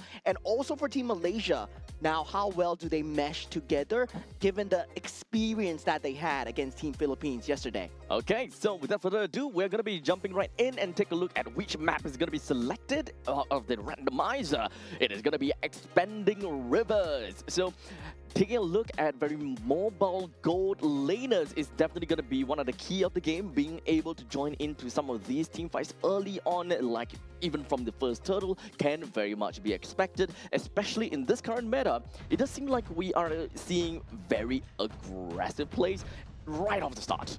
Yeah, definitely, and they do ban out the Fanny, Phovius, and the Arlott coming in from the side of Team Malaysia. Meanwhile, for the side of Team Myanmar, right, this leaves the Paquito in the pool with the Freya and the Glue being banned out. Now, they do ban out the two Sin, and it's pick your poison, right? Both the Marcel and the Paquito still available. So meanwhile, for Team Malaysia, they instant snap pick up the Paquito. Yep, I think that is without a question. Without a question, you would want to pick up a Paquito for yourself, as Team Malaysia is understandably a very aggressive team. And playing a Paquito or having a Paquito in their team composition, they can't help but be happier.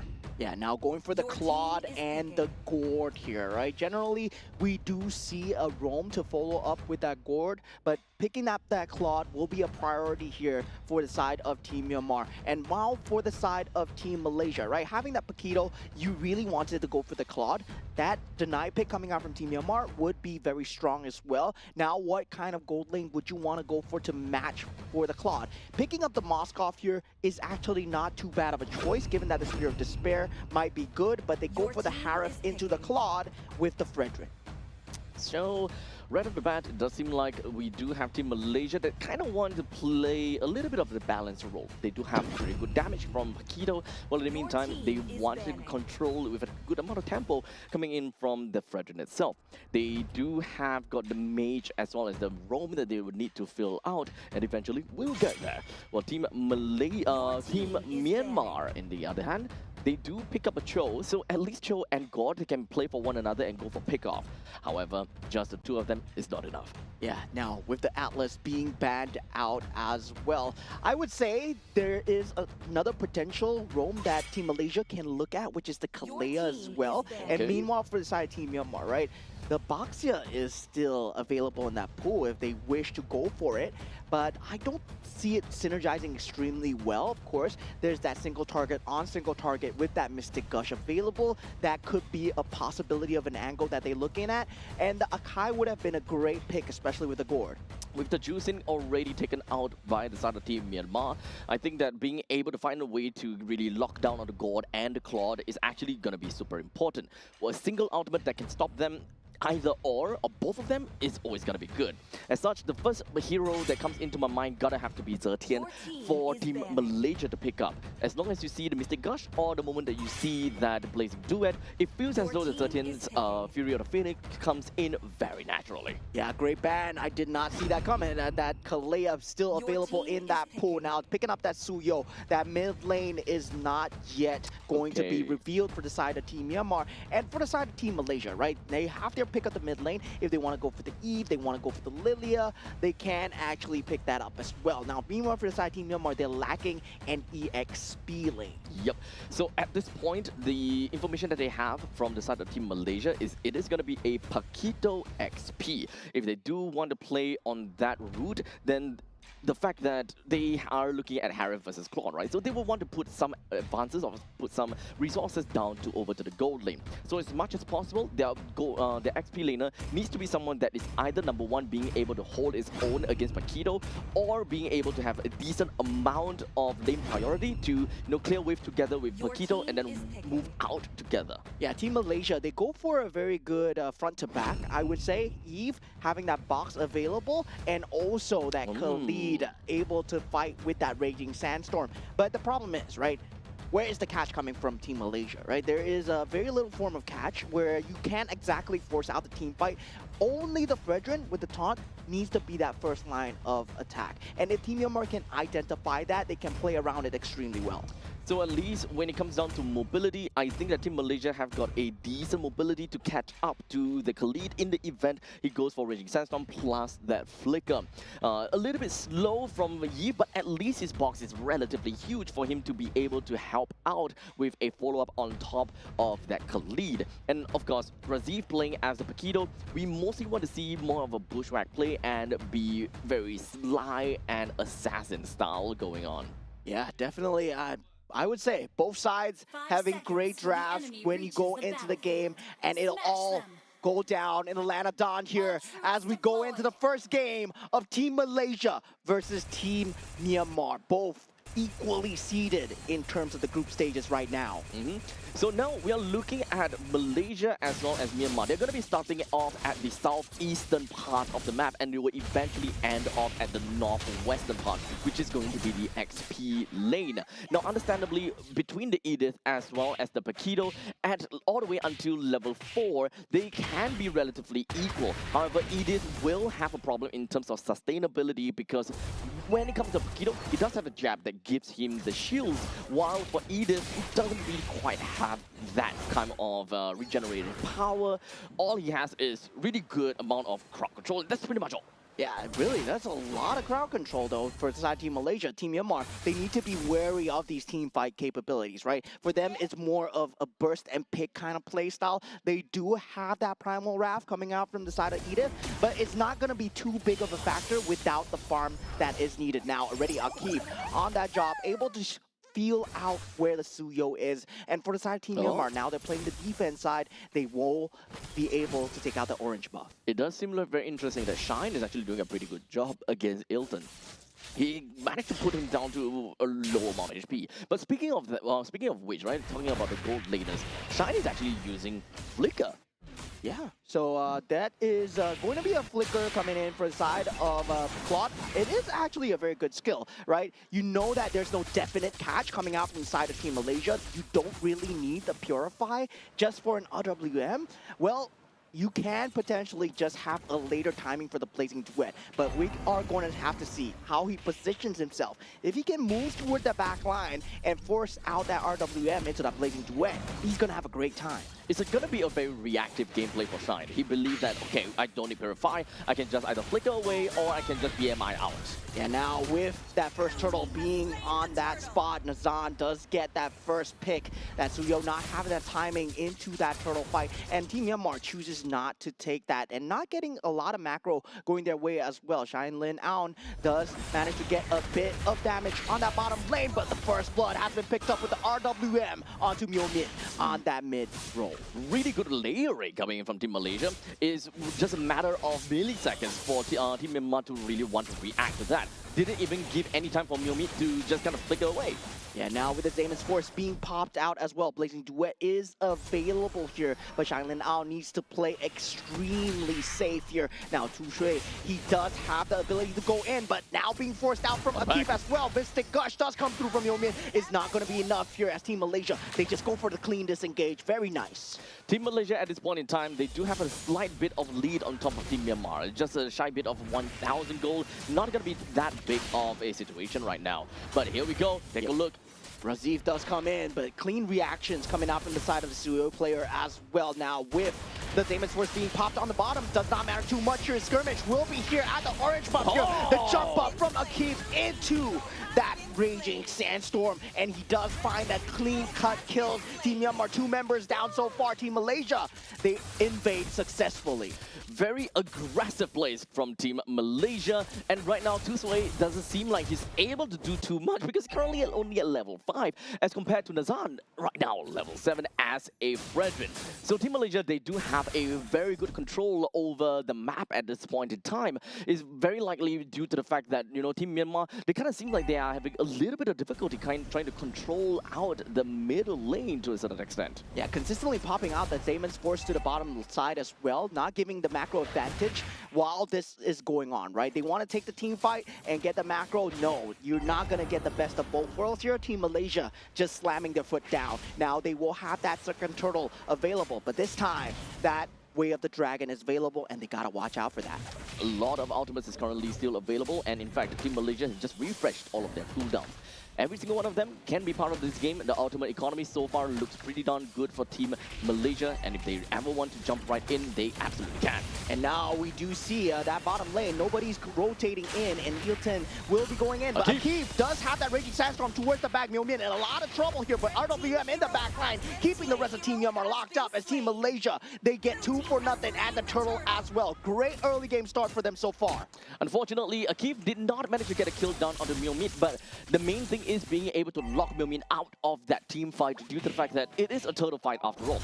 The moment that God is out, one of the main damage dealers of Team Myanmar is going to be out of commission, and Team Malaysia, none of them will die. Yeah, Flicker being forced out in the side of the gold lane here. Macro advantage also not going the way. The recovery here not going Team Myanmar's way at all. 3,000 gold advantage coming out from side Team Malaysia. And they're going to keep up the pressure with the top, mid, and bottom tier 1 all going to be going down soon. Team Malaysia, they definitely do have a very good grasp of this current game, with a total of 3.7 thousand gold lead on top of Team Myanmar. They're constantly just going to be putting themselves right in the face of Team Myanmar, as you can see from Akif.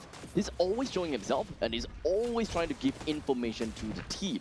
Yeah, they are doing a great job of keeping vision onto the Suhyo. Team Malaysia, Akif, especially onto Han Tu Shui, where this Suyo, he has unable to find any sort of momentum at all. Yep.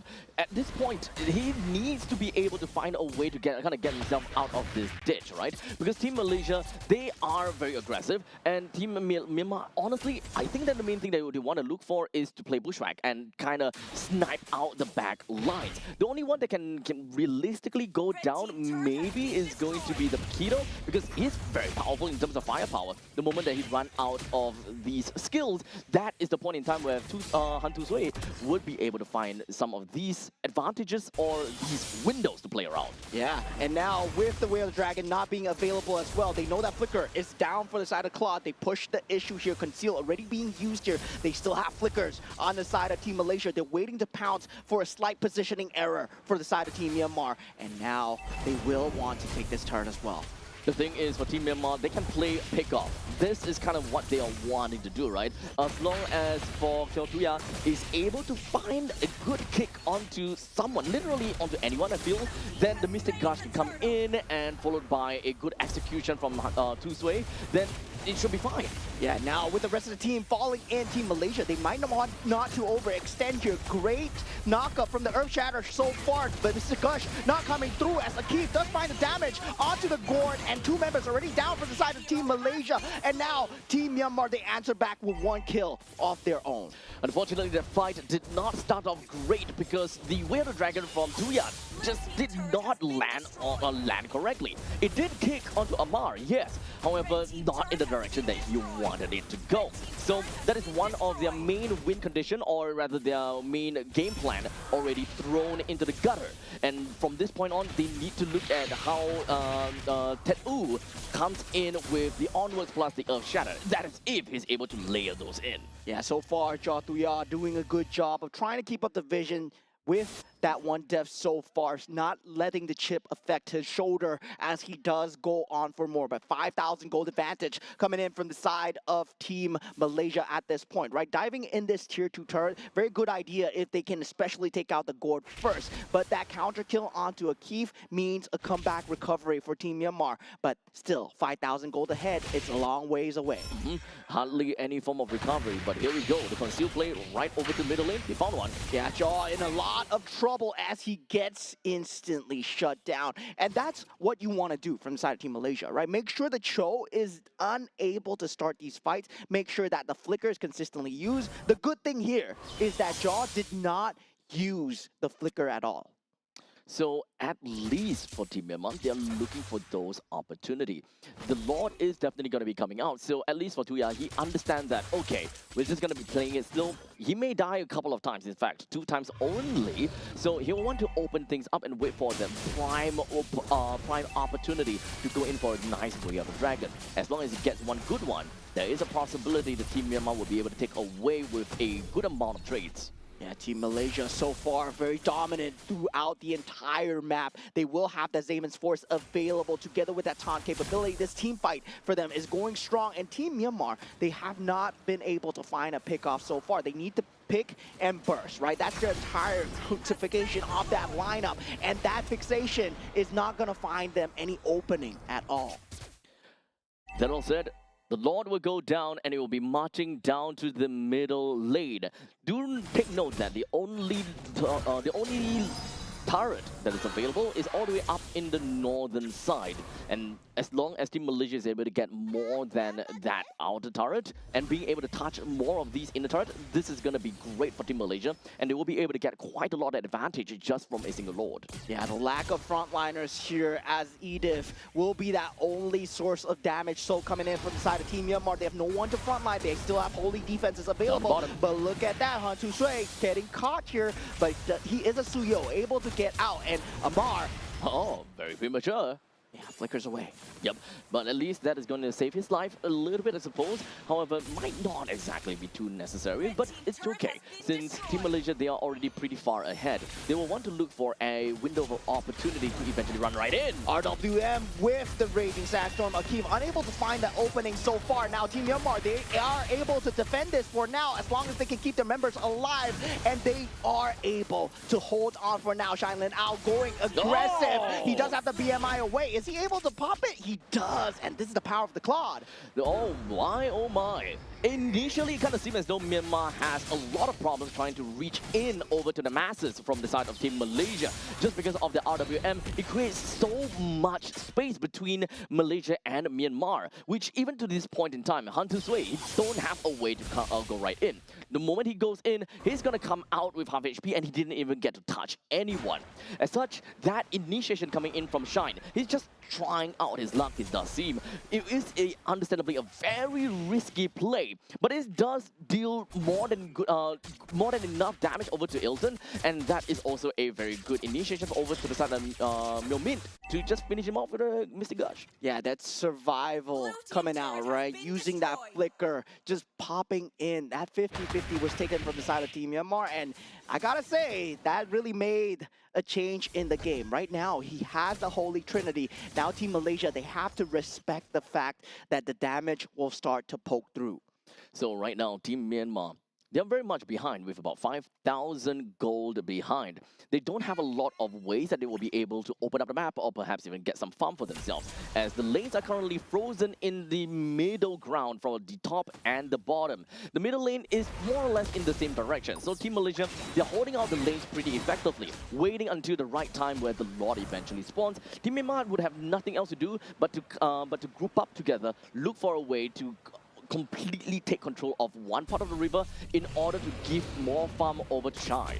Yeah, the good news is no inhibitor turrets down from the side of Team Myanmar, and they can potentially turtle this through, right? Their split push capability still very strong, but Team Malaysia very good at taking these objectives. Team Myanmar will have to fight for this Lord here, especially if they want to keep a grasp on that inhibitor turret. Now they are falling in. The Lord dance will be initiated here. Ilton doing his best to clear out the creep waves. The creep prio at the bottom side, not looking in Team Myanmar's favor at all. Just a quick dance around. For Team Myanmar, the main thing that they want to do is to try to reset this Lord as much as possible, while giving the opportunity for Shine to push in the middle lane and the top lane whenever there are any creep waves that are incoming. However, take a look at the Cho. He's looking for something. Nagoya not unable to find anything now. The creep wave slowly but surely pushing in. A slow push mounting at the bottom side. Team Malaysia, they're playing this macro extremely well, and also with a key being there on the job. This would put Shailin out onto creep defending duty, and now they know that they're the 4 and 5. Team Malaysia, they want to force it out right now, and they go for the Lord Rush. Now we do see Han Tu Sui. He's trying to go into that red trip battle. Now with that forwards, he's not able to get anyone, but Amar does go down. There will be no RWM this fight. This is looking good for the side of Team Myanmar, and Shine is here as well in the back line, and Myomin, he does get the damage through, and the Lord goes the way of Team Myanmar, and now all 5 members as well as Team Malaysia goes down through a triple kill. That open play coming from Tech Ooh just went straight in with a flicker followed by an onwards. That gave a pretty amazing start coming in from for Tusui to just jump right in and being able to melt 2 of them at the same time. This rush down might actually be possible as long as they tank up the initial spot and allow the Ballista to stay alive, which they will. Team Myanmar get a clean 1-0 win, a lapse in concentration coming in for the side of Team Malaysia, and Team Myanmar, they strike.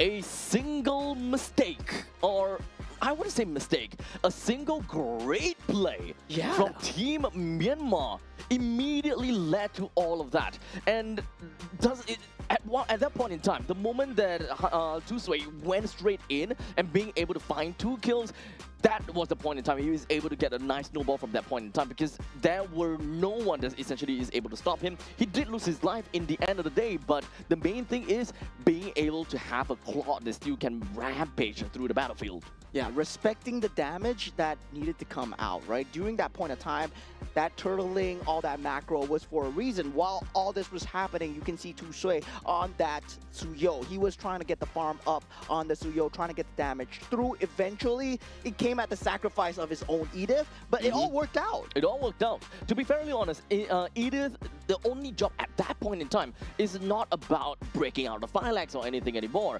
The point is to get an opening. The initiation is so important in order to pave a way for the team. Yeah, Mr. Shine Lin Aun, the man himself, 202, 727 GPM, MVP of the game. He held on extremely well. That little micro adjustment to put up that flicker, going for that flicker play into the Harith at that point was just so well done.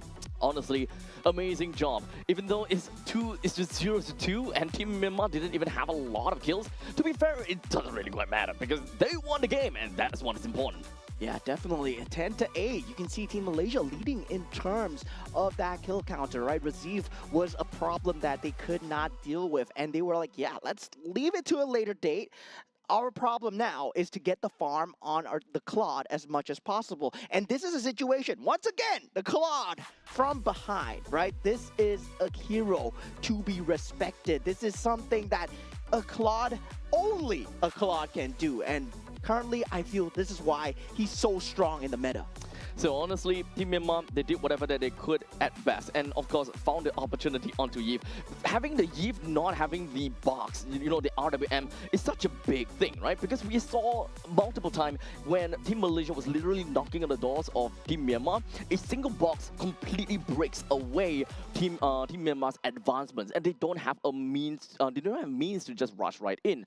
And Tet-U saw the opportunity, went right in before Amar had the opportunity to just open up the box. And from that point on, the whole team just crumbles. Yeah, Tet-U, man, that man going in with the onwards during that period of time, that was the pure genius play coming through. If you look at paper, if you look on the stat board, Team Malaysia, they were all but set to take that Lord, but that wild card play, them taking the 50-50s, this is what makes Team Myanmar, I feel, right? They're willing to take these fights, they're willing to take these small little adjustments and push things into the favor, even when there's 6,000, 7,000 go down. There is so much things that happen within a very short span of time, right? This fight is essentially split into two all the way through, and they had their own specific jobs that they needed to fulfill in that short span of time. And this is actually a point in time where it actually worked out for Team Myanmar when they man-marked someone. And that marker worked out pretty amazingly, and by that point in time, they managed to burst down that Fredrin, they managed to burst down the Yves. Most of that front line plus the utility is already gone. You do have a damage dealer coming in from the side of Ilton, and at that point, he may have full HP.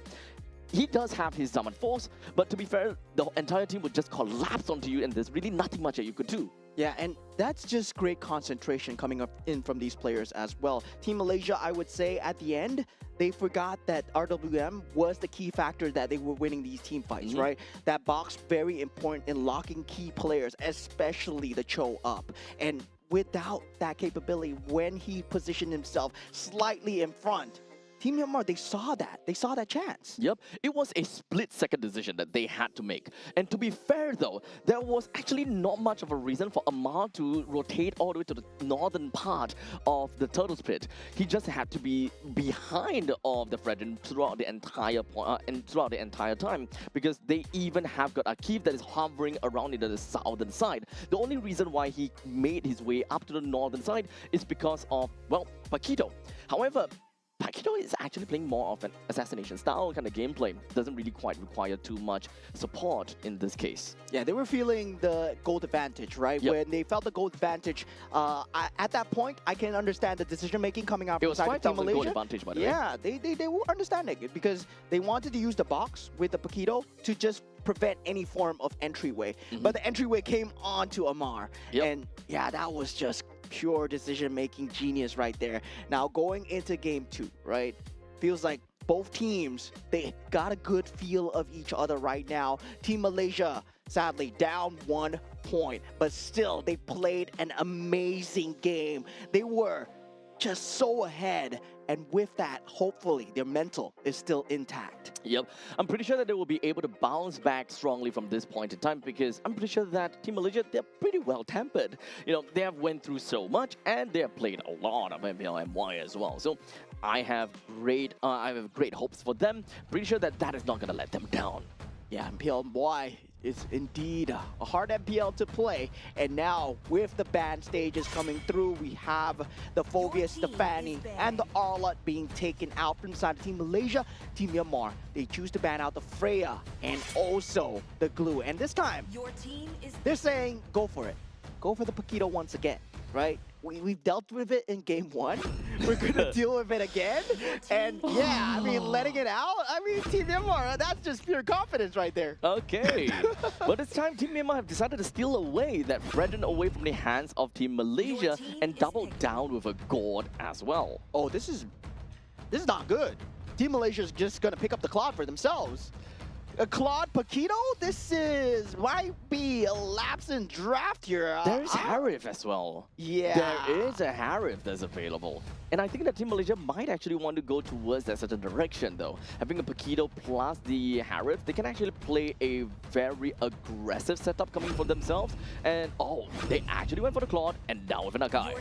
Yeah, now it's a very different lineup, right? A Paquito with a Harif versus a Paquito with a Claude. Now, Team Myanmar, they go for a Moskov here, and I really respect this, right? Generally, when you see a Claude being picked up, you want to go for the Moskov because you have slight bit better entryway into the team fight, especially if you land the SOD, you land the Spirit Destruction, you're always one member up. And that's that advantage you have going as a Moskov, but you gotta land it. You have to land. I think that is the main caveat in order for you to do these kind of cross-map plays and have global presence. Landing the SOD is not easy. Let's remember that. Is a long way ahead for a Moskov to land that in, and of course projectile speed it definitely needs to be remembered. So we'll see how that is gonna go. For Team Malaysia, they're lacking of a single roamer and a mid laner, while for Team Myanmar, they are looking at a roamer and an XP. So both sides, they're lacking of roam. They gotta have to ban that out and try to whittle down the pool as much as possible, because Team Myanmar, they do have got the first pick into the second phase, so they can actually snap pick any roamer that is left over. Yeah, and surprisingly, Team Myanmar choose to stay on that second pick, right? Because they did have that choice to jump over, they did not, and they are staying on that second pick as well. So now for the side of Team Malaysia, they do ban out the Yuzong, and the Yve will be the ban of choice coming out from the side of Team Myanmar. So both the Zusin and the Yve not available to deal with the Gourd's lane pressure now. Lilia is still there. They can actually use it well though. Paquito, Claude, Lilia, that is a very, very good individualistic lineup. So now Myanmar, they're gonna have to accept that the god needs to be paired with someone that is, relatively decent when it comes down to clearing out the waves, or at least be strong enough to kind of force the members from Team Malaysia away. They have decided to pick up Uranus in this case, so a little bit of proxying work, which can definitely come out to be relatively strong if you think about it. Because right now, the only one that they can see is an Akai. Akai doesn't necessarily seem very strong in terms of rotational speed, but now the ball is onto the court of Malaysia. How do they want to deal with Uranus in order to ensure that this Uranus is always going to be kept in check? Put the Akai on the roam and pull out the Guinevere, right? Because the Guinevere is available. I mean, that's what I would do. But now for the side of Team Malaysia, well, do they go for that pick here? No, they go for the Kalea, the Lilia. Indeed, that would be a good individualistic play. And Kalea, yes, very good at locking down the Gourd. That's what you need. Generally, we see a Kaja, maybe a Cho, and the Kalea as well. Yep. So the Kalea's, at least when it comes down to Kalea, she will be able to catch on to frontliners very effectively and allow Lilia to burst them down. And it can also work very well with Paquito. So Team Malaysia, they have got good ways to burst, make full use of these pick-off strategies. And in the event that anything doesn't go well, it will be an Akai that will be heavy spinning the death of the rest. Okay, we got a Hellcurt coming out from the side of Team Myanmar. It's been a long time since I've seen this boy. And yeah, well, I mean, they're feeling it, right? They went Moskov, Uranus, and also Hellcurt. This is what they're known for. I mean, well, I'm just going to look forward to this. How does this work against the Paquito and Claude, right? Because you're playing individualistic, you are playing solo, but once you take away that map vision, the ability to help your teammates, yes, it becomes disenchanted when you have that communication available, because all the players are talking. This is not a ranked game, but in that competitive spirit where Hellcurt is still able to shut people down 1 versus 1, that's just a lot of damage. So just like that, we are going to be looking at that Hellcurt in the roam position, being a very annoying hero that can be a very good harasser as well. So looking at this, with a great power in the roam section, you generally will be able to find your ways into the side lanes very effectively and to kind of help out whoever that would be in need. This puts the goal lane for the side of Team Malaysia in a really tough spot as the Claude, because you constantly have to look out. Is there going to be a health curd here? Oh my god, that was just so much damage. I have no idea what Myongbyun was doing standing beside there, and the flicker being used as well. Oh no, that's an early blunder. Yep, as I mentioned, Team Malaysia, they're not gonna find themselves in a demoralizing state. They will use that loss as a lesson. Yeah, definitely. And right now, already one member down so early, and that's a huge one as well. A lot of mid-prio loss, and mid-prio really decides the state of the game going into the middle stages as well. This first turtle not looking good as well. Now Razif will be the target of hate here as Jaw Tuya. He does manage to take out the Paquito, and this is why they picked up the Helker. Oh boy, great plays coming in. They did manage to get a very good lead on top of the Paquito right off the bat. Team Myanmar, they definitely know what they can do against Razif whenever he goes to play as this Paquito. So moving on forward here, that means that we can definitely expect that this Uranus will be able to do quite a number in the XP lane, and it should more or less be pretty open. We also need to remember that when it comes down to Team Malaysia, they don't have someone that have instant gratification to deal with this Uranus. You definitely can expect a heavy spin that pins this Uranus to the wall, but that is a lot of resources that will have to be wasted just to take a tank away. Yeah, very good usage of spacing now as Team Myanmar is starting to respect damage coming out from side of Team Malaysia. And with that, now having that first turtle up, they do get the recovery through with that kill onto the Hellkirk as well. But Kalea going into the backline, heavy spin. Azad does get the first turtle for himself. Appraisal's Wrath is there, but it's not enough as Han Tu Shui, he will go down in tandem as well. Team Myanmar, they cannot fight this as they have to get out. Tsunami Slam onto Jaw Tuya as he's trying to escape here. Mystic Gush being used. Razif, he will not be going down here, I feel. He does have the flicker, and Spear of Destruction is there though. 2-1 counter scoreline, and Team Malaysia, they did manage to get the turtle for themselves with a nice little heavy spin to ensure that Nazan definitely will get that turtle for himself. So from this point onwards, Team Malaysia, they do want to kind of take a look into their own win condition, and that is to play towards tempo, and also when it comes down to pick off. Who is going to be the main contest, or who is going to be the main victim when it comes down to that? Yeah, so far, very good vision game coming out from the side of Uranus, where you're able to feel out the rotates coming out from the side of Paquito. That's why Paquito hasn't been such a huge problem so far, and I believe Team Myanmar have done a great job of dealing with the Paquito as well in that first game. So definitely there's a reason why they leaked that pick through. Now, you can see that Wu is generally going to be at that spot where he wants to open up the XP lane as much as possible to kind of give information to the team. They already know that the Akai is down in the bottom lane, and it will take some time before he will eventually make it up to the top lane. So this is going to open up quite some opportunity for Tuya to find some ways to kind of play around with the top, especially since the turtle is eventually going to pop up in 30 seconds. If they do want to get any form of control or any form of control over the river lines, the time should be soon. Yeah, I mean, I just don't see how this Helker is going to have the damage. Sure, he's going to have that pick-off capability. Sure, he's going to have that threat of that map presence. But once that mid-game is reached, right, when Akai is going to be heavy spinning the rest of the team, I don't see how he comes into the team fight as well. There's also a lack of utility from Team Myanmar the moment that we advance over to the later part of the game. Now, ultimate being popped from side of Jaw Tuya. The Hellkurt is there, Spirit of Destruction lands, but the turtle will just be given for free to the side of Team Malaysia.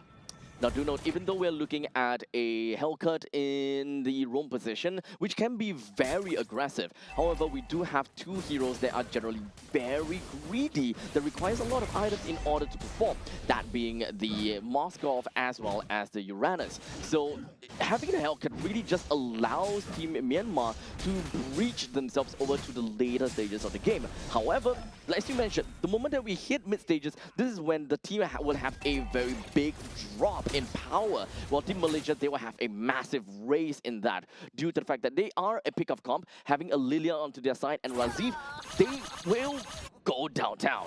Yeah, traditional win conditions coming out inside of Team Malaysia. Very strong front to back here, but the proxy does come true from the Uranus all the way in that top side, already starting to begin his shenanigans here as both oracles have been picked up from both sides as well. Now, they need to start to deal with the macro pressure that has been mounting up from side Team Myanmar. If they do get the farm through, if they put themselves on the even footing, this Hellcurt is going to become a problem. The bottom lane tier 1 turret seems like it's about to go down, and Team Myanmar unfortunately will not be able to answer for that.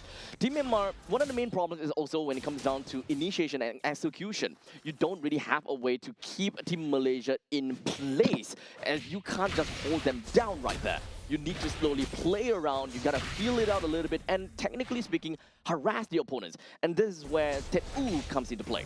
Yeah, the Kalea is also there for the side of Team Malaysia as well, right? So Tet-U with that just vision game, Razif will be having a hard time. Now going in on the Hellcurt as well, but that's not enough damage, man. You don't have enough farm.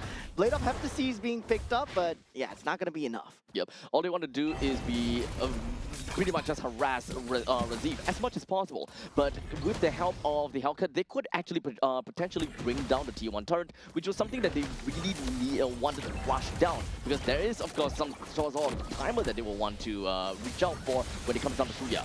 Yeah, now just putting a lot of utility onto Tet-U, and this is exactly what Team Myanmar want. As you fall into that Mystic Gush, Myomin takes out the Kalea at this point. Now with that heavy spin, Razif just takes out the turtle, but SOD is there, not able to jump in, but Tet-U still being a menace. The SOD managed to land, but unfortunately that was not a fight for them to win. They will want to play a little bit more on the macro ground, as he's all the way down in the bottom lane, being able to take the T1 turret. However, Malaysia, they were responding kind and will do the exact same thing by taking down the T1 turret up to the top lane. Right now, the big change will happen very soon, and that is the middle lane contest. Whichever team that is able to secure the middle lane for themselves first by taking down the T1 turret essentially will be able to win in, the early parts of the mid stages of the game because of their control in the opponent's jungle. Yeah, this is where Team Malaysia starts to group up, and with that Mystic Gush, not able to catch onto Nazan. Mystic spin, heavy spin, pin onto the wall. Tan Shui does go down. SOD is there, but Razif already dealing unfathomable amounts of damage. Does seem like Team Myanmar is the one that have their back against the wall. Team Malaysia, they are still very strong ahead and very strong-willed. They bring down the middle lane T1 turret indeed. While in the meantime, what we wanted to see from Shine was to go in with that SOD, but he did not. He decided to try to split push down to the top lane. However, that was completely dispelled because we got Razif going up top. Yeah, and the problem is still there, right? The Claude Paquito that Team Malaysia, they managed to get for themselves. This is not exactly a combo that you want to give away. Now that macro pressure is starting to mount. And now 4,000 gold ahead is Team Malaysia, but they aren't supposed to be ahead. That's the thing. Now, this other thing that we need to look out for is the power spike that we are talking about in the mid stages of the game. And this is where Amar and Razif will start to pop off. Amar has just picked up the Blood Wings for herself, which makes things so much more difficult for the members of Myanmar to harass her. Right now, the only one that can realistically harass is going to be Tet-U. We talked about that, and it's constantly just going to be in their face time and time again with the disc just spinning around. But with the Blood Wings, the movement speed coming in from Lilia will make things a little bit more difficult for the Uranus to do his job. Yeah, there's farm trying to be secured on the Hellcurt at the moment as Chua Tuya going in for the flank movement, but Tet-U falling extremely low. But he's a Uranus after all, ultimate being popped, your blazing wet. Shui has to get out, Mystic Gush is not there, but Chua Tuya takes out a Kid, and this is huge. No Tsunami Slam being used so far, but no Mystic Gush is there, and Shinlin out being taken out. That's a 1-for-1, but it's a gold laner for a roamer. Yep, it is definitely not a favorable trade for Team Myanmar, but the good thing is they did not get completely wiped out. They can still continue to go for a fight and try to repel this lot as much as possible, which is going to be marching in from the middle lane. This very first lot that marches in, the main thing that it wants to do is to take down every single one of these outer turrets. Team Malaysia can still look into playing into the mid stages of the game, which is the timer from now until somewhere about 16 minutes. minutes. The moment that they have got a larger income gap between them and Myanmar, the longer that they can kind of drag the game out to 17 or to 18 minutes even. Yeah, they're playing an extremely dangerous game here. Team Myanmar getting tsunami slammed in the back line, and Tu Sui, he's falling extremely low. Mr. Gush used to defend here. Heavy spin comes through from the side of Nazan just to try and disengage. Now he does have that SOD to pop away, and very clean disengage coming out from the side of Team Malaysia, despite being forced into that position. Now, with the holy defense being popped here, Team Malaysia, they were trying to go for inhibitor turret damage, and this looks very familiar, right? Team Myanmar holding on to the inhibitor turrets, but this time, the Claude is on the other foot. Not too big of a damage over to the side of Team Myanmar, to be fairly honest. The whole defense would have went down at the 12 minutes mark either way, which will be happening in, which will reach that within 1 minute mark. So right now, the main thing that we want to look out for is just how online are some of these players. So let's take a look so far. Ilton have already got a total of 41,000 damage dealt by from him alone. So it's relatively fair to say that he has got the 3 items that he needs in order to go absolutely ham. But speaking of items, there we go. The 3 items from the side of Claude. And of course, we talk about Lilia. And now with that, they want to go on to Ooh, and this is not exactly a prime target of the choice, right? Nope. You see the Paquito with the most amount of damage coming in. Yes, it's not going to be able to do anything to Uranus at all. And Team Myanmar, as long as they can keep this up, as long as they can make sure Ta'u is that first point of contact, they can essentially inch their way back. Now, our eyes definitely will be on to the side of Tuya. What is going to be his role in this fight? He will not be able to give any form of utility, so the best thing that he can do is to look out for any form of opportunities to go for quick kills or quick assassinations. At this current state, it does definitely seem like he is going to be looking out for Amar because of that Execute. Execute is undoubtedly very strong against a Lilia in the event that the Lilia just go ahead and Black Shoes trying to min-max the amount of damage she can receive throughout the entire time. So as long as Amar is constantly away from the main team fights and has to look out to be really careful, or he needs a lot of support coming in from either Nazan or Akif. Yeah, Lord is now up for the taking here, 12 minutes into the game. Now, with the creep priority going towards Myanmar's way on the bottom side, and also Jaw Thuya showing himself on that top side as well. But the farm is being funneled extremely well into the health cart. Then Team Malaysia bursted down before Jaw Thuya convenes and joins his team. We also need to remember the way that Team Myanmar usually play. But hold a second, take a look. Yeah, heavy spin being used here, just being forced out with that Mystic Gush. It's just going to be a trade of utilities, but we do see good movement from Razif to feel out where Jaw Thuya is. Now, with the rest of the team members here, Myanmar, they actually want to force this out, but Tushui is gone. They don't have the retribution here. And Team Myanmar, they're still jumping in. SOD has already been committed. They have to cut their losses here. Jaw Thuya is in, and he might be in no man's land here. He takes out Nazan, but at what cost? Jaw Thuya now running for the hills. He's not able to get out. Is he going to be getting out here? Oh my God, what a great escape. Hilton is there though, and with the rest of the team coming through, BMI is there. Oh man, what is this? This is some early bird gameplay, man. Oh man, still managing to just casually run away. It's really unfortunate right now, but we do have the Lord that will be marching into the middle lane, and that is the inhibitor that will eventually go down, and so will the bottom lane. Team Myanmar, they're lacking of shine, but he will be back in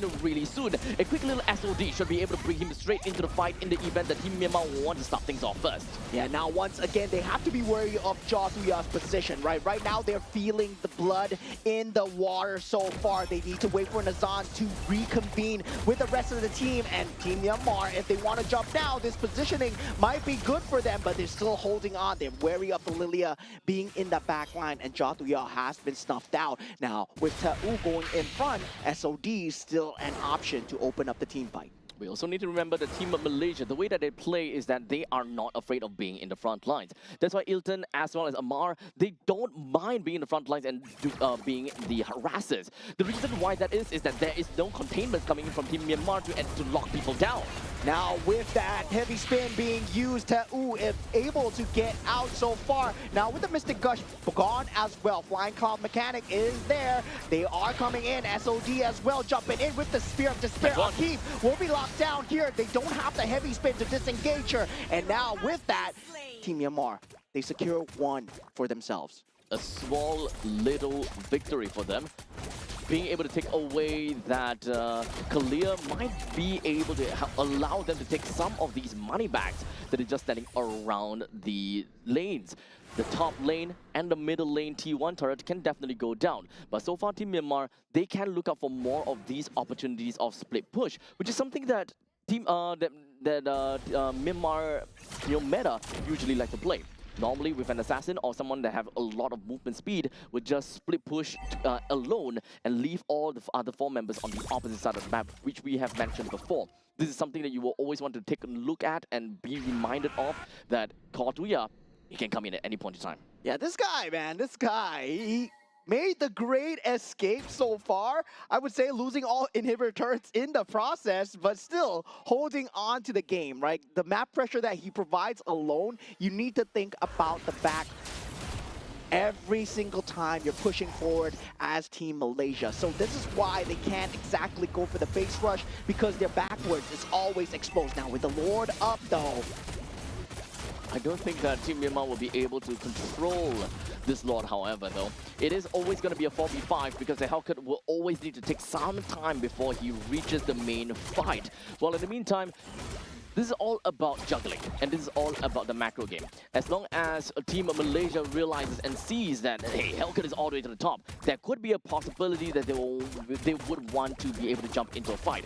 They don't have a composition that can burst down the Lord, though, so they will want to prime this Lord as much as possible to burstable HP. yeah, Jotuya making his way here. The knockup coming through from the Lord here. Mystic Gush in that backline. Team Myanmar, this looks like a fight that's going well for them. Team Malaysia, they get the Lord. They're gonna disengage her. They shouldn't be fighting this. Yep, so the Lord was primed indeed, and Malaysia was looking for an opportunity to eventually go in the moment that the darkness, the blanket, or the darkness clears up in here. But it doesn't seem like that opportunity came up.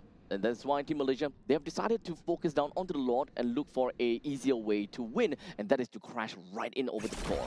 Yeah, so far they will have that super creep wave coming in on that mid side as well. Posturing for positions is going to be both teams here, and this is where Team Malaysia, they smell blood in the water here. As the Lord crashes down, they are trying to hold it in the front of the base here. The taunt coming through, but the heavy spin is there. Good positioning for the side Team Myanmar. Damage still coming through. Mystic Gush is available, but Eaton goes down, and Jotuya in that back line dealing so much damage. Eventually gets shut down, but Shine Lin out. He's still alive. He's dealing so much damage with the Spear of Despair, and now Spear of Destruction does not land as Razif, he goes for a Hail Mary play, and they hold on for now. Team Myanmar still strong. Team Myanmar held it on because Jotuya, he manages to do his job, and that is to burst down Ilton. That's the main thing. That's the real thing that he needed to do.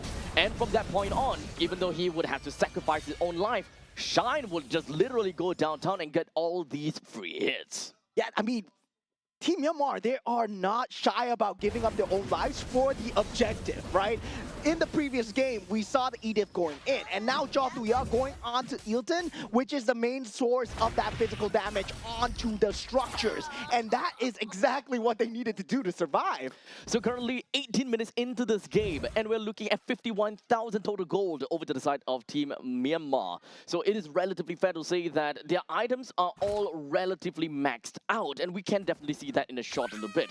But this instant replay recap is what we want to see. Take a look all the way from behind. The moment that you see the Hellcat connects all of the stingers is when you realize, oh, I've done it. Yeah, I mean, I done goofed up, right? And Jotuya behind. Well, right now, this Hellcat pick looking extremely good, but at the same time, right?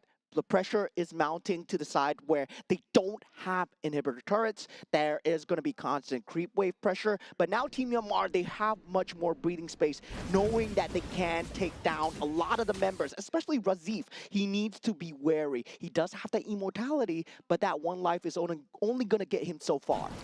However, we also need to remember, right? Team Myanmar, they did manage to pull off an impeccable defense. However, they can't keep up with this forever. They need to find another opportunity like what they have did previously. And unfortunately, the ball is going to be on to Tuya. He needs to find something like that again onto Iman. or Ilton, or maybe onto Amar. One way or another, someone needs to die, and there must be a trade between the roamer and, you know, either the gold laner or the mid laner. I mean, now at this point, this Lord is something that both team members, they cannot give up, especially so for the side of Team Myanmar. This is an enhanced Lord. That damage reduction is there, so they cannot afford to give this up at all. But looking at the side of Team Malaysia, there is that creep wave coming through from the top side as well. There is that win-in possibility. Jatuya is there, popping the ultimate, but the tsunami slam into the Mystic Gush. Spear of Destruction is there as well. Spear of Despair is there to try to hold on. Team Myanmar, they're fighting this 3v2. They do take out Akif and Razif. They finally take out the Lord for the side of Team Malaysia, but Team Myanmar, they hold on once again. That's fair. A roamer for another roamer and the XP laner. This is absolutely fair. However, that will also mean that Team Malaysia manages to take the Lord for themselves. We will eventually be marching in within 5 seconds from now. I love this game so much, man. I love this game so much. I gotta say, Team Myanmar, we are cockroaches so far. Look at that Spear of Despair onto Razif. If he went for that base turret there, it could have been bad, but that stun came out completely in the nick of time. That control only the Moskov, that was possible. Now, with that Lord marching in, they won't have Razif and Akif. Team Myanmar, they have a sliver of time with that play. They will have to chunk it down though. Now, Jatuya, he does have that ultimate available. Team Myanmar still posturing for position here, and now they have Ilton available. Flying Clouds coming in for the convene here. Spear of Destruction does go in, does not jump in here. Jatuya still dealing with the creep wave at the back, and this Lord is dealt with.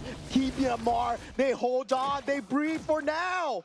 The ball is once again back onto the court to Team Malaysia. They're pushing it right in, and there's a Mystic Gush that opens things up for Team Malaysia, or rather open things up for Team Myanmar. Now Malaysia, they can look for an opportunity now. Conceal play, Jatuya at the back, trying to find Ilton. He popped the Wind of Nature, he survived for it now. Now the base falling extremely low, Holy Crystal being picked up, and now with the creep wave, it's not there! Team Malaysia, they managed to tie things up 1-1. What a base race. Oh my, Team Malaysia literally just hanging on to that very thin thread. Anything could go wrong at that point in time. Ilton, he managed to survive from that, from all of that stingers, and being able to get himself the Wind of Nature out of there is undoubtedly super important as well. But regardless of all of that, that was still a very close game between Myanmar and Malaysia. We're going to game number 3, baby. Yeah, I mean, if you kill me once, shame on me. But if you kill me twice, if you kill me once, shame on you. But if you kill me twice, shame on me, right? Yep. Ilton with a very good itemization swap towards that rose gold. Then afterwards building that Wind of Nature as well, just to deal with that Hellcurt. Came in so clutch. My hands are shaking right now. Well, in the end of the day, it is going to be crowning the MVP over to Amar with 2 kills, 0 death, and 8 assists. It's really unfortunate for Blink that he was not able to do anything towards this Lilia, even picking up that execute to hope to be able to take her down. But alas, this Lilia was still a little bit too slippery. Yeah, I gotta say, Amar 208, that first blood is a first blood that should not have happened, right?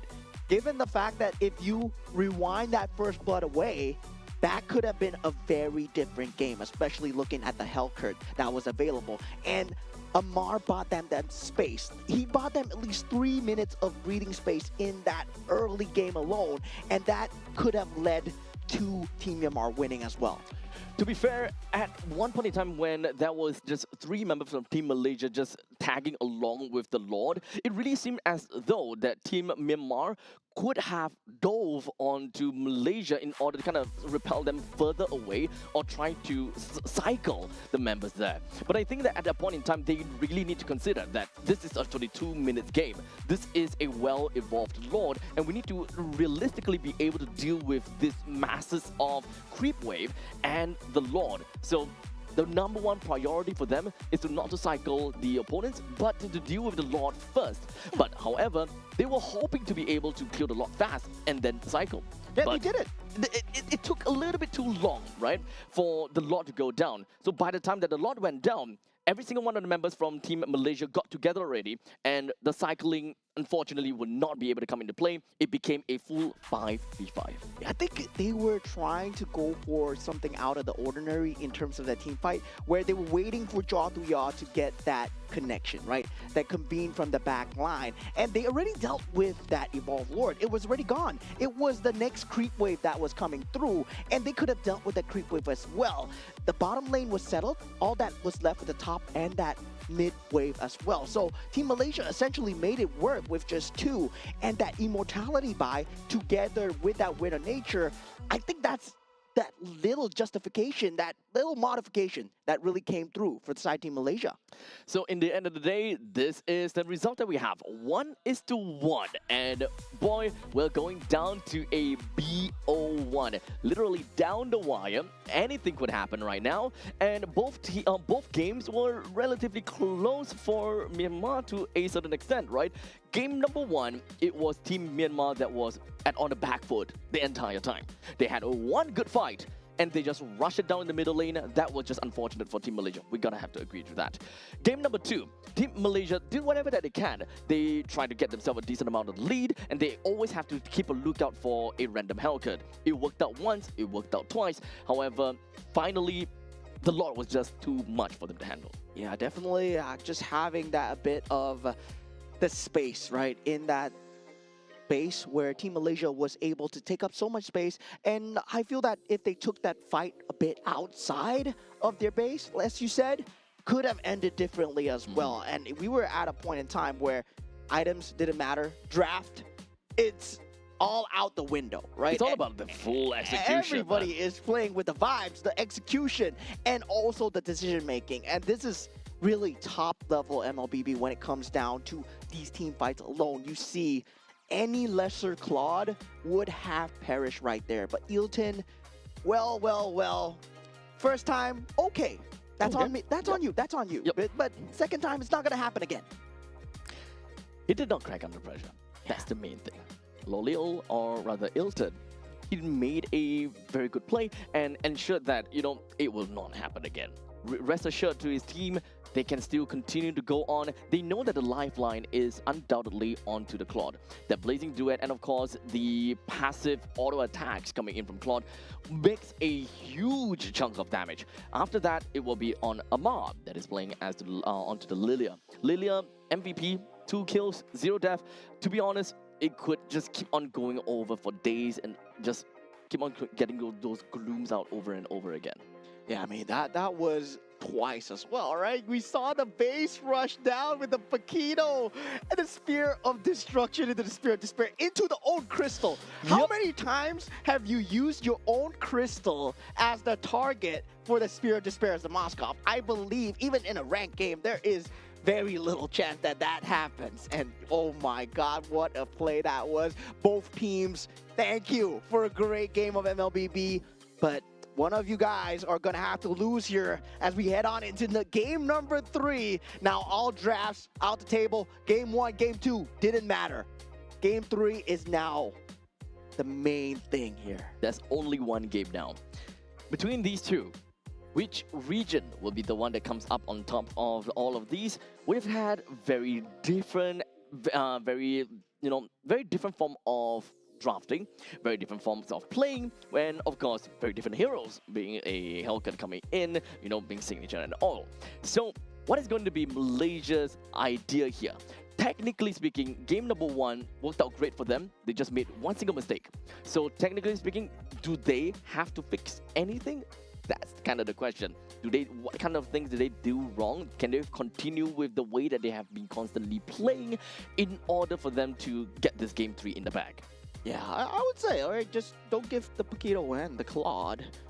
You want to give one? Yeah, sure. That was game 1, right? But you give both the Paquito and the Claude? Well, yeah. That Hellcat, I gotta say, it's a wild card for now. But I'm pretty sure now, Team Malaysia, they know how to play against the Hellcat. It's not gonna happen twice in a row. Not at all. In fact, when it comes down to this kind of niche pick, or what we'll like to say an X Factor pick coming in from Team Myanmar, these kind of picks are supposed to win them the game. It's supposed to be that cheese pick that gives the opponent a run, just give the opponent such a big shock that they don't know how to deal with it. However, Team Malaysia, they dealt with it very nicely. They knew exactly what the Hellcat's role is, what does he need to do, and ultimately, they reacted accordingly. They positioned themselves differently, they itemized differently in order to ensure that they go to game number 3. Yeah, going into game number 3 as well, I don't know whether sides are going to swap once again, because I believe for the side of the second game, right, where Team Myanmar, I believe they chose to stay on that They second. chose to, yes. Yeah, so now the onus is on Team Malaysia, right? Will they want to be that first pick or that first ban? Actually, wait, maybe it was Team Malaysia that chose because they lost game 1. Oh, yeah. Yeah, Malaysia lost game 1, so they chose to be on first pick, second pick, first pick, first ban. So now, Team Myanmar lost, so there is a chance that they will want to kind of switch over. Well, we'll see if whether that is going to be the case or not. First things first, we gotta take a look at the map, and it is going to be dangerous grass. Hey, cause sounds good. No, not gonna happen again. I would love to see it again. I would love it. I would love to see another 20-minute Hellcat game. But now with the sides being swapped here, Fanny being banned out, Glue and Kalea. Now that respect coming through from the side of Team Myanmar, right? Kalea, I would say, like, it doesn't get enough respect. Kalea is so good in terms of just forcing out these team fights. Of course, not the factor why they won, but definitely a lot of building moments there for the side of Team Malaysia. Now the Paquito being banned out for the side of Team Malaysia. For the first time here, we won't get the Paquito in the game. Now that Marcel, what both teams have been ignoring, right? Yep. The ugly elephant in the building. Not exactly ugly, but, you know. How dare you? It is what it is. It is what it is. Okay, so now we are looking at a Freya that is still unbanned. We haven't seen Freya. In fact, I think that Baxter hasn't been banned as well and not picked too. Yeah. So Okay. Guinevere will be the ban of choice here. Team Malaysia, they can think about just banning out the Freya, banning out the they should. Marcel. I think giving away the Marcel at this point in time is pretty okay. I'm pretty sure that these teams are pretty well equipped to deal with a Marcel. But when it comes down to dealing with a Freya, it's a lot more annoying to deal with when there is so much firepower coming out from one person. Yeah, definitely. In terms of just both alone, I would still say I would prefer to deal with a Freya than Mars. I don't know. Okay, so even Freya and Marcel, you will still prefer to deal with a Freya. Yeah. Freya and a Paquito, you'd rather deal with Freya. Freya. So basically, you're saying that Freya is not worth it. I think Freya's not worth Freya. Freya bad. No. Okay. Just kidding. Okay. I'm just kidding. No, here. I like those opinions, dude. But I do love it. It's more of which would you rather, right? Would you rather, Would you yeah. rather? Would you rather? I would best not deal with both. Okay. But, yeah, but if I had to deal with Your one, team right? is Now, picking. Team Myanmar, they open up with Zhu Xin here, Okay. right? And usually the answer is, of course, you want to go for the Eve as much as possible. Team Malaysia, they don't have exactly to pick the Eve right now. Whether or not they want to go for that Claude opener, yes, they do. Your team Claude is into picking. Fredrin. Uh-oh. Well, Fredrin hasn't exactly have a very good win rate, let's be honest here. Not at all, but maybe we'll be able to see something a little bit different being played by Nazan, possibly. But now, finally, the Boxer is coming into play, and Freya even. Okay, honestly, this 3 picks from Team Myanmar is kind of scary, dude. You're not gonna talk me out of this. Yeah, this is one of the scariest drafts that I've seen out from side Team Myanmar and Team Malaysia. In kind, right now, they have to go for the Eve, right? If they don't go for the Eve here, they're kind of shooting themselves into the foot about dealing with the Zhu Xin. At the same time, the Eve also good at dealing against the Freya. Does have some stopping power. Oh man. Okay, so moving on from this point, the last pick coming in from Team Malaysia, what do we gonna expect from here?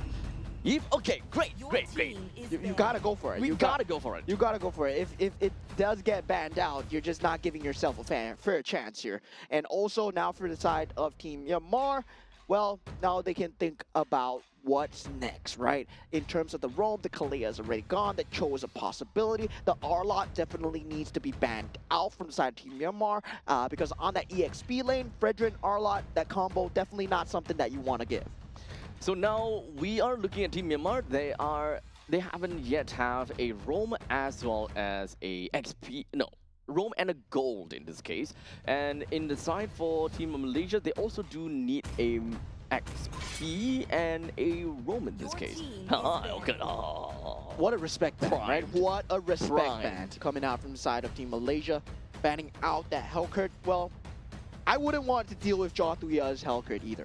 To be honest, at this point, I don't want to do it. Next time, if I see a Burmese flag and a Hellcurt pick, I'm gonna start shaking. It's like, oh man, oh no, Oh man. oh no, this man, he's watched the game. He watched the game, and now for that chip is also banned out for the side team Malaysia as well. Now, for that Arlot, right? That is still available. That elephant in the room, Fredrin, Arlot, extremely good combo in terms of getting a team fight, having the RW as well, able to disposition both that Boxia and the Freya. They will prioritize the Cho instead. But Khalid does sound good for Team Malaysia right now. They need someone that is able to open team fights right now. Either the Khalid or Khalid is bad. So right now the best thing I can think of is going to be the Khalid. Being able to open team fights, plays together with the real-world manipulation, and of course allowing a window of opportunity for Frederick to go in as well. Yeah, the Khalid. There we go. But now, last EXP lane pick, well, for the side team Myanmar, they're lacking that gold laner. Will they go for the Moskov once again, right? We know that Shineland out, well, great Moskov player. Harif still in that pool as well, but you can also put the Freya on the gold lane if you want to match him up against the Claude as well. So there is that Sora capability as well. I do like to think that the Freya is going to go over to the XP right now. So bringing out, okay, there we go. Bringing out the Harif right now would be nice. And of course, even Carmilla, okay. Tethering everyone together with the Thorns and, oh man, we actually haven't seen the Carmilla in a very long time here. Yeah, usually the combo that we see is the Carmilla Granger and also the Sicilian, right? Having the Curse of Blood available just to have that ability to deal that kind of splash damage. Now, for the side team Malaysia, I would say at this point, right? Arlot, very good. Yeah, you have the Fredrin, you have the Khalid, you have Eve, you have the Claude. But, of course, if they want to deal pound for pound against the Freya, Arlot doesn't look that good, but if, let's say, you want to go somewhat more of a team fight, there is also the Glue EXP lane available. They go for the Phoveus. Oh, Okay. yeah, it's there. Completely open, in fact. Okay. So, as a matter of fact, for Team Malaysia, they still kind of want to go for their team fight strategy. They want to pounce right in and kind of play front to back. While in the meantime, for Team Myanmar, they do have got pretty good ways to deal a lot of single target damage, but not necessarily a way to kind of spread it across to everyone else. That is where the Curse of Blood kind of comes into play. Baxia, Freya, and Camilla, they can play pretty early into the game and try to find a way to open some window of opportunity in order to break through in the mid stages of the game. Feel that 5-on-5, there's no way that Team Malaysia want to clash into Team Myanmar, right? Yep. They're trying to find out that pick off as much as possible, try to play the macro game, especially for the Claude. Yes, they will have the AoE damage where it matters, but Team Myanmar's AoE damage is just so oppressive. But heading into game number 3, we've had 1-1 right now for Team Myanmar versus Team Malaysia as the series is tied. So just like that, this is the last game between these two teams, and only one team will be able to be crowned as the winner of this series. We start things off coming in for both of the junglers. They're starting up at the northwestern part, and they will end off at the southeastern, and that is where the turtle is going to be. So from this point, Team Malaysia starting to be a little bit more aggressive, immediately popping into the purple buff, trying to get a little bit more of an idea of what they are able to do. Yeah, definitely at this point, that lead though going to way of the side of Team Myanmar as well, right? Getting that slight mid roaming advantage. Now, for the side of Team Myanmar, it's really to the point where are you able to keep the Claude down? You want to take up the 5-on-5 fights, but at the same time, you're very reliant on that ultimate, especially the Curse of Blood coming in for the Camilla. You do have that stun available, but you need that level 4. As we move on right now, we can talk a little bit more about the side lanes, right? Shine versus Ilton, when it comes down to the Harif, he always do have got the presence of a lane bully to really do quite a lot of numbers over to the side of Claude. But in the meantime, down in the bottom, it is understandable that Freya is a lane bully too.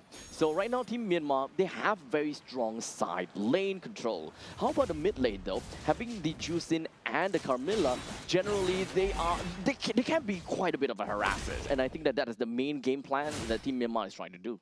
Yeah, mid lane looking like a water for now, and now with that turtle spawning up really soon, we are trying to see whether Razif can get that level 4 in time for this turtle fight here. Having that Infernal Pursuit is going to go a huge way here as they go for the last EXP catapult. Both EXP laners hit that level 4, and they will start to collapse here right now. Shu Unity collapses as well. Real world manipulation is there. Nazar takes out Jothuya with the Appraisal's Wrath, but he goes down as well. They get a turtle, but they lose. The jungler team fight still goes on. Razif now has that Infernal Pursuit, has to flicker away though, does not want to jump into too far. The Juicin is still a problem, and Myomin dealing so much damage, being alive the entire time, pulling off a Delvin cosplay here. Look, that is just the doing Freya things, man. Right on the bat, 2 kills. Didn't even use Vengeance, by the way. He didn't even have to use the Vengeance, and he survived throughout that entire fight. And I, of course, need to commend Myomin on just that flicker. That flicker was just masterful, being able to return a favor back over to the side of Malaysia, making them think, hey, you know what? It's going to be very difficult for this Juicin to get back into the fight. But he turned things around. Just got to keep your eyes onto Myomin. He's constantly getting a very strong control on team fight and just allowing Tet-U to constantly just bring out all of these damage. Yeah, I mean, despite the fact that he was getting chased down, he flickered forward, right? Like, yeah, Infernal Pursuit, no problem. You flicker away, I flicker back at you. And definitely heads up play coming out from side of Team Myanmar, given the fact that now they have that Freya. So, yeah, it's going to be a very scary tool to deal with, especially with that Boxia as well. We saw the 3 coming out, right? Juicin, we have the Freya, we have the Boxia on that first 3 picks.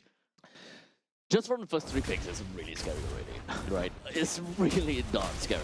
So, honestly, I just have the main question. How does Malaysia want to kind of get themselves out of this very difficult spot? The early game, understandably, would go over to the side of Team Malaysia quite well. But hold a second. Does seem like Team Malaysia, they are looking at something over there, but not going to commit too hard to it.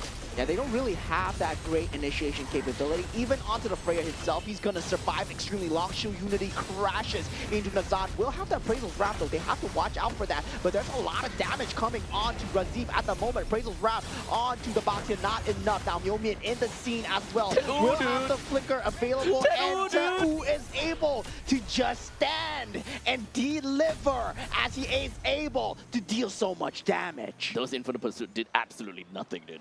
It did absolutely nothing. And the only thing that is, the only thing that's happening, and the only damage that is going through, is Tet-U onto Nazad. And in fact, the Frederick is just constantly being bullied. Yeah, Appraisal's Wrath not landing onto Freya. Key moment there as Shinlin out. Does take out the turtle. Still very handed advantage. We talked about this team fight going out for side Team Myanmar. It's extremely strong. Now the Curse of Blood coming through. That's a good connection. Team Myanmar, they want to take this, but Ilton takes out the Boxia so far. But Shinlin out with the Zamon's Force. He is now around. Double kill is there as well. Amar will not be long for life as triple kill. And the mid lane turret are secured for Team Myanmar. So, Mr. Mosat Ong, would you rather deal with a Freya? No. Not anymore. Not anymore. Not after I see this. Dude.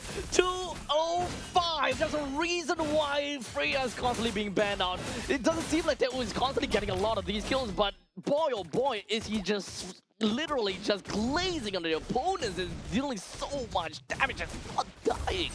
Well, if they had a Marcel, maybe that would have stopped the Freya from coming in, yeah, maybe. But looking at the damage coming through, right, the RWM was just not enough from the side of Amar. And now with Shinlin out joining the fight, well, that was just icing on the cake there.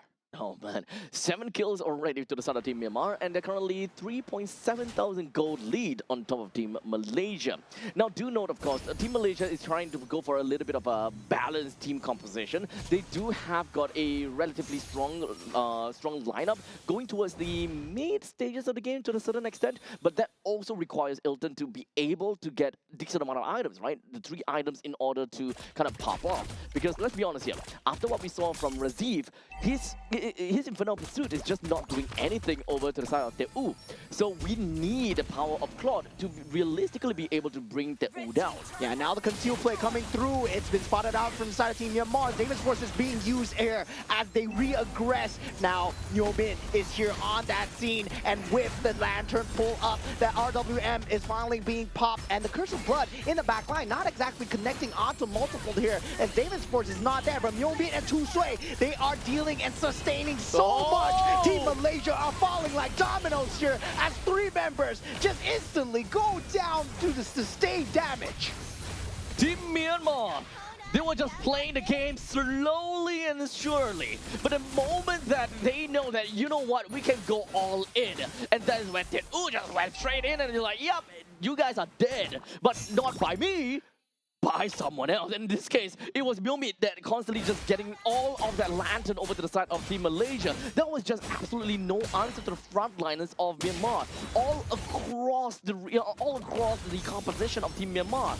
They can't be stopped. Ilton in trouble as well. Does not have the BMI. Flickers away. Mega kill onto the side of Shinlin now. The rest of the team is collapsing here, but they're collapsing onto nothing as their main carry is already gone. There's no damage. Team Myanmar with the Curse of Blood trying to keep Nazan down. But Team Myanmar, right now, they have the Holy Crystal on the Harif already at 8 minutes into the game. 8,000. Gold advantage. 8 minutes into the game and the top lane holy defense has already been popped. So right now, if the Lord were to just rush right in, then it will be half of the turret completely taken down. Not only does Team Malaysia does not have the resources to deal with Team Myanmar at this moment in time, how do they even deal with Team Myanmar backed by a Lord? Yeah, at this point, they don't have any reposition. They don't have any way to jump in. And it feels like they're playing on that defensive foot. Going to be that way for a very long time, right? 8,000 gold advantage. They're going to have to pull off a Team Myanmar cosplay from that game 1, right? Where in the same way, Ilton needs to perform that same way that Shinlin Ao did in that first game. You really need to look for the opportunity, that small little window. And honestly, even at this point in time, right? If Akif does find a window onto the side of Team Myanmar, which honestly is kind of difficult, right? Because you find a window, who is going to be the real threat here? Is it Myomit that is constantly doing all of these control and harassment? Or is it Teu that has been constantly being the main bruiser that just can't die? Or is it just Shine that is the main aggressor and being able to free real estate all around the map? Damon's force is there with the Curse of Blood. There's just so much AoE control, man. This Carmilla pick is going crazy. And now with that Freya just going in ham, Teu, he does not give a rat's ass about anyone at the moment. Oh, speaking of that, look at Ilton. No. He's way too far out, but at least the Cyclone's Eye is going to help him open up a little bit more. Ilton, you want to run? You want to run, buddy? Can you even run? Because Tuya's here, baby. And this time, I don't know. Is this even really a point in time where Ilton can run away? Well, no. Yeah, he needs Here's Johnny. He needs like 6 Wind Talkers, man. And yeah, at that point, Tu Sui was like, oh, freebie for me? For me? Oh, so nice of you, Team Malaysia. Now, with that going in, they will have that Lord as well. Now, Ilton up in 10 seconds. Curse of Blood already in the backline. Shu Unity crashes. There's just going to be so much damage here as Teu just crash in. RWM is there. They won't overcommit for the kills. They will get the inhibitor turrets, but look at that. Ooh, once again, jumping in and out. They have the Lord here, Team Myanmar. They smell blood in the water here as they go for the blazing duet, but it's not enough. Instantly disrupted as Myobit still going for more. Gets the double kill. Make it a triple. Can he get the Maniac here? It doesn't matter. They get the base. They win 2-1 for Team Myanmar. Myanmar, they came in with a bang. When it comes down to game number 1, it seems like they were not getting the win. It seems like they are not able to get themselves out. One team fight, one single push, one win to themselves. Game number 2, it's definitely a close game. We saw the base rush coming in from Team Malaysia. They were getting desperate. They were doing whatever that they can in order to close the game out. Eventually, they did. Game number 3, the moment that we kind of see the first 3 picks out coming in from Team Myanmar, honestly, I was shivering already. I know what kind of things that a Freya could do. And the game pretty much explains itself. Yeah, I mean, we got the drafts. We were just messing around here too. You know, we wanted to play the Hellcurt. Our boy Tuya Ao, he was like, oh yeah, let me play the Hellcurt. I want to do well. You know, 2-0, and then yeah, that's exactly what happened. And then in game 3, okay, lock in, guys, lock in. We got this. Okay, guys, this Burmese is getting real smug. We got this, guys. Lock in. For the Malaysians out there, I will do something about him off stream. Okay. Yeah. Hey, you are Singaporean. Hey, look, I can't. We're neighbors, dude. We are the Malaysian. We're neighbors. We're all part of one community here, and that was some great MLBB, right? Given the fact that Team Malaysia did falter in that game 3, but Myo Mit, man, this man, he was able to deal so much damage the same way Team Indonesia, Delvin, right? That playstyle was there. His lantern rate was just insane. 89% kill participation. The damage didn't matter. Him having that Sky Piercer so early just gave him so many stacks. Yep. Of course, I would say that the MVP of the game goes over to Myo Mit. 9-0-7 because of the amount of space that the team managed to get for this Ju Sin. In my honest opinion, Ju Sin is a scary hero, and the moment that you give her the opportunity, she will run. She will get a home run with it. But my heart goes out to Tedu, playing as that Freya. Without the Freya, this is not going to be the result they will be expecting. They will not be able to destroy the XP lane like that. He will not be able to get free reigns all across. He will not be able to just dive the turret and do whatever that he wants. Yeah, it was a great start coming in from side of Team Malaysia. They did have very good picks of themselves as well. Going for that Eve, they were having a great time, right? Given that first minute, but it all went to nothing after that first engage, and the dominoes started to fall. This Carmilla pick also another X factor. That Curse of Blood, they couldn't fight into it at all. We saw Team Malaysia's game plan was, we want to fight into this, but same time, you were picking a Fredrin, and instead of the Baxia, where you have that more mobility and also that guaranteed the coverage. Yeah, initiation as well. It's really difficult at one point in time, the moment that Team Malaysia realizes, hey, we don't have damage. The whole idea of this composition is that they want to crash onto one person, or rather they want to crash into a team fight. They have Amar as a Yve that is able to control everyone within of the box. They do have a Keith that is able to initiate with a great Raging Sandstorm, and hoping that Razif as well as Nazan can just take everyone downtown and just be the main bruisers for the team. However, the moment that we have someone on the opposite side who is willing to stand their ground, fight it out, and have so much mobility, by the way, being able to just escape all of the dives coming in from the Phobias right there, then it meant absolutely nothing. There was no damage. Even if you throw everything over to Freya, she don't care. She have heals. Whenever she's in Valkyrie form, she has so much shields, she splash damage, and Curse of Blood. Yeah, that was just a stellar game 3 coming through. The amount of stamina that you need to pull off a 3-game series like this. Team Myanmar technically could have lost 2-0, right? That first game didn't go in their favor at all. That second game, they did lose. And now that third game, they pull off a rise from the ashes move. And Team Myanmar now 1-1, putting themselves ahead of Team Malaysia, currently still at that 6th seed. They will have to go against more teams, as the teams ahead of them, they have played 3 matches so far. Team Vietnam, Team Laos, Team Cambodia, Team Philippines, and Team Indonesia. And speaking of Team Philippines, well, we got a little Wow. game lined up for you guys later. Well, we shall see how that is gonna work out. But of course, the Group A is fun to watch. The Group A is gonna be real scary to really understand how that is gonna look out to be. So understandably, I want to see the next game. Wait, next game is next game the last game?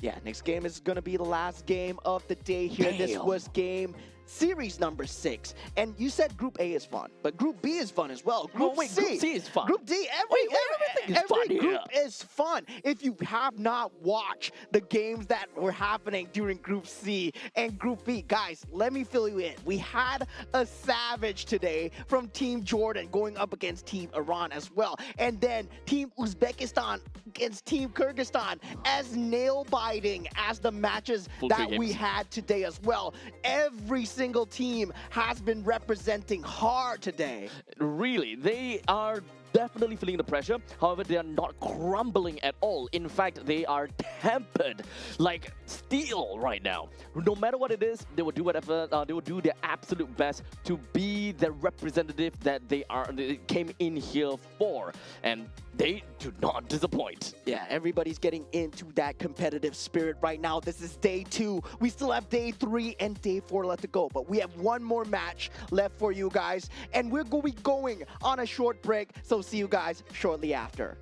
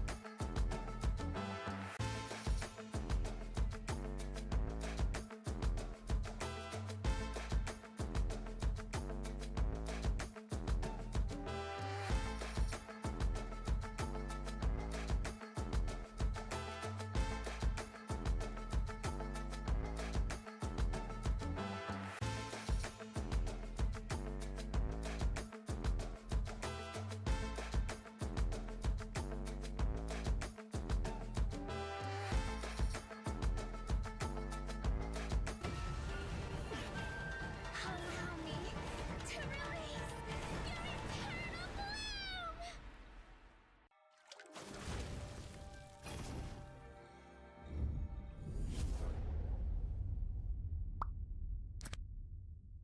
The human body was built to move. Not trapped at a desk in one singular posture for 12 hours a day. It's time your chair evolved.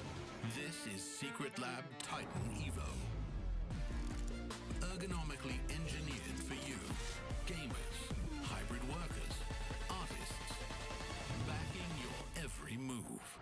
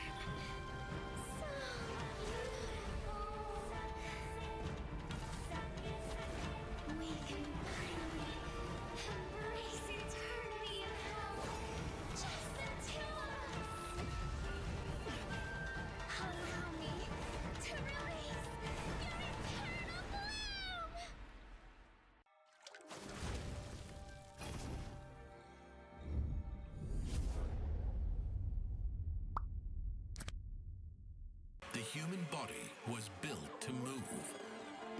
Not trapped at a desk in one singular posture for 12 hours a day.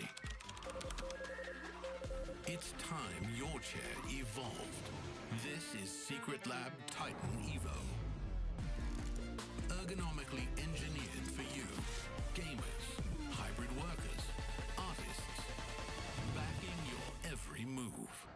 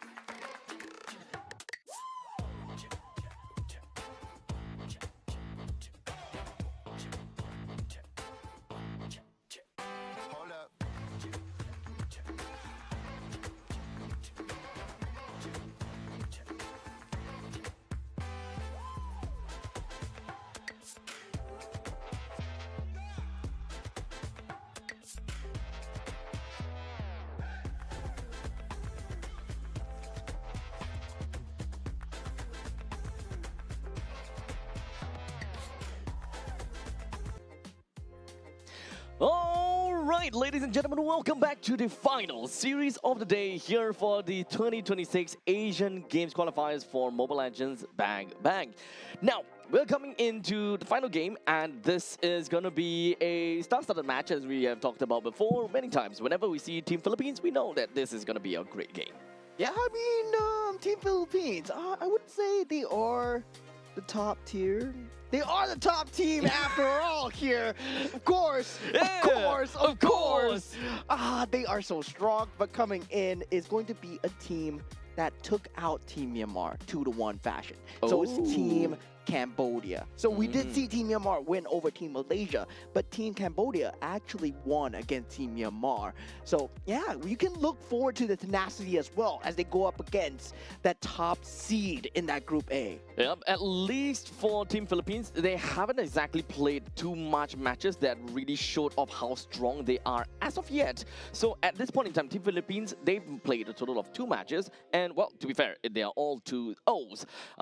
Indonesia is at the top now because they got a total of 3 games played. Yeah, and Team Philippines, once again, the boys in blue coming in.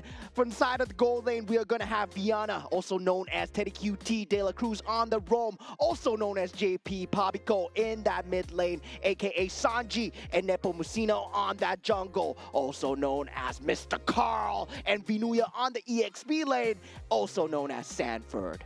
Now, Team Philippines, they are undoubtedly one of Singapore's favorites as well. You know, we have a lot of fans for Team Philippines, and of course, when it comes down to, you know, the team overall as an organization as well, they are just amazing. I think they're so good. I think this Team Philippines team is so good. I think organizations should scout them and make them play together because they're so good together. You know? Yeah, I agree. To the very extent that they don't play together all the time is blasphemy. Yeah. Yeah. /S, by the way, in case we get shot by people. Okay. Now we're coming in with the side of Team Cambodia. We're gonna have Kyo Pavin, T.Y. Odom, and also Chamakara on that mid lane, Chandavan on that jungle, and Mekong on that EXP lane. I see some familiar names here.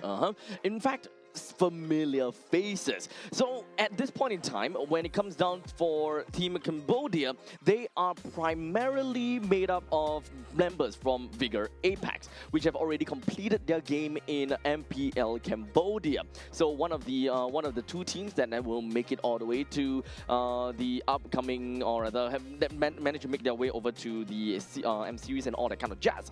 Now, understandably, for some of you guys probably have recognized the name D7 and Ra, for example. At least for me, I kind of remember them very well, right? Odom is D7, and of course Chamakara being Ra.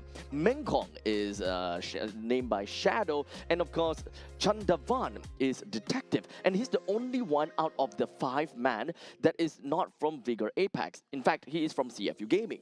CFU, very familiar name indeed. Well, they're known for being wild in terms of the plays, right? And the wild cards as well, they were extremely volatile when it comes to play style. Now going up against somewhat of a stable play style, right? The most stable of all, I would say, in the entirety of Mobile Legends Bang Bang, Team Philippines, where they're known for their stable playstyle, able to explode when it needed, but definitely how will they fare? Because we might be having a bloodbath here of explosions. In fact, it is actually a little bit hard to really understand if whether Team Cambodia is gonna have a great time or not. But understandably, whenever we kind of look at Team Philippines, we automatically assume that they are the top dogs and they can't be bled by all the other teams, for example, unless you're constantly being in contention with Team Philippines, like whenever we are looking at international series, like against Team Indonesia, very tight back and forths. So this is the stage where we want to see people of other nations, other regions, to be able to kind of put a dent in the armors of Team Philippines and even to a certain extent Team Indonesia. Yeah, I would say, like, to the average eye, to people that have not watched MLBB before, well, if you compare Team Philippines to any other team, any other region, right? It feels like it's the Holy Land because it has birthed so many champions. And in terms of competitiveness itself, it feels like a very scary region to come out from. So Team Philippines coming to represent here. Well, a lot of the teams, you might not have the chance once again in your entire lifetime here. So luckily for them, Asian Games Qualifier, well, you get a chance to taste what is that apex. Indeed. And to be fair, while we are kind of talking about that, right, being here is definitely going to be a great honor to many of these players, and they will be happy to represent their team, or rather represent their region. Now, to all of the people that are watching on stream, we currently have this entire game at our official integrated resort partner, Resorts World Sentosa. So across the weekend, tomorrow and the day after tomorrow, if you guys are interested in watching the game, please come on down over to Sentosa and, you know, watch the game for yourself and look at some of these teams face to face. Yeah, do get your tickets on our socials as well. I believe there are details how to get the tickets going for you guys. Of course, it's completely free of charge. So if you are free to come on down, do come on down as well. Now, going into the band stage as well, we have the Guinevere and the Marcel being taken out of the pool. And so far, the Phoveus is going to be going down as well. Right now, that Paquito still out as well. We saw what Vinuya did on the Paquito yesterday, and it was indeed devastating for the members of the other team. Now, for the side of Team Cambodia, will they want that being done to them as they have the final ban right now? We do have the Paquito that's currently still available to be picked, and I'm pretty sure that they don't want to give the Paquito over to Vinuya. That's the last thing that we want to see even from our side. So Cambodia, don't have to think about it. Take it away. You're not first pick. You're not first ban. Don't bet on the fact that the Paquito will be passed over to you. Yeah, don't. You're not him, man. You're not him. Cambodia, Team Cambodia, come on. Come on. Oh. Okay, they poked the beast. They poked the beast. They bat out the Kalea instead. Team Philippines. Crikey. Oh no. Oh no, is it gonna come out? The Paquito! It's a Paquito. I'm gonna poke you with a stick. No! Okay, Team Cambodia, they feel like they can go up against it, right? Can they? Yeah, they want to test the punches. I mean, Paquito, he's wearing punching gloves, right? Maybe it's not that hard. Maybe it's soft. Maybe. Yeah, now for Team Cambodia, right? You can open up with Jusin there. You can open up with Claude as well. Definitely, you have to look to take the Claude away right now. That Boxia. And, they do here. They have a game plan. They have a game plan. So having a Boxia and the side of Claude is definitely great, and especially since we're talking about a lot of rotations that these two are able to do. They can play around the map quite a lot. Boxia will cover the grounds in order to allow Claude to just make his way around the map and, you know, really farm up at accelerated pace. In the meantime, Team Philippines, they are really happy with what they've gotten. At this point in time, with the Harif as well as Akai, Akai is always going to be a very solid pick. If they do want to play that into the jungle, it's almost guaranteed that he'll always be able to get himself a, I would say not guaranteed, but very high chance of being able to take the Lord or the Turtle down because of the heavy spin. Yeah, generally we do see it as a tool being used against the Boxia as well, where the shield unity does come in and the heavy spin is there to force out the disengage or also pin it onto the wall for that counter engage as well. Now for Team Cambodia here, they need to think about either the mid laner or the roam, and they do pick up the Atlas, so they will have that Fatal Links capability. Now going into the best of both worlds here is going to be the side of Team Cambodia, right? That team fight is going to be there with the Fatal Links and Boxia, but Claude is not going to provide that early game damage. Yep, so they need to be able to just kind of hunker down and be able to use a full sheer number in order to do anything to the side of Team Philippines. But the question is if whether Team Philippines is even going to let you do that. Well, we'll see how that goes. Yeah, I'm surprised they didn't go for the Jusin themselves, right? And that would have been a great opener. Jusin, Claude, Boxia against the Paquito. Yes, now you have enough stopping power, especially as a unit itself, right? And also in the macro sense, where you have that capability. Now the Jusin finally banned out, Glue as well. There's a Cho still available. Kalea already has been banned out. Meanwhile, from the side of Team Philippines, it's about limiting that side of that mid role as well. But at the same time, they haven't picked the mid role for themselves. Yep.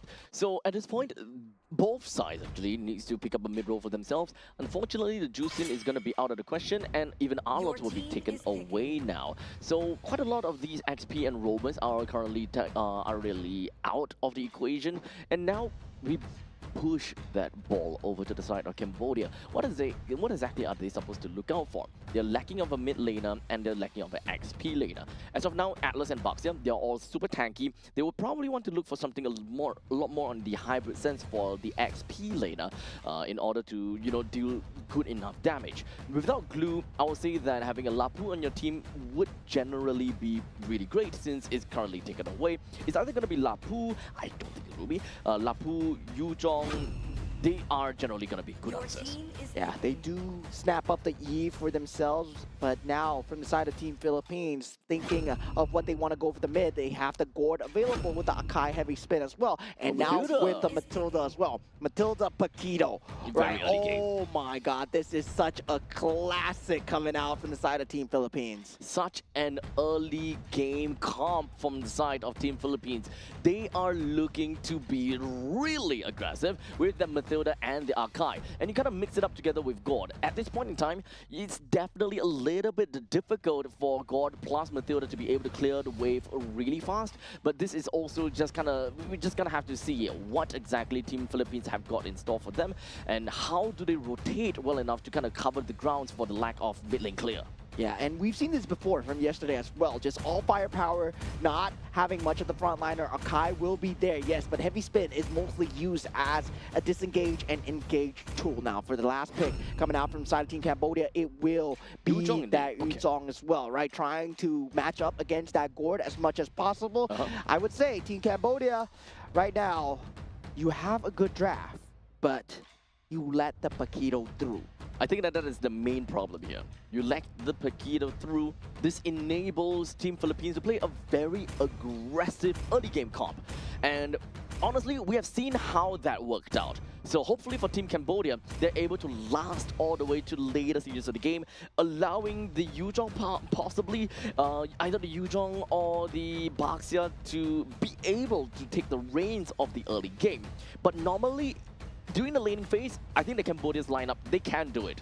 I think that they can do it. However, the moment that we kind of move past to 6 minutes into the game, that is where Team Philippines understandably will be a lot more annoying and they will have a lot more firepower and escape mechanism. And here we go, game 1 of Team Philippines. And for the first time ever on the stage, Team Cambodia as well. How will they fare against the top seed of Group A so far? Well, both of the junglers, they're going to be starting up at the northwestern part of the map and eventually make their way down to the southeast, which is going to be the XP lane. So with that all said and done, that means that we're generally going to be looking at the we're definitely going to be looking at the Akai that will be a little bit slower to reach the Little Wanderer. Well, Team Cambodia, they definitely can clear wave a lot faster though. Yeah, they do have that rotational speed coming through, and with that orange buff being that first target of choice here now, Nepomuceno will be in that scene here, but using that guy to get out and get it with that retribution as well. Clean, decisive win coming out from side Team Philippines, and these kind of small wins, they add up here. But Vinuya going head-to-head against Mengkong here, and he will have the ability to have that shard residue, but this becomes a huge skill matchup here. EXP lane is massively skill-based matchup, so we'll see how that is eventually going to work out for Team Cambodia, because this is a Paquito after all. A Paquito does have a lot of mobility that is able to escape from your Dragon's Tail, so you don't really have a lot of utilities that is able to ensure your Dragon Tail connects, and in the meantime there is also those jabs that gives him shield, which makes things not as painful for him. Yeah, Team Philippines right now still controlling the pace of the game towards that bottom of that side of the map where the turtle is going to spawn. You can see the early rotations coming through from the side of De La Cruz, trying to force out the rotations from that mid laner as well. Now that mid lane clear will eventually come through, and the turtle has spawned up. Heavy spin now available for Nepomuceno. Here, Shield Unity already popped. Not exactly at level 5 as of yet, but at least between him as well as Baxia, there's not a lot of difference in terms of XP. But here we go, and check the form. Has been popped so far. Petrify will be available for this fight, but heavy spin with that Mystic Gush. De La Cruz will get that turtle for now. Now Team Philippines, it does come true with Esports in the backline. First blood being picked up from the side of the Kai, and Team Philippines, they will take the first victory. Fast rotations coming from Diana, immediately making his way down to the bottom lane and being able to get a pretty good assistance. Although no assist, no kill, but look at that, just how aggressive they can be with De La Cruz just being in the forefront. Yeah, that damage coming through, that damage buff from the Matilda, if you are winning, right? Currently at this stage of the game, Matilda is going to deal insane amounts of damage. You saw it coming out from the side of that circling eagle combined together with Nepomuceno. And now for the side of Team Philippines, well, masterful. That was absolutely masterful coming in from the Paquito. This is the situation when you kind of give the Paquito over to the side of Inuya, right? Because Yuzhong generally have got a lot more priority in the lane because of the fact that he's got good damage, he's got good range, and he's got lifesteal technically speaking because of the Shard residue. However, if you are really good at Paquito, you will naturally be able to use your dashes to get away from the Dragon Tail, number one, and you will be able to use your jabs to ensure that you don't lose any health, and the only thing that you lose is going to be shields. And throughout this entire time, Vinuya hardly lost any form of HP at all. yeah, at this point, Team Cambodia still 2,000 gold behind, 4 minutes into the game here. Team Philippines, you know them as a very strong macro team as well. You sometimes don't even feel you're losing, but right now, they're 2,000 gold behind already. Team Philippines just working the map, getting that shield value on that mid, and also the proxies on the bottom as well. This is something that only Team Philippines could do. I mean, I wouldn't say only, but they'll definitely be able to do that. The proxy and ensuring that, you know, this Yuzhong is not going to have a great time as well. I don't think that even for Team Philippines, they can kill the Yuzhong that easily, but at least we'll be able to kind of keep him in check. And Team Cambodia, right now, they wanted to find that top lane re-engage, and that was a good force coming out from the side of Team Philippines, forcing out the flicker from the side of Pavin as well. Now, with this second turtle being up as well, Chandavan now up in that scene, Nepomuceno will have that heavy spin, and this second turtle taken. Let's also remember about the quality of Retribution. Nepomuceno is currently at level 8 versus the fact that the Baxia, oh, hold a second. What a reaction speed coming through from the side of Vinuya as he reacts just in time, and that flicker will not find that Fatal Links combination. Nothing connects coming out from the side of Team Cambodia, and real manipulation, not enough. Nepomuceno eventually taken down with the help of the Black Dragon form here, and that's just Team Cambodia responding. But Vinuya, man, the moves coming out so far, and now with that turtle being up for the taking, having that circling eagle taking out Baxia. It's dealing so much damage. There's no retribution on either side, but with that blazing duet, Claude eventually gets it for Team Cambodia. And Team Philippines, for the first time, they will be on a slightly even ground. Very close fight between the two of the team, but however, mid lane is not over. Esports together with the Mystic Gush, and now they don't have that Fatal Links, no flicker available. Team Philippines, they know their timings perfectly as they push onwards with the timing. And just like that, Team Philippines, they still have got themselves a pretty good lead on top of Team Cambodia with a total of 2,600 gold lead. And the gold is pretty well distributed to the entire team here, with the most amount of gold lead going over to the hands of that Harry with about 800 gold lead, followed by, for some reason, we do have Matilda having pretty good gold on top as well. But you can pretty much get the idea. Very well distribution coming in from the entirety of Team Philippines. This ought to allow them to have a very good movement going forward. Yeah, this is De La Cruz just being able to be in that front line consistently, right? And now with that Mystic Gush, Vinuya, well, lane priority, we don't care about that. We have a Mystic Gush and Vinuya's boxing. And now with that, Chandavan, he is in slightly bit of trouble. This turret is going to go down. He will have the Shi Unity to get out. There is no Mystic Gush, but the stun control coming through from the side of Team Philippines and keeping him there. Team Philippines are doing such a great job on the EXP lane. They do fall in that mid lane as well, but this is the segmented team fight that comes through. Now, Esports is there. They're not letting up the pressure. Viana not able to find a central pressure as now he is able to get out, but that's just a bit more breathing space for Team Philippines. They're not going to let them breathe at all. Mystic Mystic Gush is still there, and they just want the turret. They just want the turret. All the way down to the bottom lane, it was just sheer confidence coming in from Chandavan, hoping that he will be able to do a little bit of something down to the bottom lane. However, the turret still went down. He was not able to clear it fast enough. And such, what Papico as well as Ivinia did, they just focused down onto the turret. They don't even bother getting a kill or a hit down on the Chandavan, so they do not get the enmity of the turret. And shortly after that, with the amount of control that they have, they will bring him down. And of course, from that point on, they were just styling onto the middle lane. Yeah, the turtle does go the way of Team Cambodia, and with that heavy spin being used already, Circling Eagle used to disengage. They know they don't have that Damon's Force for now, and a clean disengage coming out so far. Fatal Links coming out from the day side onto the De La Cruz, and Team Cambodia, they respond back, but the macro damage has been done. Well, there we go. At least when it comes down to Team Cambodia, they managed to get a little bit of a small victory on top of Team Philippines. They have managed to get themselves 2 total turtles, which is a huge win in my honest opinion, trying to balance out and of course get a good amount of distribution. But hold on a second, Mystic Gush and RWM. RWM used to just disrupt that Mystic Gush. Papico has that flicker just to get away. Now Nepomuceno will have that heavy spin available if he wants to commit it. Vinuya forces out that flicker coming out from the side of Odom as well. Won't have it for that flicker into the Fatal Links.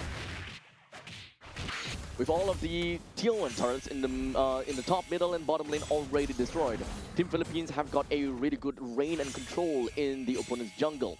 At this point in time, Cambodia, they are definitely choking out quite a bit, and they will have a lot of difficulty trying to go for any form of farm as a matter of fact.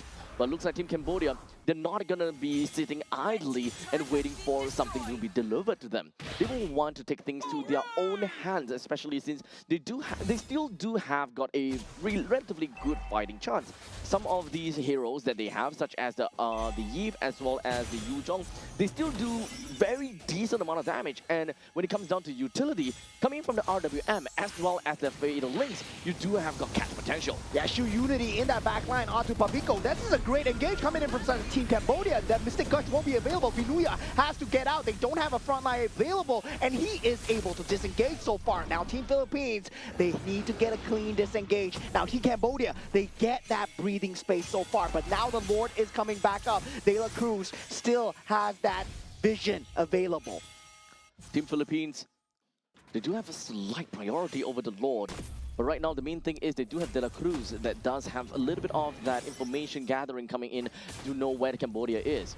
Well, in the meantime, the Chill Unity coming in from Chandavan, he crashes down on the Paquito, but that's pretty much all. Yeah, Circling Eagle has been spotted out. He does have the Fatal Links, not going to pop in now. Just knows that he does not have the flicker. It's 2 seconds from being popped up. Team Philippines make full use of the timing, gets that top lane priority going their way. Preparation coming in for this Lord. Battle Spell economy is undoubtedly going to go over to the hands of Team Philippines for now. Almost every single one of them have got their Battle Spell, inclusive of Viana and De La Cruz, which is very importantly, they have their Purify. Widia does not have that, but that is completely fine, because they did manage to take one out of Chamakara, which is playing as a Eve. Fatal Links pops through, not on the key target there. Mistake coming in from side Team Cambodia and a punish from Team Philippines. They will not be able to fight for this Lord. And Favin, he's coming down with that Blazing Duet, but without the Roamer, without that huge Fatal Links, it's gonna be a mistake from Team Cambodia to go in. Shu Unity with a Blazing Duet does not connect on anything, and in the back line, your Damon's Force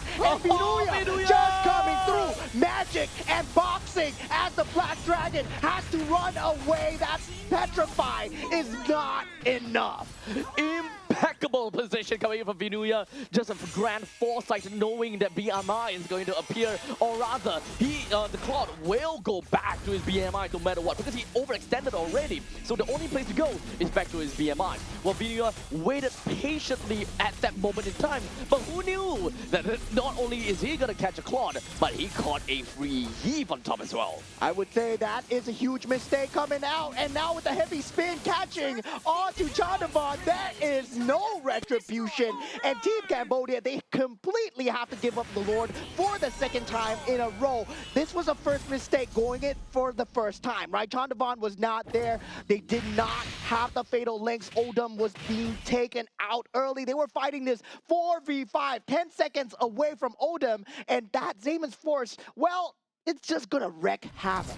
It is such a difficult fight for Team Cambodia. They really did their very best to see what they could eventually do in that team fight. However, they were very pressured to make a move. They really want to make a play. And Team Cambodia, at least, they believe that they have the power spike.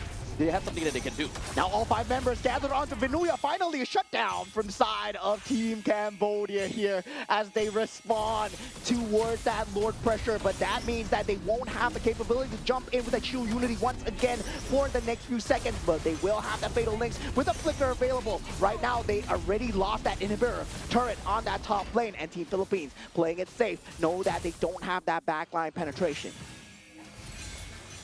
The rest of the members coming from Team Philippines now slowly expand themselves out. Oh, take a look at that! RLWM into the Fatal Links combo. Puppico gets taken out. Same as Sports. Viana doing what he can. 3 members already down from the side of Team Philippines. And now Team Cambodia, they answer back. They might have lost an inhibitor, but they fight back. And this is the wild card as we talk about. Team Cambodia is wild when it comes to this. Constantly just cracking down onto these turrets. Team Philippines manages to crack open the top lane T3 turret and almost there for the middle turret as well.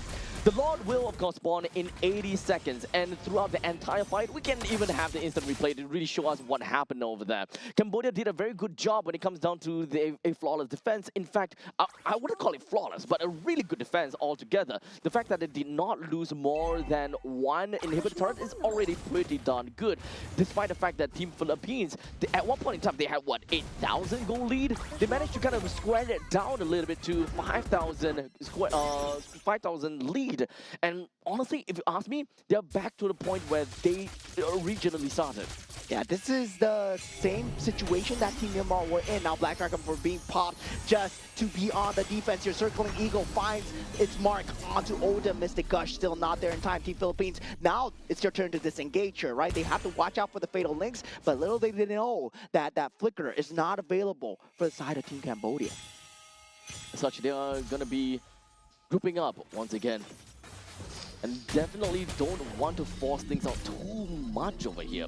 Especially since the Lord is going to be opening in 15 seconds.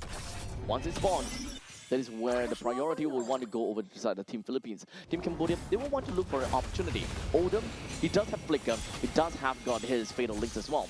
But unfortunately, they are not capable or they're not equipped to be able to do a full-out team fight. Yeah, now Team Cambodia, they know that Zingman Sports is not worth fighting into, yet they go into it anyway. This might be the human stake here as the Underfilm is there. So Vaughn takes out De La Cruz. That Mystic Gush is there as Viana gets taken out from the side of Team Cambodia. But Vinuya is still there, laying waste in that back line, and Bobbin finally puts an end to it. And this is huge for the side of Team Cambodia. And they finally fight back. Pambico, the only one left to deal damage. And now Pambico, he's currently being choked out and being a little bit too greedy. Cambodia strikes back, and now they have the priority over the Lord. What a game! We have a game on our hands here, ladies and gentlemen. It is the timing. 15 minutes have been fulfilled. 3,000 gold advantage coming in from side Team Philippines. But Cambodia, they have a Claude. And now Nepomuceno, heavy spin, forced out. That's going to be huge for the next team fight as well. Team Cambodia know that they have a sliver of timing. Yep. Luckily for them, it doesn't seem like the Nepomuceno will go down despite all of that. This fight was very much spread out, and it was actually kind of scary to see how it all turned out to be. Before that fight happened, there was just a little bit too much pandemonium going on about, and Cambodia managed to make full use of all of that confusion and hysteria in order to zone in onto the right people as they man-marked whoever that they really needed to.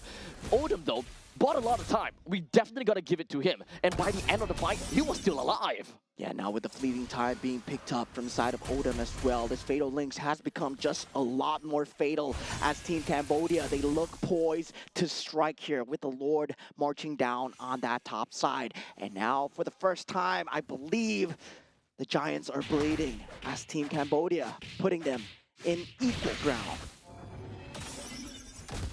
Just going to be jumping right in. Vinuya is not going to let go that fast or that easily. The top lane does have a Lord that will be marching in, while Team Cambodia, they are going to be looking for an opportunity to eventually jump in. Right now, Vinuya Yeah, he does have that Petrify and is able to keep Vinuya there. Flicker is there as well, but the rest of the team is coming in. And Vinuya in a lot of trouble. Immortality has been used. He's not going to be able to get this one out here. Wait. 1v5, and with that RWF, Fatal Links has to be used. And that is, I would say, still a win from the side of Team Cambodia, but that Fatal Link's no longer available. Team Philippines, they can look for a fight going in. Viana is online with the orange buff. Yep, is that really a win though? They had to use the entire lot duration that just marched down from the top lane. They did not manage to take any of the other outer turrets as much as possible. They lost the Fatal Links, which would be able to do something over there. It's slowly creeping closer and closer for at least Cambodia, right? So when it comes down to the goal lead, indeed, you're right on that. Cambodia is catching up.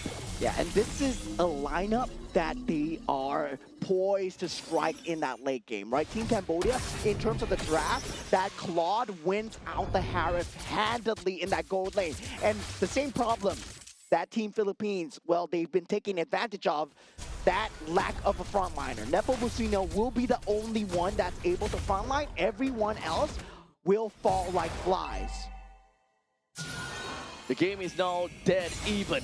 However, Team Philippines, they refuse to back down. And now with that Damon Sports being popped up as well, Viana going into safety. RWF catching him out here, and Maycom actually takes out the magic damage here. And now Team Philippines, they scramble for their lives here as Team Cambodia. They're doing it. Pabico takes out Odem at this point. Charm Residue not enough onto De La Cruz. He's taking him on a walk here. And Team Cambodia, they don't have the shield unity to crash back in. They're unable to get any form of macro damage. Team Philippines might have bought themselves enough time to fight for this Lord. But however, do know that it was a roam for a gold lane. I'm not too sure if whether Team Philippines can even try to contest this without Viana, which is playing as the Harith right now. Team Cambodia, they're taking their own sweet time though. I'm not too sure if whether they actually do have the opportunity or rather they have that window to do that. In the meantime, they keep beaking like, but it doesn't seem like the Tuna Unity managed to do too much. Vinuya all the way down to the bottom lane manages to clear a path in. Forces out the recall coming in from the side of Team Cambodia. Now two lanes are exposed with that mid lane. That's a sliver of HP. Man, the cuts are adding up for the side of Team Cambodia so far. The team fight might not be going their way, but the macro stays true for Team Philippines. That move from Vinuya single-handedly allowed Team Philippines to have a way higher chance to secure this evolved Lord. With a Mega Creep that eventually marches down from the bottom lane, this pretty much allows Team Philippines to play things a little bit slowly by around the Lord's Pit. This way, whenever there will be a slow push down to the bottom lane, Team Cambodia cannot go too far in because Vinuya could just push it any time. Yeah, this is going to be a case where they need to think about the base. Circling Eagle is there. Vinuya slowly inching towards the Team Cambodia's base, and now he will call off the assault, but definitely bringing the members back. See it now. Favin, he's over there with the BMI placed up, but Vinuya, he continues to stand his ground. But unfortunately, it does seem like the creep wave did appear, and that is going to halt that push down in the bottom lane. But the rest still stays the same. There is still going to be a lane priority coming in from the top and the bottom lane. And Team Cambodia, they always need to keep a valiant eye down on the bottom. If whether there's going to be a slow push oncoming, and eventually that push will always go towards the victory of Team Philippines. Yeah, Nepomuceno able to sniff out the members of Team Cambodia, but Vinuya goes for the back door. The turret is now down. Vinuya is in no man's land, but now Team Cambodia trying to take out the Lord. Favin is already there. Nepomuceno gets the Lord on the other side. Team Philippines, they get the Lord. They get the mid turret. They force out the Winter's Crown. And Favin, he is extremely low. Flicker is being forced forward. They get out Vinuya for now. Team Cambodia, if they can win this team fight, they keep themselves in the game. Circling Eagle just to disengage here as Team Cambodia, they want more. Nepomuceno still has that capability to respond, and now Team Philippines, they respond with Viana, a shutdown, double kill, and the Lord marching down the mid lane. All of these immortalities are constantly being popped. Great thing that we do have Favin to manage to outplay against Vinuya. However, we are already looking at 4v3. This is an impossible push for Cambodia to defend. And yes, there is nothing they can do here, especially with the heavy spin coming out from the side of Nepomuceno. Team Philippines are going at the Crystal and they take it down. A 1-0 lead, but what a fight from Team Cambodia. That was way too close for comfort for Team Philippines. But this also gladly shows to all of the people in Cambodia that their team, their representative is out here and they mean business. Yeah, I would say Team Cambodia, well, they put on quite a show indeed, Team Philippines. They did win it out in the end, right? You see the superior decision-making in terms of just trusting Vinuya in that bottom lane as well. And this is why you don't want to give out the Paquito to Team Philippines. Indeed, the Paquito ultimately had made very difficult decisions over to the opponent's side. You had to concede your Claude in a global team fight by the Lord's Pit, and you had to recall that to really deal with that the Paquito in the middle lane, and he was even almost losing. He even had to get himself a good amount of item cycling. Honestly, great over to the Claude. Really outplayed against Vinuya, but ultimately that was still a very difficult game that Vinuya displayed to Cambodia. Great decision making in terms of he didn't win the game by ending the enemies. He won the game by forcing the errors, right? He forced out so many errors from the side of Team Cambodia. They consistently had to keep him at the back of the heads. At one point, Vinuya, he was just soaking up 3 creep waves. And this man, Vinuya, Sanford, whatever you might want to call him, this Paquito, still 100% win rate here. And teams are still giving it to him. This is a very difficult part where Team Cambodia, I think that they're constantly questioning themselves if whether they can take a fight or whether they need to focus on the Lord. Do they go back? And if they were to go back, who needs to go back, right? And there is so many fights that even for the side of Mengkong, to be honest, as a Yuzhong, he did an amazing job. He had so much threat looming all over, constantly being able to just give a lot of chase over to De La Cruz, that's playing as a midfielder who has great amount of mobility, but yet he still can catch up time and time again. Team Cambodia really outplayed themselves throughout this entire game. Yeah, I mean, they did pick up the Claude as well. That was a great late game too that they had. And I really like the decision to just have the disrespect, right? Coming out from inside of Team Cambodia. Yeah, it's time to stop respecting Vinuya's damage. It's time to collapse and time to do something about it. And finally, we see an end to his reign of terror. But still, he kept the echoes going where he kept on the creep waves. If I can't kill your heroes, I'm going to take out your turrets and eventually your base. Vinuya single-handedly just brought down 2 of the inhibitor turret just due to pure macro and of course map understanding. They had enough information to say, okay, there is no way that they are going to rotate over to Vinuya despite the fact that there is a Baxia, by the way. We need to remember that there is a Baxia to the side of Team Cambodia. However, the Baxia is required to be in the Lord's Pit or at least dancing around the Lord because there is that threat of Nepomuceno to just take the Lord away, and that is just a big Lord that will march down in middle lane. And unfortunately for Team Cambodia, they have to face an inevitable. Yeah, now game 1. What a nail biter of a game, right? Team Cambodia show impressive mettle, especially against that top 1 team. And yeah, Team Philippines, for the first time ever, I felt threatened for them. I really did feel threatened for them. But still, that impressive decision making, a W is a W so far. Man, oh man. Now going into game 2, I believe Team Cambodia, they won't let out that Paquito ever again. I don't think so. Especially even for the side of Team Philippines, they won by the skin of their teeth. And right here, I think that they have something that they're gonna have to change about because that was way too close for comfort. And for a team like Team Philippines, naturally they are a team that can play really aggressive and they can be really good in the early stages. For them to be able to allow Team Cambodia to play such a late game all the way down to 22 minutes and to threaten so many different kinds of options or strategies that Team Liquid have to, Team Philippines have to kind of take out.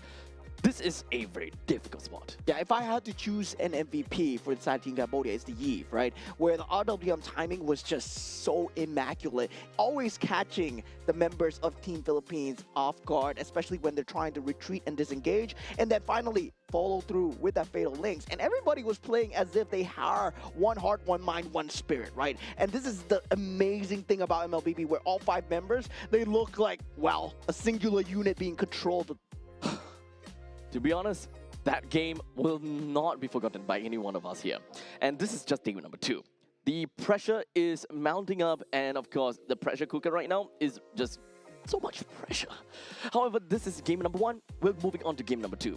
Team Philippines, they managed to just... They did not have a great time here. But game number 2, I'm pretty sure that they will want to do something about this, and they will want to end the game faster. They want to do things a lot more convincingly, because they don't want to concede any of these past mistakes in order for Team Cambodia to capitalize on. Yeah, definitely. I would say it was going to be a statement piece coming out from the side of Team Cambodia. But at the same time, well, Team Philippines, they keep their 100% win streak, right? Results are results, and definitely when it comes down to doing business, to getting the objectives done, to winning the game that is MLBB, Team Philippines have proved it once again. And yeah, this is what happens when you give out the Paquito. And once again, I'm very happy to see the Matilda and Viana as well, especially on the Harif. He was able to deal out so much damage in that 4v4 situation towards the end. Yep. Now, if you guys kind of take a look into the entirety of Team Philippines lineup, you also need to really remember that this lineup coming in from Team Philippines, they are ultimately a draft that can do very well in the early stages of the game. Not particularly amazing in the late stages. They can still play a very good game. However, it requires them to be really macro intensive, which is exactly what we saw coming in from Team Philippines. They did whatever that they could to make full use of this lineup. And for Team Cambodia, they did whatever that they could with this lineup, and they are the one that actually do have a slight bit of an advantage coming into the late stages with that Claude in tow. It could end up really badly for Team Philippines the moment that Claude were to win against Vinuya in the middle lane, and the fact that Team Philippines, they lost Vinuya, and Team Cambodia, they could actually just play it a little bit safer. At one point in time for Team Cambodia, they wanted to run it down over to the side of Team Philippines, and I think that that is the smallest and the biggest mistake at the same time, where they were stoked to make a play. They really wanted to make something to work out. They ran all the way down to the side of Team Philippines. They tried to make a play only to find themselves in such a difficult spot where they were unable to disarm Team Philippines. By the time that they wanted to back off, they were slowly losing in health, and they were unable to get themselves out of the death grip of Team Philippines. Yeah, I would say just that small little decision makings really influenced the state of the game there, right? And for all the team members involved here, I would say, wow, that stamina needed, especially as a pro player, not an easy thing at all, right? Given the fact, if you were in a similar situation, I believe any lesser player would have crumbled under that pressure. And right now, Team Cambodia are showing that they can withstand that pressure. Now, when we take a look at Group A, we always think about who's going to be that top 5. And right now, Team Cambodia, I think that they deserve a spot in there. yeah, they really look like they deserve a spot here. I'm now curious to see how Team Cambodia are going to do up against Team Indonesia as well. But that's looking forward. That's looking to day 3. We're gonna chill. That's looking day 4. Now we still have game number 2, and that was cutting it close for Team Philippines. Too right? close. Way too close. What if we have a game 3 here? Oh my goodness gracious. I don't think my heart can take it, to be fairly honest with you.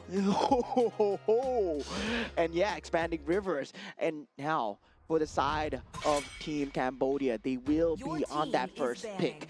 Now, themselves, they can force out the Paquito. We saw Meng Kong on that Yuzong as well. His decision-making skills are good. He knows how to play the map macro, and you don't want to give that over. That Paquito right now is just extremely very strong. And also, that Marcel has been banned out in the first game as well. Now, we did see the Freya being a problem in the previous series. Whether or not that will be a problem now, we're not too sure. Looks like the draft is going a little bit slower. Both teams are taking their sweet time to really examine what has happened and of course and analyze a little bit more into this game. Because especially for Team Cambodia, they are on match point. They need to be really careful with how they draft. They do not want to give this game away to Team Philippines. Yeah, right now. So definitely at the side of Team Philippines, they will be looking towards that second stage of the ban. Kalea has been picked out, and now Your also the team ban is coming banning. through from the side of Team Philippines. It will be the Fredrin as well, right? Fredrin really, in terms of having that insane team fight capability, having that taunt available along with the Appraisal's Wrath turn, something that we've yet to see so far for the side of this game. Are yet to be thrown away into the banning pool as of yet. Let's not forget about Marcel. There's a lot of heroes that we need to talk about. Harif, you know, Claude, all of that jazz. But some of these, or if not most of these, are going to be leaked out. But Your Kino is finally team taken is away. banned. Cambodia, they do not want to deal with that.